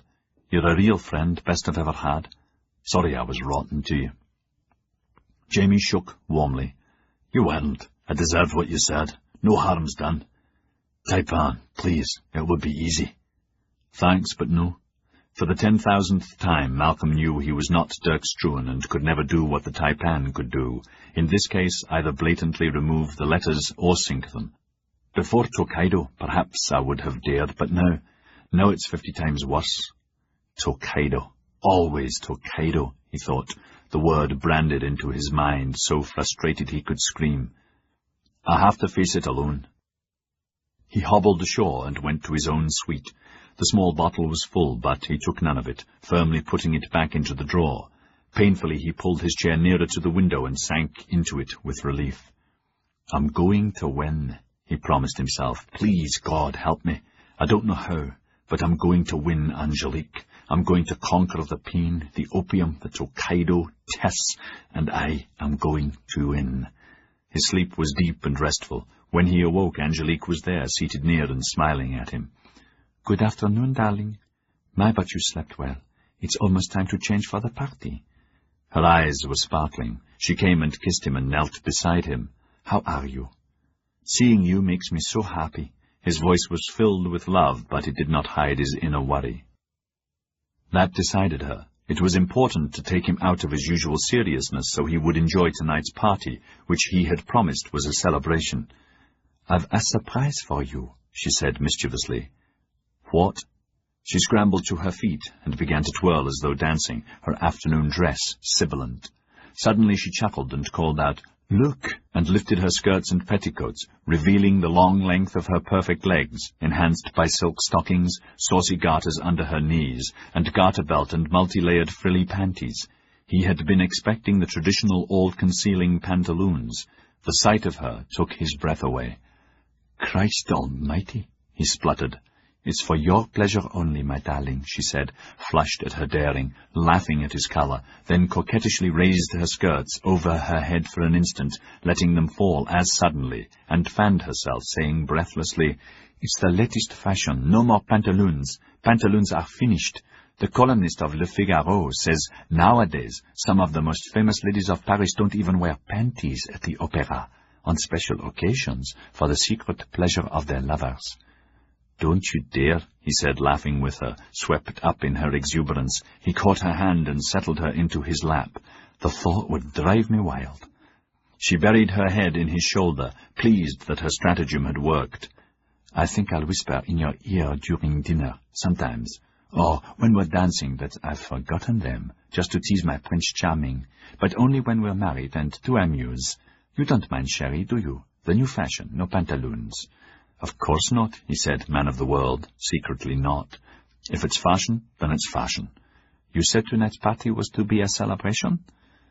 Most of his lightness left him. Yes, it was, but be patient with me, Angel. In a few days I'll be able to tell you the real reason. I just have to delay a little. In the meantime, know that I love you, love you, love you. In the evening the weather became changeable, but it did not dampen the spirit of Malcolm's party. The main strewn dining room had been built for this purpose and dwarfed the rest of the settlement's private facilities, except for the club. Sparkling silver, crystal glasses, the finest Peking china, the 30-odd guests in evening dress or dress uniforms. Hogue had declined, as he had a fever. Dinner was immense as usual, and at length over. Now to roars of approval, the long table was set against the wall, a rare occurrence but almost obligatory whenever Angelique was present, all guests wanting to dance with her, except Jamie, but only tonight. By prior agreement with Malcolm, Jamie had quietly left during the mayhem of moving the table. "Sorry, but I don't feel much like dancing. I'll slip out, Taipan." "We both swore to forget about the launch today." "It's not that. Just want to collect my wits."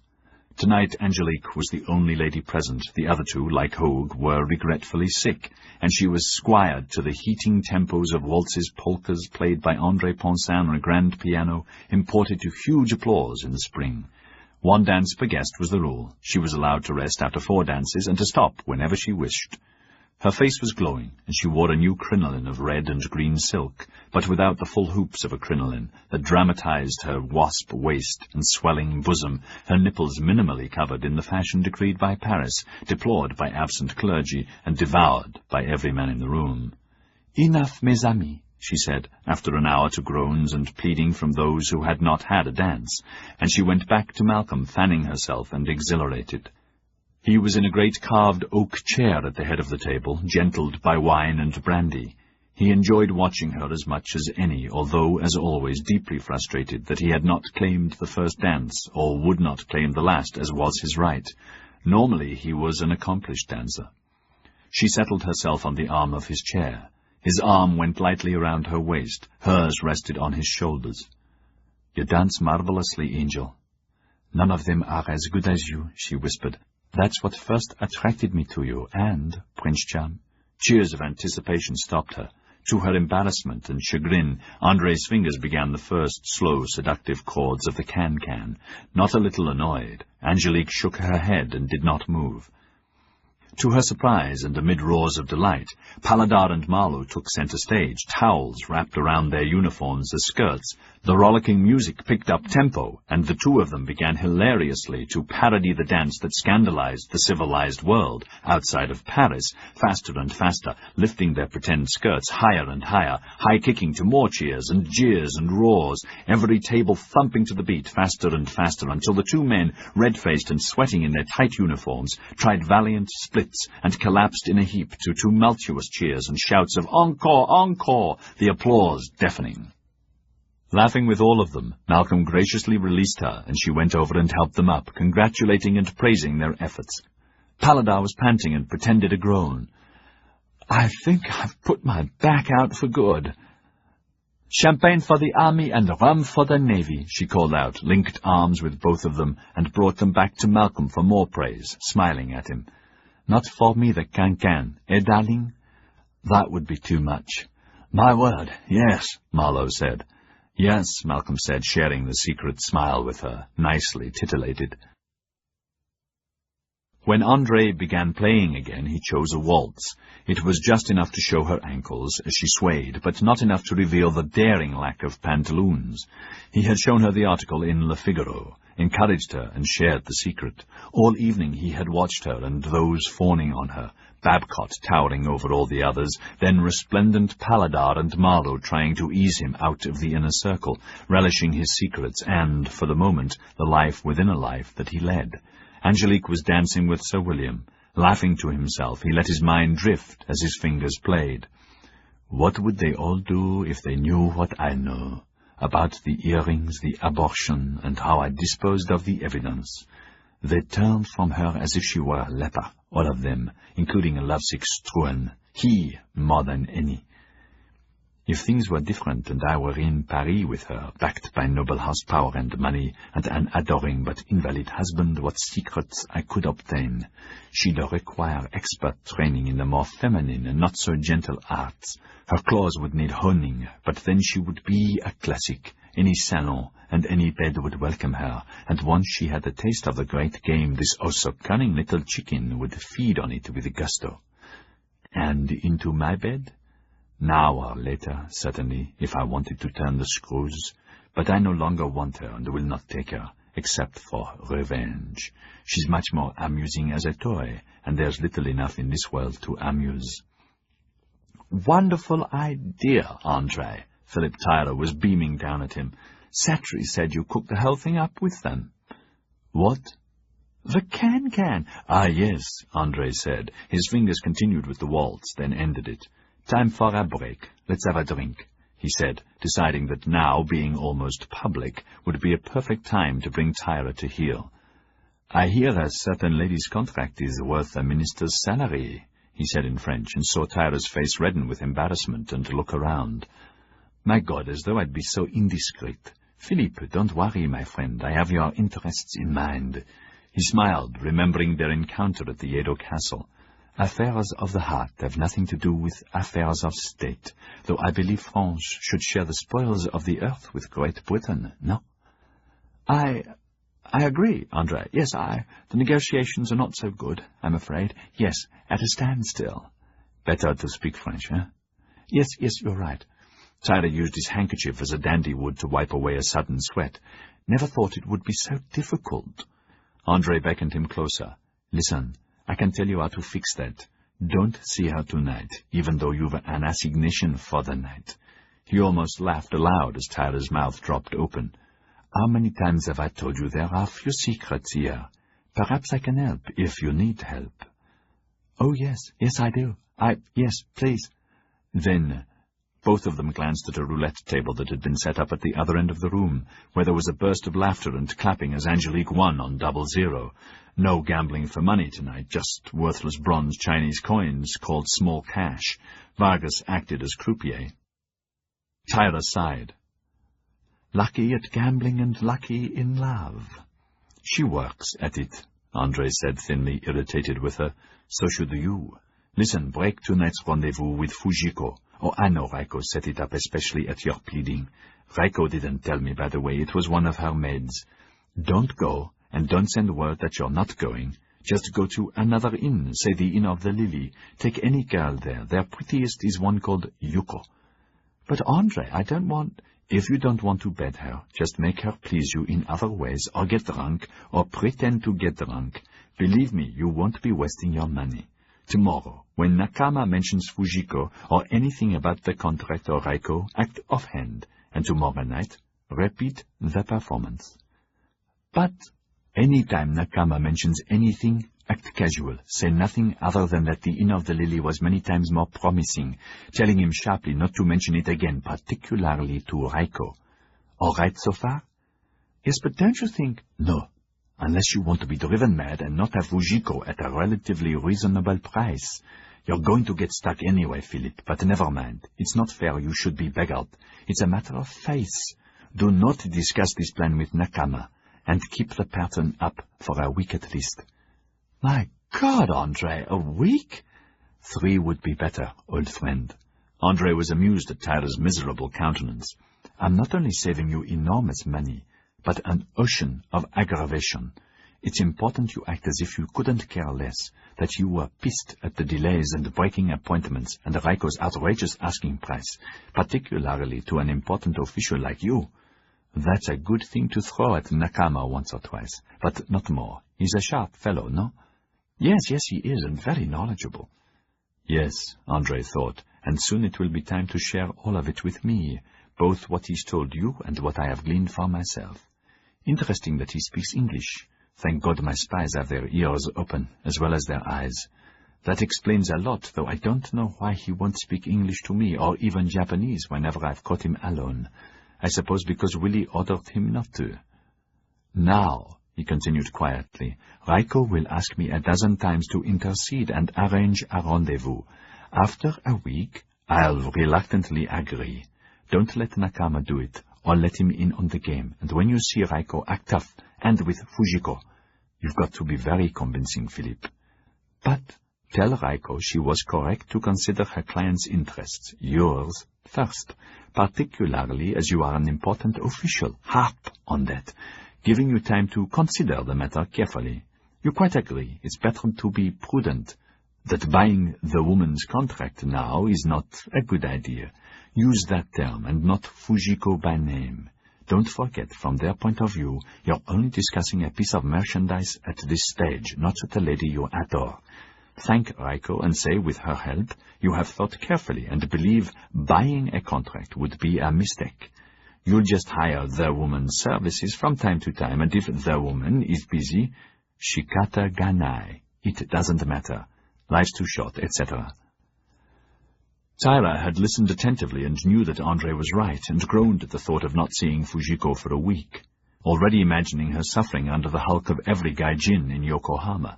I agree with what you say, but I don't think I can do it. I mean, the acting. You have to, and why not? They're acting all the time. Haven't you noticed they live lies as truth and the truth as lies? Women have no option, especially in the floating world. Men, they're worse. Remember the Bakufu, the Council of Elders? What about them, and what about Nakama, especially Nakama? They're past masters at the game, and that's all it is. Why be a pigeon? Why let Raiko humble you? And at the same time thrust gold you can't afford, can never afford, into her hands, just because you are trying to assuage a never-ending ache that God implanted in us?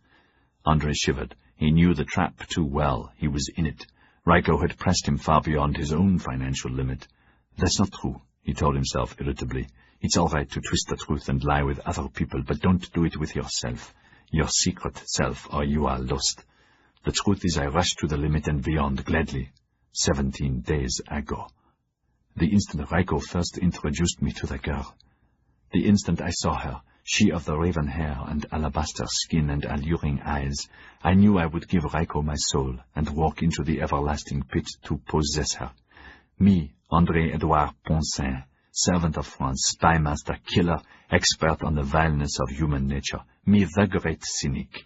In an instant, I had fallen in love. Madness, but true. The instant the girl had left the room, me helpless and tongue-tied, I said, Raiko, please, whatever ask, I pay. So sorry, Furanso-san. This matter will cost more money than I care to mention. Even if she agrees to be with you, she has not yet agreed. Whatever money, I pay. Please ask. Ask if agrees. Of course. Please, I'll come back tomorrow at dusk. No. Please, now ask. Ask now, I wait. He had to wait almost 2 hours. While he waited, he fretted and prayed and hoped and died again. When Raiko returned and he saw her set face, he began to die once more, but rushed to life as she said, Her name is Hinode, meaning a sunrise. She is 22 and she says yes, but there are conditions, apart from money. Whatever Hinode wanted. Best to listen first. Raiko was more somber than he had ever seen her. Hinode says she will be your consort, not courtesan, for a year and a day. If on that last day she decides to remain with you, she will give you her inochi, her spirit, and be with you for another year and another, year by year, until she decides to leave or you tire of her. If she wishes to leave, you swear to release her freely. Agreed. When begin? Wait for Furanso-san. There's much more. There will be no mirrors in your house, and you will bring none into it. When she disrobes, the room will always be dark, except once, the first time. Only once, Furanso-san. You may see her. Next, the moment any disfiguring mark appears, or whenever she may ask you, without hesitation you will bow to her and bless her, and be her witness, and give her the poison cup or knife, and watch and wait until she is dead, to honor her sacrifice. His mind spun out of control. Dead. She said that she would prefer the knife, but did not know a Gai Jin's choice. When he could get his brain working, he said, I the judge if mark disfiguring. Raiko shrugged. You or she, it does not matter. If she decides to ask, then you must honor your promise. It will all be written into the contract. You agree?" After he had sifted that, the horror of it, and made peace with it, he said, "Then sickness her early, no mark yet." Raiko's eyes were unrelenting, her voice so gentle, so terribly final, the stillness in her room so vast. "Hinode has no disease, Furanso-san. None. She is blemishless." His head seemed to explode with "she is blemishless" echoing in the sky of his mind, together with his all-pervading shriek to himself. "But you're unclean." "Why? Why agree? Why? Why she no, my bad, yes?" A maid, waiting on the veranda outside, frightened by his bellowing voice, pulled the shoji open. Then, waved away by Raiko, obediently closed it again. Delicately, Raiko sipped her sake. "Of course she knows, Furanso-san. So sorry." He wiped the saliva from the corners of his mouth. "Then why? Agree." Again the strangeness. "Hinode will not tell me, so sorry. It is part of my agreement with her that I do not press her to know, as it must be part of your agreement with her. We are not to press her. She says she will tell in her own time." Raiko had exhaled heavily. "So sorry, but you must agree as part of the contract. That is the final condition." "Agreed. Please make contract." After an agony of time, only a few days, it had been signed and sealed, and he went with Hinode, him unclean and her clean, in all her glory, and tomorrow he would again. Andre almost leapt out of himself as a hand grasped his shoulder, and he found himself back in Struan's great room. It was Philip saying, "Andre, are you all right?" "What? Oh, yes." Andre's heart was palpitating, cold sweat making his flesh crawl. That, and the memory of blemishless, and first time, and the horror of it, and dreading tomorrow. "Sorry, a cat was walking on my grave." All at once the room pressed down on him, and he had to get out into the air. He got up, groped away, mumbling, Ask Henri to play. I don't feel... Sorry, have to leave." Blankly, Tyler stared after him. Babcock wandered over from the roulette wheel. "What's up with him? Poor fellow looks as though he's seen a ghost." "Don't know, George. One moment he was all right, the next mumbling and white as a sheet, sweat pouring off him." "Was it anything you were talking about?" "Don't think so. He was just advising me what to do about Fujiko and Raiko. Nothing about him at all." They watched Andre leave as though the room were empty. Babcock frowned. "Not like him. He's usually so debonair." "Poor chap. Must be his affliction. Wish to God I could supply a cure. Wish to God there was a cure." "Talking about debonair," Tyler was saying, "I didn't know you were such an accomplished dancer." "Nor did I," the giant said with a booming laugh. "I was inspired. She'd inspire anyone. Normally I dance like a rhino." They looked across at her. Extraordinary constitution, that girl, and wonderful infectious laugh. "Yes, Malcolm's a lucky fellow. Excuse me, I'd best ask Henri to sub for Andre." He wandered off.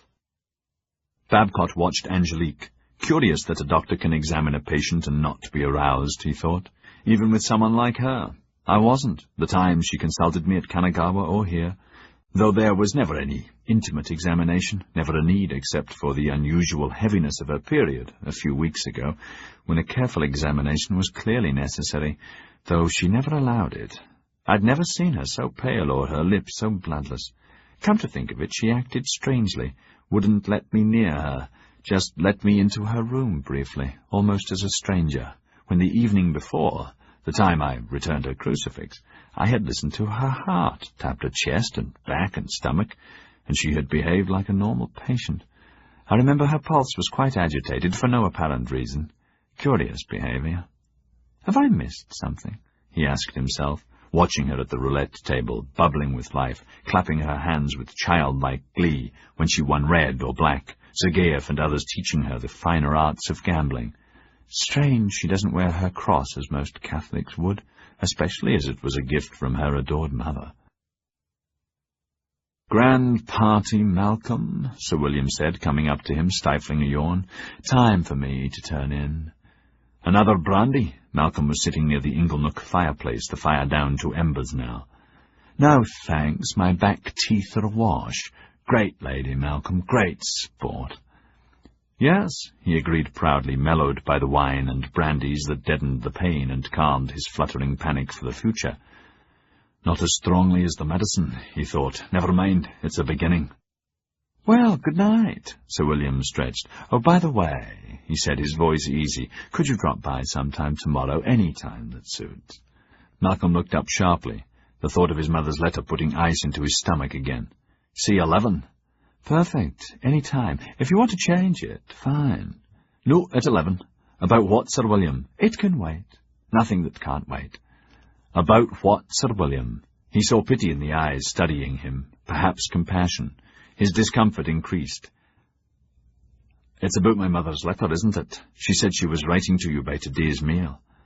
"Yes, it was, but only partially. I had been warned to expect a letter. The first matter was Norbert. Now that he's back, I hope this duel nonsense is out of both your heads." "Of course." Sir William grunted, unconvinced, but let it rest. He could do no more than warn both parties, and then, if they proceeded, to enforce the law. "You're both warned."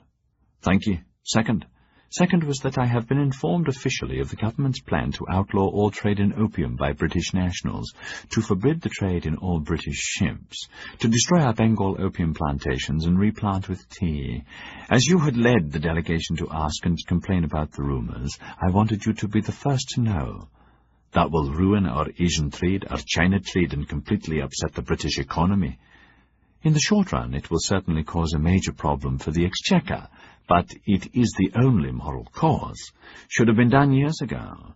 Of course, I understand the unsolvable silver opium tea triangle and the chaos of lost revenue it will cause the exchequer." Sir William blew his nose, already weary of the problem that had harassed and aggravated the Foreign Office for years. "Think I'm getting a cold. I suggest you convene a meeting next week to see how we can minimize the confusion." "I'll arrange it."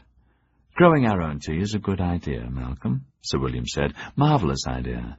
It might interest you to know the first Bengal test plantations producing crops were grown from seeds smuggled out of China and brought back to Kew Gardens by Sir William Longstaff, Hong Kong's governor in your grandfather's day, when he returned home."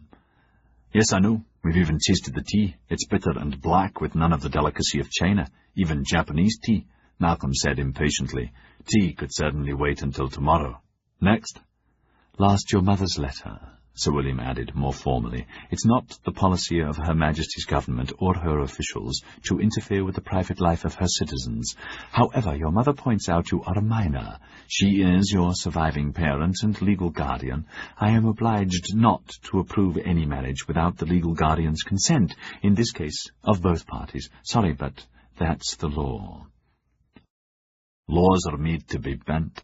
"Some laws, Malcolm," Sir William said kindly. "Listen, I don't know what the problem is between you and your mother, nor do I wish to know. She did draw my attention to the piece in the Times, which can be read in several ways, not all of them good. When you are back in Hong Kong, I'm sure you can bring her to your side, and in any event, you are of age in May, which isn't far away." "Wrong, Sir William," he said, remembering the same advice from Gordon Chen. "Advice from men who don't know what love is," he thought without malice. "Just sorry for them. It's a million years away." "Well, be that as it may, I'm sure it will all work out for you both. Henri's of the same opinion." "You've discussed the matter with him?" "Privately, of course. The French consul in Hong Kong is, aware of Angelique and her affection for you, your mutual affection. She's a wonderful person. She'll make a wonderful wife, whatever the problem with her father." Malcolm reddened. "You know about him, too?" The lines in Sir William's face etched deeper. "French officials in Siam are most concerned," he said delicately. "Naturally, they informed Henri, who rightly informed me, asking our assistance. Sorry, but it is an official matter of interest. You must be aware that, in fact, anything to do with the noble house is a matter of interest." Adding sadly, for he liked Malcolm and regretted the Tokaido as barbarism. "The price of fame, eh?" If you hear anything, I would appreciate hearing first, privately, as quickly as possible." "Yes, I can keep you informed, privately." Malcolm reached for the brandy bottle. "Sure you won't?" "No, thanks." "Is there an answer to my problem?" "I've given it to you. Sir William kept his voice formal to hide a sudden wave of irritation. As if a few months really mattered. The girl's not dead as Vertinskia's dead, nor anywhere near as marvellous. Your birthday's soon, and Hong Kong only 8 or 9 days away. Of course, you're welcome at 11 tomorrow, or any time, but that's all that I wanted to chat about. Night, Malcolm, and thanks again for the party. It was past midnight. Malcolm and Angelique were kissing passionately in the corridor outside their adjoining suites. The corridor was dark, just a few night lights. She was trying to hold back, but she was enjoying him more every day, his heat warming her more than yesterday, tonight his need and hers almost crushing. Je t'aime, she murmured, meaning it. Je t'aime aussi, Angel. She kissed him again, searching, then again stumbled back from the brink and held on to him until she caught her breath. Je t'aime, and it was such a lovely party. You were like champagne. She kissed his ear, her arms around him. Before Tokaido, she would have to stand on tiptoe. She did not notice it, though he did. I'm so sorry we sleep alone. Me too. Not long now, he said. Abruptly his pain soared, but he bore it a fraction longer. So, he said, looking at her deeply, sleep well, my darling. They touched lips and murmured good night many times, then she was gone. Her bolt slid home.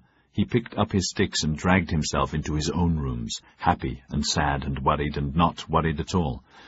The evening had been a success. Angelique had been content. His guests had enjoyed themselves. He had contained his disappointment over the wreckage of his plan, and he had faced himself over the mails, not allowing Jamie to decide for him. That decision was right, he thought, though ducks would have been better. Never mind, I can never be him, but he's dead and I'm alive, and Heavenly has promised to devise a solution to her letters and the new twist in my jaws. There must be an answer, Taipan, Heavenly had said. There must be an answer. I'll come up with something before I leave for Hong Kong. You'll need that proof, whatever happens. His eyes went to their communicating door, still bolted permanently at night by mutual consent. I won't think about Angelique or the bolt, or that she's alone, nor about my failure over our marriage.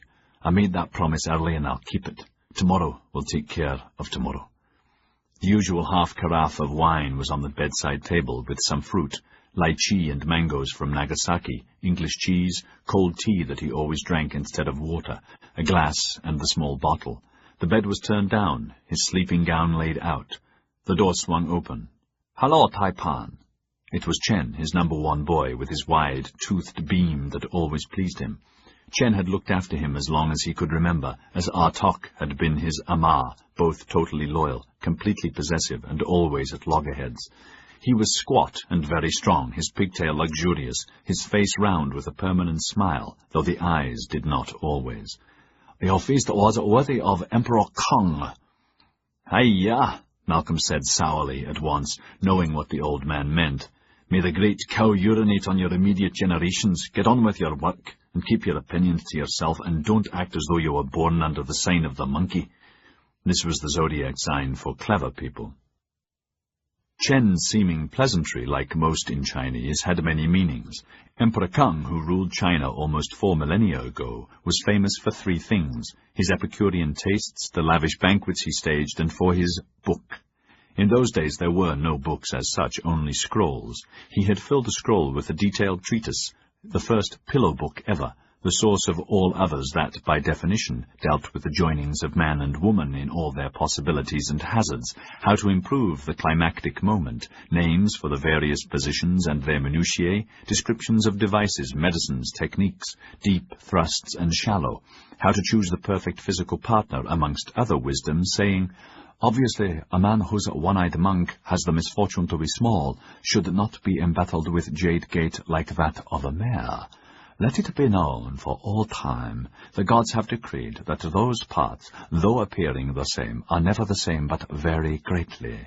Extreme care must be used to avoid the trap of the gods who, while bequeathing man the means, as well as a need as strong and as permanent as the needle that seeks the North Star, to taste heaven while on earth, the moment of the clouds and the rain is such. At the same time, for their own amusement, they have set manifold obstacles in the way of the Yang's a quest for the Yin, some easy to avoid, most impossible, all complex. as a man should taste as much of heaven while on earth as he can, who knows if gods are really gods, the Tao, the path to the gorgeous galley, must be scrutinized, examined, pursued, and studied even more severely than the transmutation of lead into gold. Chen bustled about the room, pained though pleased with his master's knowledge. He was only doing his duty, drawing attention to the strength of the yin, particularly tonight, the flaunting of it, her dancing and kissing, titillating the master's yang, about which the emperor had been very specific.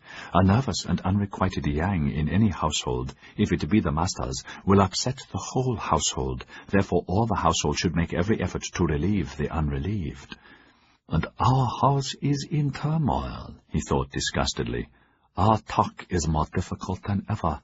Our soul grumbling about the extra work and the worry, the cook's complaining about his loss of appetite, the houseboys moaning that nothing pleases him, and all because this cow-like barbarian whore won't just do her duty. General opinion amongst the staff was that she must have one of those rapacious ravines Emperor Kang warned against. There are some the gods have lined with demons, their magnetic force so strong as to send men mad, and make them forget an immortal truth that one yin is like another when the need is great, and worse, when at last one such ravine opens to receive the yang, this heaven becomes hell, for there is never enough. "Aya, Taipan," Chen said, aiding him to undress. "This person was only saying your banquet pleased everyone." Your lord and master knows exactly what you were seeing. Malcolm struggled out of his shirt. His uncle, Gordon Chen, whom he treasured, had lectured him about the Emperor Kang's work, telling him this information, and other pieces of important knowledge about the yang and yin, was just between them and to be kept secret from his mother. "You are an impertinent bugger," Malcolm said in English, his main defence with both Chen and Artok. He could never seem to best them in Cantonese, but speaking English to them infuriated them. "And I know you were trying to be snide about the mistress, but you'd better stop, by God." The round face twisted. "Taipan," Chen said in his best Cantonese, helping him into bed, "this person has only the interests of his master before all else." "Ay, yeah," Malcolm scoffed. "Words from a forked tongue are as precious as mildewed fish bones to a starving man." He noticed an envelope propped on the bureau. "What's that?" Chen hurried to fetch it, happy that the subject had changed from him. "A foreign devil arrived tonight to see you. Shroff Vargas saw him. The foreign devil said the letter was urgent, so the Shroff asked this person to put it here, in case our illustrious master wanted it." The writing was not familiar. "Which foreign devil?" "I don't know, Taipan. Is there anything else?" Malcolm shook his head, yawned, and put the envelope on the side table and dismissed him. The medicine bottle beckoned. "I won't," he said firmly, started to turn down the oil flame, then changed his mind and opened the letter, with sudden expectation, thinking it was from Heavenly or even Father Leo. "Dear Mr. Struan, perhaps I may introduce myself. Edward Gaunt of Rothwell, Shanghai, late of Virginia, presently here in Yokohama for training with Mr. Norbert Greyforth at the request of Sir Morgan Brock. Mr. Greyforth has asked me to act as his second in the private, though pressing matter of the duel you challenged him to. Perhaps I could wait upon you tomorrow. Would the morning be convenient, say noon or thereabouts? I have the honor to be, sir, your most obedient servant, Edward Gaunt." The signature was as neat as the copperplate writing. Chapter 35, Tuesday, the 2nd of December. "Morning, Mr. Gaunt. May I introduce Mr. McFay, Chief of Struan's, Japan. Please make yourself comfortable. Jamie, you too. Coffee, tea, sherry, champagne?" "Nothing, thank you, Mr. Struan. Mr. McFay is one of my seconds. Details are supposed to be arranged by seconds, I believe. Yes?" "Yes, sir. I've met Mr. Sabaradin, but didn't discuss anything with him, according to Mr. Greyforth's wishes." The two young men studied each other. From the first instant, both had experienced the same strange sensation, an intense attraction to the other. Each was thinking, how odd you could instantly like some people for no apparent reason, while disliking others, loathing some, dismissing many. Even so, both were sure that however fierce their initial affinity, it would make no difference. Soon, today, tomorrow, even in the next few minutes, something would as quickly revert them to normality, to the comfortable historic enmity that bound their firms together, and would reach down the ages, dismissing the first affinity as a peculiar aberration. Malcolm said, What can we do for you? Gaunt's smile was genuine, his teeth white, like Malcolm's. He was of similar height, but built lighter, his clothes less elegant, dark hair against the reddish-brown of Struan, brown eyes against the blue. Mr. Greyforth wanted to confirm dates, weapons, etc. Jamie said, "You know this is all against the law, Mr. Gaunt, and the duel formally forbidden by Sir William." "Yes, Mr. McVey." Jamie shifted uncomfortably, detesting his involvement more than ever, and further unsettled by the curious mood in the room. He could not read it. Where there should have been ice and enmity, it seemed more a waiting moment, weirdly pleasant and preordained. "That being said, what did Norbert have in mind?" Today's Tuesday. Would a week from today be okay?" "I'd prefer Wednesday the 10th, Malcolm said at once. He had made a plan in the early hours. Sleep had eluded him. He had fought the dragon that was in the little bottle and had won, though the fight had taken its toll and this morning's measure had been a pathetic relief. Prancing Cloud would arrive Sunday and was due to leave Wednesday evening. He would arrange secretly with her captain to sail the moment he could get aboard after the duel. Either he would have already smuggled Angelique aboard or would organize Jamie to escort her home in the next ship, to be decided at the last minute, the latest by Tuesday. It might be best to bring Jamie with Angelique, thus negating part of his mother's fury against Jamie by being obedient to one of her wishes and, hopefully, make her withdraw the termination order. He owed it to Jamie to try in every way to extricate him. If Angelique was aboard, perhaps he could find a way to persuade Captain Strongbow to forget his mother's orders. "It's a long shot," he thought, "a very long shot, but a faint heart never won a fair lady, and it's the best I can do. Joss. I'd prefer Wednesday." "I imagine that will be all right, sir. As to the place, we suggest first light at No Man's Land, twixt the village and Drunktown, not the racecourse, as that's too public with early morning riders and so on." Malcolm laughed, not knowing why. "A good choice," he said before Jamie could answer. "Much better for me, more secluded, closer to the sea, much easier to slip out to the clipper from Drunktown Wharf than ours. It's apparent you know a lot about Yokohama, and you're here only a day." "It was Mr. Greyforth's suggestion, but I did check out both early this morning. No Man's Land is better, safer." "That's agreed.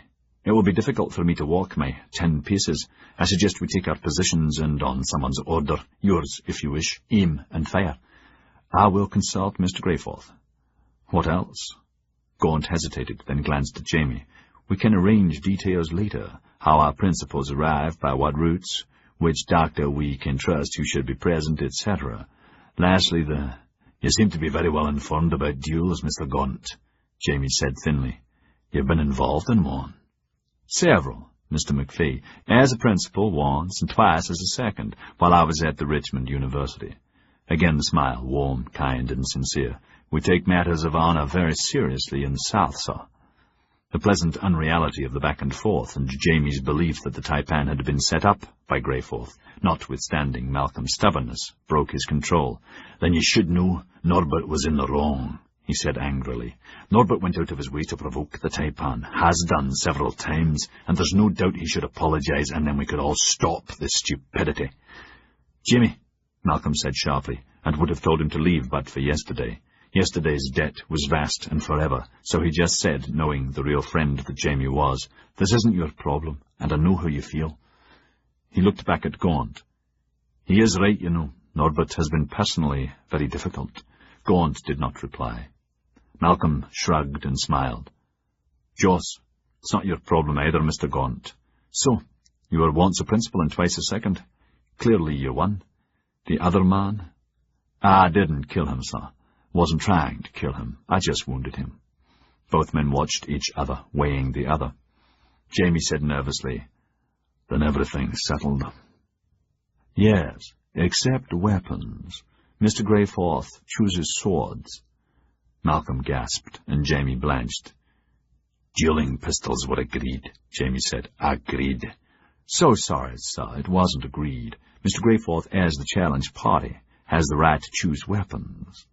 "But it was a—" "Jimmy, let me deal with this," Malcolm said, astonished with his own detachment, expecting trickery from Norbert. "It was always presumed we were gentlemen and would use pistols." "I'm sorry, but those aren't my instructions, sir." As to gentlemen, my principal considers himself one, and chooses to defend his honour with a sword, which is quite customary. Obviously that's not possible. Mr. Greyforth also said, I must tell you I do not approve of this, and told him so. He also said if you wanted, he would agree to knives, swords, or fighting irons. Jamie began to get up, but Malcolm stopped him. In my present state, that's impossible, Malcolm said, then gathered himself and said firmly, if this is a play for Norbert to gain face, to humiliate me and call off the duel, then I spit in his eye and will continue to do so. Jamie flushed at the bravado, admired it and hated it, then suddenly realized this could be a perfect face-saver for both men. Taipan, don't you think? No. Mr. Gaunt, obviously I can't now even use a sword. Please ask Norbert to accept pistols. Well, sir, I will certainly ask. Certainly the first duty of a second is to try to bring about a reconciliation, and it seems to me there's room enough for both you gentlemen in Asia. I'll ask. Jamie said, Mr. Gaunt, I'll be here. Anything I can do to help stop this insanity, just say the word. Gaunt nodded, began to rise, but stopped as Malcolm said, Perhaps I could have a private word, Mr. Gaunt. You don't mind, do you, Jamie? Not at all. Jamie shook hands with Gaunt, then said to Malcolm, There's a meeting of all traders to discuss Sir William's bombshell at noon, in the club. I'll be there, Jamie, though there won't be much discussion, just a lot of shrieking and full temper. I agree. See you later, Taipan. Jamie left. In the fine office, once more the two men watched each other. You're aware of our Parliament's stupidity? Yes, sir, I am. All governments are stupid. Would you join me in a glass of champagne? A celebration? Yes, I don't know why, but I'm pleased to meet you. Ah, then you felt the same. Not right, is it? Malcolm shook his head and rang the bell. Chen appeared, and when the champagne was opened and poured, he went away, his little eyes darting from silent man to silent man. Health? Health, Gaunt replied, savouring the chilled wine. I got the impression you wanted to speak privately. Gaunt laughed. I did indeed. Dangerous for an enemy to be able to read your mind, eh? Very, but we needn't be enemies. Rothwell's is a good client. The hatred and blood feud between the Struans and the Brocks needn't touch you, whatever Tyler or Morgan say. Gaunt put his eyes on the cut glass crystal and the bubbles, asking them if he was correct in thinking that the time was now, or if he should wait. The tawny eyes considered Struan. He decided to dismiss the danger. You are reputed to like secrets, to be trustworthy. Are ye? In matters of honour, yes. Your reputation. And do you like stories? Legends? Malcolm concentrated the unreality of the meeting and this man disorienting him. Some better than others. I'm here under false pretenses. Gaunt's sudden smile lit up the room. Christ Jesus, I don't believe I'm truly here with the future Taipan of the noble house. I've waited and planned for so long for this meeting, and now it's arrived. Before I came here, I had no intention of saying anything now, other than what Mr. Greyforth asked me to say. But now, he raised his glass, to revenge. Malcolm thought about that, unafraid and spellbound, then drank and poured again. It's a good toast in Asia. Anywhere. First, I need your word of honour, the honour of the Taipan of the noble house before God, that what I tell you will remain secret between us until I release you. Malcolm hesitated. So long as it's a story. Then he swore the oath. Thank you. A story, then. Are we safe here? Can anyone overhear us? In Asia, usually. We're aware doors have ears as well as walls, but I can fix that. Chen, he called out. The door opened at once. In Cantonese, he said, Stay away from the door. Keep everyone else away, even our talk. Yes, Taipan. The door closed. No, you're safe, Mr. Gaunt. I've known Chen all my life, and he doesn't speak English, I think. You speak Shanghainese. A little. The same with Ningpo dialect. You were seeing. This is the first time I have ever told this story, Gaunt said, and Malcolm believed him. Once upon a time, he began, no lightness now, a family went to England from Montgomery, Alabama, their home for generations. Father, mother, and 2 children, a boy and girl. She was 15, her name Alexandra, and her father was the youngest of 5 brothers. Wilf Tillman was the oldest. The co-founder of Cooper Tillman, Struan said, jarred. The same. Alexandra's father was a minor tea and cotton broker, an investor with brother Wilf in Cooper Tillman, and he went to London to work with Rothwell's on a 3-year contract to advise on cotton. Cooper Tillman was their major supplier. They stayed just under a year. Unfortunately, both parents had gotten very ill. No wonder, eh? With the fogs and that weather. I nearly died myself while I was there. I spent 2 years in London training with Brock's, 1 with Rothwell's. Anyway, the Tillmans decided to go home. Halfway across the Atlantic, Alexandra discovered she was pregnant. "Ay, yeah," Malcolm muttered. Yes, the shock on top of her adored father's illness killed him. He was 37. They buried him at sea. The captain's death certificate just said brainstorm, but both she and her mother knew the real cause was the bad news. Alexandra was just 16, as pretty as picture. That was in 35, 27 years ago. Alexandra had a son. Me. For an unmarried girl to have a child out of wedlock, to be a fallen woman. Well, Mr. Struan, no need to tell you what a stigma and disaster that is. And Alabama's Bible country, our part. And the Tillmans were gentry. Earlier we talked about honor. It's true what I said, that we take honor seriously and dishonor. May I? Gaunt motioned to the champagne. Please. Malcolm did not know what else to say. The voice was lilting, pleasant, uninvolved, just a storyteller relating a history. For the moment, he thought grimly. Gaunt poured, for Struan, then for himself. My mother and her mother were ostracized by society, and the Tillman family, even her brother, turned against her. When I was 3, my mother met a Virginian, a transplanted Englishman, Robert Gaunt. Gentleman, tobacco and cotton exporter, card-playing enthusiast from Richmond, who fell in love with Mother and she with him. They left Montgomery and were married in Richmond. The story they fabricated was that she was a widow, married at 16 to a Yankee cavalry officer, who had been killed in the Sioux Indian Wars. She was 19 then. Everything was more or less all right for several years, until 42, the year after Dirk Struan practically single-handedly founded Hong Kong, the year before you were born. 42 was a bad year for Hong Kong, with its Happy Valley fever plague, malaria, the Opium War with China, the great typhoon that obliterated the city there, and unholy bad for the noble house because the same typhoon killed the great Dirk Struan. A sip of champagne. He was responsible for Wilf Tillman's death and for ruining the Tillman family.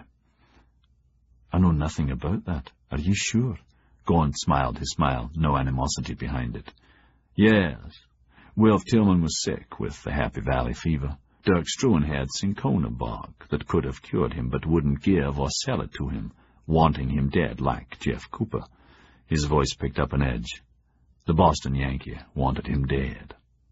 Why? And why should the Taipan want Tillman dead? He hated him. He had different views than Wilf. Among other reasons, Wilf had slaves, not illegal at that time, or now, in Alabama, and to assist Cooper to take over the farm. After Wilf died, Jeff Cooper bought his shares for a pittance and cut off my family's remaining money. Dirk was responsible. Malcolm said, We certainly have a joint venture with Cooper Tillman and Cinchona Bark, Mr. Gaunt, and are old friends. As to the rest, I know nothing about it, or believe it. I'll check the story the moment I get back to Hong Kong. Gaunt shrugged. Years later, Cooper admitted he had never approved of Wilf Tillman. His exact words were, Listen, young man, Wilf deserved everything he got. He was a slaver and useless, never did a day's work in his life. Your southern gentleman was vile. Dirk was right to give the little cinchona he had to others who he judged deserved it. It's been my work, mine, that made the company that's paid for your mother, stepfather, and you all these years. Gaunt's face twisted, then he was calm again, outwardly. He said a few other things, sir, that's unimportant now. But cutting off funds, our rightful money, was very important.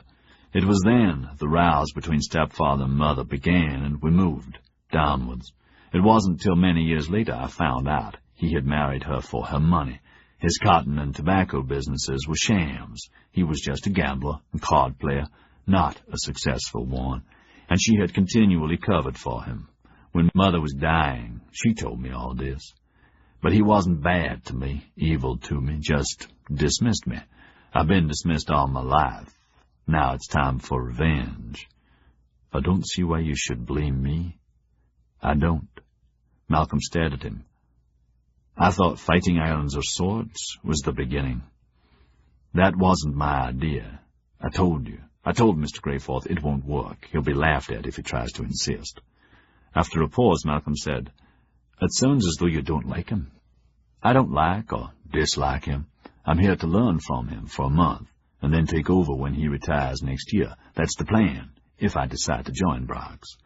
You may have to take over sooner than you think. Malcolm's voice hardened. Next Wednesday, hopefully. You're set on having this duel. Yes? May I ask the real reason?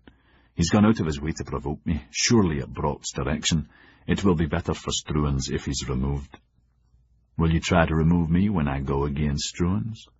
I will oppose you, compete with you, stop you if I can. I wouldn't want to fight you. Malcolm smiled a good smile. This is a mad conversation, Mr. Gaunt. It's mad to be so truthful and so open, but we are, and that's that. You said the revenge. You're determined to have at us because of what my grandfather supposedly did to Wilf Tillman. Yes, Gaunt said with a smile. In due time. What about Jeff Cooper? The smile vanished. Him, too, in due time.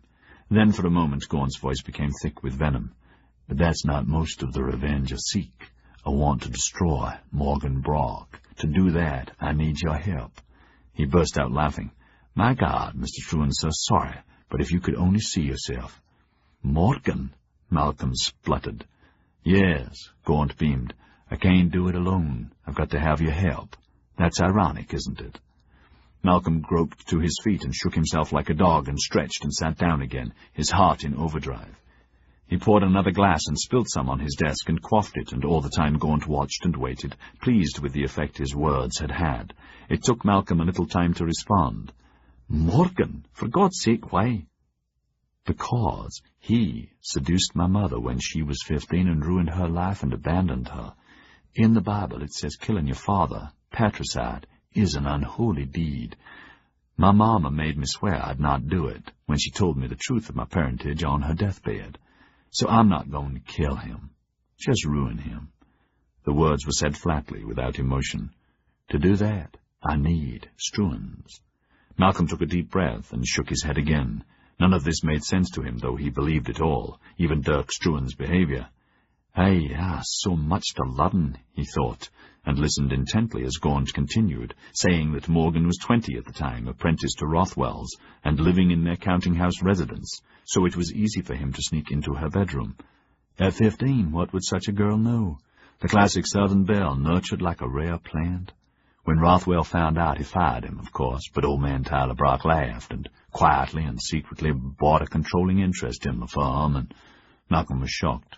Brock controls Rothwell's? He did, for a time, just enough to fire Rothwell and all their directors and appoint new ones.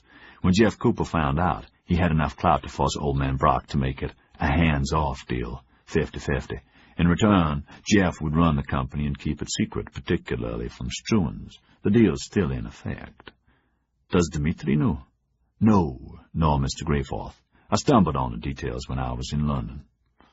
Malcolm's mind was working hard. Struan's had been involved with Rothwell's over the years, but no one had ever said they had been poorly treated or cheated. Then something Gaunt had said ran to the front of his mind. Does Morgan know you know about him? I wrote to him in London when Mama died. He replied it was all news to him and denied it, but telling me if ever I was in London to come to see him. I did. Again he denied it. Nothing to do with him, he told me. He'd been blamed for the mischief of some other apprentice, nothing to do with him. I was destitute at that time, so he found me a job of sorts, then helped me to get into Rothwell's. Gaunt sighed. Mama told me when Morgan had been confronted by Rothwell, he had said that he would marry the slut if her dowry be 10,000 nickel a year. A shudder shook him, though his face did not change nor the flatness of his voice. I could forgive Morgan everything, maybe, but never that. Never the slut. That's in writing from Rothwell. He's dead now, but his letter isn't. Thanks for listening.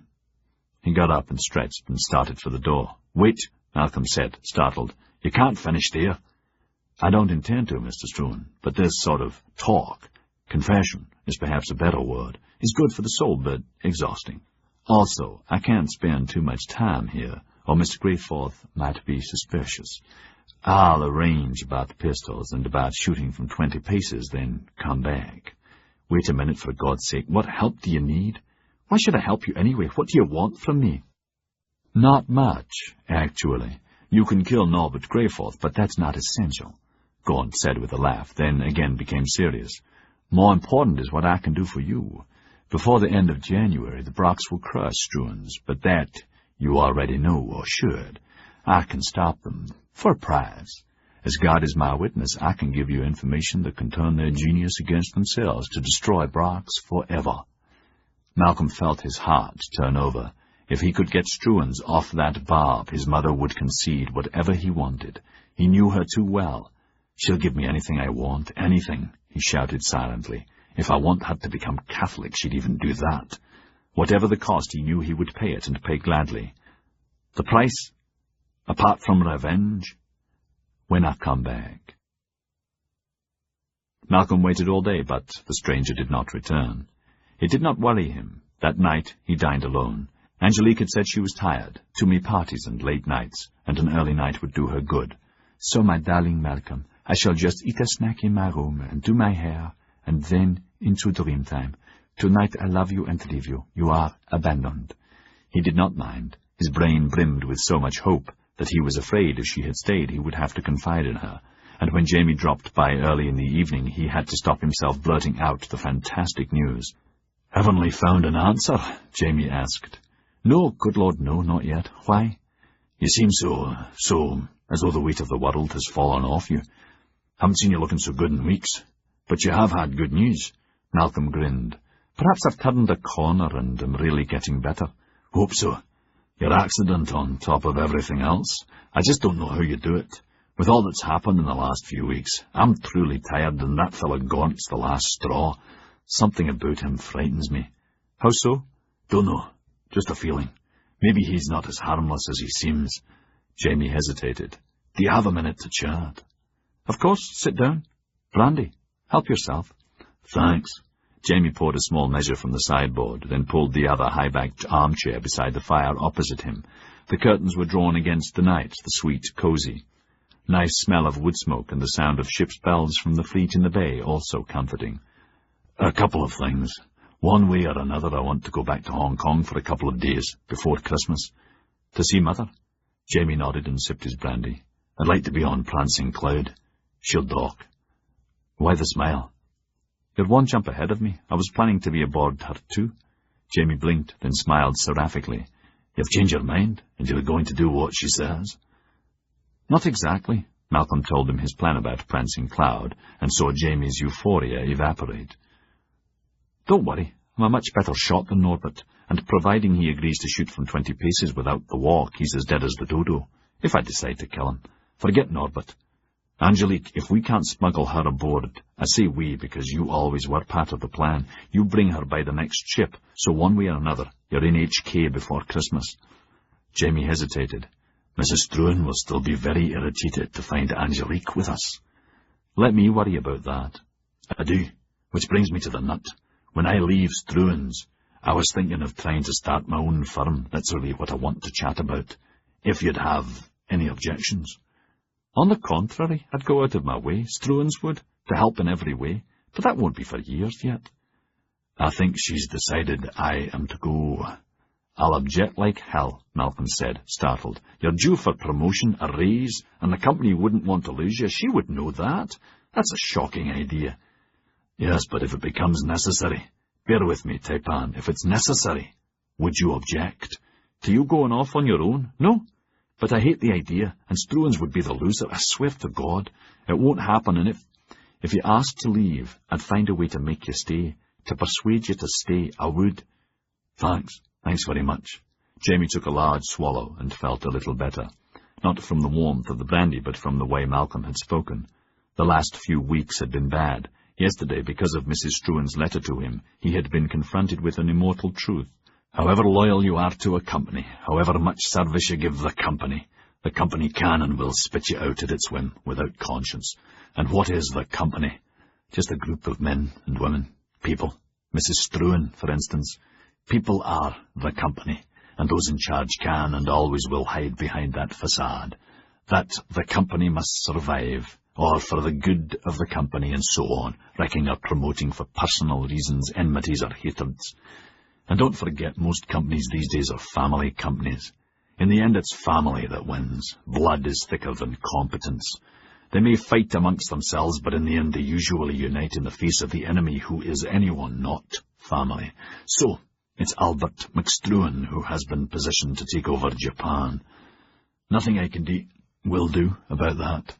Maybe family businesses are more humane, can be better than impersonal, bureaucratic, anonymous institutions, but even there, perhaps more so, you're subject to the old boy network. You lose either way. Last night, untypically, he had got very drunk in his little house in the Yoshiwara, finding no solace in Nami. Every time he thought about the truth of the company, adding it to the hanging crime he had almost committed, and Tess Struan's unfairness, Malcolm's stubbornness, and his own stupidity, knowing that if Malcolm had not stopped him, he would have ripped the string off and torn the letters up and thrown them overboard, his head would spin, and only another tumbler of rum would stop the motion, until it created spinning of its own. Nami couldn't help. "Jemmy, what you matter? Jemmy? "It's Machiavelli who said it best," he had said, his words slurred and incoherent. "Put not your trust in bloody princes. They can plead expedience." Bloody princes, taipans, mothers of bloody taipans, sons of Dirk Struan and their sons. And then he had wept. Aye, he thought queasily, that's the first time in years. Last time was when I just arrived in Hong Kong 20 years ago, and heard Ma had died while I was on the high seas. She must have known she was dying when I left. "Off you go, my bonny laddie, earn our fortune and write every week. If it wasn't for her, we would have all died. Only her strength kept us alive, until the Struans arrived and our jaws changed. Cried my heart out, like last night, though the tears were different. I was crying for my lost innocence. Can't believe how naive I was to believe in the company. Would Dirk have let me down? Never. The taipan wouldn't have, couldn't have, but he's just a legend. I've got to find the courage to strike out on my own. I'm 39, old in Asia, though I don't feel old, only a ship without a rudder. And so is Malcolm." "Is he?" He looked at him, still noticing the change. Malcolm's different, more like his old self, he thought. More adult. Is that possible? Don't know. But either way, his jaws is fixed, like mine. "I'm glad we didn't tamper. I can't say how sorry I am she's blocked you." "Me too." Malcolm had told Jamie what Sir William had said about expecting the letter, and about opium and their Bengal fields, the news of which this morning had erupted the settlement into a frenzy. The noon meeting at the club had been more violent than usual, with the added motion, carried unanimously, that Sir William should be strung up, or at the least impeached, if he tried to enforce Parliament's stupidity. He saw how deeply unhappy Jamie was, and once again was tempted to pour out the marvellous development called Gaunt. But he remembered his oath. "I'm very confident now, Jamie. Don't worry. You're off to the Yoshiwara." "And not immediately, though I've got to see Nemi." Jamie smiled ruefully. "I hung one on last night. Going to take her a present. It's not necessary, but she's a good sort and lots of laughs. First I'm seeing Nakama. Philip asked me to see him for half an hour. Seems he asked Philip about business and banking, capital, things like that. Philip asked me to explain the rudiments." "That's curious." "Yes, the bugger's got an inquiring mind, all right. Pity he's not so forthcoming with us. Batter your knowledge for something we want to know. Tomorrow I think I'll have a chat with Philip. Ask him to see me, will you?" Malcolm's voice hardened. "We were to share all information. Wasn't that our agreement?" Yes, it was." Jamie finished the brandy. "Thanks, and thanks for the chat." He stood up and said sincerely, "I hope, with all my heart, it works out for you, Malcolm." "Yes, I know, Jamie. It will work out for you, too. Night." In the quiet of his room, Malcolm contentedly stretched out his legs towards the fire, anxious for the morrow and more from Gaunt. What could be the price, he mused, watching the coals. He could hear voices inside the buildings and outside on the Prior. Occasional laughter and a few drunken songs. John Marlowe had come by this afternoon, bringing a message from the Admiral. Could he drop by the flagship tomorrow, or, if not convenient, Sir William's? I could meet at Sir William's. What time? Noon? Good. What's it about? Don't know, Marlowe said. I'll bet it's not to pass the time of day. Ever since Admiral Ketterer had returned from the engagement at Mears Bay and Hong Kong, he had been seething about adverse and critical reports in the papers, and was still furious that British-made cannon had fired on his ships. I don't think he took kindly to some of the more rude remarks at the meeting today. Tough, Malcolm had said, and laughed, still intoxicated with Gaunt's information. Marlowe had laughed too. For God's sake, don't say that on his quarterdeck. The whole ship would blow up. By the way, my trials are approved Monday or Tuesday, weather permitting. Which would be best for you both? How long would we be out? Leave at dawn or thereabouts, back latest by sunset. Tuesday. A coal fell out of the fire onto the hearth, but safely. He nudged it under the basket with the poker and stirred the embers. The blue-greened-orange flames rose a little and died down again, making pictures for him, positive pictures, about him and about her. He looked at their adjoining door. No sound ever came through it. Gaunt's the key to Tess. Ironic that he needs me as I need him, and we are enemies. I've a feeling we always will be. What's his place? It will be something I can deliver. He's wise enough to do that. Why are you so sure? Revenge is too strong a motive. I know. In the Inn of the Lily, Philip Tyra was being massaged by a muscular Japanese woman with massive arms, her fingers of steel finding the pressure points, and she played them like a keyboard to his groans of pleasure. This house was not as delicate or as expensive as the Three Carp, but the massage was the best he had ever had, and took his mind off Fujiko and Nakama and André Poncin and Sir William, who had been furious all morning, culminating at noon, when the raging venom from the club almost blew the roofs off Yokohama. As if it's my fault Parliament's gone mad, Sir William had shouted at the lunch table, the Admiral equally furious. Is it, Philip? Of course not, Sir William, he had said, co-opted to the lunch against his wishes, the General, the third guest. Parliament's always been arbitrary and stupid. Why the devil don't they let the Foreign Office run the colonies and have done with all the heartache? As for the shower-called traders here, enough to make you spit blood. The Admiral had growled, 50 lashes with the cat-o'-nine-tails would make them toe the line, by God. Every man jack of them, especially journalists. Rotters, all of them. The General had said smugly, still smarting from the dressing-down Sir William had given him over the riot. What can you do, my dear Sir William, except take it like a man? And Admiral, old chap, you were really asking for it by making public political statements. First rule for flag rank or general stars, I always thought, was to keep the old head down, be circumspect with public orations, and suffer in silence. Admiral Ketterer's neck went purple. Sir William managed to interrupt the next broadside with, Philip, I'm sure you have an abundance of work to do. For God's sake, get the correspondence copied, and the complaint to the Bakufu must go off today. He had escaped thankfully. Nakama had greeted him affably. Ah, Taira-sama, I hope you're better feeling. Mama-san Raiko ask how health is, as you not keep appointment with Fujiko, who is tears, who was in tears, and my health is fine. Last night I had a very pleasant time in the Inn of the Lily, he had said, astounded André's predictions had been so accurate. Fujiko, I'm having second thoughts about her contract. Yes, by God, second thoughts.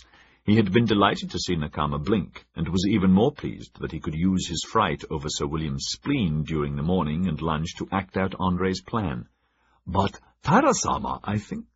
And we're not speaking English any more today, and no more questions about business. You can talk to Noble House McFay-sama, and that's the end of that. He groaned aloud as the masseuse probed deeply. Her fingers stopped at once.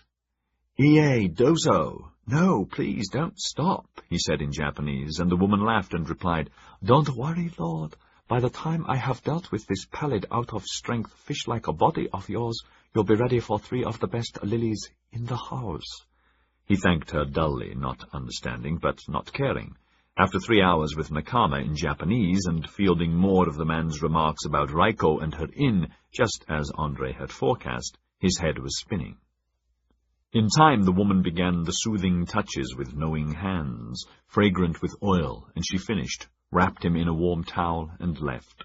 He drifted off, but woke as the shoji slid open, and a girl came in and knelt beside him. She smiled, and he smiled back, and told her he was tired, and please would she just sit there until he woke up, again following Andre's instructions. The girl nodded and smiled and was quite content. She would get her fee anyway. Andre's a genius, he thought, equally contented, and went happily to sleep.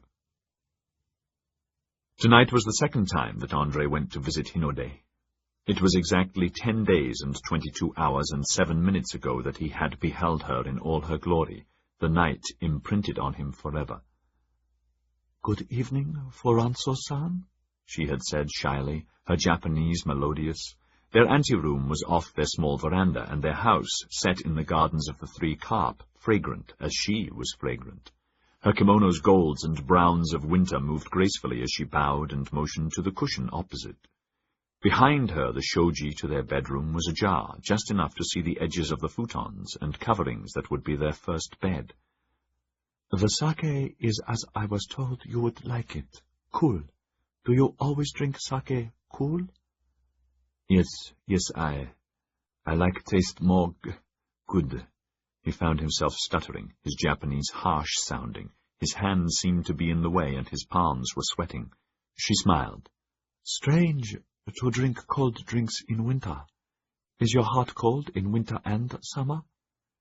Hinode, he said, the pulse pounding in his ears and throat. "I think my heart like stone for so long now. Think about you. Not know if hot or cold or what. You beautiful." "It is only for your pleasure." "Raiko-san told you about me, yes?"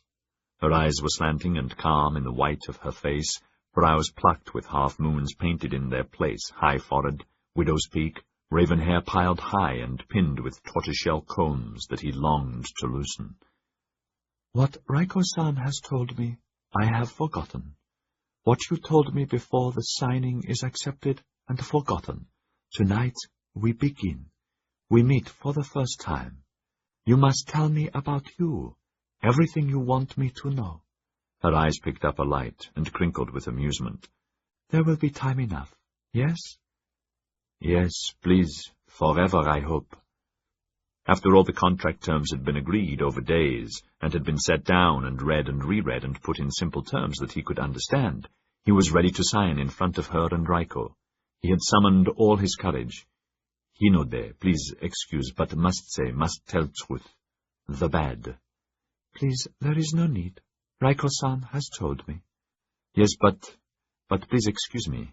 The words came haltingly, even though he had rehearsed them a dozen times, new waves of nausea washing through him. "Must tell one time. I caught bad disease from my mistress, Hannah. No cure possible, so sorry, none. You must catch if become consort, so sorry." The unseen sky had seemed to fly apart for him as he waited. "Yes, I understand and accept that. And I have had written in my contract that I absolve you of any blame concerning us. Any blame, you understand?" Blame, yes, understand blame. Thank you, and—" He had had to excuse himself and rushed out and was violently sick, sicker than he had ever been in his life, sicker than when he discovered that he had caught it, or after he found Hannah dead. When he came back, he did not apologize, nor would an apology be expected. The women understood. "Before I sign, Foranso-san," she had said, "as you had importances, it is important to me to ask if you promise to give me the knife or poison as agreed in the contract." "Yes." "Thank you. Those important things need not be mentioned or talked about again. You agree, please?" "Yes," he had said, blessing her. "Then it is done. There, I have signed. Please to sign, Foranso-san, and Raiko-san is our witness. Raiko-san says our house will be ready in 3 days. On the 4th day from now I will be honored to receive you." On the 4th day, sitting in front of her in their private sanctuary, He was consumed with her beauty, the oil lamps bright, but not overly so. "This house please you, Hinode?" he asked, trying to sound interested, but only obsessed to have her unadorned. "It is more important if it please you, Foranso-san." He knew she was only doing what she had been trained to do, and her responses and actions would be automatic, trying her best to put him at his ease, whatever she felt within. With most Japanese men, he could usually tell what they were thinking. With Japanese women, almost never. But then it's usually the same with most French women, he thought. Women are so much more secretive than we are, so much more practical. Hinode looks so peaceful sitting there motionlessly, he thought. Is she volcanic, or sad, or terrified, or filled with so much fear and loathing that she's numb? Blessed Mother, forgive me, but I don't care, not at the moment. Later, perhaps later I will, not now. Why would she agree? Why? But that must not be asked, never. Had to obey that clause, and yet it's an added spice, or the one issue that will destroy me, us. I don't care, hurry up. Would you like to eat? She asked. At the moment I'm not hungry. Andre could not take his eyes off her, nor hide his desire. The sweat trickled. Her little smile did not change, a sigh. Then with every movement leisured, long fingers untied her obi, and she stood and let the outer kimono fall, all the time watching him, tranquil as a statue. Then the under kimono, then the first slip, and the second, and then the loincloth. She turned without haste, showing herself to him, and then again, and stood before him. Perfect in every way. Hardly breathing, he watched her kneel, pick up her cup and sip, then sip again, the pulse in his head and neck and loins pushing him to the limit of control. He had planned over the days to be gallant with words and gestures and movements, so Gallic and Japanese and worldly and practiced, to be the best lover she had ever had, would ever have without regrets, to make their first joining a memorable and wonderful experience. It was memorable, but not wonderful. His will snapped. He reached out for her and hurried her to the futons, and there he was subhuman. Since that night, he had not seen her, or Raiko, avoiding them and the Yoshiwara. The next day he had sent a message to Hinode, saying that he would inform her when he next intended to visit her. In the interim, he had delivered another payment of gold to Raiko, his salary pledged for 2 years to pay the contract price, and then much more. Yesterday he had said he would visit her tonight. He hesitated on their veranda threshold. Shoji screens shut out the night. An inner golden light beckoned him. His pulse was pounding as before, throat choked. Inner voices overflowed with vile language directed at himself, shouting at him to leave, to kill himself, anything to avoid her eyes and the disgusting mirror image of himself that had been therein. Leave her in peace. All of him wanted to run, and all of him wanted to possess her again, in any way, every way, worse than before, whatever the cost, hating himself, better to die and end it, but first her, I must. He forced his feet out of his shoes and slid the door aside. She was kneeling exactly as before, same costume, same smile, same beauty, same delicate hand motioning him to sit near her, same gentle voice. The sake is as I was told you would like it, cool. Do you always drink sake cool? He gaped at her. The eyes that had been filled with so much hate when he had stumbled away from her now were smiling at him with the shy sweetness as in the first moment. What? Again, as though she had never said it, she repeated in the same tone. The sake is as I was told you would like it, cool. Do you always drink sake cool? Yes, I do, he said, hardly hearing himself over the roar in his ears. She smiled. Strange to drink cold drinks in winter. Is your heart cold in winter and summer? Parrot-like, he muttered the correct responses. No difficulty in remembering every word and happening, indelibly recorded, and though his voice was erratic, she did not seem to hear it, just continued as before, her eyes slanting and calm. Nothing changed. Would you like to eat? She asked. At the moment I am not hungry. Her smile did not change, nor the sigh. She got up, but now she turned down the oil lamps, and went into the bedroom that he had defiled and doused those lights completely. When his eyes had adjusted to the dark, he saw that the tiniest glimmer came through the shoji panels from the veranda lamp, barely enough to see her shape. She was disrobing. In moments he heard the sound of the coverlet being pulled back.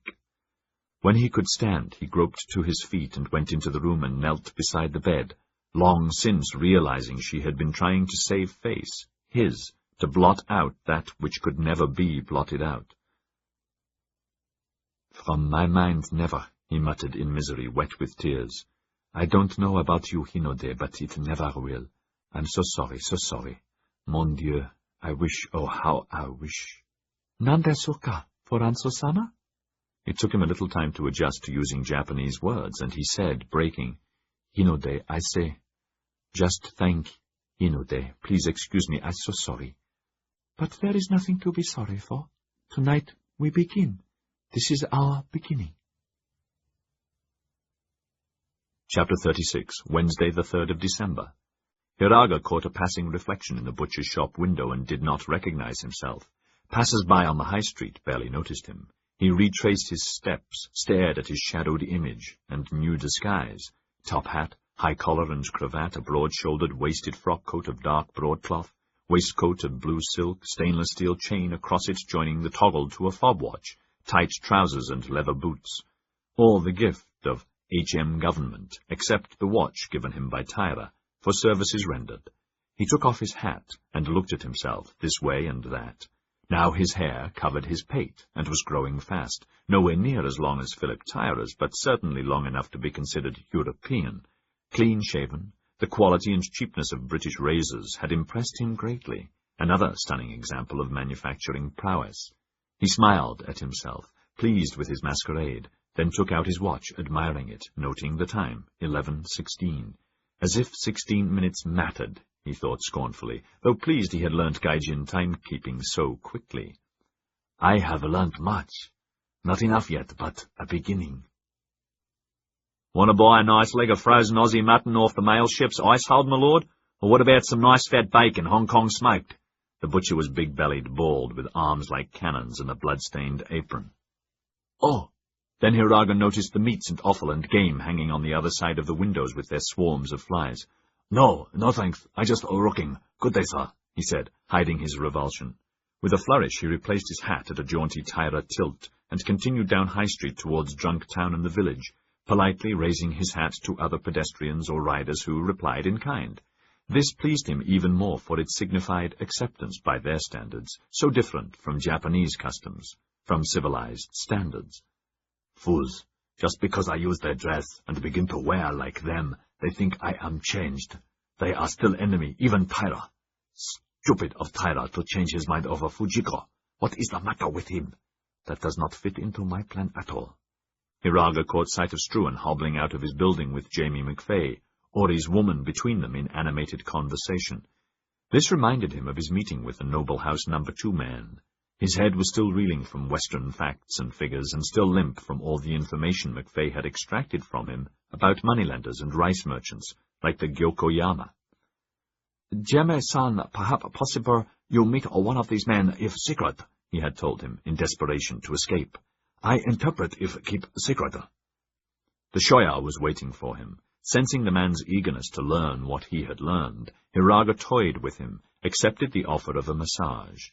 Then, relaxed in proper yukata, and over a delicate lunch of rice-dried squid, morning fresh sea bass sliced paper-thin with soya, daikon, horseradish, and sake, he said he had had talks with important Gai Jin, and they had answered his questions. He sipped his sake and volunteered none of it.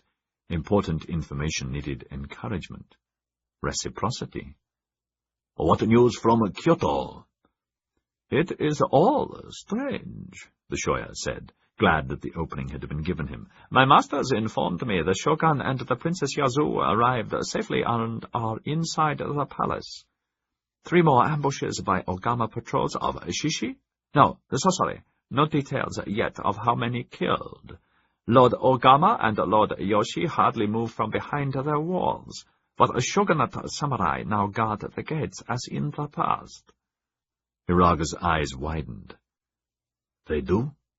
"Yes, Otami-sama.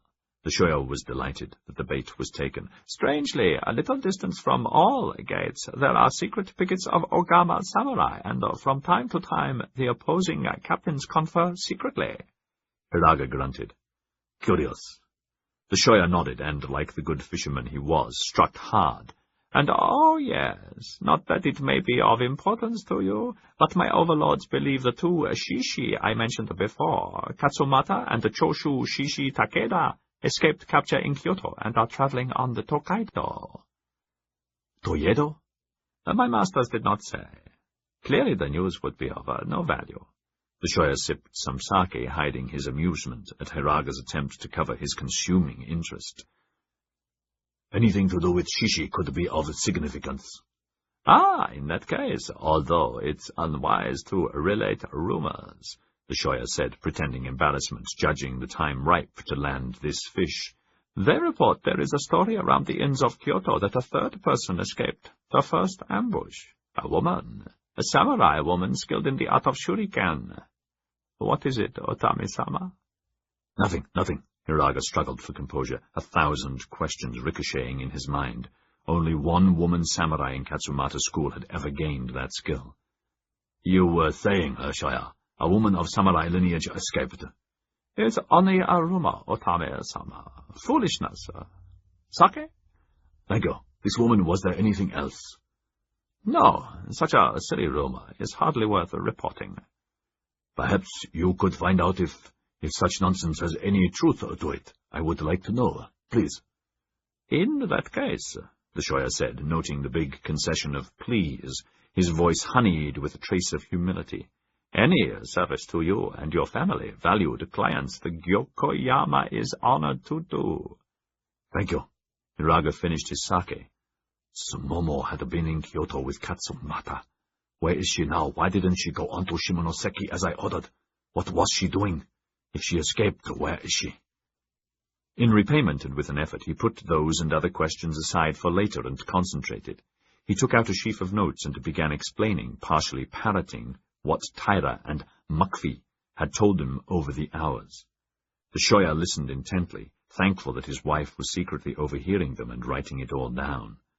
When Hiraga had rambled about loans, financing, and banking, unclear on most of what he had been told, the Shoya, impressed with Hiraga's memory and grasp of what was so totally alien to him, said seriously, Remarkable, Otame-sama. Another important matter. Hiraga took a deep breath. Makfi said Gai Jin have a kind of market, Shoya, a stocko market, where the only goods are bargained for, bought or sold, are small printed papers called stocko, or sharu, that somehow represent money, huge amounts of money, each stocko being part of a company. He drank some tea. Seeing the Shoya's lack of comprehension, he took another deep breath. Say Daimyo Ogama gave all Choshu all land and produce of the land to a company, the Choshu Company, and decreed that the company was to be split by deed into 10,000 equal parts, 10,000 sharu. Understand? I think so. Please go on. Thus, the stocku of the Choshu Company is 10,000 sharu. Next, the daimyo, on behalf of the company, offers all or any part or number of sharu to anyone with money. For their money, the man or woman gets this piece of paper, saying how many sharu of the Choshu Company he has bought. This person then owns that part of the company, and therefore the same proportion of its wealth. The money he and others pay into the company then becomes its capital. I think this Makfi Gai Jin said. The money needed to run and improve the wealth of the company, to pay stipends, or reclaim land, or buy arms, or seeds, or improve fishing boats, to pay whatever is necessary to increase and make Choshu prosper, to make the value of the Choshu Company higher. Makfi explained that. He said in any market, Shoya, prices change. In famine times, often daily, no? It's the same in this daily stock market, with hundreds of different company, buyers and sellers.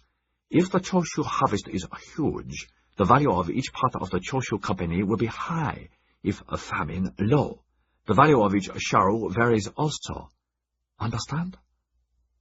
I think so, the Shoya said slowly, understanding very well indeed, covertly afire with delight and questions.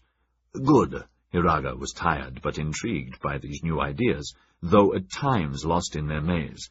He had never ever bargained in a market or an inn, just paid what was asked when asked, never in his life argued about the cost of anything or the amount of a bill, except since he became ronin. Bills were always sent to whoever received his stipend, if you were samurai. If unmarried, normally to your mother. Buying and handling money was the job of women, never of men. You ate what she, mother, aunt, grandmother, sister, or wife, bought from your stipend. You clothed or armed yourself in the same way. With no stipend you starved, you and your family, or you became ronin, or voluntarily had to give up your samurai status, and became a farmer, laborer, or, far worse, a merchant. Shoya, he said, frowning, prices vary in a food or fish market, but who decides the price? The guild of fishermen, or farmers, the Shoya could have said, or more likely the merchants who really own the produce, having lent them the money to buy nets or seeds. But he was much too cautious, most of his energy spent trying to remain calm in the face of so much priceless information, however incomplete. If there are lots of fish, they are cheaper than when there are few. It depends on the catch or the harvest. Hiraga nodded. Obviously the Shoya was being devious, hiding the truth or twisting it. But that is only normal for merchants and moneylenders, he thought, suddenly deciding to keep any meeting between McPhee and this man in reserve, and also to keep for later the last piece of company law that, for some reason he could not fathom, intrigued him more than the rest, that if you were the one who formed the company, you decided how many stoku you reserved for yourself, without payment, and if the number amounted to 51 or more out of every 100, you retained power over the company. But why? His head almost burst with sudden understanding. With no outlay, you became the company shogun. The bigger the company, the bigger the shogun, with no outlay. When the sonojoy is fact, he thought weakly, we, the samurai council, we will recommend to the emperor that only our council may form company. Then, at long last, we control all the parasites, the merchants, and the moneylenders. Tamil-sama, the Shoya was saying, not having noticed any change in Hiraga, his own mind agog with the marvelous information he had gleaned. My overlords will be most grateful, and so am I. When we have managed to sift all your brilliant thoughts and ideas, perhaps I could have an opportunity to ask a few insignificant questions. Certainly, Hiraga said, exultant with the rosy future. The more questions, the better. They will force me to understand first. Perhaps when you hear more about Ogama and Yoshi or the Shishi, or that woman, Shuriken, you said. I will do my best, the Shoya answered, knowing a deal had been struck. Then his mind took him back to a missing essential piece of the puzzle. Please, may I ask, what is this company? What is it? What does it look like? I do not know, Hiraga said, equally perplexed. Good of you to be punctual, Mr. Struan, Admiral Ketterer said gruffly. Not normal for, traders. He was going to say tradesmen, but decided there was plenty of time to deliver the broadside. Take a seat. Sherry? Some dry sack, thank you, Admiral. The orderly poured a glass, replenished the Admiral's port, and left. They lifted their glasses, no love lost between them. The desk was clear of papers except for an official document, an opened envelope, and a letter in his mother's writing. What can I do for you? Malcolm asked. You know that some of my sailors were killed by Chinese pirates firing shore-based British cannon during our Mears Bay engagement. British cannon. I've read the news reports, but I don't know for certain if they were British manufacture. I do. Made sure myself. Sourly the Admiral picked up the document. The Governor's initial investigation suggests the probable culprits were either Struans or Brocks. Malcolm looked back at the older, florid-faced man, unafraid. He can suggest what he likes, Admiral Ketterer, but any formal accusation had better be backed by proof, or we would be very upset, and the Brocks apoplectic. I know of no such deal, and in any event sale of armaments are not forbidden by Parliament. Does Norbert Greyforth? Jamie had warned Greyforth that he had also been summoned by the Admiral at 10:30, but he had not appeared until 11 a.m., and that meeting had lasted barely 3 minutes. Ketterer's neck reddened, remembering Greyfort's inflammatory response. "No, that impertinent fellow declined to discuss the matter. Do you?" "I don't know what you want to discuss, Admiral." "The matter of the importation and selling of cannon and armaments to the natives here, and warships and opium," Malcolm said carefully. "Struans are China traders, and we trade according to British law. None of those articles are forbidden by law." "Opium soon will be," the Admiral snapped. "When it is, then that trade ceases. It's against Chinese law now, and native law here. Struans are not, I repeat, not trading in opium here, even though it is not, I repeat, not against British law. But you do admit the trade's pernicious and immoral." "Yes, but at the moment approved by Her Majesty's government, and unfortunately the only commodity we can barter for China's tea, from which Parliament derives huge taxes." "I'm well aware of the China problem. I would like you and your company to anticipate the law now by agreeing voluntarily never to import opium into Japan." "We're not trading in it here." "Good. If I find any ships carrying opium, I intend to confiscate the cargo and the ship." "I'd say you do so at your legal peril, Admiral. Has Sir William agreed or approved your intention?" "Not yet. I would like you and the other traders to do so willingly. The same with breech-loading rifles, cartridges, cannon, and warships." Did Greyfort agree to such an astonishing proposal? The neck went crimson. "No." Malcolm thought a moment. He and Jamie had reasoned in advance that this was what the Admiral had in mind, apart from his mother's letter. "We have a meeting with Sir William in a few days," he said. "I'd be honoured if you'd attend as my personal guest. All traders would hear you out." "My views are already well known. You traders of all people should know which side of your bread is buttered. That without the fleet to protect you and your trade routes, you're helpless. If you supply natives with cannon, you threaten the Royal Navy. You'll be helping to sink your own ships, murder your own countrymen, and yourselves to boot. If you take the example of India, or any of the other—" "My whole point, Mr. Struan," the Admiral slammed at him. "Without natives having our armaments, the mutiny would never have happened. Revolts everywhere would be more quickly contained, savages all over the world could be more easily and properly educated, useful trade would be conducted in peace, and world order would flourish in the benevolence of the Pax Britannica. And miserable fornicating pirates would not have the means to fire on my flagship, by God. And without the Royal Navy ruling the seas, by God, there's no Pax Britannica, no British Empire, no trade, and we'll be back in the Dark Ages." "Confidentially, you're quite right, Admiral," Malcolm said with abject, pretended fervour, following Uncle Chen's advice. "When a Mandarin is furious with you for whatever reason, quickly agree. Confidentially, he is right. You can always assassinate him later when he's asleep." Over the years he had been involved in the same argument with army, navy, and government officials, and witnessed his father and mother quarrelling, his father for free trade and his mother for morality, his father raging about the insolvable opium triangle, his mother vehemently against opium even so, and sales of arms. Truth on both sides, both inflexible, the quarrel always ending with his father drinking himself into a stupor, and his mother smiling with that fixed, infuriating smile that nothing would dislodge. His father's final barb always, "My old man and your Prince Charming, the great green-eyed devil Dirk himself, started the trade, and we flourished on it, so help us God." Many's the time he had wondered, but never dared to ask, if she had really been in love with the father and not the son, had settled for the son because the father would not. He knew he would never ask, and if he did, she would just smile that fixed smile of hers and say, "Malcolm, don't be absurd." "Confidentially, you're right, Admiral," he repeated. Ketterer choked on his port and poured some more. "Well, that's something, by God." He looked up. "Then you'll make sure Struans does not engage in arms sales here." "I will certainly take everything you said under advisement and consult with my fellow traders." Ketterer took out a handkerchief and blew his nose, took a pinch of snuff, sneezed, and blew his nose again. When his head had cleared, his baleful eyes looked at the young man, irritated that he could perceive no weakening. "Then let me put it another way. Confidentially, you agree that helping Jappos to acquire cannon, British cannon, any bloody cannon, or British warships is stupid. For them to have a comparable navy would be wrong. A disaster, Silla. Total disaster and stupid." "I agree." "Good.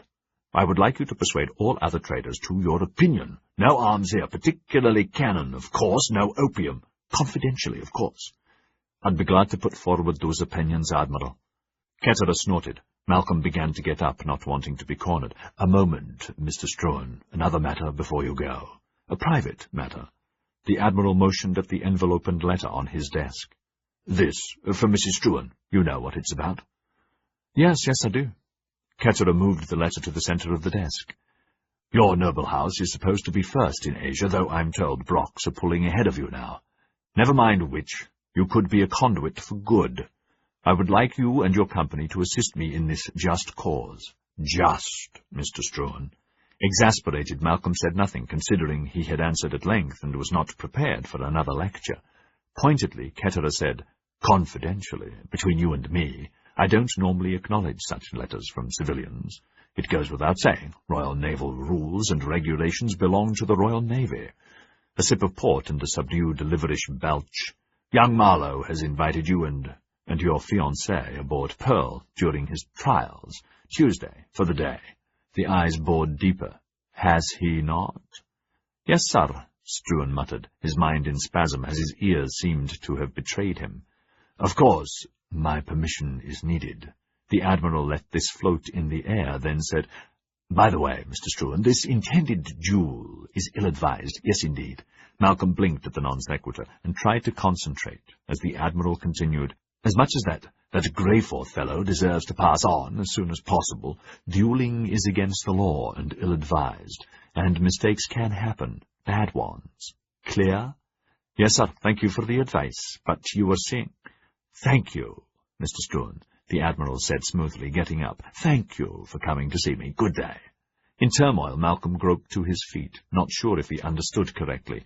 Do I understand you to mean that I can't— I mean nothing more than what I have said, sir.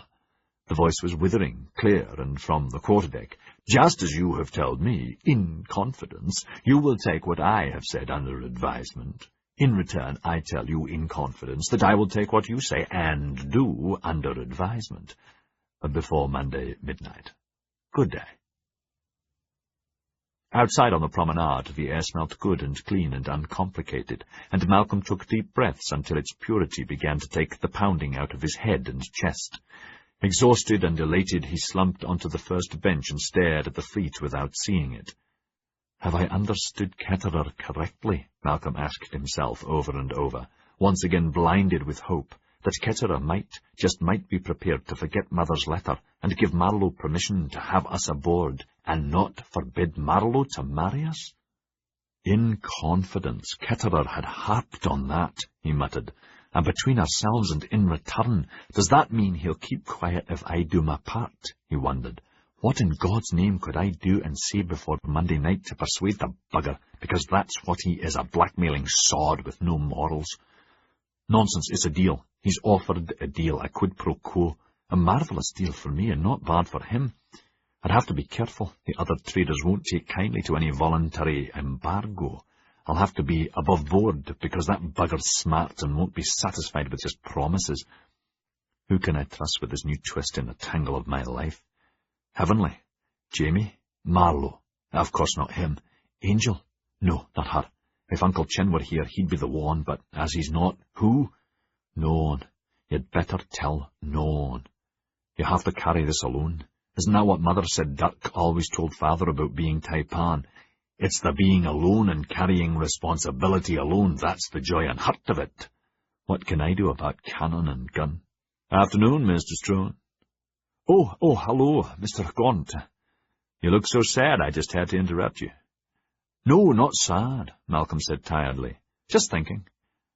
Sorry, in that case I'll leave you, sir. No, please sit down. You said yesterday there's a price. Edward Gaunt nodded. I apologize for not seeing you before, sir, but Mr. Greyforth wouldn't see the light. Now he agrees to pistols, double-barreled dueling pistols, and one shot or two as you choose from 20 pieces. Good, and I tried to talk him out of the duel, but he said, not unless Malcolm Struan publicly apologizes. Words to that effect. Good, but the other matter, we've no walls or doors here. Malcolm motioned along the almost deserted promenade. The price? I thought this a perfect place, but we can't spend too much time and have to be careful. Mr. Greyforth could have binoculars on us. Is he watching? I don't know for sure, sir, but I'd bet on it.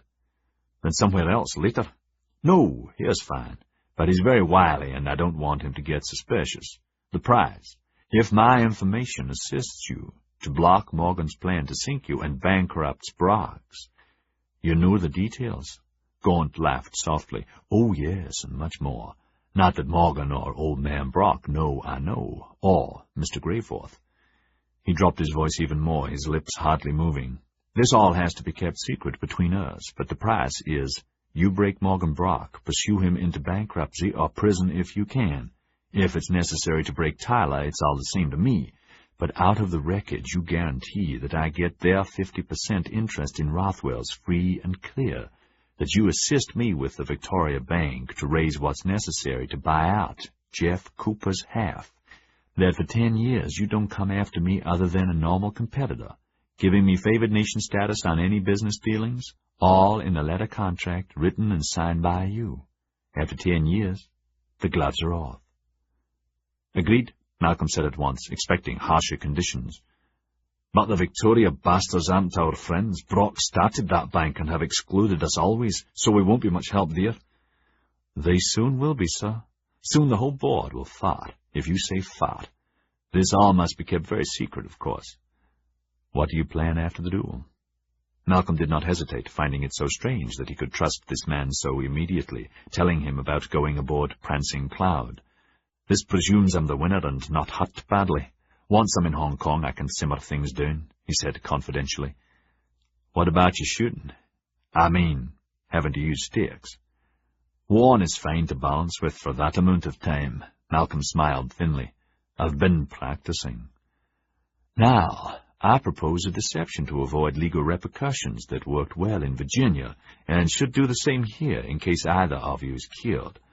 You each write the other a letter, dated and delivered the night before the duel, saying that you have mutually agreed to call the duel off at the No Man's Land rendezvous tomorrow, and you will both accept as gentlemen a mutual, simultaneous apology from the other.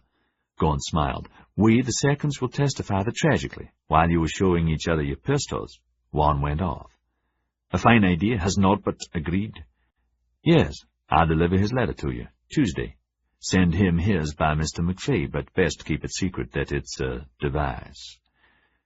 Tuesday kept echoing in Malcolm's head, but he forced it aside. Gaunt was saying, matter-of-factly, after the duel, it would be best if you kill him, not wound him. I'll come out to the Clipper with you. In exchange for the written contract, I'll lay out the details of how you can utterly wreck Brock's financial safety net, with a package of authenticated copies of letters and documents, enough for any court of law, and others that hand you a cudgel to use with the Victoria. Malcolm felt the glow deep within him. Why not now? Why wait till Wednesday? Mr. Greyforth might kill you, Gaunt said calmly. Then the knowledge would be wasted, and I would have put myself at risk for no reason. After a pause, Malcolm said, Say he does or wounds me badly, how do you get the revenge you seek? I'll approach Mrs. Struan, sir, at once. I'm gambling that won't be necessary. I gamble on you, not her. I heard you did not gamble, Mr. Gaunt. At cards for money? No, sir, never. I saw the futility of that with my stepfather. With life, to the limit. Gaunt felt eyes on him and said softly, Someone's watching. And he glanced around. It was Angelique coming out of Struan's across the street. She waved. Malcolm waved back and got up. The two men watched her approach. Hello, Angel, Malcolm said warmly, the Admiral's words dancing in his head. May I introduce Mr. Edward Gaunt of Rothwell's in Shanghai, my fiancée, Mademoiselle Richaud. Ma'am, Gaunt took her hand and kissed it gallantly. Mr. Gaunt, she murmured, reading his eyes. There was an abrupt, curious silence among the three of them. Then, for no apparent reason, they burst out laughing. What is it? She asked, her heart picking up a beat. Joie de vivre, Gaunt said. She looked up at him, liking what she saw, warmed by the smile, then took Malcolm's arm, already relating the encounter in the letter she had interrupted. I confess, dearest Colette, I spied them on the promenade, so put on my best bonnet and took them by surprise, under my Malcolm's arm defensively, for this new arrival is tall and handsome, with a noticed glint behind his eyes that I saw instantly, though Malcolm could not possibly be aware of, or he would have been more jealous than usual, poor dear. I wanted to meet this tall stranger casually. He has the slightest of southern accents, broad shoulders, narrow waist, a fencer, probably, and a glorious dancer. I do hope he'll be a friend. I need them here so much. La chérie, she said, fanning herself against the immediate and pleasing internal heat, a subconscious feline reaction to Gaunt's masculinity. Excuse me, I didn't mean to interrupt an important conference. You didn't, Angel, Malcolm said. I was just leaving, Gaunt said. No need to conceal all of his admiration. I'm pleased to make your acquaintance, ma'am. He bowed. Good day, sir. I shall be in touch. They watched him walk off. Who is this Mr. Gaunt? He told her, but nothing, in fact, about the real Mr. Gaunt. He was fogged by the thought of Tuesday.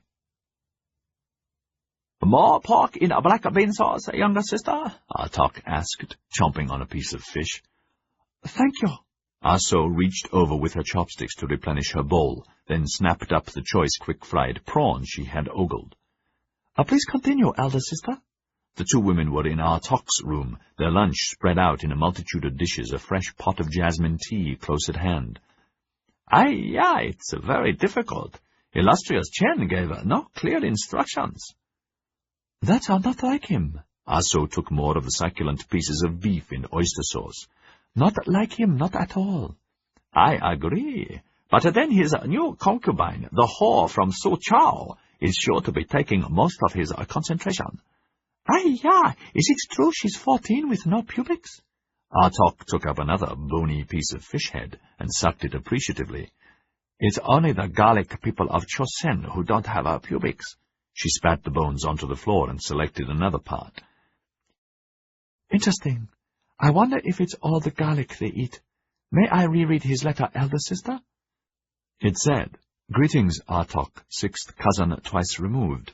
You did very well to consult me at once. The cork of the bottle revealed clear traces of Dark of the Moon, which must be the expeller of Dogland in the Eastern Sea. An abortion. The whore was wise and unwise to use it, the master wise and unwise to advocate it. Until we know if he made the decision, or she did without his knowledge, you must do nothing. Cousin, listen to him sleeping. He's always muttered in his sleep since a child. Perhaps he will tell you more. Instruct Aso to do likewise, and both of you be like bats. Unfailingly obey. What does he mean, be like bats? Aso asked irritably. Bats are silent, but they squeak. Bats can fly in the dark, but are blind during the light, are invisible at night, helpless by day. Their droppings are valuable, but stink to heaven. What does he mean here? Eyes and ears, and nostrils open, like a bat. And watch where you drop droppings, Artok cackled. 10,000 summers to noble House Chen. Without him, we would not have known her jade gates hung on my son's door. How do we know it was him? Aso said with a robust belch. How do we know it was the master, and not someone else? She dropped her voice, and looked around as though expecting alien ears, and Artok's chopsticks hesitated in midair. Someone like Long Pointed Nose, the same kind of foreign devil as she is, here? Those two are as close as lice in a beggar's crotch. And didn't he sink the bottle? All the evidence in the sea, remember? The old Artok was no longer laughing. Fang Bi, she said, using the rare expletive. That's what illustrious Chen must have been cautioning us about. Bats weave as they fly and don't alight on the first branch, and even then they hang upside down. He's telling us to find out which yang possessed that yin. Yes, I agree, it's possible. Possible Long Pointed Nose made my son wear a green hat. The master cuckolded it. Aso's eyes went to heaven. It's true, Long Pointed Nose spent enough time in her room to... She gasped. Remember, weeks ago, when she sent me away and later screamed because she thought someone was climbing into her room from outside, when it was only the wind banging the shutters? I remember now. I was quicker than a bat to her side, but the Long Pointed Nose was already there, and both of them... Now I think of it, both were whiter than a 5-day corpse. Was that the time, his yang? When was it, young sister? The day? When? It was the day after the master had that native whore from the brothel across the canal. Both women began calculating, minds abacus fast. Today was 12th month, 4th day. That would be 10th month, 18th or 19th day, elder sister. Not enough, perhaps, not quite enough time, unless this dark of the moon is swallowed earlier. Absently, Artok sucked more of the fish head, then spat out the bones with conviction. They must have lain together earlier. The whore had plenty of chances here. She was always at that barbarian house, even before you both stayed there. You're right as usual, elder sister. We must inform illustrious Chen at once. But why should she give her jade gate to such an ugly foreign devil when my son's panting over it? Ah So shrugged expansively. Barbarians, who knows what they think? You should tell the master. Weak with excitement, Artok looked at her bar. Madeira, whiskey, brandy? Oh, we need strength. She selected the whiskey and poured 2 large tots. To work, we must plan, plot, and think how to get the whore and her paramour to reveal the truth. Good, very good. Together we'll do it. But no hint to my son. Unwise for us to carry dirty tidings, until we are sure. They clinked glasses. By all gods great and small, no one is going to cuckold my son, make him wear the green hat. He will live a long and happy life. Good evening, Father Leo, Angelique said politely, knelt and kissed his hand, finding it hard to contain her revulsion against his strong odour. They were alone in the little church, the nave dimly lit, only a few candles burning, the dying sun coming through the small, poorly executed stained glass window. There were few Catholics in the settlement, the revenue miserly. Even so, the altar and crucifix were rich. Outside, in the sunset, Vargas waited to escort her back again. "You wanted to see me?" she asked innocently, knowing she had missed Mass again on Sunday. Her pink bonnet had been chosen carefully, also the long cashmere shawl over her most maidenly afternoon dress of sombre silk. "How well you look, Father." "I'm glad to see you, Senorita, my child," he said with his heavy Portuguese accent. "You are not at Mass again." "It's the vapors, Father. I'm still recovering from the disorder. Dr. Babcock advised rest," she replied, her mind on what she would wear for tonight's birthday banquet for the Russian minister, and what she could do to entertain Malcolm during the evening. "I am sure by next week I will be better." "I am glad, my young and not-so-feeble teller of lies," Leo thought, disgusted with the perfidy of humanity. "It's ungodly to dance at night and kick up your heels and show your unclothed nether parts." "Never mind, I will confess you now." Angelique could have yawned, he was so predictable. Meekly she followed him into the confessional, knelt and went through the motions, glad for the screen between them, parroting her litany, comforted with the pact she had made with the Virgin Mary, repeating their code fervently, as always. "And, Father, I forgot to ask the Blessed Mother for forgiveness in my prayers." Her absolution was quick, a modest penance of a few Hail Marys, and she felt the better for it. She began to get up. "Now, a private matter, my child. 2 days ago, Mr. Struan sent for me privately and asked me to marry you both." She gasped, then smiled gloriously. "Oh, Father, how marvelous!" "Yes, my child, yes, it is. Please marry us as soon as possible," the young Senor Struan said, "but it is difficult indeed." Night and day he had wrestled with the problem. An urgent letter had gone the same day to the Bishop of Macau, Catholic spiritual leader in Asia, begging for advice, equally urgently. "Very difficult for us." "Why, Father?" "Because he is not a Catholic, and—" "But he has agreed. Our children are to be brought up in the true church he promised." Yes, my child, he has. He told me the same, but he is not of marrying age, not without permission, nor are you, but I wanted to tell you secretly that even so, I have asked His Eminence for permission to conduct the ceremony, for the greater glory of God, even so, with or without your father's approval. I hear your father, he is missing, somewhere in French Indochina, or Siam, or somewhere. Particulars of her father's frauds and flight had raced around the settlement, but in deference to her had been kept quiet, also from Struan. "If His Eminence agrees, I am sure Senor Seretard in loco parentis, he will agree, even so." The tightness in her throat did not go away. "How long will it take for His Eminence to reply to approve?" "By Christmas, around Christmas. Before then, if he is in Macau and not traveling, visiting the faithful in China, and if it is the will of God." As usual, he sat facing away from the screen, ear close to it for whispered privacy, but now he glanced through the mesh and could see her vaguely. "The matter I would like to discuss privately is the conversion of the Senor." Again she gasped. "He said he would convert?" No, he has not yet seen the light. That's what I want to talk about." Father Leo leaned closer to the screen, savoring her nearness, choked with a desire he knew to be unholy and Satan-sent, the same that, on his knees daily and nightly, he fought against, as, in equal torment, he had fought against for as long as he had been within the church.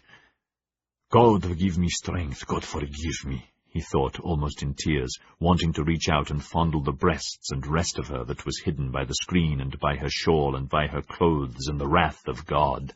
"You must help him embrace the true faith." Angelique was as far from the screen as she could be.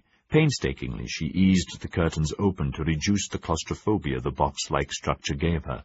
"Confessionals never used to be like this," she thought, shuddering. "It's only since that which never happened." "I will help, Father. I will do as much as I can," she said, her nervousness increasing, and again began to leave. "Wait." The violence in the voice shocked her. "Father?" Please wait, my child," the voice said, nicely now, but the niceness was forced, and this frightened her, for it was no longer the voice of a priest and a sacrosanct in a sanctified place, but of a stranger. "We must talk about this marriage, and his conversion, my child, and beware of evil influences. Yes, we must. The conversion is a must as preparation for eternity." "Must, Father?" she muttered. "Were you about to say, must as preparation for marriage?" For eternity," the voice said. She stared at the shadow behind the screen, sure that he was lying, appalled that she could even consider it, let alone believe it. "I will help all I can," she said, and got up and groped through the curtains for air. But he stood in her path. She noticed sweat on his forehead, and that he towered over her in height and bulk. "It's for his own salvation. My child. It would be better before." "Are you saying, Father, his conversion is a must before you will marry us?" she asked in dread. "It is not to me the conditions. What His Eminence decides governs us. We are faithful servants." "In my fiancé's church, he has not said I must become Protestant. Of course, I cannot force him either." "He must be made to see the truth. This is a God-sent gift, this marriage. Protestant, that heresy, apostasy, unthinkable. You'd be lost forever, doomed, excommunicated. Your eternal soul consigned to everlasting torment in the fire, to burn forever." She kept her eyes down and was barely coherent. "For me, yes. For him, millions believe otherwise." "They're all mad, lost, doomed, and forever they'll burn." The voice hardened even more. "They will. We must convert the heathen. The Malcolm Struan must I'll try." "Goodbye, Father, I'll try," she mumbled, and stepped around him and hurried away. At the door she turned back a moment and genuflected and went out into the light, him standing in the aisle, his back to the altar, all the time his voice ringing in the rafters. "Be an instrument of God. Convert the heathen if you love God. Save this man. Save him from purgatory. If you love God, save him. Help me save him from hellfire. Save him for the glory of God. You must, before you marry, save him. Let us save him. Save him." That evening a samurai patrol came out of the guardhouse at the north gate. 10 warriors fully armed with swords and light battle armor, an officer at their head. He led the way over the bridge and past the barrier into the settlement. One man carried a tall, narrow banner with characters on it. The leading samurai held flares aloft that cast weird shadows. The high street and the seafront walk were still busy in the pleasant evening. Traders, soldiers, sailors, shopkeepers taking a constitutional or standing in groups, chatting and laughing here and there, with a few sing-songs and drunks, and 1 or 2 wary male prostitutes. Down on the beach some sailors had lit a fire and were dancing a tipsy hornpipe around it, a transvestite amongst them, and from the distance came the noisy undercurrent of Drunk Town. The ominous presence was noticed. People stopped in their tracks. Conversation hesitated in mid-sentence, then ceased. All eyes turned northwards. Those nearest the patrol backed out of the way. Not a few felt for a revolver and cursed that it was not in the pocket or holster. Others retreated, and an off-duty soldier near an alley took to his heels to summon the Marine Night Watch. "What's the matter, sir?" Gaunt asked. "Nothing yet," Norbert said, his face grim. They were amongst a group on the promenade, but still well away from the samurai, who paid no attention whatsoever to the silent crowd watching them, slouching along out of step, as was their custom. Lunk Church sidled up to them. "You armed, Norbert?" "No. Are you?" "No." "I am, sir." Gaunt took out his tiny pistol. "But it won't make much of a dent in them if they're hostile." "When in doubt, young fella," Lunk Church said hoarsely, "take a powder, I always say." He stuck out a hand to Gaunt before he hurried off. "Barnaby Lunk Church, Mr. Gaunt, pleased to meet you. Welcome to Yoko Poko. I've seen you in the club. Hear you play bridge, any time." Everyone was quietly easing out of range. Drunks had suddenly become sober. All were very much on guard, the speed of a sudden samurai rush with flailing swords too well known. Norbert had already chosen a line of retreat, should it prove necessary. Then he saw the Marine Night Watch come out of the side street on a double, rifles ready, a sergeant at their head, to take up a commanding, though not provocative position, and he relaxed. "Nothing to worry about now. Do you always carry that, Edward?" "Oh, yes, sir. Always. I thought I told you." "No, you didn't," he said curtly. "Can I see it?" "Certainly. It's loaded, of course." The pistol was tiny but deadly, double-barreled. 2 bronze cartridges, silver-sheathed hilt. He gave it back, hard-eyed. "Neat. It's American." "French. My pa gave it to me when I went to England. Said he'd won it from a riverboat gambler, the only thing he gave me in his life." Gaunt laughed softly, both of them watching the approaching samurai. "I even sleep with it, sir, but I've only fired it once. That was at a lady who was sneaking off with my wallet in the dead of night." "You hit her?" "No, sir. Wasn't trying to, just parted her hair to frighten her. A lady shouldn't steal, should she, sir?" Norbert grunted and put his eyes back on the samurai, seeing Gaunt in a new light, a dangerous one. The patrol walked down the center of the road, sentries in front of the British, French, and Russian legations, the only ones with permanent guards, quietly cocked their rifles, already warned. "Safety catches on, no firing, lads, till I says," the sergeant growled. "Grimes, go warn his nibs. He's with the Ruskies. 3rd house down the street, quietly now." The soldiers slid away. Street lamps of the promenade flickered. Everyone waited anxiously. The strutting officer approached impassively. "Mean-looking bastard, ain't he, son?" the sentry whispered, his hands slick on his rifle. "They're all mean-looking bastards, easy now." The officer came abreast of the British legation and barked a command. His men stopped and formed up, facing the gate as he stomped forward and spoke guttural Japanese at the sergeant. A sharp silence. More impatient, imperious words, clearly orders. "What you want, cook-eh?" the sergeant asked thinly, half a meter taller. Again the ugly sentences, more angrily. "Anyone know what he's saying?" the sergeant called out. No answer. Then Johann, the interpreter, carefully came out of the fringe of the crowd, bowed to the officer, who bowed back perfunctorily, and spoke to him in Dutch. The officer replied in Dutch, searching for the words.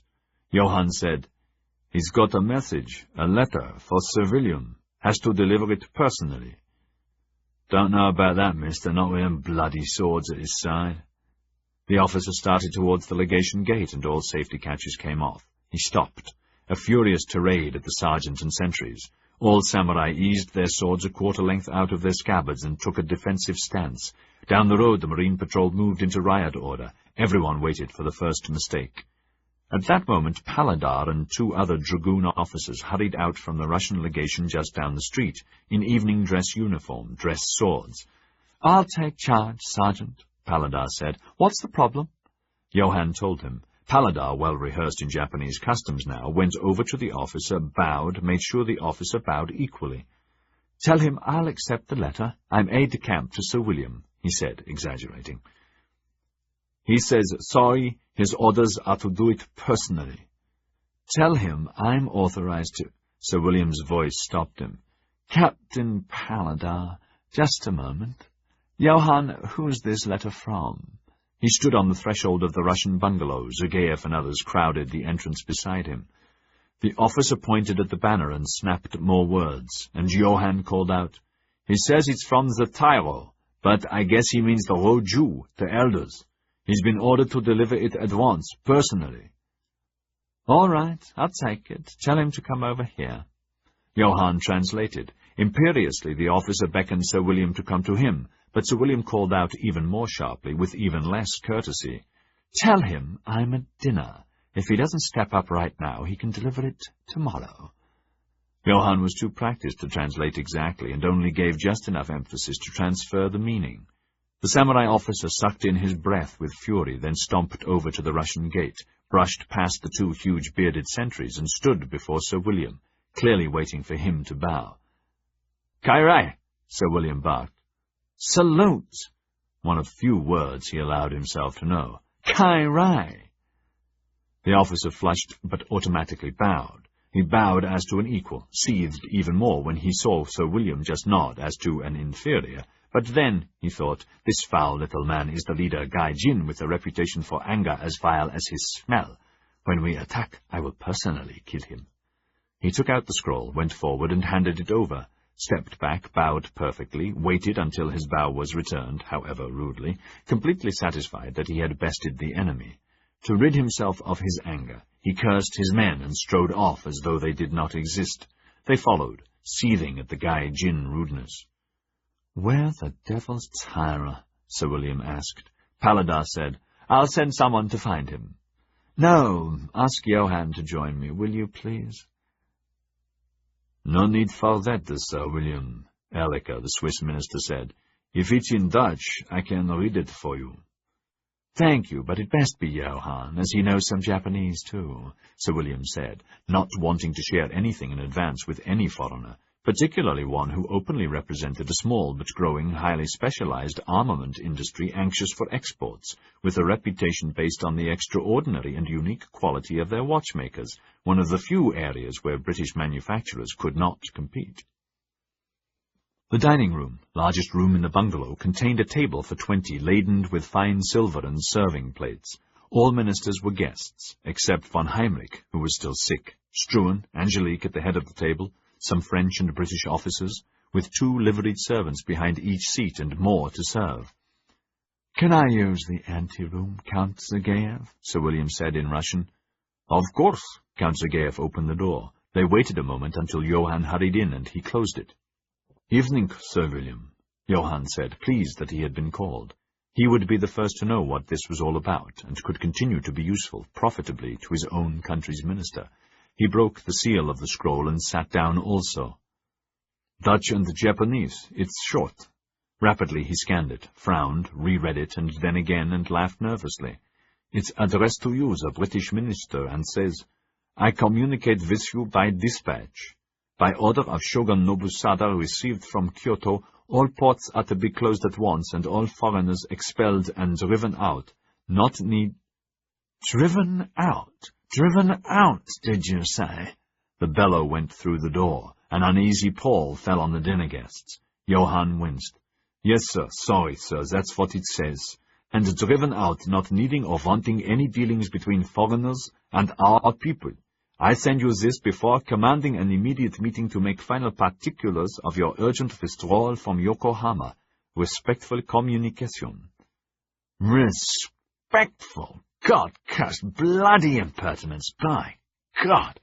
The tirade continued. When Sir William paused for breath, Johann said, "It's signed Nori Anjo, Tyro. As I understand it, Sir William, that's almost like a dictator. He's gone up in the world." Chapter 37. Kyoto. Thursday, the 4th of December. Toranaga Yoshi was livid. When was the Tairo appointment confirmed? The day before yesterday, sire, by carrier pigeon to Lord Anjo at Yedo. Wakura, the Lord Chamberlain, head of the palace officials, said smoothly, untouched by his guest's open anger and hiding his joy. He had been looking forward to this meeting that he had arranged in his quarters within the palace. The formal scroll, signed by the Shogun at the request of the Son of Heaven, was sent, I believe, for urgent delivery to Lord Nori Anjo the same day. This made Yoshi even angrier. His ancestor, Shogun Toranaga, had made carrier pigeons the exclusive property of the shogunate. Over 2.5 centuries, this method of communication had gone into decline as unnecessary, and now was only used to announce such vital occurrences as the death of a shogun or an emperor. The Bakufu chose not to notice that for years certain Osaka Zaibatsu moneylenders were surreptitiously using pigeons, leaving them open to punitive measures, extra taxes, or favors if the Bakufu cared to enforce the law. And the fatuous ultimatum to the Gai Jin, when is that to be delivered? Yoshi asked. At once, sire. The imperial request was included in the same carrier pigeon message, sire, confirmed by Shogun Nobusada and marked "Deliver at once."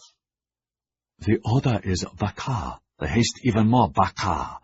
Yoshi pulled his padded overmantle closer around his shoulders. The light rain that patted the gardens outside added a dampness to the chill. Send another pigeon, cancelling the order. If it were up to me, sire, I would do so at once, since you suggest it. As soon as you leave, sire, I will seek permission, but I imagine your wishes will be too late. The Gai Jin leader will have already received the command. It may even have been given to him yesterday. Wakura happily kept his face and manner penitent. This was a culmination of years of intriguing in support of the emperor's wishes, which matched the opinions of most daimyos, most court nobles, of Ogama, who presently held power in Kyoto, though the gates were ostensibly once again guarded by the loathed shogunate, but only with the permission of Ogama, also of the Princess Yazu, and most important of all, in support of his own views. His deft and sagacious timing a few days ago had delighted him. He had waylaid the princess during her morning walk in the palace gardens, and in one move had neutralized the shogunate, Bakufu, and Yoshi, most dangerous of his enemies. Imperial Princess, I hear some courtiers close to the divine, with your interests in mind, whisper that the lord your husband should appoint Lord Nori Anjo Tairo as soon as possible. Anjo, she had said in disbelief.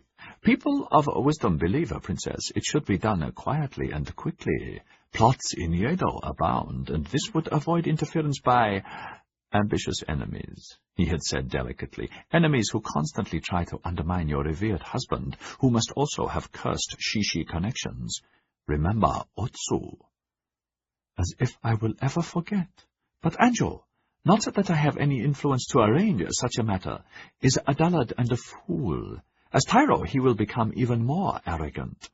True, but raising him above the other elders might be a small price to pay to make your Lord Shogun more secure during his minority and gag his only rival, Lord Yoshi. Could a Tairo remove his position of guardian? Probably, Princess. Another point in Anjo's favor, the wise whisper, is that he is the perfect instrument to use against Gai Jin, simple-headed but obedient to imperial requests. The divine would notice such loyalty, and no doubt reward such service. If it was done quietly and quickly, I've heard the wise say, the better it would be. So easy to implant the seed that had blossomed like one of my hothouse orchids over-fertilized. How wise I was to maneuver her marriage.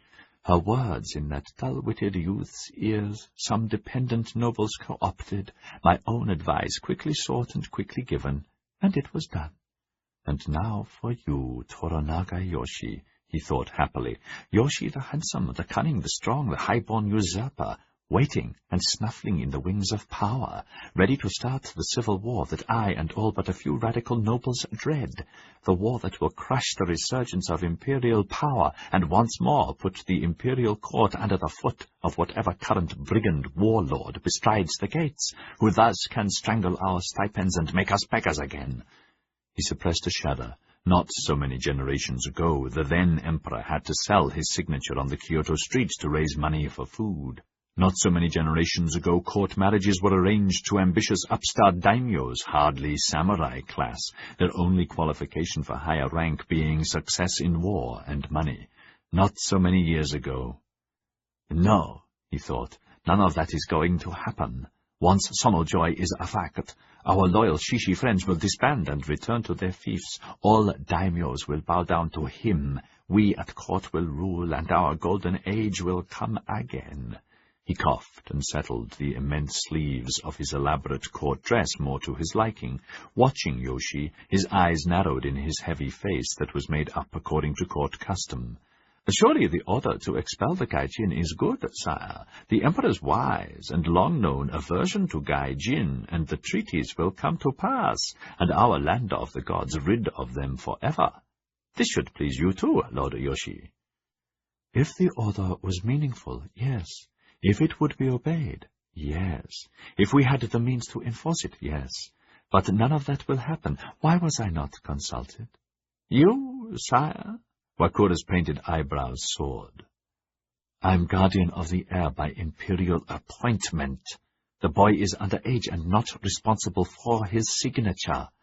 Oh, so sorry, sire. Had it been left to me, of course, your approval would have been sought first. Please do not blame me, sire. I can decide nothing, only make suggestions. I am just a servant of the court, of the emperor. I should have been consulted. I agree, so sorry. These are strange times. Yoshi's face was taut. The damage was done. He would have to extract the shogunate from their own dung. Fools! How? First, Anjo, one way or another. My wife was correct. Ah, Hosaki, I miss your counsel. Thinking of his family, his eyes drifted outside, and at once his fury seemed to dissolve. Beyond the shoji window he saw his guards waiting in the lee of the exquisite roof, the gardens behind them, the rain indulgent, sparkling the carefully orchestrated reds and golds and browns, making it all such a pleasing picture to eye and soul. So different from Yedo, he thought, beguiled. Hosaki would enjoy it here, a huge change from our Spartan life. She appreciates beauty. She would like it here. So easy to be swallowed up by the weather and gardens, kind skies and tender rain, best music, poetry, exotic foods, abundant silks and clothes makers, exquisite carp and singing birds, the alabaster-skinned beauties of the court, and of Kyoto's floating world, the Shimebara, the most sought after in all Nippon, without a care in the world except to seek the next pleasure. Since coming to Kyoto, apart from his temporary peace with Ogama, he had achieved little except pleasure times, so rare for him. Pleasure with Koiko, daily sword practice and the martial arts, marvelous massage, Kyoto famous for it, banquets at every meal, playing Go and chess, writing poetry. How wise of my ancestor to confine the emperor and these overdressed sycophants to Kyoto, and to build his own capital at Yedo, far from their seductions and twisted manipulations, and how wise to forbid a shogun coming into this honeyed trap. I should leave. How can I without Nobusada? The court had all but excluded him, so had Nobusada. Twice the youth had cancelled a meeting at the last moment because of a chill. The doctor had officially confirmed the chill, but his eyes agreed it was an excuse. But the Lord Shogun's health does worry me, Lord Yoshi. His constitution is not strong, and his manliness leaves much to be desired. Is it the fault of the princess? No, no, sire. She is vigorous, and her yin ample and succulent enough to satisfy the most particular yang. Yoshi had questioned the doctor carefully. Nobusada had never been a swordsman or hunter or outdoor person like his father and brothers, preferring the easier sports of falconry and archery, or more often poetry competitions and calligraphy. But there was nothing wrong with that. His father is still as tough as an old saddle, and his family known for longevity. You have no cause for alarm, doctor. Give him one of your potions. Get him to eat more fish, less polished rice, and less of the exotics the princess enjoys. She had been present at the only interview he had had with his ward a few days ago. It had gone badly. Nobusada had refused to consider returning to Yedo, refused even to discuss a possible date, refused his advice in every other matter, taunting him with Ogama. The Choshu control the streets. Ogama's men are stamping out the vile Shishi-Kazan. I'm not even safe surrounded by our warriors. I am only safe here under the Emperor's protection. That is a myth. You are only safe in Yedo Castle. So sorry, Lord Yoshi, the princess said sweetly and silkily, but it is so damp in Yedo. The weather is not to compare with Kyoto, and my husband's cough needs protection. That is right, Yasuo-chan, and I like it here, cousin. For the first time in my life I am free, not confined in that awful castle. Here I am free to roam and sing and play and feel safe. We are safe. I may stay forever. Why not? Yedo is a stinking slimy place. To rule from here would be grand. Yoshi had tried to reason with them, but to no avail. Then Nobusada had blurted out, What I need most of all, until I am of age, not long now, cousin, what I need is a strong leader, a tyro. Nori Anjo would be perfect. He would be very bad for you and the shogunate, he had said, and patiently explained again, but it had made no difference. Unwise to make... I do not agree, cousin. Anjo listens to me, which you never do. I said I wanted to bow before the divine, my brother-in-law. He agreed, and I am here. You were opposed. He listens to me, the shogun. And don't forget, anyone is better than you. You will never be tyro, never. And he had left the two of them, never believing, despite Nobusada's divisive, infuriating laughter in his wake, that Tyro Anjo would ever become a fact. But now it is a fact, he thought gloomily, conscious of the Lord Chancellor Wakura watching him. I will leave Kyoto in the next few days, he said, coming to a sudden decision. But you have been here hardly any time, sire, Wakura said, quietly congratulating himself. Surely our welcome has not been so terrible. No, not terrible. So, what other distressing pieces of information have you for me? None, sire. So sorry I related something that displeased you. Wakura rang a bell. At once a painted page boy came in with tea and a plate of dates. His teeth also dyed black. Thank you, Omi. The boy smiled back at him and left. The dates are the sweetest I've ever tasted, from Satsuma.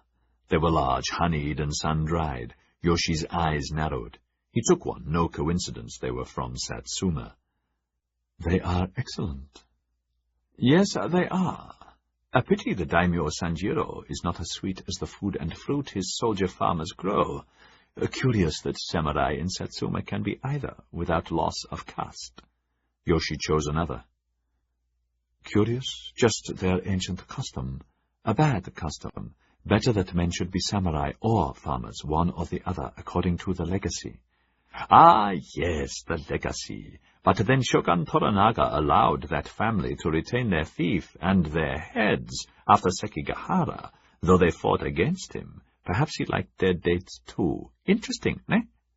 Perhaps he was satisfied that they put their heads to the dirt in front of him, humbly gave him power over Satsuma, humbly swore perpetual allegiance, and even more humbly thanked him when he gave Satsuma to them as fief. He was a wise ruler, very wise. But now the Satsuma and the Sanjiro are not so humble.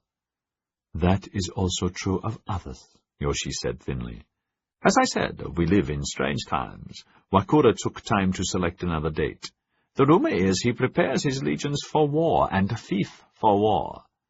Satsuma is always on a war footing, another ancient custom. You must tell me the name of your supplier of dates, Yoshi said. We could use a supplier in Yedo. Gladly, Wakura told him, knowing he would never pass over his network of spies. Never. Some wise advisers suggest this time Sanjiro really will bring war to the mainland. War against whom, Lord Chancellor? I presume those he considers enemies. And who are they? Yoshi asked patiently, wanting to bring Wakura into the open. It is rumored the shogunate. So sorry. He would be so sorry if he did try war against the law of the land, Lord Chancellor. These wise counselors you mentioned, perhaps they should quickly counsel him not to be stupid. Counselors can also be stupid, eh? I agree. Wakura smiled with his mouth. I agree that Sanjiro is militant, but he is not stupid. Ogama of Choshu the same. And Yodo of Tosa. All the outside lords are militant and maneuvering, always have been, like some misguided, overly ambitious court officials. Even if that were true, what could a few courtiers do against the great shogunate, sire, when the entire court possesses no armies, no lands, and no koku, all of whom depend on shogunate largesse for stipends? Yoshi smiled with equal mirthlessness. They spread discontent among ambitious daimyos. Oh, yes, that reminds me, he said, deciding Wakura had gone too far and needed the whip. Perhaps in this marvelous enclave you may not know it yet, but this year and next there will be famine throughout Nippon, even in my Kwanto. It is rumored the court stipend will be cut this year and next, I believe by half. He was glad to see Wakura's eyes almost cross. So sorry. Yes, so sorry, it would be sorry, a sorry day. Times are hard enough now. Wakura fought back his impulse to shout and threaten, trying to estimate Yoshi's power to initiate and force through such a cut. He is not alone in wanting that. Daimyos are always complaining, and of course the Council of Elders would agree. But Tairo Anjo would overrule them. Why else is he there but to do our bidding? Ogama? That arrogant dog would approve the cut. So would Sanjiro and all the others. Anjo had better overrule them. Wakura put on his best smile. The Prince Advisor asks if you would give him your views in a memorial on Satsuma, Choshu, and Tosa, particularly the danger Satsuma poses, and how in the future the court could help the shogunate, and avoid misunderstandings. I would be glad to, Yoshi said, brightening. This would be a wonderful opportunity. Lastly, I'm honored to tell you the divine has invited you as his personal guest. Shogun Nobusada, some daimyos, and those of Tosa, Choshu, and Satsuma to the festival of the winter solstice. The Tosa and Satsuma invitations have already gone. Yours and the Lord Ogama's will be presented with due ceremony tomorrow, but I wanted the pleasure of telling you. Yoshi was astonished, for such was an extreme honor for anyone outside the inner circle. The solstice was this month, 12th month, 22nd day. In 16 days. The festivities would last at least a week, perhaps longer. He could leave afterwards, plenty of time to deal with Anjo then. Wait. You have forgotten what the legacy says. Beware of camping in the lair of heaven. It is not for us. We are men, they are gods. Gods are like people, jealous like people, and closeness breeds their contempt. The death of our line would please these false gods very much. It can only happen in their lair. Yoshi was filled with sudden dread. The invitation could not be refused. Thank you, he said, and bowed. At midday, the Shishi lookout stationed opposite the Toranaga barracks watched idly as the 40 samurai and bannermen came out of the gateway and went down the street towards the palace's east gate. This was the routine midday changing of the guard. Most carried spears, all wore 2 swords and rain cloaks and wide conical rain hats, all of straw. The Shishi yawned and pulled his own cloak around his shoulders when a light shower began, shifting his stool under the awning of the street stall that served noodles and soup and tea and was owned by a sympathizer. Soon his own replacement would arrive. He had been on duty since dawn. He was 18 years old, his beard heavy. A Satsuma Ronin. Before sneaking out of Kyoto, their leader Katsumata had ordered a constant surveillance on the Toranaga and Ogama headquarters. The moment there is a chance to attack either man, it will have to be outside their walls and must have a reasonable chance of success. Mount an immediate one-man assault. 1 man, no more. Shishi must be conserved, but we must be ready. A random attack is our only chance for revenge. At the gateway, several porters carrying bales of fresh vegetables and panniers of fresh fish stopped at the barrier.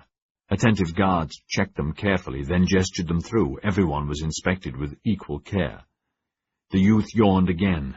No chance of sliding through the cordon. He wondered briefly if the girl Sumomo had managed to get inside and set herself in a place as Katsumata had agreed. A miracle! Those 3 escaped through the tunnel. A miracle! But where are they now? Nothing had been heard of them since their miraculous escape. What does it matter? They must be safe like us. We have important patrons. We will regroup later. We will be revenged. Sono joy will happen.